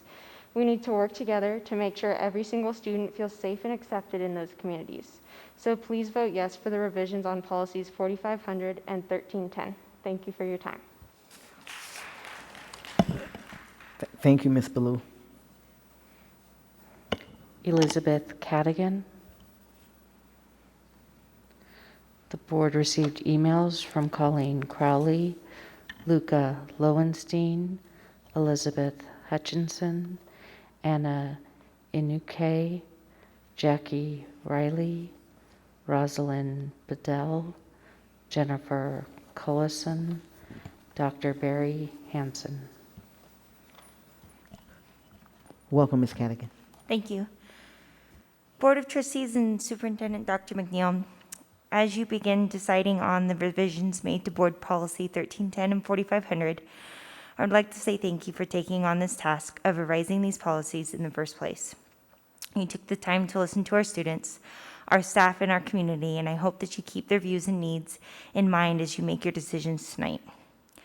As an educator, I particularly support the revisions being made to Board Policy 4500 as they allow our schools to create a safe place and inclusive learning environment for all of our students. Now more than ever, our students need to know that school is a place where they can feel safe, where they can feel supported, and where they can feel appreciated for who they are. I would like to take a moment and read for you a passage from the book that my students and I turned into a performance piece last year as a way to help promote a simple yet powerful message across our school community. The book is titled All is Welcome Here, or All Are Welcome, and it goes like this. No matter how you start your day, what you wear when you play, or if you come from far away, all are welcome here.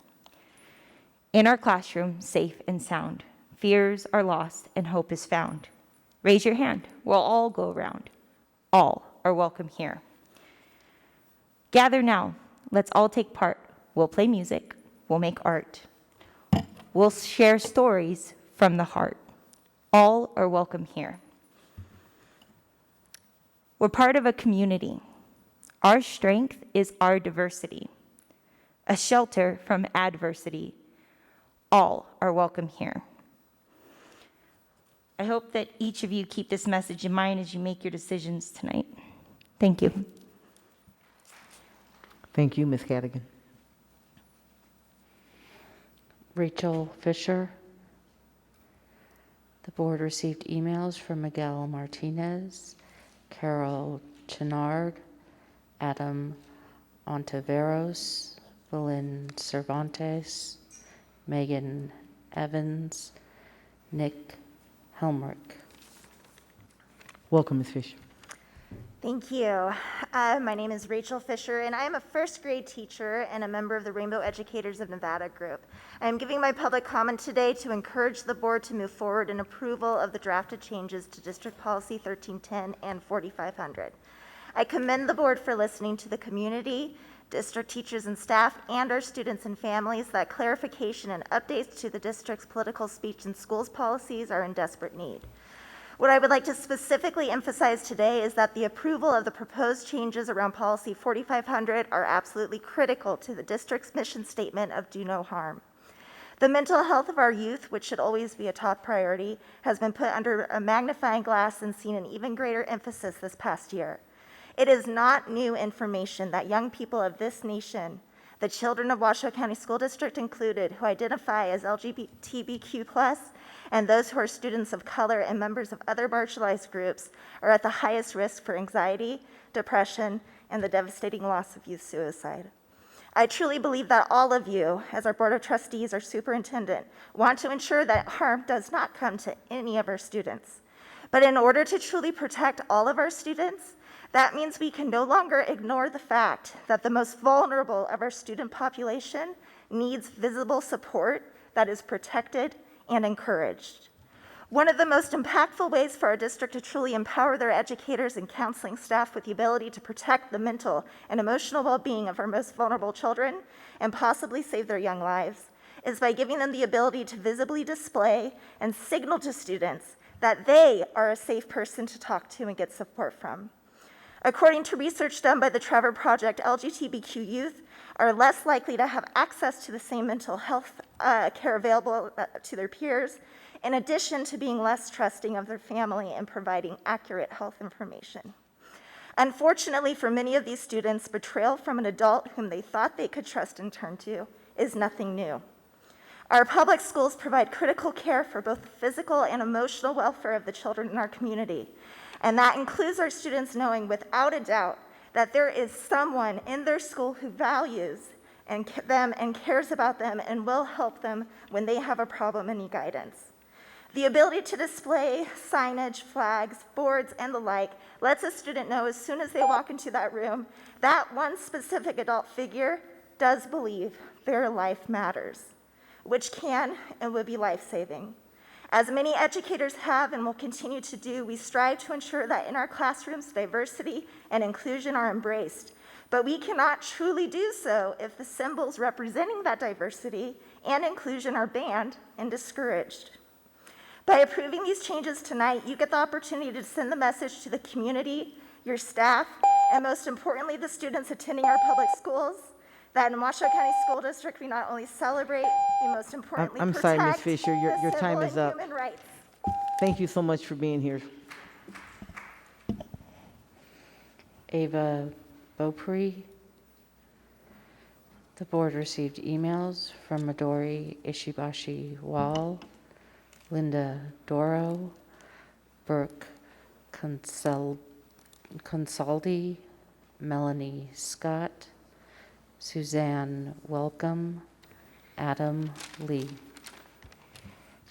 Welcome. Please give us your name for the record. Hi, my name is Ava Beaupre. Beaupre. Okay, thank you very much. Please go ahead. Hello, my name is Ava Beaupre, and I'm a freshman at Reno High School. I am here in solidarity with Washoe County Students for Change to support the passage of the proposed revisions to District Policies 4500 and 1310. It is crucial that teacher expression in support of civil rights is protected.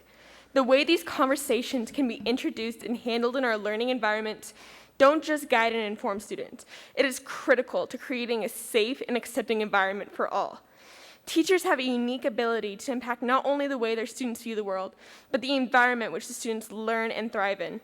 As a high school student, I can tell you firsthand how much of an impact the teachers and staff have on students.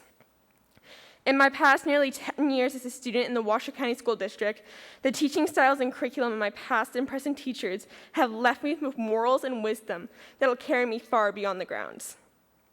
With that being said, many students do not have sufficient support systems at home. Many may be ridiculed and targeted because of their identity by family, friends, or even strangers. These revisions can establish an accepting environment for students who don't have one. For many, this can make a huge difference, and in some, it can be the difference between life and death. As a forewarning, these next statistics do contain information about teen suicide.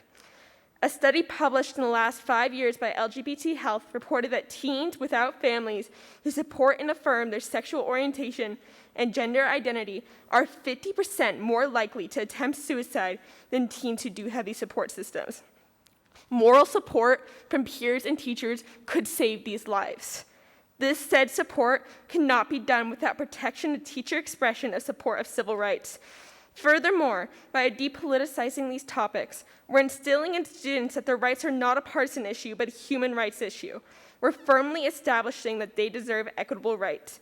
These lessons go beyond the classroom and prepare any and all students for the future ahead. We are presented with the opportunity to make huge changes for present and future students. I commend the district for their inspiring work towards progress. I believe including these revisions will cause a huge benefit for students, teachers, and families district-wide. Thank you for your time. Thank you, Ms. Beaupre. Isabel Peralta. The board received emails from Jamie Vaughn, Georgia Russell, Chris Hyland, Brian Thornton, Shannon Redding, April Winters. Welcome, Ms. Peralta. Hi, thank you for having me. Hi, my name is Isabel Peralta. I'm a graduate of Galena High School's class of 2020, and I'm in here in support of the proposed revisions to policies 4500 and 1310. Protecting the civil rights of our students is imperative to creating a healthy and happy school environment. Being a student in Washoe County since kindergarten has shown me the challenges and triumphs of everyday students. If anything, I learned about the challenges of students of color and queer students and other marginalized backgrounds is that Discomfort can be directed and intentional as well as passive and subtle. I know how it feels to go to school every day and feel like I might have to defend an aspect of my identity or come to the help of friends.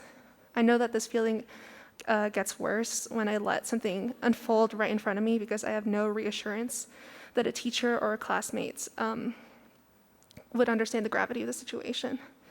I want to emphasize that protecting the lives and advocating for the lives of our students is not part of a political agenda. I've watched as relentless bullying and harassment targeted gay kids at my school, and as racism was constantly dismissed. Right now, the school board and teachers have a wonderful opportunity to step in the right direction of alleviating these pressures and to stand by their students. Protecting a teacher's ability to show support for the civil rights of their students will encourage participation, school engagement, it'll control bullying and harassment, and it'll let students know that they and their classmates are not subject to the politicization of their basic civil rights. I believe that these are proper changes to the policies and another step forward towards ensuring that every student in the school district can achieve their educational goals. I do have some reservations. I hope that there's the consideration that civil rights are not like on topic or relevant in certain classes doesn't suppress like valuable teaching moments or like civil reactions to things like microaggressions during class. I guess ultimately I'd like some clarification on how that would be handled, but otherwise I do support these revisions. Thank you. Thank you, Ms. Peralta. Just for the record, the applause is not disruptive, so it's less than the level that I allowed earlier. So I don't want I don't want it to be said that I'm being inconsistent because I'm not doing that. Natalie Mastick. The board received emails from Haley Espinoa, Wayne Lund, Jen Johansson, Crystal and Brian Hicks, Beth Martin. Welcome. Hello. Thank you for being here. Welcome. Hello, my name is Natalie Mastick, and I am a junior at Reno High School. I am here in solidarity with Washoe County Students for Change to support the passage of the proposed revisions to District Policy 4500 and 1310. The current policy in our district treats civil rights issues as political in the name of depoliticizing our classrooms. This is a noble goal, but in reality, the current policy only serves to politicize both students and staff identities, and in turn makes them scared to express themselves. Although the current policy only directly affects staff expression, it has far-reaching consequences for their students. A rainbow flag in a classroom, or a magnificent rainbow tie on the neck of a trustee, signals to everyone who enters the room that it is a safe place for expression of identity, and taking this right away from teachers does not allow them to express their own identity, and leaves the vulnerable students under their care without a place to turn to. It is one thing for a student to see representation of themselves and their identity in media, but is an entirely different experience for a child without a positive role model at home to see one at school. Depoliticizing human rights also more directly affects students and staff. Someone who cannot express their identity for fear of having their very existence deemed political will not feel safe doing anything. As the school district has noticed and rectified many times, a student who does not feel safe is not going to be able to learn effectively, just as a teacher who does not feel safe will be able to teach effectively. A common refrain surrounding queer issues that has been repeated time and time again is for someone to please think of the children. But as a child myself, I implore you to think of the children.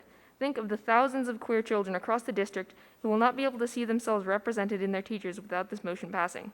With the proposed changes to policies 4500 and 1310, I see a bright future in which students and teachers alike are able to express themselves, make safe spaces, and most of all, come to understand their shared and differing experiences. This motion will not only make schools safer for queer students and staff, but also prepare the next generation of students to be compassionate and understanding to those different from them as they move into the real world. Please vote to pass the revisions to Policy 4500 and 1310. Thank you for your time. Thank you, Ms. Mastick. Dawn Hauk.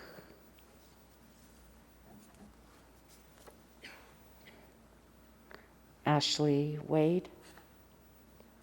Dawn Hout. The board received emails from Kristen DeHaan, Tara Hartman, Nicole Bolu, and Permjit Singh. Thank you. Welcome so much. Would you mind giving us your name for the record, please? Hello, for the record, my name is Ashley Wade. Welcome, Ms. Wade. Thank you for being here. Thank you. So as you've heard from me before, I'm raising my family's fourth generation of Washoe County School District students. My family has been here since the mid-1930s. And I'm so sorry because I'm much less prepared than I normally am, because a friend of mine who's immigrant and gay called me hysterical during the comments earlier today, and I said, I said, I will come down and make sure that you can be represented. I want to say, we have excellent representation from our students who are going to school full-time, and many of whom are working and are making sure that they're here to represent themselves, and staff as well. And so thank you for that, because I'm also a teacher with this district. I really think leadership is so important in this issue, because it's the difference between authoritarianism, and we understand that we're talking about people, not issues. People are not issues. The existence of a person cannot be political. They just are. Someone is born as they are. Their family moved them here when they were young, and that just is how it is. And as we learn to take those steps, I'm just so excited to hear us taking those steps. It will be safer for all of us. I do share concerns shared by Phil and others, other educators earlier. But I think with education and a continued commitment to learn and grow as leaders, we can get around those issues. And so I'd like to give you an example of how that can look when we're not thinking about these things as issues, but as human beings. My children said to me the other day, hey, do you remember Sarah? And she had a sister and two brothers. Well, it turns out, and these are all children 12 and under, it turns out she actually has another brother, not a sister after all. And isn't that great? She gets to have 3 brothers. It's so cool. Now we're going to go, can I go get a snack or something? Because it's not an issue that this person is trans and that they know so young. It's just part of who they are, and it's something to celebrate, and they just get to move on. And that is the kind of conversation that we get to begin to have. And so I fully support the proposed changes in these policies, given clarification regarding staff speech. Because that's what's going to make us be able to say that Black lives matter to our Black students without fear of repercussion. Thank you for your time tonight, and thank you again to all the students here today. Thank you, Ms. Wade. Thank you for your work in the district, and thank you for your service on the SHARE committee as well. We appreciate you. John Eppolito.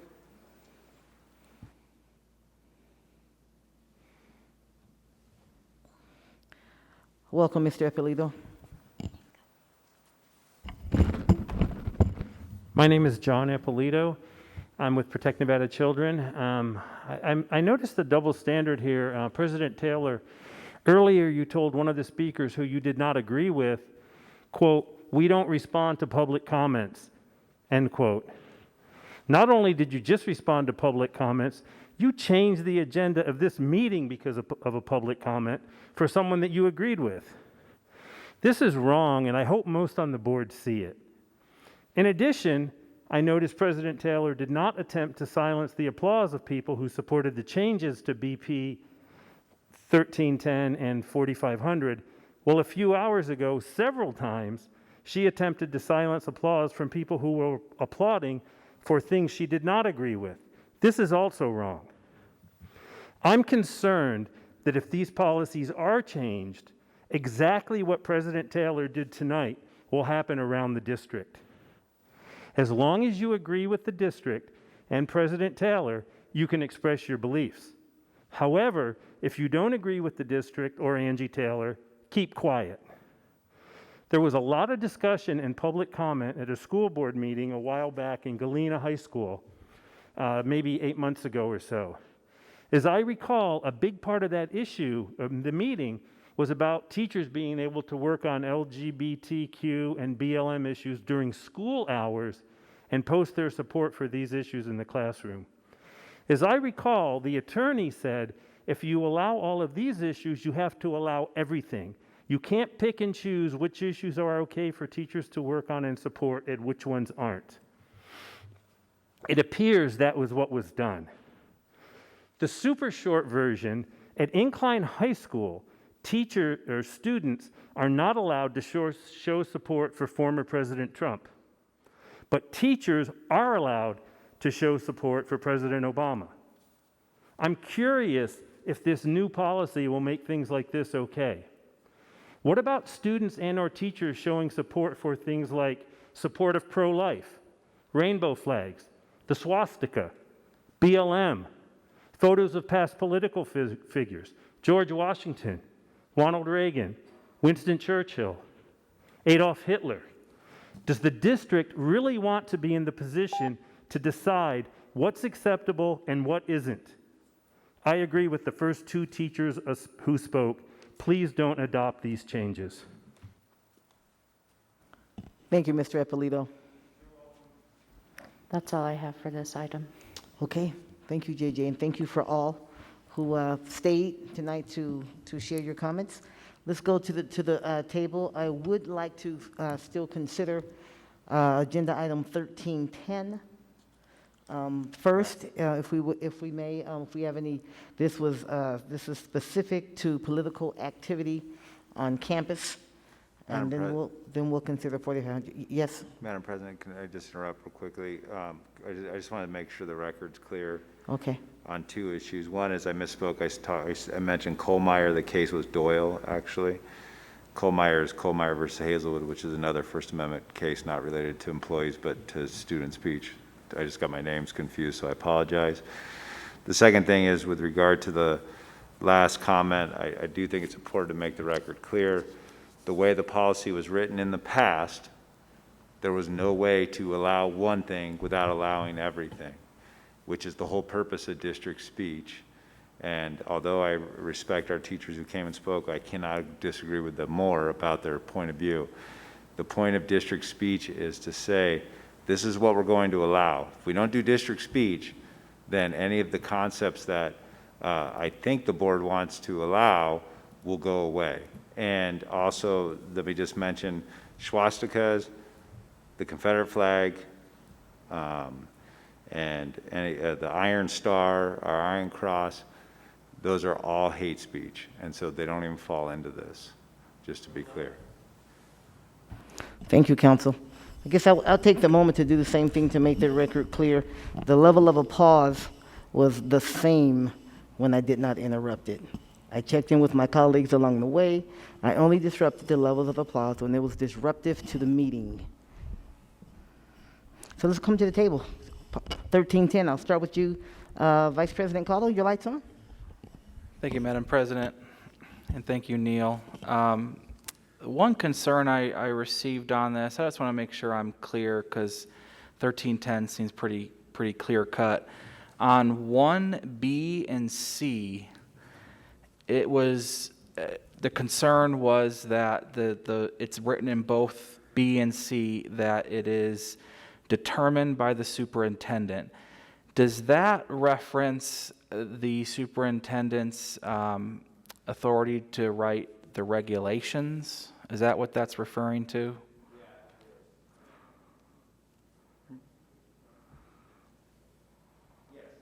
Your microphone. We get your microphone. Thank you, sir. Sorry about that.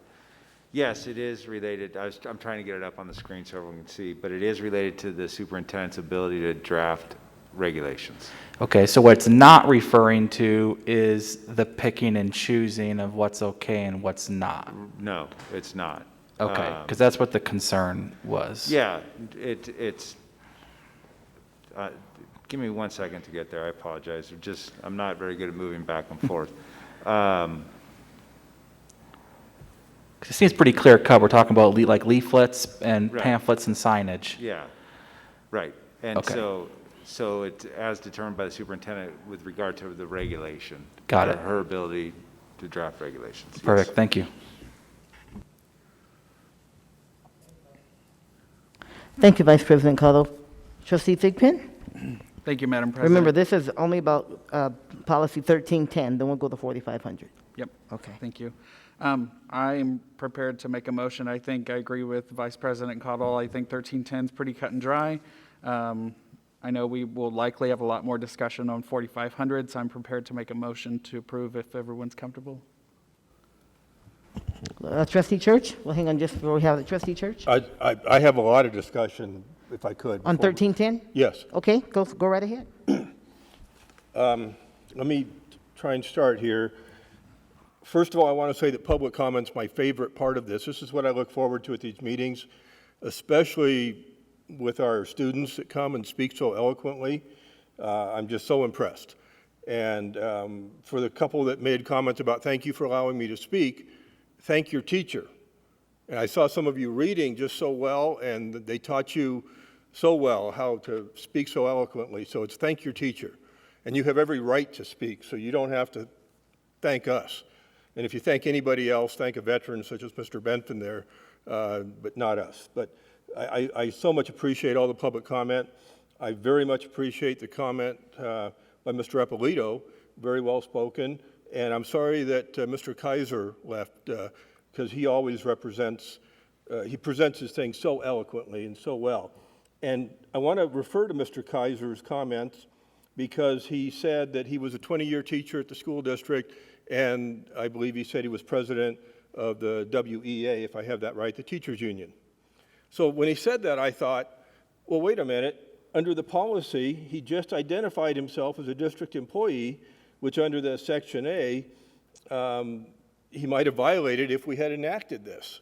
So I kind of have a concern about that. I'm sorry, Trustee Chair, I think that's 4500. Okay, I'm sorry. I'll get back. I'm sorry. So let me the comment is too good. You may want to save it until we start talking about 4500. I'll get back to 1310. I'm also concerned about the district speech. I'm becoming very disillusioned with that. I think. I'm sorry, Trustee Church. That's 4500 as well. I'll try and keep that back. It's very they kind of run together. Under 13, which is why, by the way, I went ahead with the presentation before you went to public comment. No, I can talk 1310.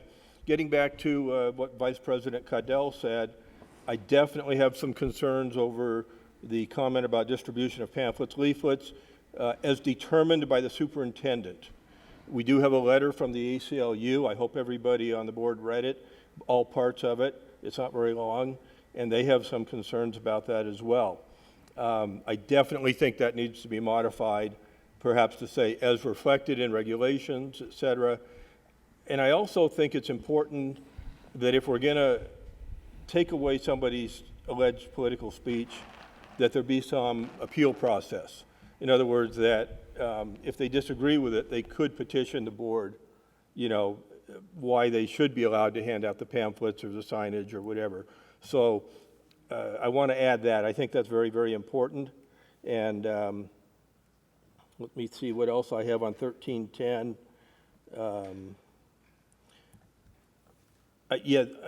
Well, that probably relates more to 4500, so I'll hold that. And one final thing. There's a reason we have Mr. Rombardo doing the presentation. He's the district attorney, district lawyer for us, the general counsel. Anything we do has to withstand legal challenge, and that's my number one concern, is we don't do something that's going to involve lengthy litigation and take away time from much needed things. So that's why I want the students and everybody to understand that. This has to be fair so that we don't get sued and, deal with that down the road. And let's see what else I have on 1310. I guess that's basically it. But as far as the distribution and as determined by the superintendent, I think we definitely need to look at that and maybe make some modifications. Thank you. Thank you, Trustee Church. What's your recommendation? I would say that it includes as reflected in regulations, and that in those regulations we have an appeal process. If the superintendent says, no, you can't do it, that they could appeal to the board. Okay, I would say, so your recommendation is that it reads as what? I want to get to, so we're looking at 1, B, and it's the superintendent. Remember, we do the right, we do the what, and then in the regulations, which are written by the superintendent and their staff, right? That's where the regulations are. I understand. The way this is worded, and I think Mr. Vice President Cadell alluded to it when he asked Mr. Lombardo, the distribution of pamphlets or leaflets that amount to political activity as determined by the superintendent is prohibited. Right, yeah. Yeah, that's the part I think, as determined by the superintendent, as reflected in board regulations or in school regulations, whatever the right term would be. And then within those regulations, I'd like to see some process of appeal. Okay, well, the regulations, unfortunately, we don't write the regulations. That comes from the staff. We do the what. But so let's go one at a time first, right? So your recommendation is that it reads, I think that's 1B, would read the distribution of pamphlets or leaflets that amount to political activity as determined by district regulation. Is that what your recommendation is? As determined by the superintendent, as reflected in district regulations, and I perhaps would put in a comment with including an appeal process. And that would apply obviously to the next section as well. Well, the thing that I would, okay, so why don't we just take a little bit of that at a time. I'll ask for your feedback, council, on the first part of that, because I think they're two different concepts in terms of as determined by the superintendent and or regulation. We'll start with that piece first, and then we can then, if you like to consider some kind of appeal process. So we'll go with that first. Separate or included, I'm not a lawyer, and Well, it's okay. I've asked Chief Counsel to weigh in on what that might look like. Thank you. So my suggestion would be, frankly, cut, so the part that I have in highlights, I don't know if you can see it on there, but as determined by the superintendent, just delete it and delete it here in C as well, because down here in, and I probably should have caught this, frankly, because down here in 3, it says, the superintendent shall adopt administrative regulations necessary to implement the provisions of this policy. And that's really what those are referencing anyway. So it's redundant. So let's just cut them out of B and C. I don't see any problem with that. That would be my recommendation, not discussing the appeal process part. We're going to take it a piece at a time. Does that rectify? It really speaks to what Vice President Carlos said earlier. Is that what it was referring to the regulations anyway? Does that waylay those concerns, Trustee Church? Absolutely, thank you. So would you like to make a motion to that piece? Keep your mic on. I make a motion that, and tell me what section that is again. I don't have that in front It's of me. 1B. That section 1B, remove. I'm sorry, 1B and 1C. 1B and 1C, remove the sentence as determined by the superintendent. Okay. Is there a second? There's a second? It's been moved and seconded that in Board Policy 1310, Section 1B and 1C, the term as determined, the phrase as determined by the superintendent be deleted in both B and C. Moved by Trustee Church, seconded by Vice President Carlo. Any discussion? It seems redundant to me, so I think it makes sense. Okay. All those in favor, please indicate so by saying aye. Aye. Any opposition? Okay, the motion carries. Let the record show it is unanimous. Okay, the second thing you would like to include, Trustee Church? I think that Mr. Lombardo reflected on it in that third section, based on regulations adopted by the superintendent, and I would simply add a sentence to the effect of with an appeal process or providing for an appeal process. I'm sorry, I don't follow. If you get me there, I'm trying to find it. And I don't have that, again, I cut and pasted some of this, but our general counsel, Mr. Lombardo, mentioned that third section with the board, said where the superintendent would establish regulations, and I would simply add in there that there would be an regulation with the option of an appeal process. Does that make sense? Yeah, Section I 3. see it now. I see it now. The I've got it. superintendent shall adopt administrative regulations necessary to implement the provisions of this policy. And you're saying, and you would like to recommend that there is an appeal to a district regulation? Yes, ma'am. Okay, I don't know that we have appeals to district regulations. Those are the rules that are put in place to effectively operationalize the district. Yeah, I think if you want to do an appeal process, you need to do the policy, and then to say that in the policy, there shall be an appeal process. And then the superintendent would say, this is how the appeal process is going to work in the regulation. So, I guess you could say the superintendent shall adopt, this just came to me, so I'm just kind of going, the superintendent shall adopt administrative regulations, including an appeal process necessary to implement the provisions of this policy.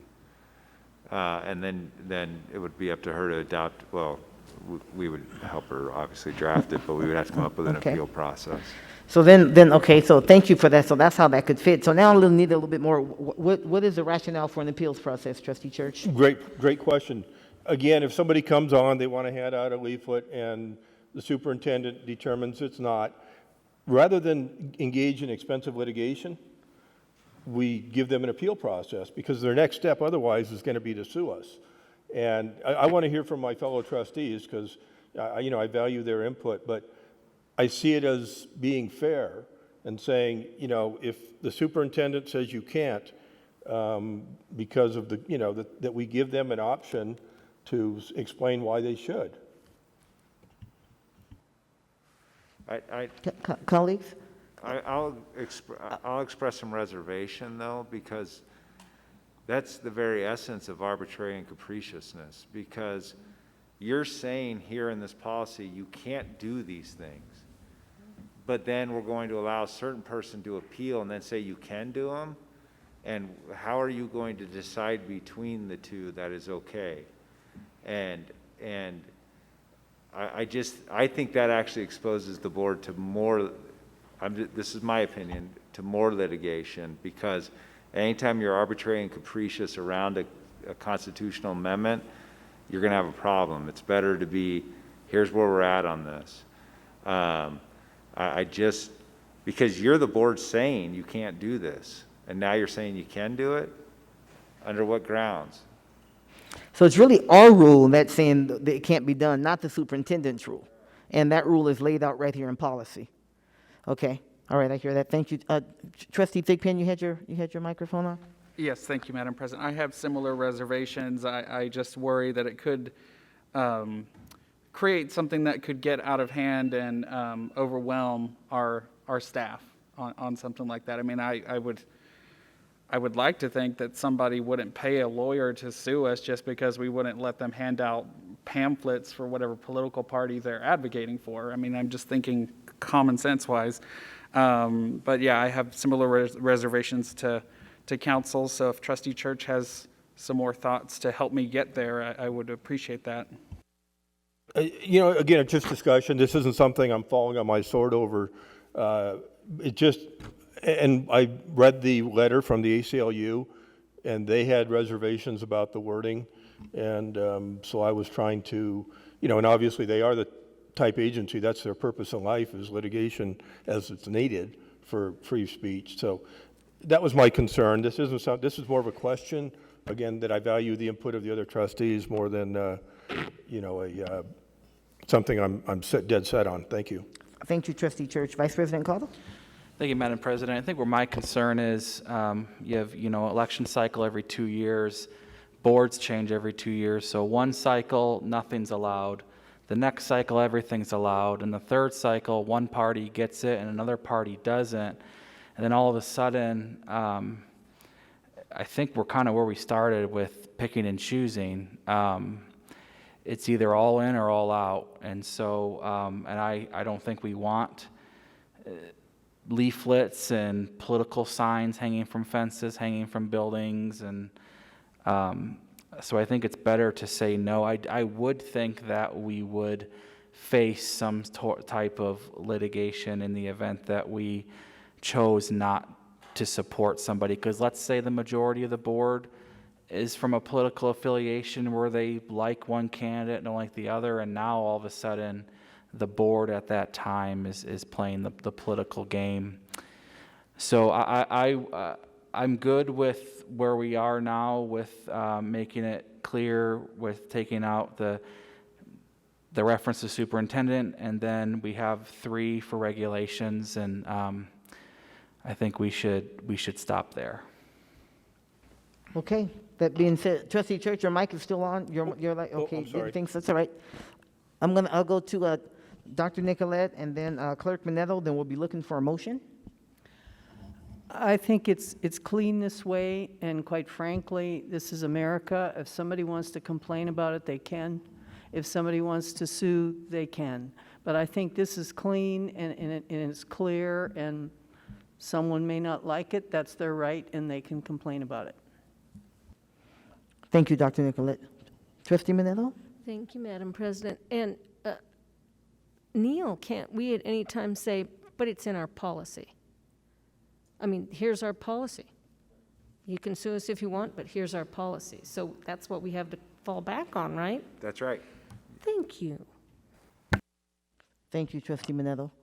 Again, I think I'm back to, and I see your light on, back full circle. We've had good discussion on that. You were ready, prepared earlier to make a motion?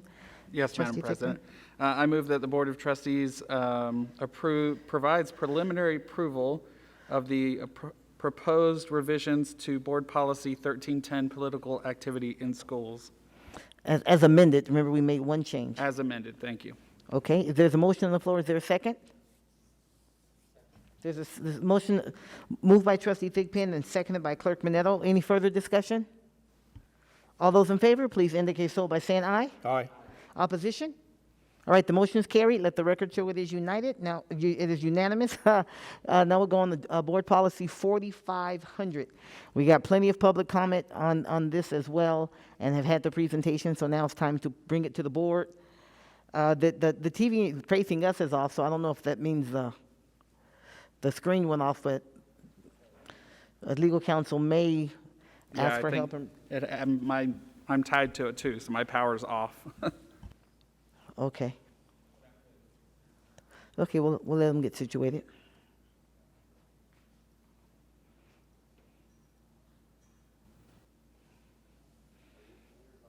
Yeah, mine's on, but the screen in front of us is off.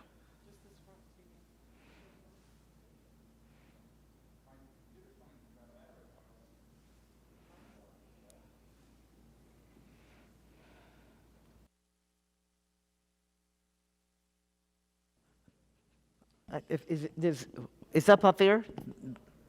I think the rest of us can see it on our computers, and we can go ahead and go on. If it's up there and if the public can see it.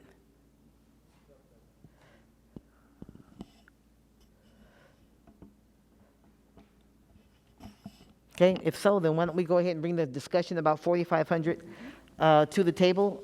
Trustee Thigpen, I see your light. I think several of us, I have some comments as well, and others may, comments or questions, I should say. Trustee Thigpen, you want to start us off? Thank you, Madam President. I do have a lot of questions. And first, I'd like to thank all the students that took the time to come out tonight and stay with us late into the night to share their stories.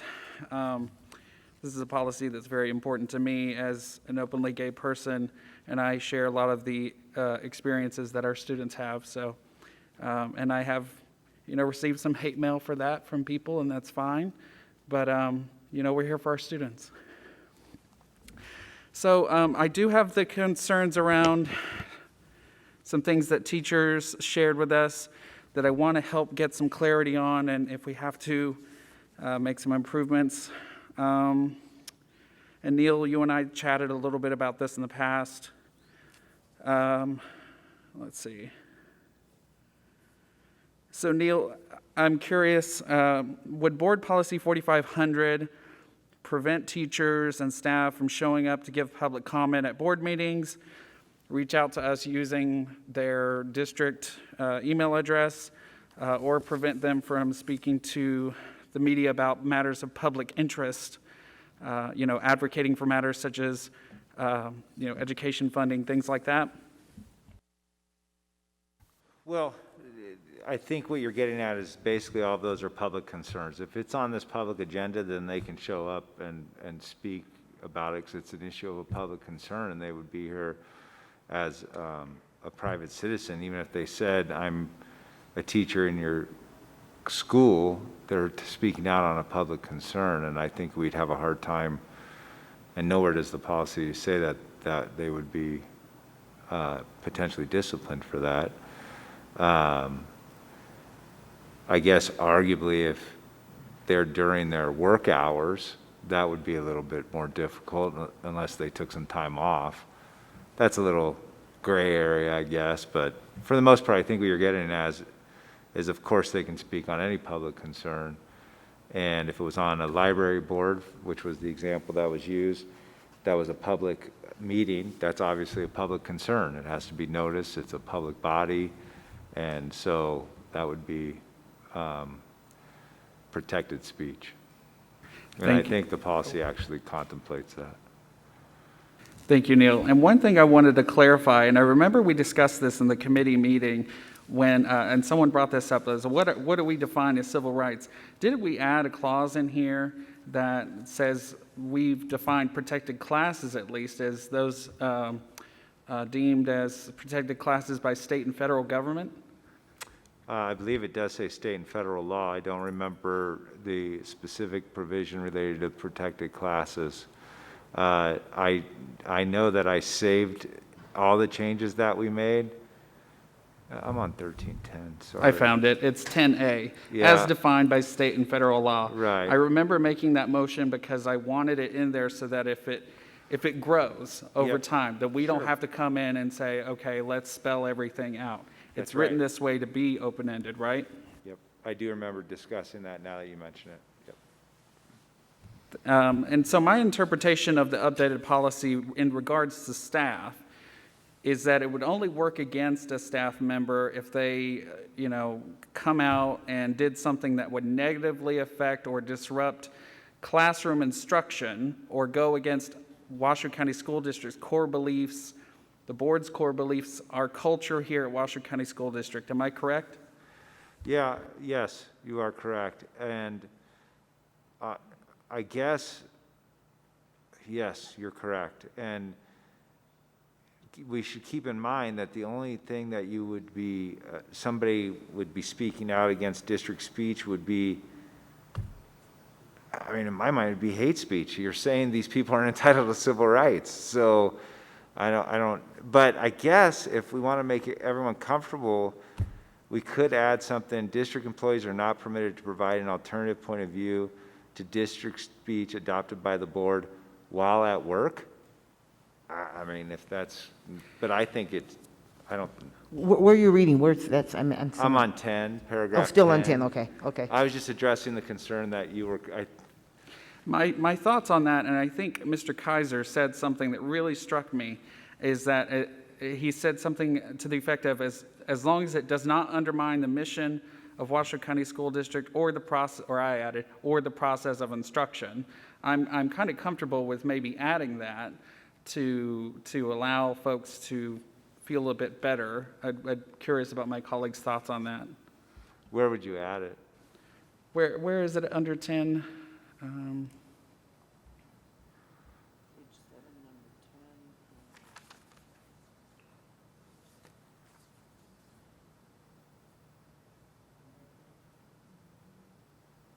Just number 10 under district speech. Mm-hmm. Last sentence. Hang on one second.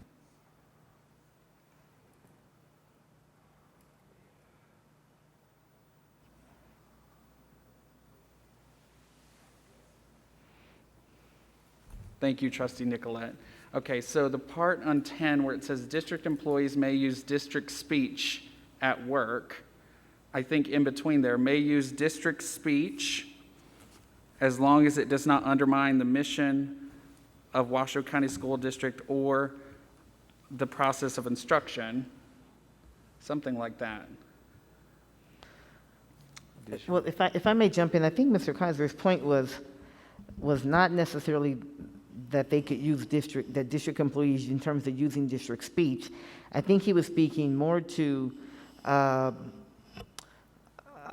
being able to provide an opinion or something that might not be in alignment with district speech, as long as it doesn't violate, or as long as it's back to the verbiage. I meant to write it down because I liked how he said it as well. That was how I read what he said. I may have to find it then in the policy, and I'm happy to come back and see where that might best fit, because I think it's a really good part that we can add. But I think I certainly agree with our teachers and our staff. We certainly don't want to do anything that would negatively affect their ability to conduct public discourse within the classroom. My last question, though, is, and I think it's important that thinking of a math class as an example, if a situation arises in which, let's say, a student used a homophobic slur in math class, then the teacher could take the opportunity to say why that's not okay and speak up for the civil rights of LGBT people. Would that be allowed within this policy, or does the class have to relate to civics, for example? No. That's, yes, it would be allowed. I don't want to offend anyone, but that's a misinterpretation. What the parts above that talk about curriculum and says that it has to be related to the class, those are curriculum issues. Those are controversial issues. This isn't a controversial issue. That's a racial slur. That's not a controversial issue. It's wrong. A controversial issue is, well, okay, let's go with the elephant in the room. What happened on January 6th? That's a controversial issue. Let's talk about it, right? That's a controversial issue. So if a racial slur occurred at math class, I think the superintendent, correct me if I'm wrong, would expect the math teacher to do something about it, as would anyone. And I think every teacher would. So that's a blending of issues that don't really need to blend. If I can suggest on the public discourse, the other language that you were talking about, I think that language doesn't really go into district speech. I know that there was a concern that district speech may follow an employee home, and at their home, this was raised, at their home they can't oppose district speech. I think you need to be careful about allowing alternative points of view to district speech. You have to think about what that would mean. You're saying your district speech is the civil rights of students. Do you really want your teachers to be able to give the opposite point of view of civil rights to students? You've defined your district speech as civil rights to students. So I just think you need to be cognizant of that. Yeah, thank you, Neil, for clarifying both points on that. And certainly, I think I may have been referencing something else outside of district speech on the civic public discourse part. But thank you for clarifying that point on the situational example that I gave, because I think it is important that our teachers have the ability to speak up for civil rights, especially when situations do arise. So I'm going to try and find where I think that one line fits in this, and I'll let others speak. Thank you. Perhaps up in controversial issues, or the new section right above that. I can't remember the name of it. I think that's where perhaps you're thinking. Thank you, Trustee Thigpen. Dr. Nicolette? Yes, thank you. Phil highlighted for me, Mr. Kaiser highlighted for me the problem that I have with the term alternative point of view. And that was really what he was trying to clarify, was that he feared that that's not clear, and that it would hold teachers back from providing an alternative point of view, especially if you're having discussion. Maybe you're in a civics class and you're having discussion about policy, and you start talking about Washoe County School District Board policy. I would have to agree that I would like us to find a different term that keeps the same intent and not use alternative point of view, because I do myself find that to be stifling in that, okay, now all of a sudden I can't give an alternative point of view. It's just that phrase, I think, is a little uncomfortable. Where do you see that, Dr. Nicolette? It's on page 7, number 10. And it's just a very quick reference, but just simply because we're having this discussion about it, I think points to the fact that it might be something we want to reconsider. So page 7, right there in the middle, district speech, last sentence, district employees are not permitted to provide an alternative point of view to district speech adopted by the board. I think that is not okay to say it like that. I think that stifles free speech. Thank you, Dr. Nicolette. I'll go with my statements as they aren't too far out of line from what has already been said. One question, you spoke to Mr. Kaiser's library example, right? And it was, and I got more of an idea that it's the local library board, not the library board that has open meeting law. It's the local library board, and they're talking about their activities that they're going to do there, and the teacher shows up and says, hey, I'm a teacher at the elementary school down the street, and here's some ideas I have for your summer programming, or whatever. And so what I got from him was because the teacher said, you know, hi, I'm Mrs. Holmes, I'm a teacher, or whatever, or does that, so then therefore is that teacher allowed to say, hey, here's some ideas that might be great for you? That's not the intention of what it is that we want to do, because part of what we identify in here, and I wrote down where it was, now I have to find it again, because my writing is too small, is I don't think our intention is if every time, I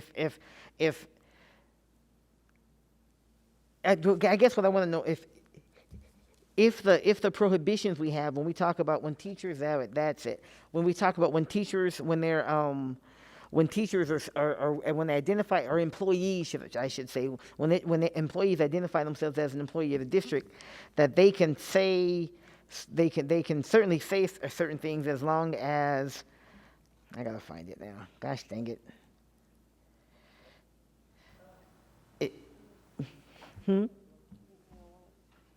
It wasn't academic freedom. I have several notes down here. I can answer the question, though, if you... Okay, if you would, thank you, while I find exactly it. Yeah, I have sure. everything down but that. Sure.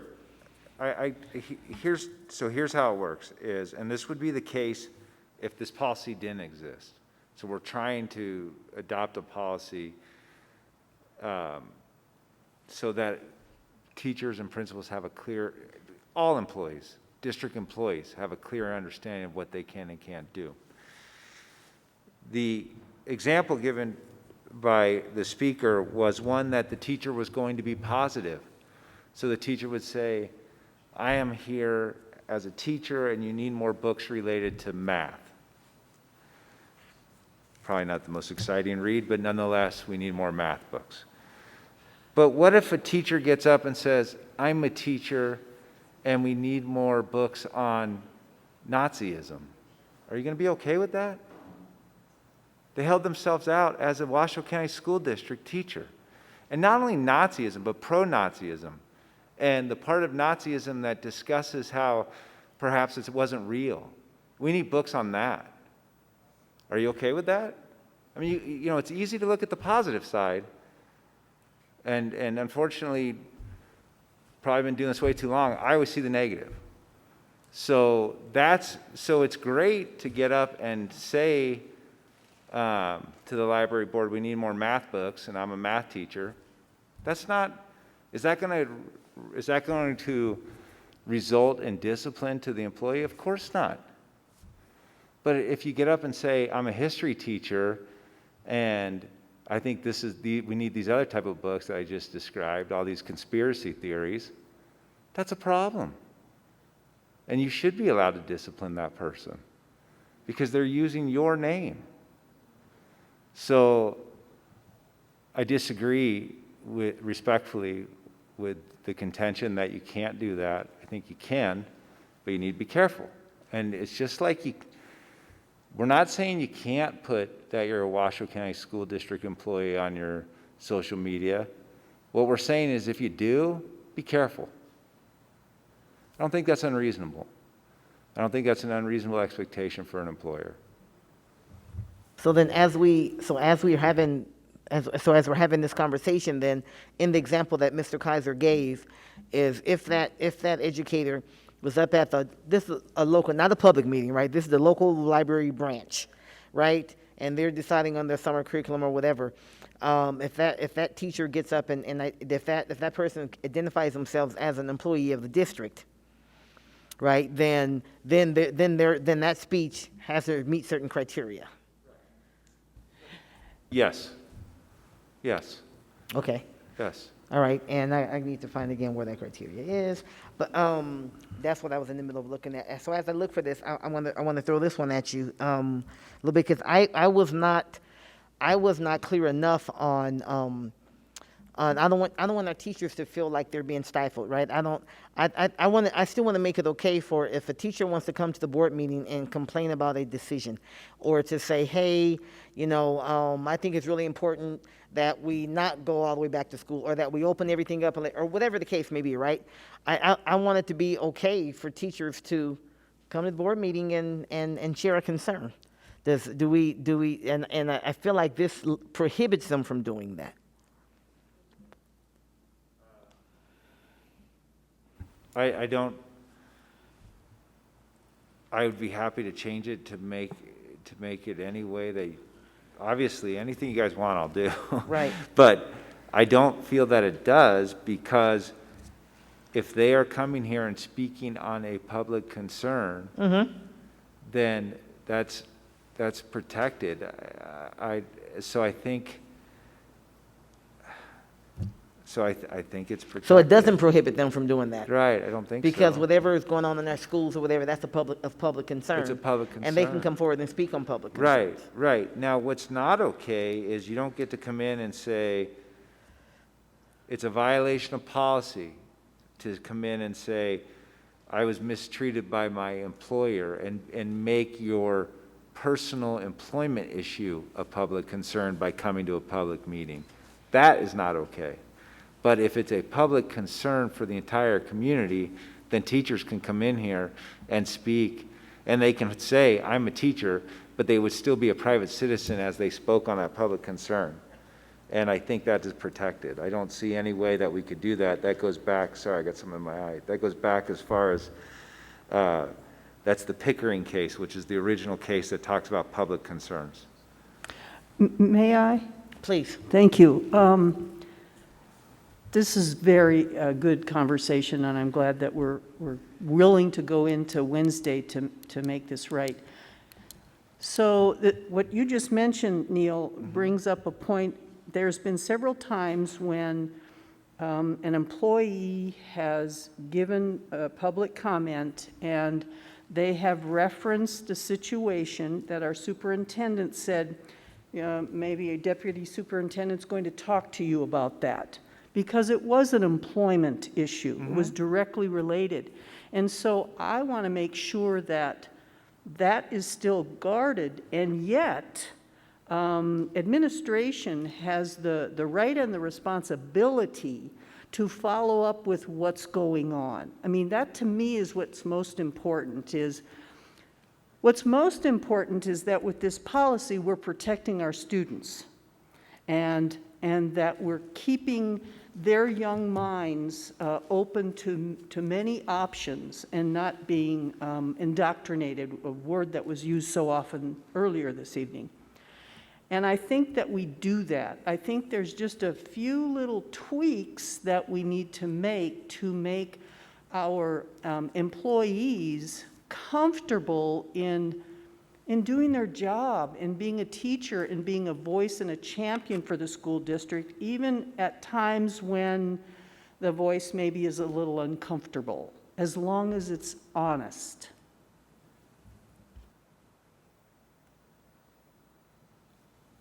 Sure. Okay, you want to go, Trustee Thigpen? I want to continue looking at. I think Trustee Church had his light on before me. Oh, I'm sorry. I had my head this way. Trustee Church. Thank you, boy. This is so confusing, but such a great conversation. I'm not quite sure where to start, but I'll try.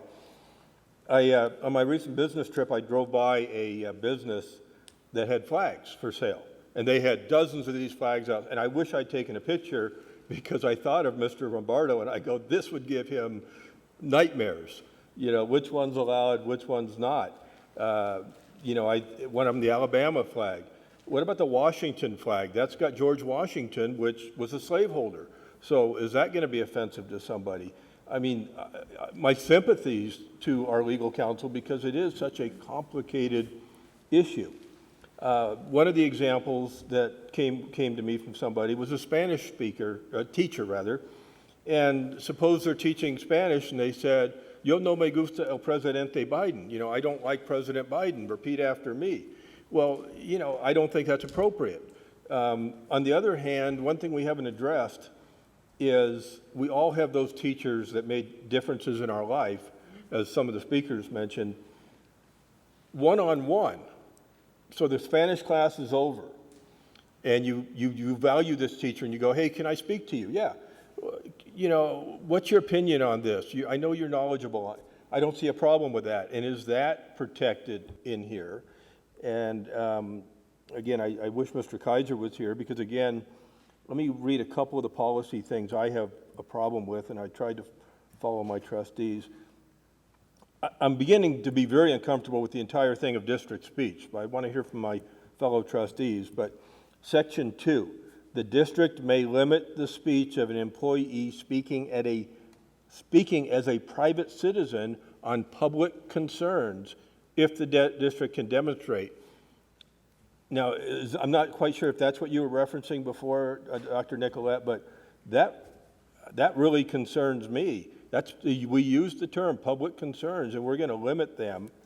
And I kind of got a kick out of one of the things they would be limited on would be promotion of illegal substance. I'm totally against drug abuse, but they couldn't even advocate for that they could use marijuana on a weekend because it's federally illegal.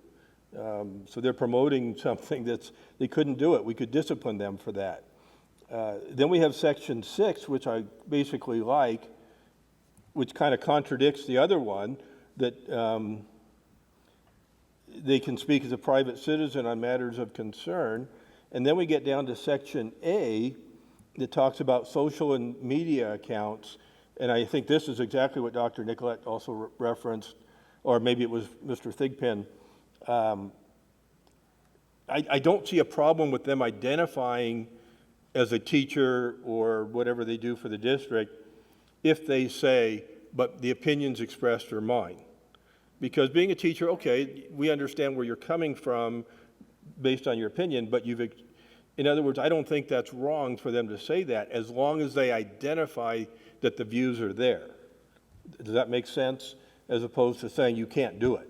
And the way this is interpreted, you know, and even if I'm interpreting it wrong, I think it's confusing enough that we need to change it, where they can identify themselves as a district employee, provided they make clear the views are their own.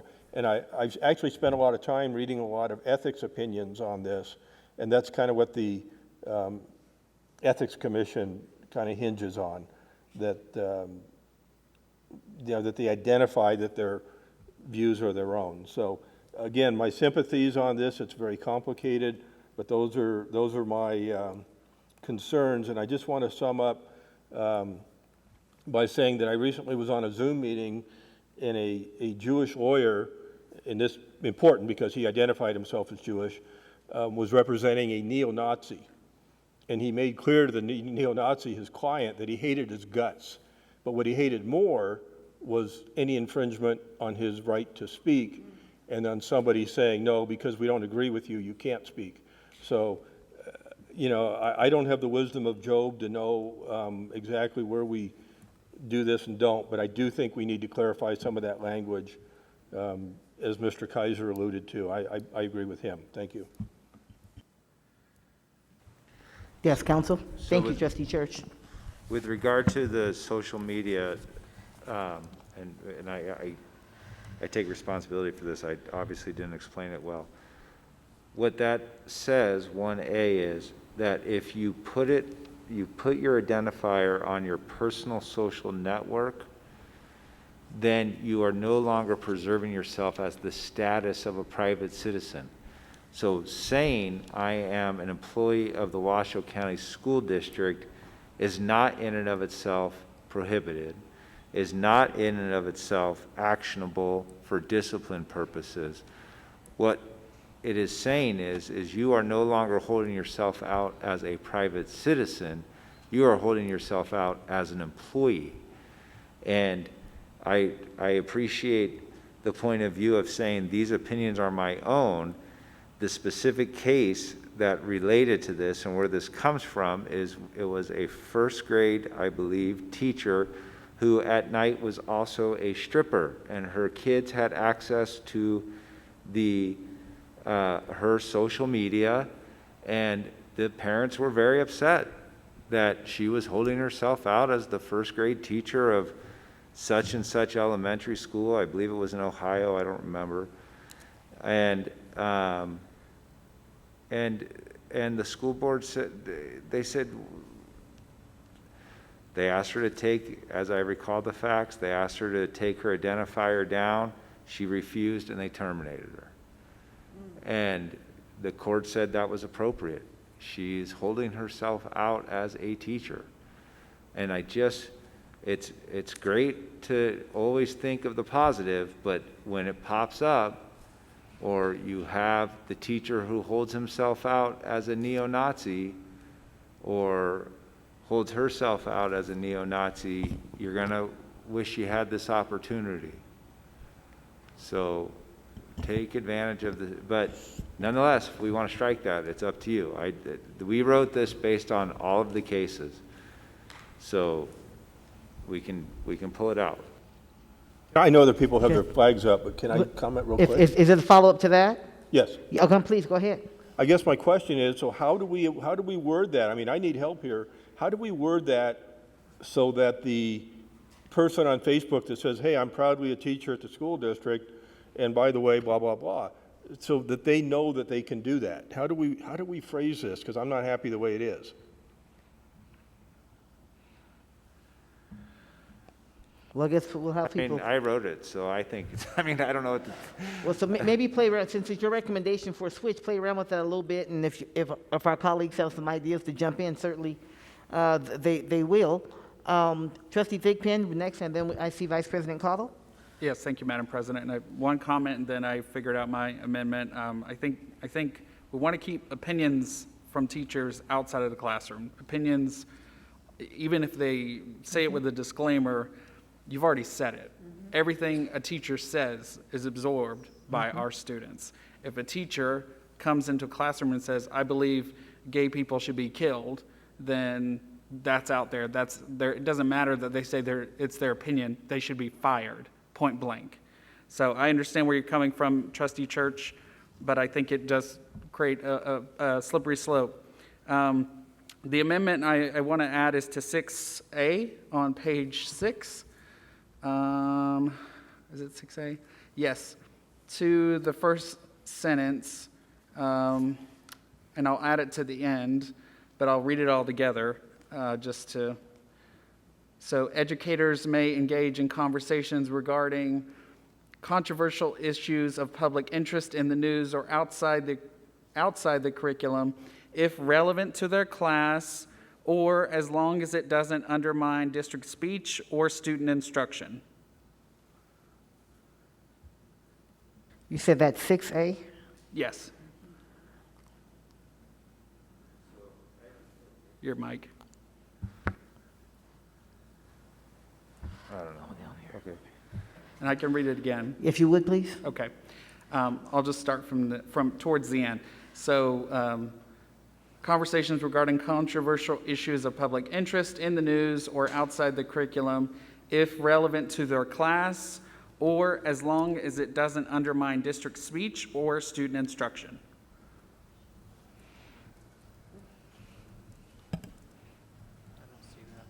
Okay. I'm lost on where he's at, I'm sorry. Okay, so page 6, 6A. go to page 6, 6A, and then I'll have you, and he's looking at an amendment to section 6, subsection A.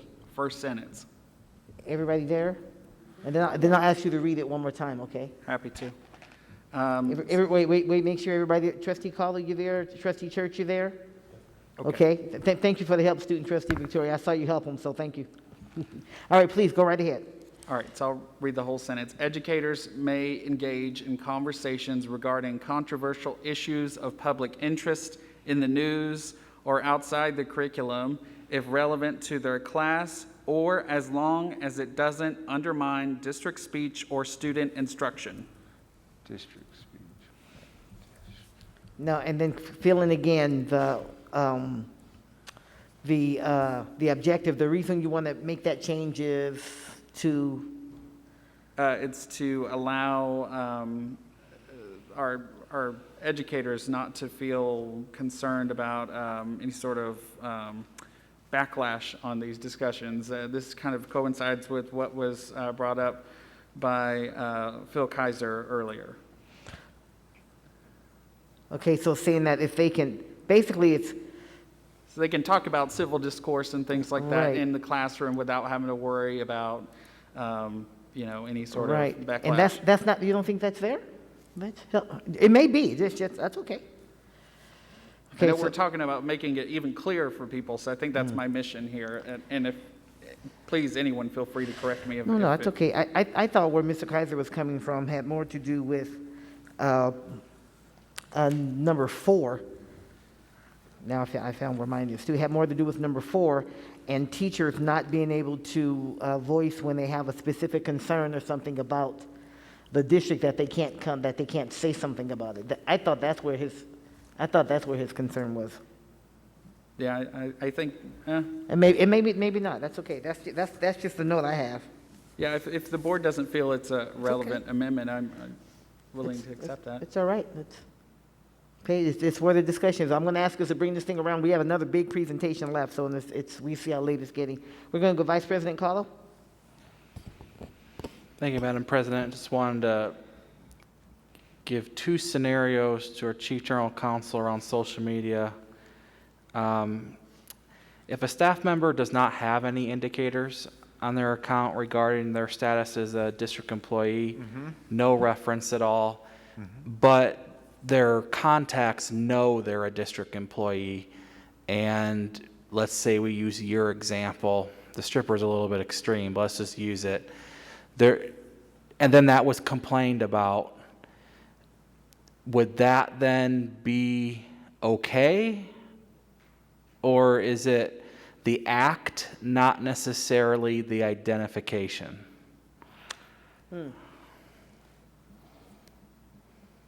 So it would fall under 2 of our current policy. The district may limit the speech of an employee speaking as a private citizen on, well, it's not really on a public concern, I guess, but so then the analysis would fall this way. Since they're not holding themselves out, it's purely private. And would it create substantial disruption in the workplace? Does it interfere with the mission of the district? I think we'd have a tough case without the identification because it's not harming the district. I would suggest that, so how would we handle that? It would be if I was called by a principal, I would say to that principal, you want to probably sit down with the teacher and express to him or her that this is going around and you might want to be more confidential in what you're doing. However, I don't think that we could do much. That would be probably purely private. So the identifier is the key. Yeah, the identifier was definitely the key in the case that I'm thinking of. I'm just trying to think if there's another way. I don't want to mislead you. If what the court has said is your First Amendment rights go away if it substantially disrupts the mission of the school district. Would it substantially disrupt? Man, I don't know. I just don't know, because you're not holding yourself out there. The fact that people know that, I mean, how do they know? Do they go to the place and they saw her there? I mean, does that disrupt? I don't, or him there, her or him? Yeah, I don't. Because that could come up if the indicator is the key and the indicators are removed, but then there's still some problems happening.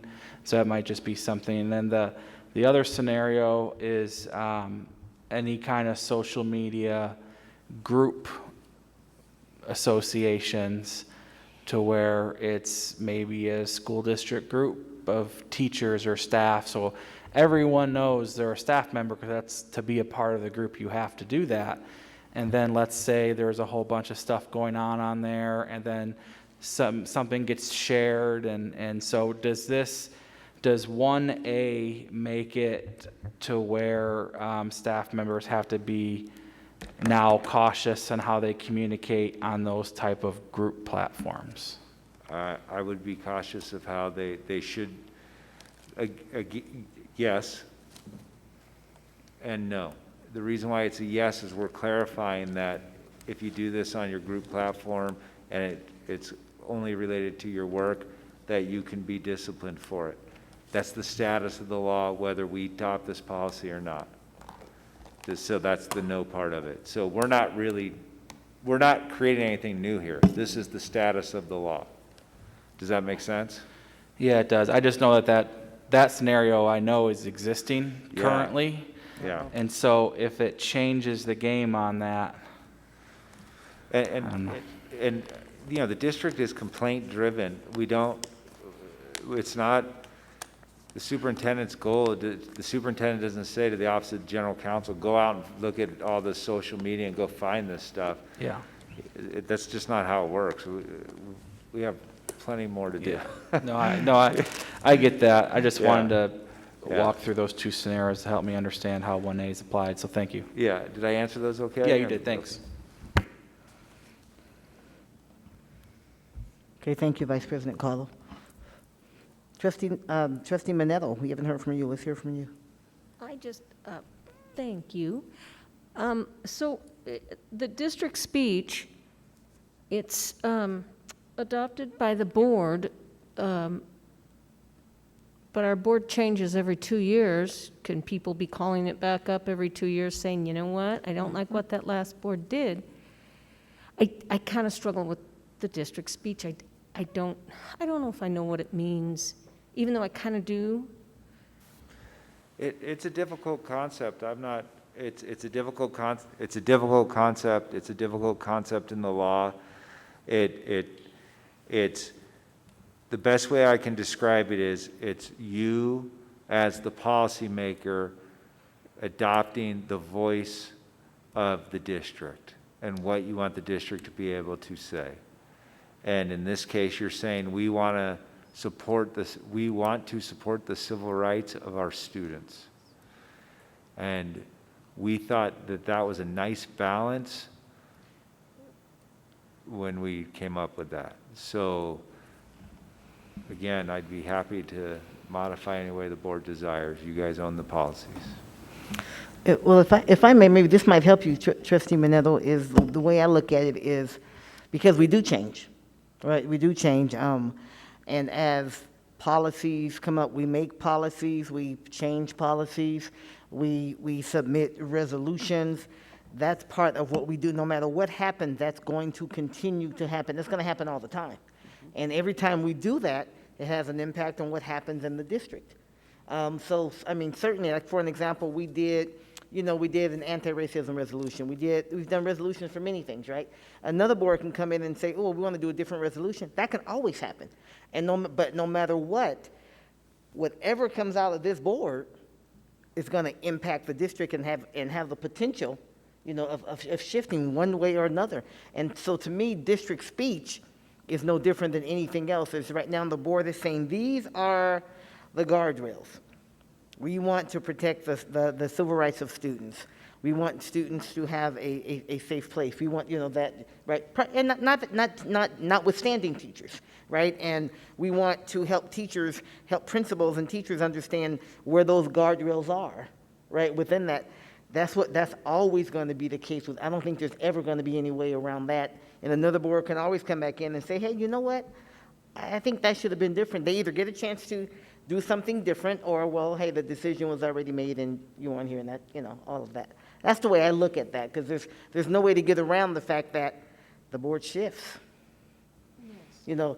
But policies, the policies are still the same. A board can always come back and change a policy. That's never going to be different.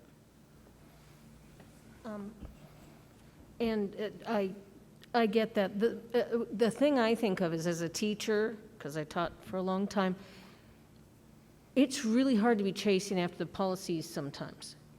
I mean, you can be breaking policies, you don't even know you're doing it because, that policy changed, because teachers don't usually have the time to sit around reviewing the policies because the board just switched things. And not that they shouldn't necessarily, but it's I don't know. Thank you. It's a reality. Yeah. Thank you, Clerk Bonetto. We'll go to Dr. Nicolette and then Trustee Thigpen, and then back to Vice President Call. I guess I want to go in a little different direction because I'm very curious about the 13-day public review. I don't actually understand exactly how that works. And the reason I'm asking is because I can see that we could go around and round a lot. And it's not a bad thing. It's just, I don't know if we're going to get where we need to be. And I personally, although we've had a lot of public comments and here and on our email, the public review process, how will that inform our decision making? We can change things after that and discuss it again? Absolutely. The way it works, and please jump in, Council, if I get off track here a little bit. It goes out because we want the public to know this can become policy, right? And so and it's 13 days because we meet again in 2 weeks, right? It's 13 days, and then it goes out, and then someone from staff will send it out and say, this is the 13-day comment period, and send it out to whoever's on the list who gets the policies to take a look. And I know teachers are sitting around looking, certainly, right? But to the same community groups and lists that get it so that they know this is out there. It goes to the emails, goes out through emails. So the board policy 1310 had preliminary approval. That's why it's preliminary from the board. And if you'd like to make some comments, here's the period of time that you do. And then when we get it back to us as a part of, correct me if I'm wrong, as a part of the packet we get, when it comes back, it has all the comments that came in on particular policies. So we can say, this is what people said. Although, of course, we'll still have emails and public comment and all of that stuff. Does that help? And then we vote on it again. We can change it and send it back out if we want, right? Or we could then send it to policy committee. We could do whatever we want to at that point. That's very helpful. Thank you. Mm-hmm. You're welcome. Trustee Thigpen and then Vice President Cottle. Thank you. I think Trustee Nicolette and I are reading each other's minds because she thought of the exact same thing I did. I think, given that we spent a great deal of time on this in committee, and we certainly could go round and round on this, I think it would be beneficial for us to provide preliminary approval, allow it to go out for that 13 or 15 day? 13-day process, allow the community to read it a little bit more, and it also allows us time to reflect on the feedback we've received here tonight, and in 13 days or whenever it comes back before us again, then we can look at making any necessary changes. Thank you, Trustee Thigpen. I may come back to you for a motion on that after we go to Vice President Cottle and then Trustee Church. Thank you, Madam President. I really appreciate Chief General Counsel and his team for all the work on these policies, especially the last 8-9 months. It's been a lot of policy work. For me, I remain uncomfortable with the concept of district speech. I'm concerned about the unintended and unforeseen consequences down the road for our staff or district with the elected board defining speech for our district. I don't have concerns about the here and now, but I do know the lasting power of policies. And once the concept is created, it will be there, and I'm concerned about that long term. I appreciate the dialogue. I think I think we'll end up okay, but I just remain uncomfortable. Thank you, Madam President. Thank you, Vice President Cottle. Trustee Church? Thank you. I agree 100% with Vice President Cottle. I'd like to either send it back, not send it back, just postpone it for another meeting because it's 11 o'clock at night and we've got a lot of good discussion. But I can't approve it. If we approve it, we're saying we approve it. And I don't. And I really have to suggest we delete the district speech in general and at least district speech section 2, where we can discipline an employee for speaking on a matter of public concern. Off duty, I just can't. And then I just have to go back and say, I think we absolutely have to clarify our intent on social media, that they can identify themselves as a teacher, not a stripper. I understand the difference, but this doesn't delineate it. So I'd like to either just kick it back for another meeting and have some more good discussion and we sleep on it, but I can't approve it. Thank you, Trustee Church.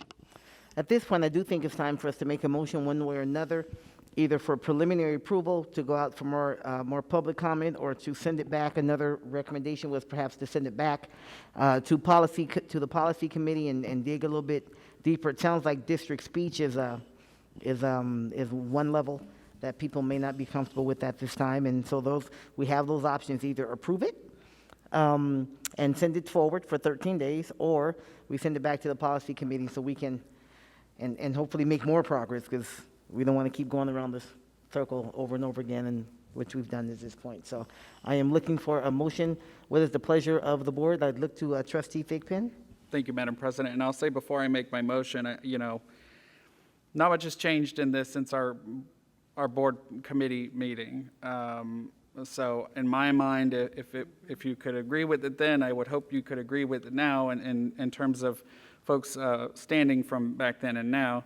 I think our students have shown up and voiced that they are highly supportive of district speech, but I do understand the hesitation of my colleagues. I hope that we can provide this preliminary approval to let it go out, receive public comment, and then come together again another day to make improvements. So with that spirit, I move that the Board of Trustees provides preliminary approval of Board Policy 4500, staff freedom of speech and freedom of expression, and initiates the 13-day public comment period. There's a motion on the floor. Is there a second? Second. Motion on the floor by Trustee Thigpen, seconded by Dr. Nicolette. We've had plenty of discussion, so we'll go to a vote. All those in favor, please indicate so by saying aye. Aye. Opposition? Nay. I think we need roll call vote on this, JJ. Trustee Calvert? Trustee Caudell? No. Trustee Church? Nay. Trustee Minetto? No. Trustee Nicolette? Yes. Trustee Taylor? Yes. Trustee Thigpen? Yes. Motion fails 3-4. Motion fails 3-4. Okay. Motion fails 3-4, and so does that mean that it goes back? Because then we need to have something. Does it go back to policy, or is there another? Oh well, actually, no. I know what it is. The motion failed for it to go forward. That means it does not go forward. That we can certainly still entertain the motion and send it back to the policy committee for further work. Get that right, Council? Yeah, or you can send it back to policy, or you can just leave it here with the Board of Trustees. Okay. Whatever. Or we can leave it here. Whatever motion. Okay. Gets Or passed. we can leave it here. You don't have to send Either it way. back. Yep. I saw your light, Trustee Church, and then I saw Trustee Thigpen. Well, I was just going to make a motion to send it back. Please go right ahead. I'd like to make a motion to send, no, let me clarify first. We're speaking speaking both 1310 No, and 45. 1310 has already passed to go forward, so we're looking at just 4500. I'd like to make a motion that policy 4500 draft be sent back to the policy committee for reconsideration. Okay, there's a motion on the floor that the policy 4500 go back to the policy committee for further work. Is there a second? Okay, there's a second. Okay, motion and a second. Discussion on that piece in and of itself. Okay, hearing none. All those in favor, please indicate so by saying aye. Aye. Opposition? No. Okay, sounds like we need a roll call, JJ.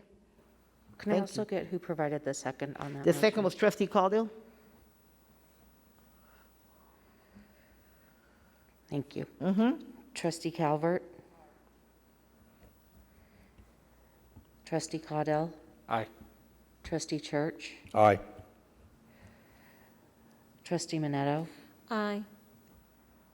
Trustee Nicolette? She was a nay.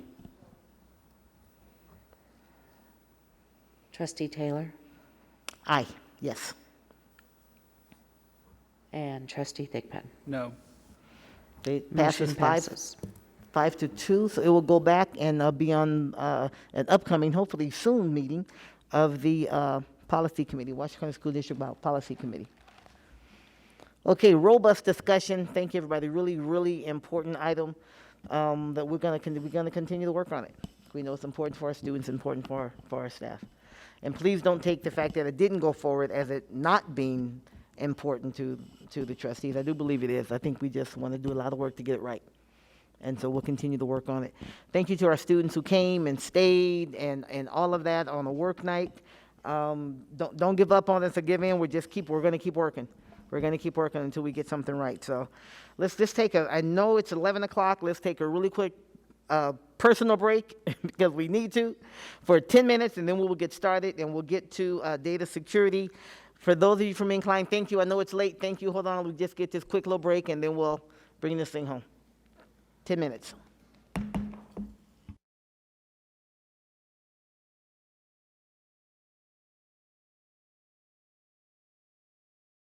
Let's go ahead and get started, and we will we'll go on to our last agenda item, at least action item, for the evening. 5.08, discussion, presentation, and overview of the Washoe County School District Information Technology Security Program. This is for information and discussion only. That's correct. Good evening. President Taylor, Board of Trustees, and Superintendent McNeil. Thank you for this opportunity to discuss our Information Technology Security Program. I am Chris Turner, CIO, and I'm joined here tonight with Reed Schlesinger.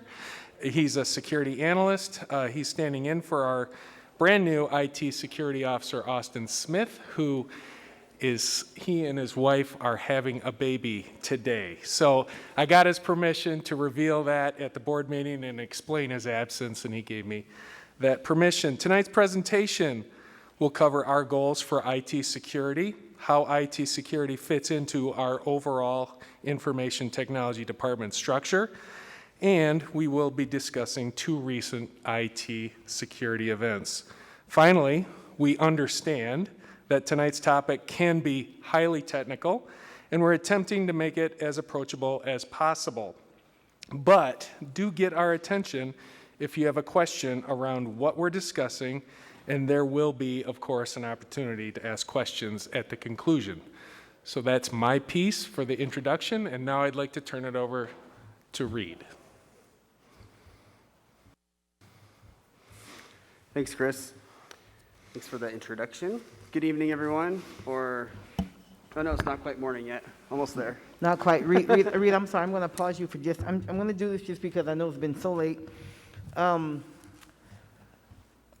know Mr. Eppolito was waiting around for this. He isn't in the room. Oh, he is. Okay. All right. Thank you. Please go ahead. Just wanted to make sure you didn't wait and didn't miss it. Reed, please go ahead. All right, so I'm Reed. I'm a security analyst here at the Washoe County School District. As Chris mentioned, I work for Austin Smith, who is the IT security officer, filling in for him. This is his presentation, so bear with me. All right, so first we want to start off by mentioning a few goals of our IT security program. First to provide a safe and secure computing environment where students can achieve academic success, develop personal and civic responsibility, and achieve career and college readiness for the 21st century, as well as to prevent, detect, and respond to information security events, and also to meet legal and statutory requirements.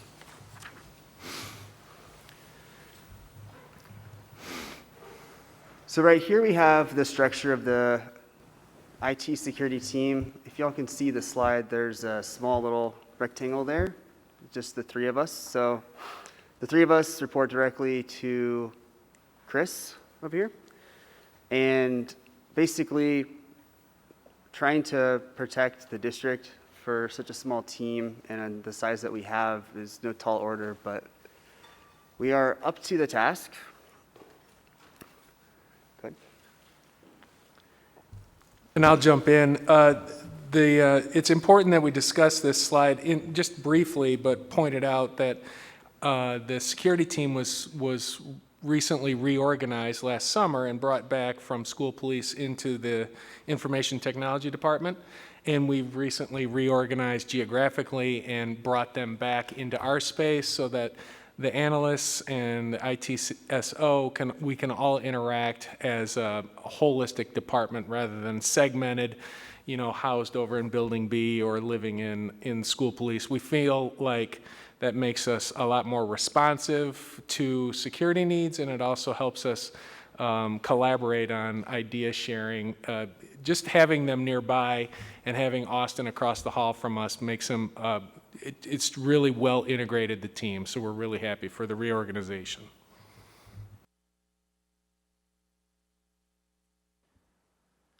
All right, between the three of us, we have 15 plus years of combined experience in the security industry, as well as multiple graduate degrees and certificates. And we have 22 different industry certifications on things like ethical hacking, computer forensics, security engineering, information security auditing, and IT program management. Learning is our passion, so we're lifelong learners, so we're not perfect, but we love to learn, especially in our field. So the first event we want to talk about is SolarWinds. You may have heard about this recently or not, but basically SolarWinds Orion was where a well-resourced hacking group tampered with SolarWinds Orion network monitoring software, which was distributed to 18,000 entities, including Washoe County School District. So obviously out of 18,000, the school district was one out of quite a bit, and there are many other high-profile entities, just like the Department of Defense, the Pentagon, the U.S. Treasury, the Office of the Energy, and all 5 branches of the military. So we are affected up against the rest of them as well, so not likely to be as high of a juicy target. So there's this organization called CISA. If you guys haven't heard of it, it's the Cybersecurity and Infrastructure Security Agency, and their sole responsibility is to be the nation's security advisor. And what they've done for this event was they've, on a national scale, given out guidance for every organization in the security industry on how to respond. And those are the types of guidance that we've followed in order to respond to an event like this. So typically when we respond to a cyber event like this, we want to hit it in multiple phases. Namely, we have to identify, contain, eradicate, and then recover. So in the identify phase, we recognize that our system had a bad version that was affected. And then we have realized that our system made a connection to the hacker-controlled domain. And then we determine which credentials were on use on that system. And then we move into the containment phase, where we perform a full forensic capture of that system, and we take it offline. And then we identify any other systems that might be impacted, as well as revoking all credentials to access that system. And then we move into the eradication phase, where we rebuild those servers from scratch and assign new credentials for accessing that system. And then from there, we go on to the recovery phase, where we resume regular operations for that system. For us, we're in the recovery phase on that, but we still have a full investigation that's ongoing. And the key thing to remember with that is that, to our knowledge, with the evidence available, we haven't seen any disclosure of sensitive student, staff, or district data. It's important for us to note here that it's the reason that the investigation is ongoing when the event took place in the first part of December is there's no software package that allows us to examine the entirety of our digital infrastructure to determine if the threat actors had in fact exfiltrated data from our systems. It requires humans, David and Reed, in order to look at all of the log files. The log files are a compilation of all the records, all the transactions that all of our computers and all of our network infrastructure, all the actions that take place on those assets. So they have to use tools and look for what's called indicators of compromise through all of these pages of log files. And these log files, they could be dozens of thousands of pages, and they might only cover a week. So when you think about the span of time that they're looking at, because when we first had this conversation back in December, we thought that, and all the intelligence indicated that the attack took place sometime in March, but now we're finding out that the industry is telling us that it was in fact, and Reed, correct me, but it actually took place in the fall of 2019. So the SolarWinds supply chain attack probably it infected our systems earlier than we thought. So our challenge is not only looking through the voluminous amounts of data,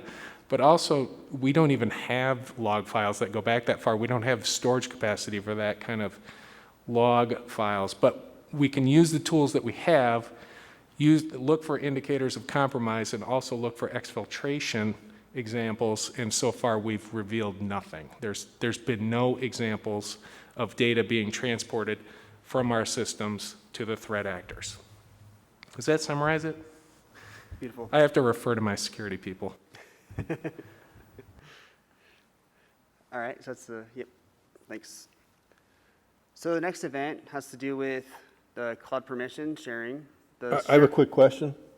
Madam President, Yes, at what please, go point, ahead. if I want to ask a question on specifically SolarWinds, would that be now or later? Well, you can ask it. We can go either. Why don't you do it now since we're already in? Okay, yeah, I figured, well, before we move on.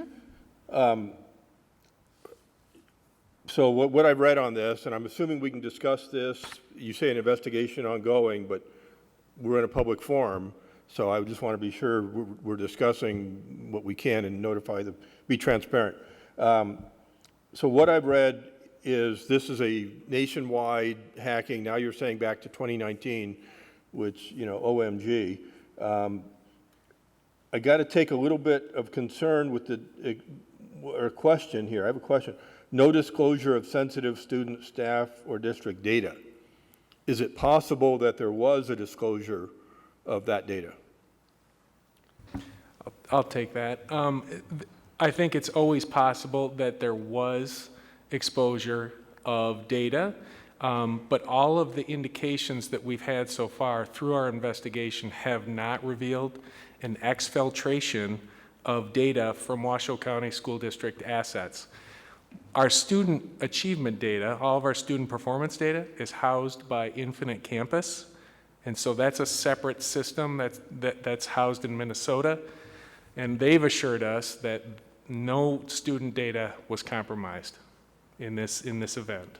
If there was a disclosure of sensitive student data, as you put here, what would it have been? Just give me give the trustees a general idea of what was at risk. Well, any data that we house, we're identified as a data warehouse by the state of Nevada, and so we're subject to those rules.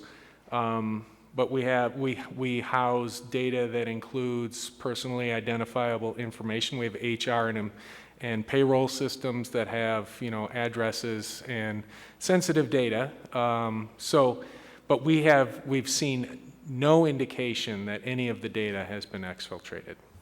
would there, I guess my final question, would we know? I mean, I don't know computers enough. If they did hack in and extract data, would that have shown up in a log file, or can they just do it? So we have a vendor how do I put this? So our network infrastructure and our firewall vendor has a tool that they understood the gravity of this supply chain attack on the entire world that uses computers. SolarWinds has something like 300,000 customers, 18,000 were infected. So our firewall and network infrastructure vendor provided access to a tool that showed that what we can see is no data was uploaded to any of these, what do you call it? The website that they set up. The hacker-controlled domain? Yeah, the control domain. There was a website that was set up in the United States from this threat actor, and that's why it was so hard to detect, because it was internal to the United States. And our vendor has shared data with us that shows that our data was not uploaded to that asset. Does that answer your question? Yeah, I think so. Basically, we can't say 100%, but we haven't found any evidence that there was.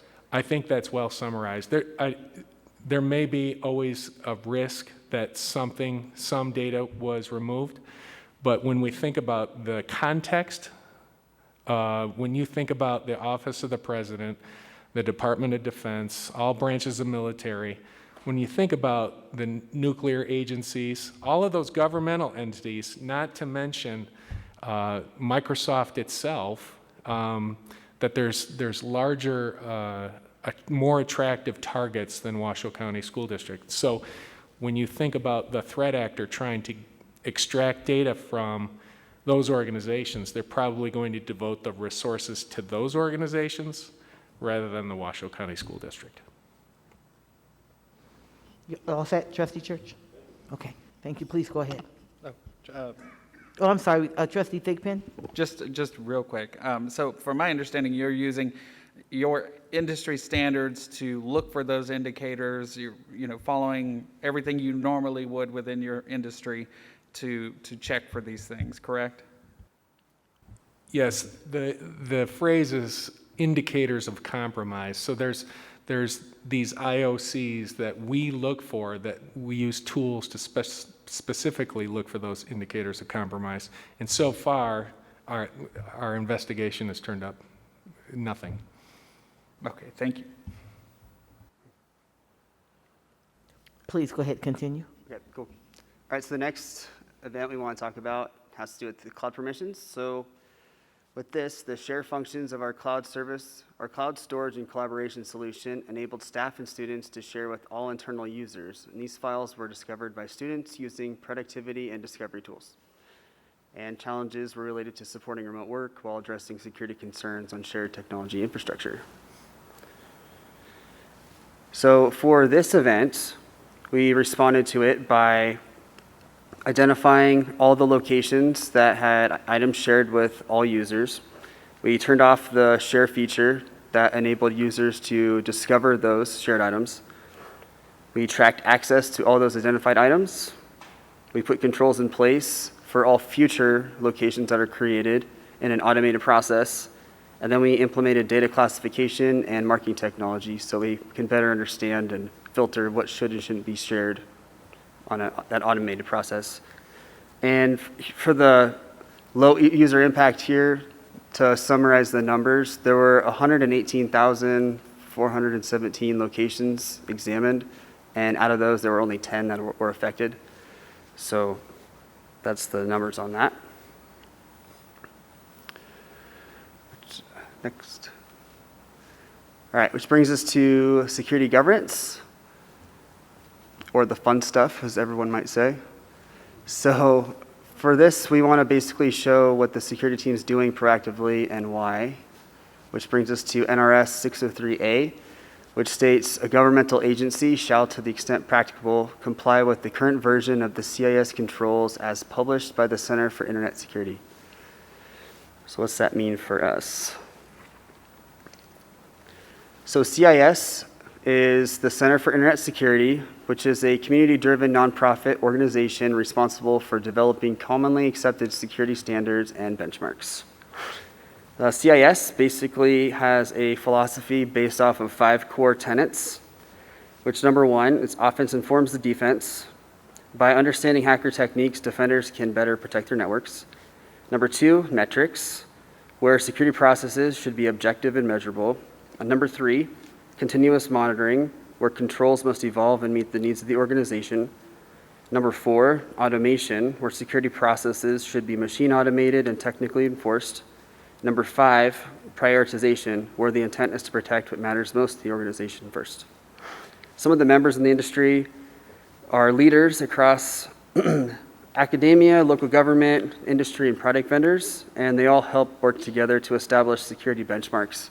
And some of those members are like the NSA or the National Security Agency, Homeland Security, the Air Force, the SANS Institute, as well as the MITRE Corporation. So a lot of big name people working to help each other out and improve security. So basically CIS is where cybersecurity professionals go to find best practice solutions for cyber defense through security standards, benchmarks, and controls.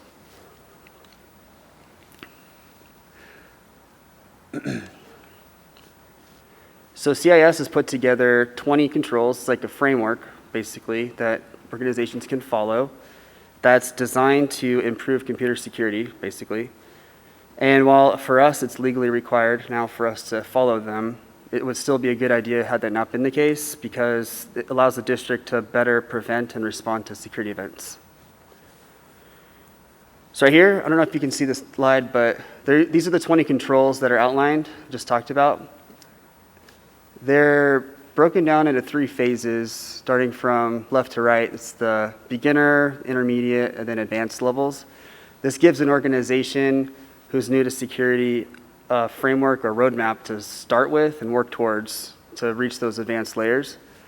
So for example, CIS control number 1 is inventory and control of hardware assets, which is designed to identify what's on the network. And the whole point is, if we don't know what's on the network, how can we protect it? And just as another example, the second one is inventory and control of software assets, which extends that same idea to software on those computers. So if I can jump in, if you don't mind, Reed, a lot of the 20 CIS controls, which I'm sure you're going to take home and read and really absorb, a lot of those were informally already part of our day-to-day practice in the security program part of the IT department. But what Nevada Revised Statute 603A did was they codified these controls as part of, their statewide statutory process. And what we found was, when we reflected on it, was we were already performing a large number of these controls, and having it spelled out for us in this way sort of gives us a target. The NRS 603A was enacted on January 1st of this year, and I believe we have until December 31st, 2021 of this year to demonstrate that we're meeting all these controls. Is that not correct, Reed? That sounds correct. Is that your reading on that? If I may, Dr. Turner, how many of the controls are we meeting already? How much more work do we need to do by the end of the year? I'm going to defer to Reed on that. Okay. Reed? So to answer that question, here, this is kind of like the high-level view of the controls. They are basically broken up into sub-controls, which is what we actually have as like actionable items. So I don't know the exact number, but if you're looking at the totality of the 20, that's about 140-something sub-controls that we'd want to meet, which some are a little easier to do and some are like huge projects, but they are broken up into implementation groups. What we wanted to try to start with doing is hit that implementation group number 1, which consists of 43 different controls. So right now, Austin has driven the project to audit what controls we have completed and what needs to be done. And I believe we're about 2/3 through that process, but we are finding that we're having full completion on quite a bit of them, but some are mostly just partially complete. And a very small amount are not complete at all. So I don't know if that is a great answer or if it's clear enough, but we're still in the audit phase of figuring out where we are. So the idea was when I talked to Austin and the team about how we're meeting all the sub-controls, because they're broken up in that hierarchy of IG1, IG2, IG3, Austin assures me that it seems like we're meeting the spirit, if not the letter, of the control. And then what we'll do by the end of the year is we'll be able to meet the letter of the control, because we've always been aspiring for these basic security controls, and now that it's been spelled out to us, we're better able to go beyond the spirit and meet the standard. Okay, thank you. So we aren't there yet. We're moving, and you feel good about our being able to get there at the time when we need to, right? By the end of the year, according to NRS, according to statute. I feel good about it. I don't know about the team, but I'm hopeful and optimistic. Our new IT security officer, and this was going to be his event. He's energetic and focused, very literate with all of our tools already, the tools that we use, and he integrated very well with Reed and David, and I think the pace has been very, very high since Austin's came on board, and he only missed a week of the year. He came on in the second week of January and hit the ground running. So I have every confidence that we'll meet all the controls. Thank you. Please go ahead. I think Reed, please go ahead. Thanks. I absolutely agree with Chris, by the way. It's been fast-paced with Austin here, but it's been in a good way. It's been great. We see that light at the end of the tunnel. We actually see the path towards that success, so that's good. All right here we have our security onion model. This is basically trying to demonstrate how those 20 controls fit into multiple layers to improve our security. So in the security world, this is known as defense in depth, and or it's also called the onion model because it looks like an onion. It's got a bunch of layers, just like an ogre. So we want to carry out these layers, starting from the top with guidance and doctrine in the form of policies, procedures, and awareness, and working down into the physical controls, and then down through that juicy onion core to the technical controls. And the main thing we want to remember is that our ultimate responsibility is to protect sensitive data while also enabling learning for the students. So last slide. So how do we measure our success? We fundamentally believe that improving security is a continuous process, but in terms of concrete goals. And we want to improve holistic security awareness of the organization and help everyone contribute to a culture of security. With a thoroughly documented, mature program, we will have defined, managed, measured, and optimized security processes. We can ensure continuity on a program level. Lastly, we realize technical controls change as technology changes, so wherever possible, we want to best optimize our technology investments by allowing them to be used securely while protecting the district assets. Basically, we want to improve on a consistent technological basis.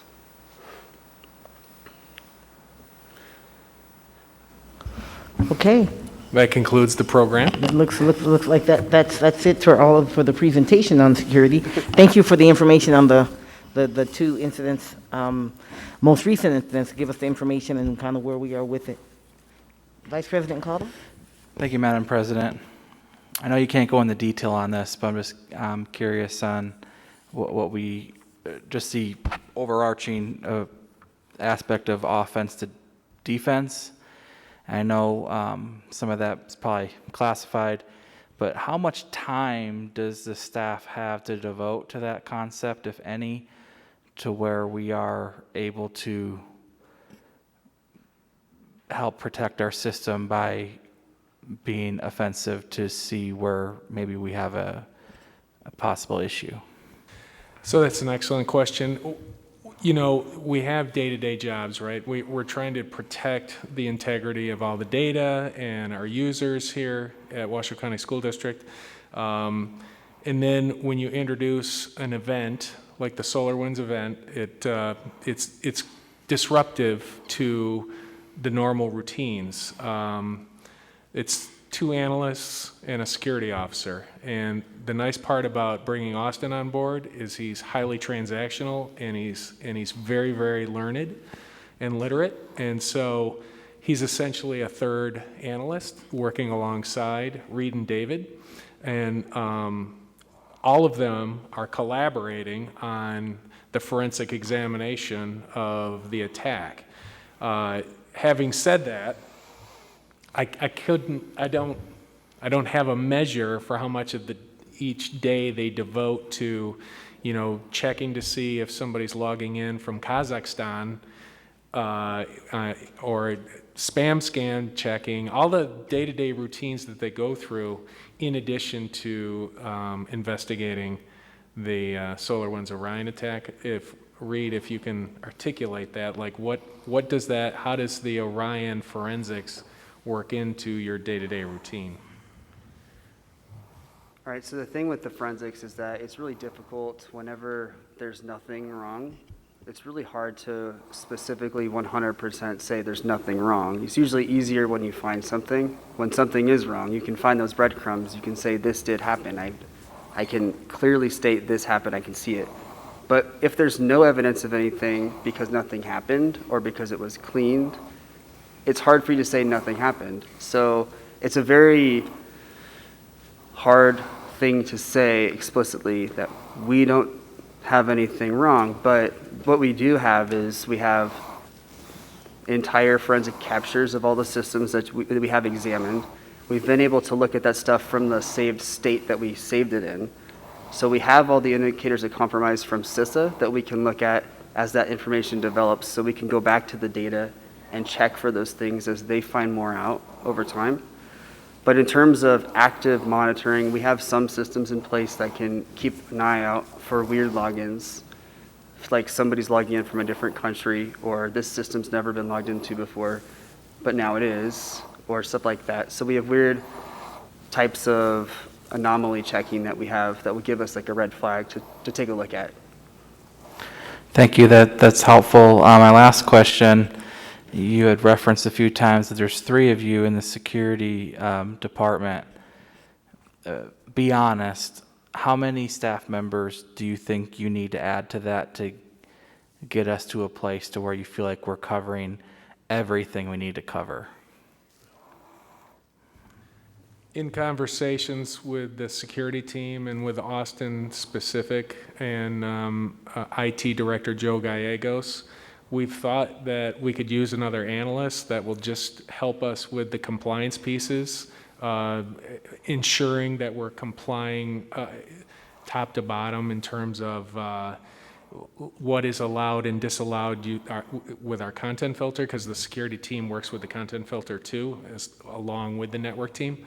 So there's a lot of pieces that are more routine and less sophisticated that we could use another analyst on in terms of handling all of those more mundane tasks and leave the more advanced analysts to the other pieces of IT security.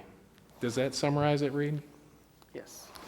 No, thank you. That's helpful for us to know when we're making our decisions. And then maybe down the road, the university has a decent program in this area. Maybe there's some, students looking for internships or something that could potentially help out too.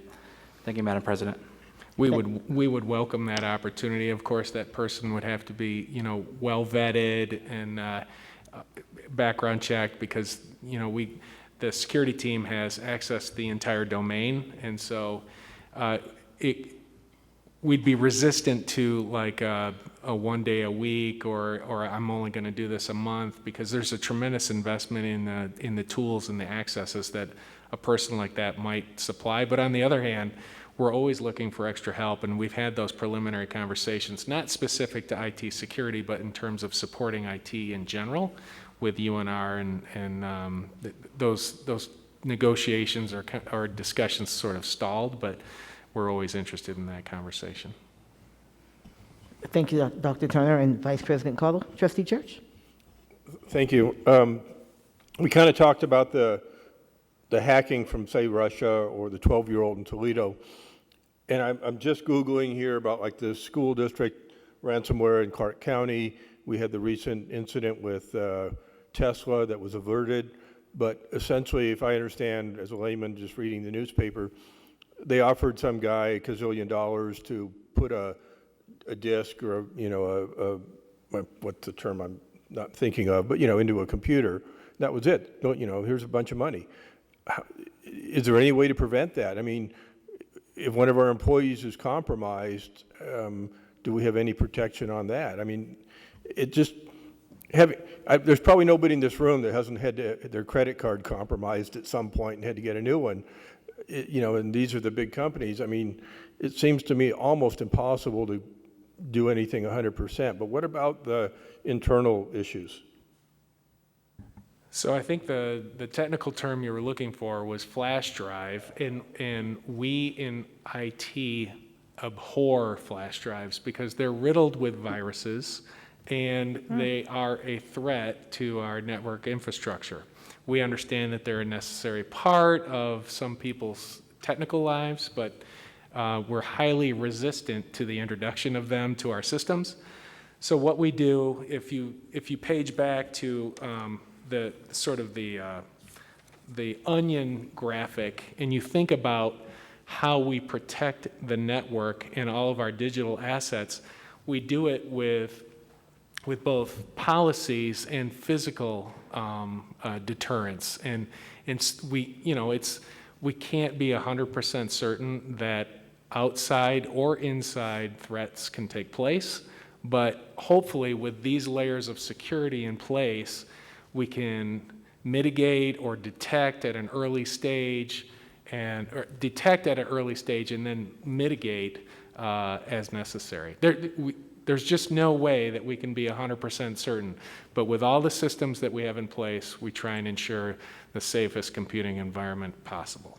But that was a very good answer, but I guess what I'm saying is if an employee is compromised by money or whatever reason, disgruntled, whatever, and they put that flash drive that's got that intentional ransomware, whatever you want to call it, in there, it can happen. Yeah, I don't know how to respond to that. I suppose, yes, I could just say yes, but Reed? So without getting into too much detail about the specifics, putting a flash drive in or being incentivized with money isn't just the end-all be-all, because we do have these security measures taken down into layers. So for instance, like one thing we can have for plugging USB in would be like our run-of-the-mill antivirus that will typically stop anything that's been seen before already. And then there's like the heuristics-based blocking, which will behavior-based block that just because it looks suspicious. And that's just at the one layer we have at the app layer, which is the antivirus. Then at the host layer, we might have controls where we just don't even allow USBs to be connected. So that won't even be connected. Or there could be stuff like a host-based firewall, which will even not let the malware execute because it's trying to go through the firewall. And that might be stopped at the computer level. That could be stopped at the firewall level on the network perimeter. I mean, there's a lot of different controls like this that are implemented in layers, and that's what that defense in depth is. We try to silo the network as much as possible in different settings. So if something lands in our network because if it's a phishing email, someone clicks a link, and then that person tries to download malware on accident, that is an event that we have to try and handle. So we have to look at it with the security controls that we talked about and implement them on an ongoing process. So when that is detonated, or when someone clicks a link or someone plugs a USB drive in, it's handled and it's not able to spread in that small environment just by default. And then by continually improving our processes over time, especially with Austin and those CIS controls, that's going to severely limit that being able to happen. So I hope that answers your question. Yeah, that's very good to know. So there are multiple layers. Thank you. Thank you, Trustee Church. Dr. Nicolette and then Trustee Thigpen. Yes, thank you. I had to do copious amounts of reading because this is totally out of my scope of expertise, and I learned a lot, and I learned a lot from you tonight. Thank you. I came across what were called 4 big cyber areas. And they were training, purchasing, monitoring, and budgeting. And you did a lot to help me further understand our monitoring. Budgeting, I don't need to get into that. And then of course, purchasing, that's a budget issue too. But I am curious about training. And we have, what do we have? 62,000 students and 8,000 employees. So, and we use this Vector Solutions, and within that Vector Solutions module, there's 12 modules for training. How successful are we in ensuring that our employees, including the trustees, are taking advantage of those 12? I mean, for example, there is protection against malware, there's online safety, there's email and messaging safety, cyberbullying. How are we monitoring our employees taking advantage of those 12 modules? So we try and combine that in sort of a mesh approach, and some of that is accomplished in the Safe Schools training that every employee is required to go through every year. So we try and be strategic and forward-thinking in those ways, and then in other ways we're more reactive. So what the cloud sharing incident revealed to us was there was some over-permissioning that was taking place, and so we linked up with the 21st Century team and collaborated. Actually, they authored the support document that helped folks. When we revoked permissions, they also needed to be informed on how to properly permission moving forward, even though we revoked those types of permissions. And so we're fortunate in terms of how we train in an ongoing basis, but also all the other teams that have the connections with schools so that they can roll out the training. And so within days, we had 21st Century had the document authored. It was a 10-page document. It was emailed to all the teachers and school administrators, and everybody was informed on not what took place, but how to use the cloud document system properly. So that would be an example of how we're trying to negotiate this new day and age. But as Reed said in the program, there's never an opportunity for too little training. We would always be in favor of more professional development in this direction. And that goes from the students all the way up to the employees. And it's part of the curriculum, digital citizenship and how to appropriately communicate and share files online. That starts in school and it goes all the way up to our employees as well. Thank you, and that's got to be very complex. There's a lot of us that need to learn. And the complexity is we ensure the safety of the network using the network team and the IT security team, but much of our operations is devoted to the ongoing operations of the devices in the network. So we're not necessarily equipped for the training and the professional development, and that's why we're fortunate to have the relationships we do with academics, so that we can say to Chief Academic Officer Troy Parks, can we borrow Tara Graves from 21st Century so she can devote some time and some resources to authoring this document for us. This is an area that we identified is weakness, and so we're very fortunate for those partnerships and for all of the other departments' support. Thank you, Dr. Nicolette. Trustee Thigpen? Thank you, Madam President. I have a curiosity, I guess. Given that there's so much involved in the data that we store, and for such a large organization. Would it be beneficial at all to store some or all of our data at a place like Switch? I had the opportunity to tour their facility a couple years ago. I was very impressed by how highly secure it is. I mean, they followed you around with guns the whole time. It's really impressive and scary at the same time.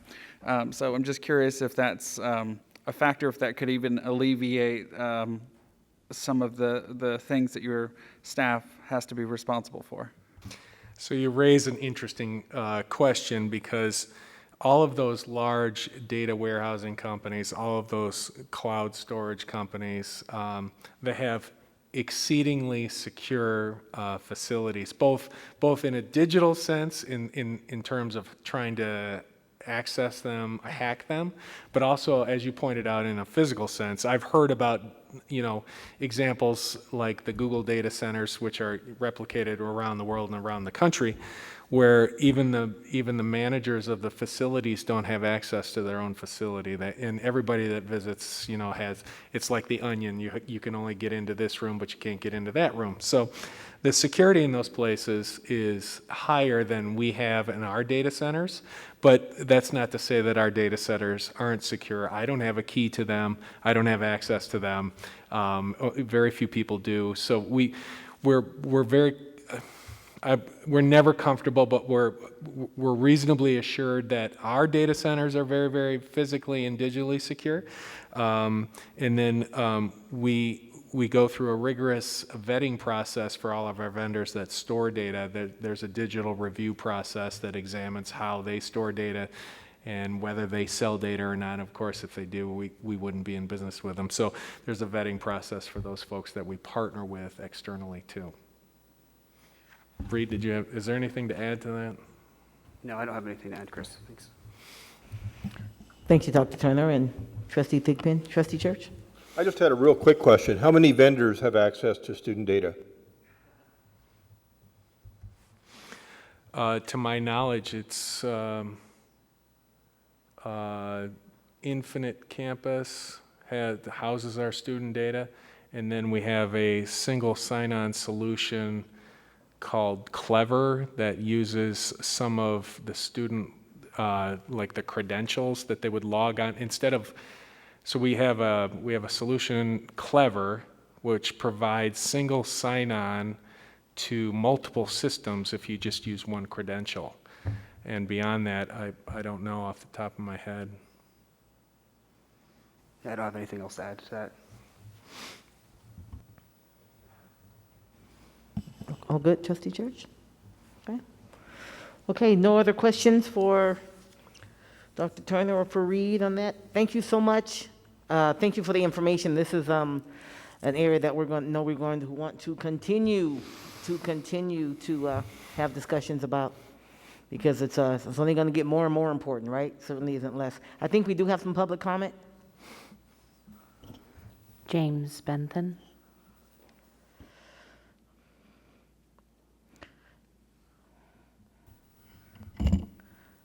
Welcome back, Mr. Benson. Thank you for hanging in there. Oh, sure. James M. Bentham for the record. I would have liked to have seen a short presentation by John Eppolito expressing parental concerns about technology and possible issues with it. Maybe in the future. He may be a little gruff, but the information could be good. I know military soldiers that have told me that, well, their information has been hacked because they've been notified. So I can understand that cybersecurity is really important. The county, the school board, has been entrusted with this information and should do everything it can to keep it from being compromised. Earlier, I passed out a public service announcement by the FBI. In this announcement, they list several items that can be collected: personal identifiable information, biometric data, academic progress, behavioral, disciplinary, medical information, web browsing history, students, geolocation, IP addresses, classroom activities. Malicious use of this sensitive data could result in social engineering, bullying, tracking, identity theft, and other means for targeting children. Therefore, the FBI is providing awareness to schools and parents on the important role of cybersecurity and of student information. One of my concerns is the student data on given to third-party vendors, that if that vendor leaves a contractual agreement with the school board, that information can be used by other people or accessed by other people. I think this is important, and that parents are concerned about this loss of control over data. Thank you. Thank you, Mr. Benson. John Eppolito. Welcome, Mr. Eppolito. Thank you for hanging in.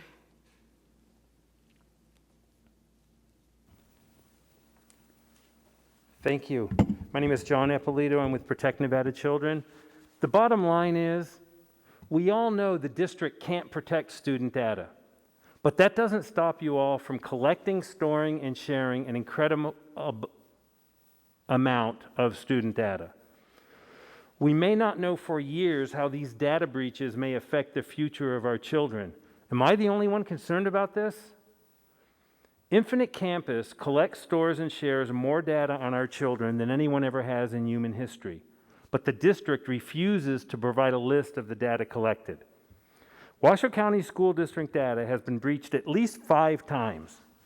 Every time the district either ignores or whitewashes the data breach. SolarWinds Orion, this is the first I've ever heard of that data breach. SB 403 requires schools to inform parents about student data breaches.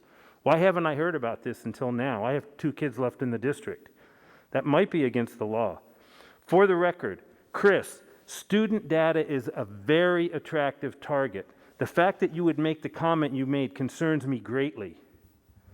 The cloud permission student data breach is different from the other 3, possibly 4 data breaches, because that is the fault of the school district. Here's the things we should be talking about.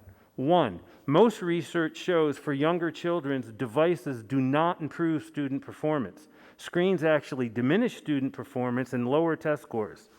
Many .com executives severely limited their own children's use of screens and technology till high school. 2, how many students have become addicted to screens because the district starts giving them out in 2nd grade? The district is aware, but refuses to tell parents screen addiction in children is a very serious problem that can lead to other addictions. 3, the inappropriate content via TikTok and YouTube videos up to and including pornography our young children are being exposed to via Chrome on district-issued devices. 4, the content of apps, things like suicide tests on Kahoot, that the Bishop Minogue mother said contributed to her son's suicide. After the suicide, it took 9 months to get Kahoot out of Washoe County School District schools. No one really knows the content of all these apps our children are forced to use for their education. 5, vendors of free education apps are paid with student data. How will the profiles these vendors create on our children affect their future? No one really knows for sure, but that doesn't stop the district from forcing students to share personal information and schoolwork with hundreds of free vendors. You can find over 1,000 of us on Facebook at Protect Nevada Children. I need a little extra energy for the ride home. I think I got it. Thank you, Mr. Eppolito. Okay, I think that's it. Thank you so much, gentlemen. Thank you for the presentation. Thank you for your work. I'm so glad to have a security division one of the few school districts in the country to do that, so we can continue to to stay on that as much as we can to keep the data of our students and staff safe.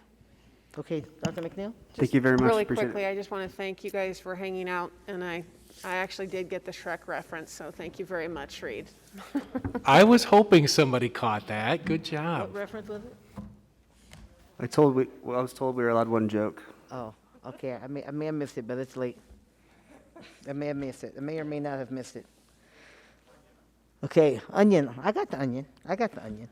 Okay, 5.09 was pulled, as you know, and so this will conclude our meeting. We do want to see if there's an opportunity for any public comment as we close. The board received an email from Jeff. Okay, thank you very much. Make sure we take a look at that, colleagues, because that will be a part of our record. Let's make sure we take a look at that at some point tonight or tomorrow. All right, our student representative has had to go to bed, and so we'll go over to our superintendent for any report you have for us tonight, Dr. McNeil. I had a great visit at Brown Elementary today, so thank you to Principal Angie Bryan. I was going to say Angie Taylor. And then I'm looking forward to our visits this week at Incline Schools and Innovations. Okay, thank you very much. That being it, again, we just had our public comment, so our meeting is adjourned. We will meet again 2 weeks from today. I'm not sure where that meeting is. Sparks, that's right, it is. I do know, Sparks High School. Meeting 2 weeks from today at Sparks High School. The meeting is adjourned. Thank you, everybody.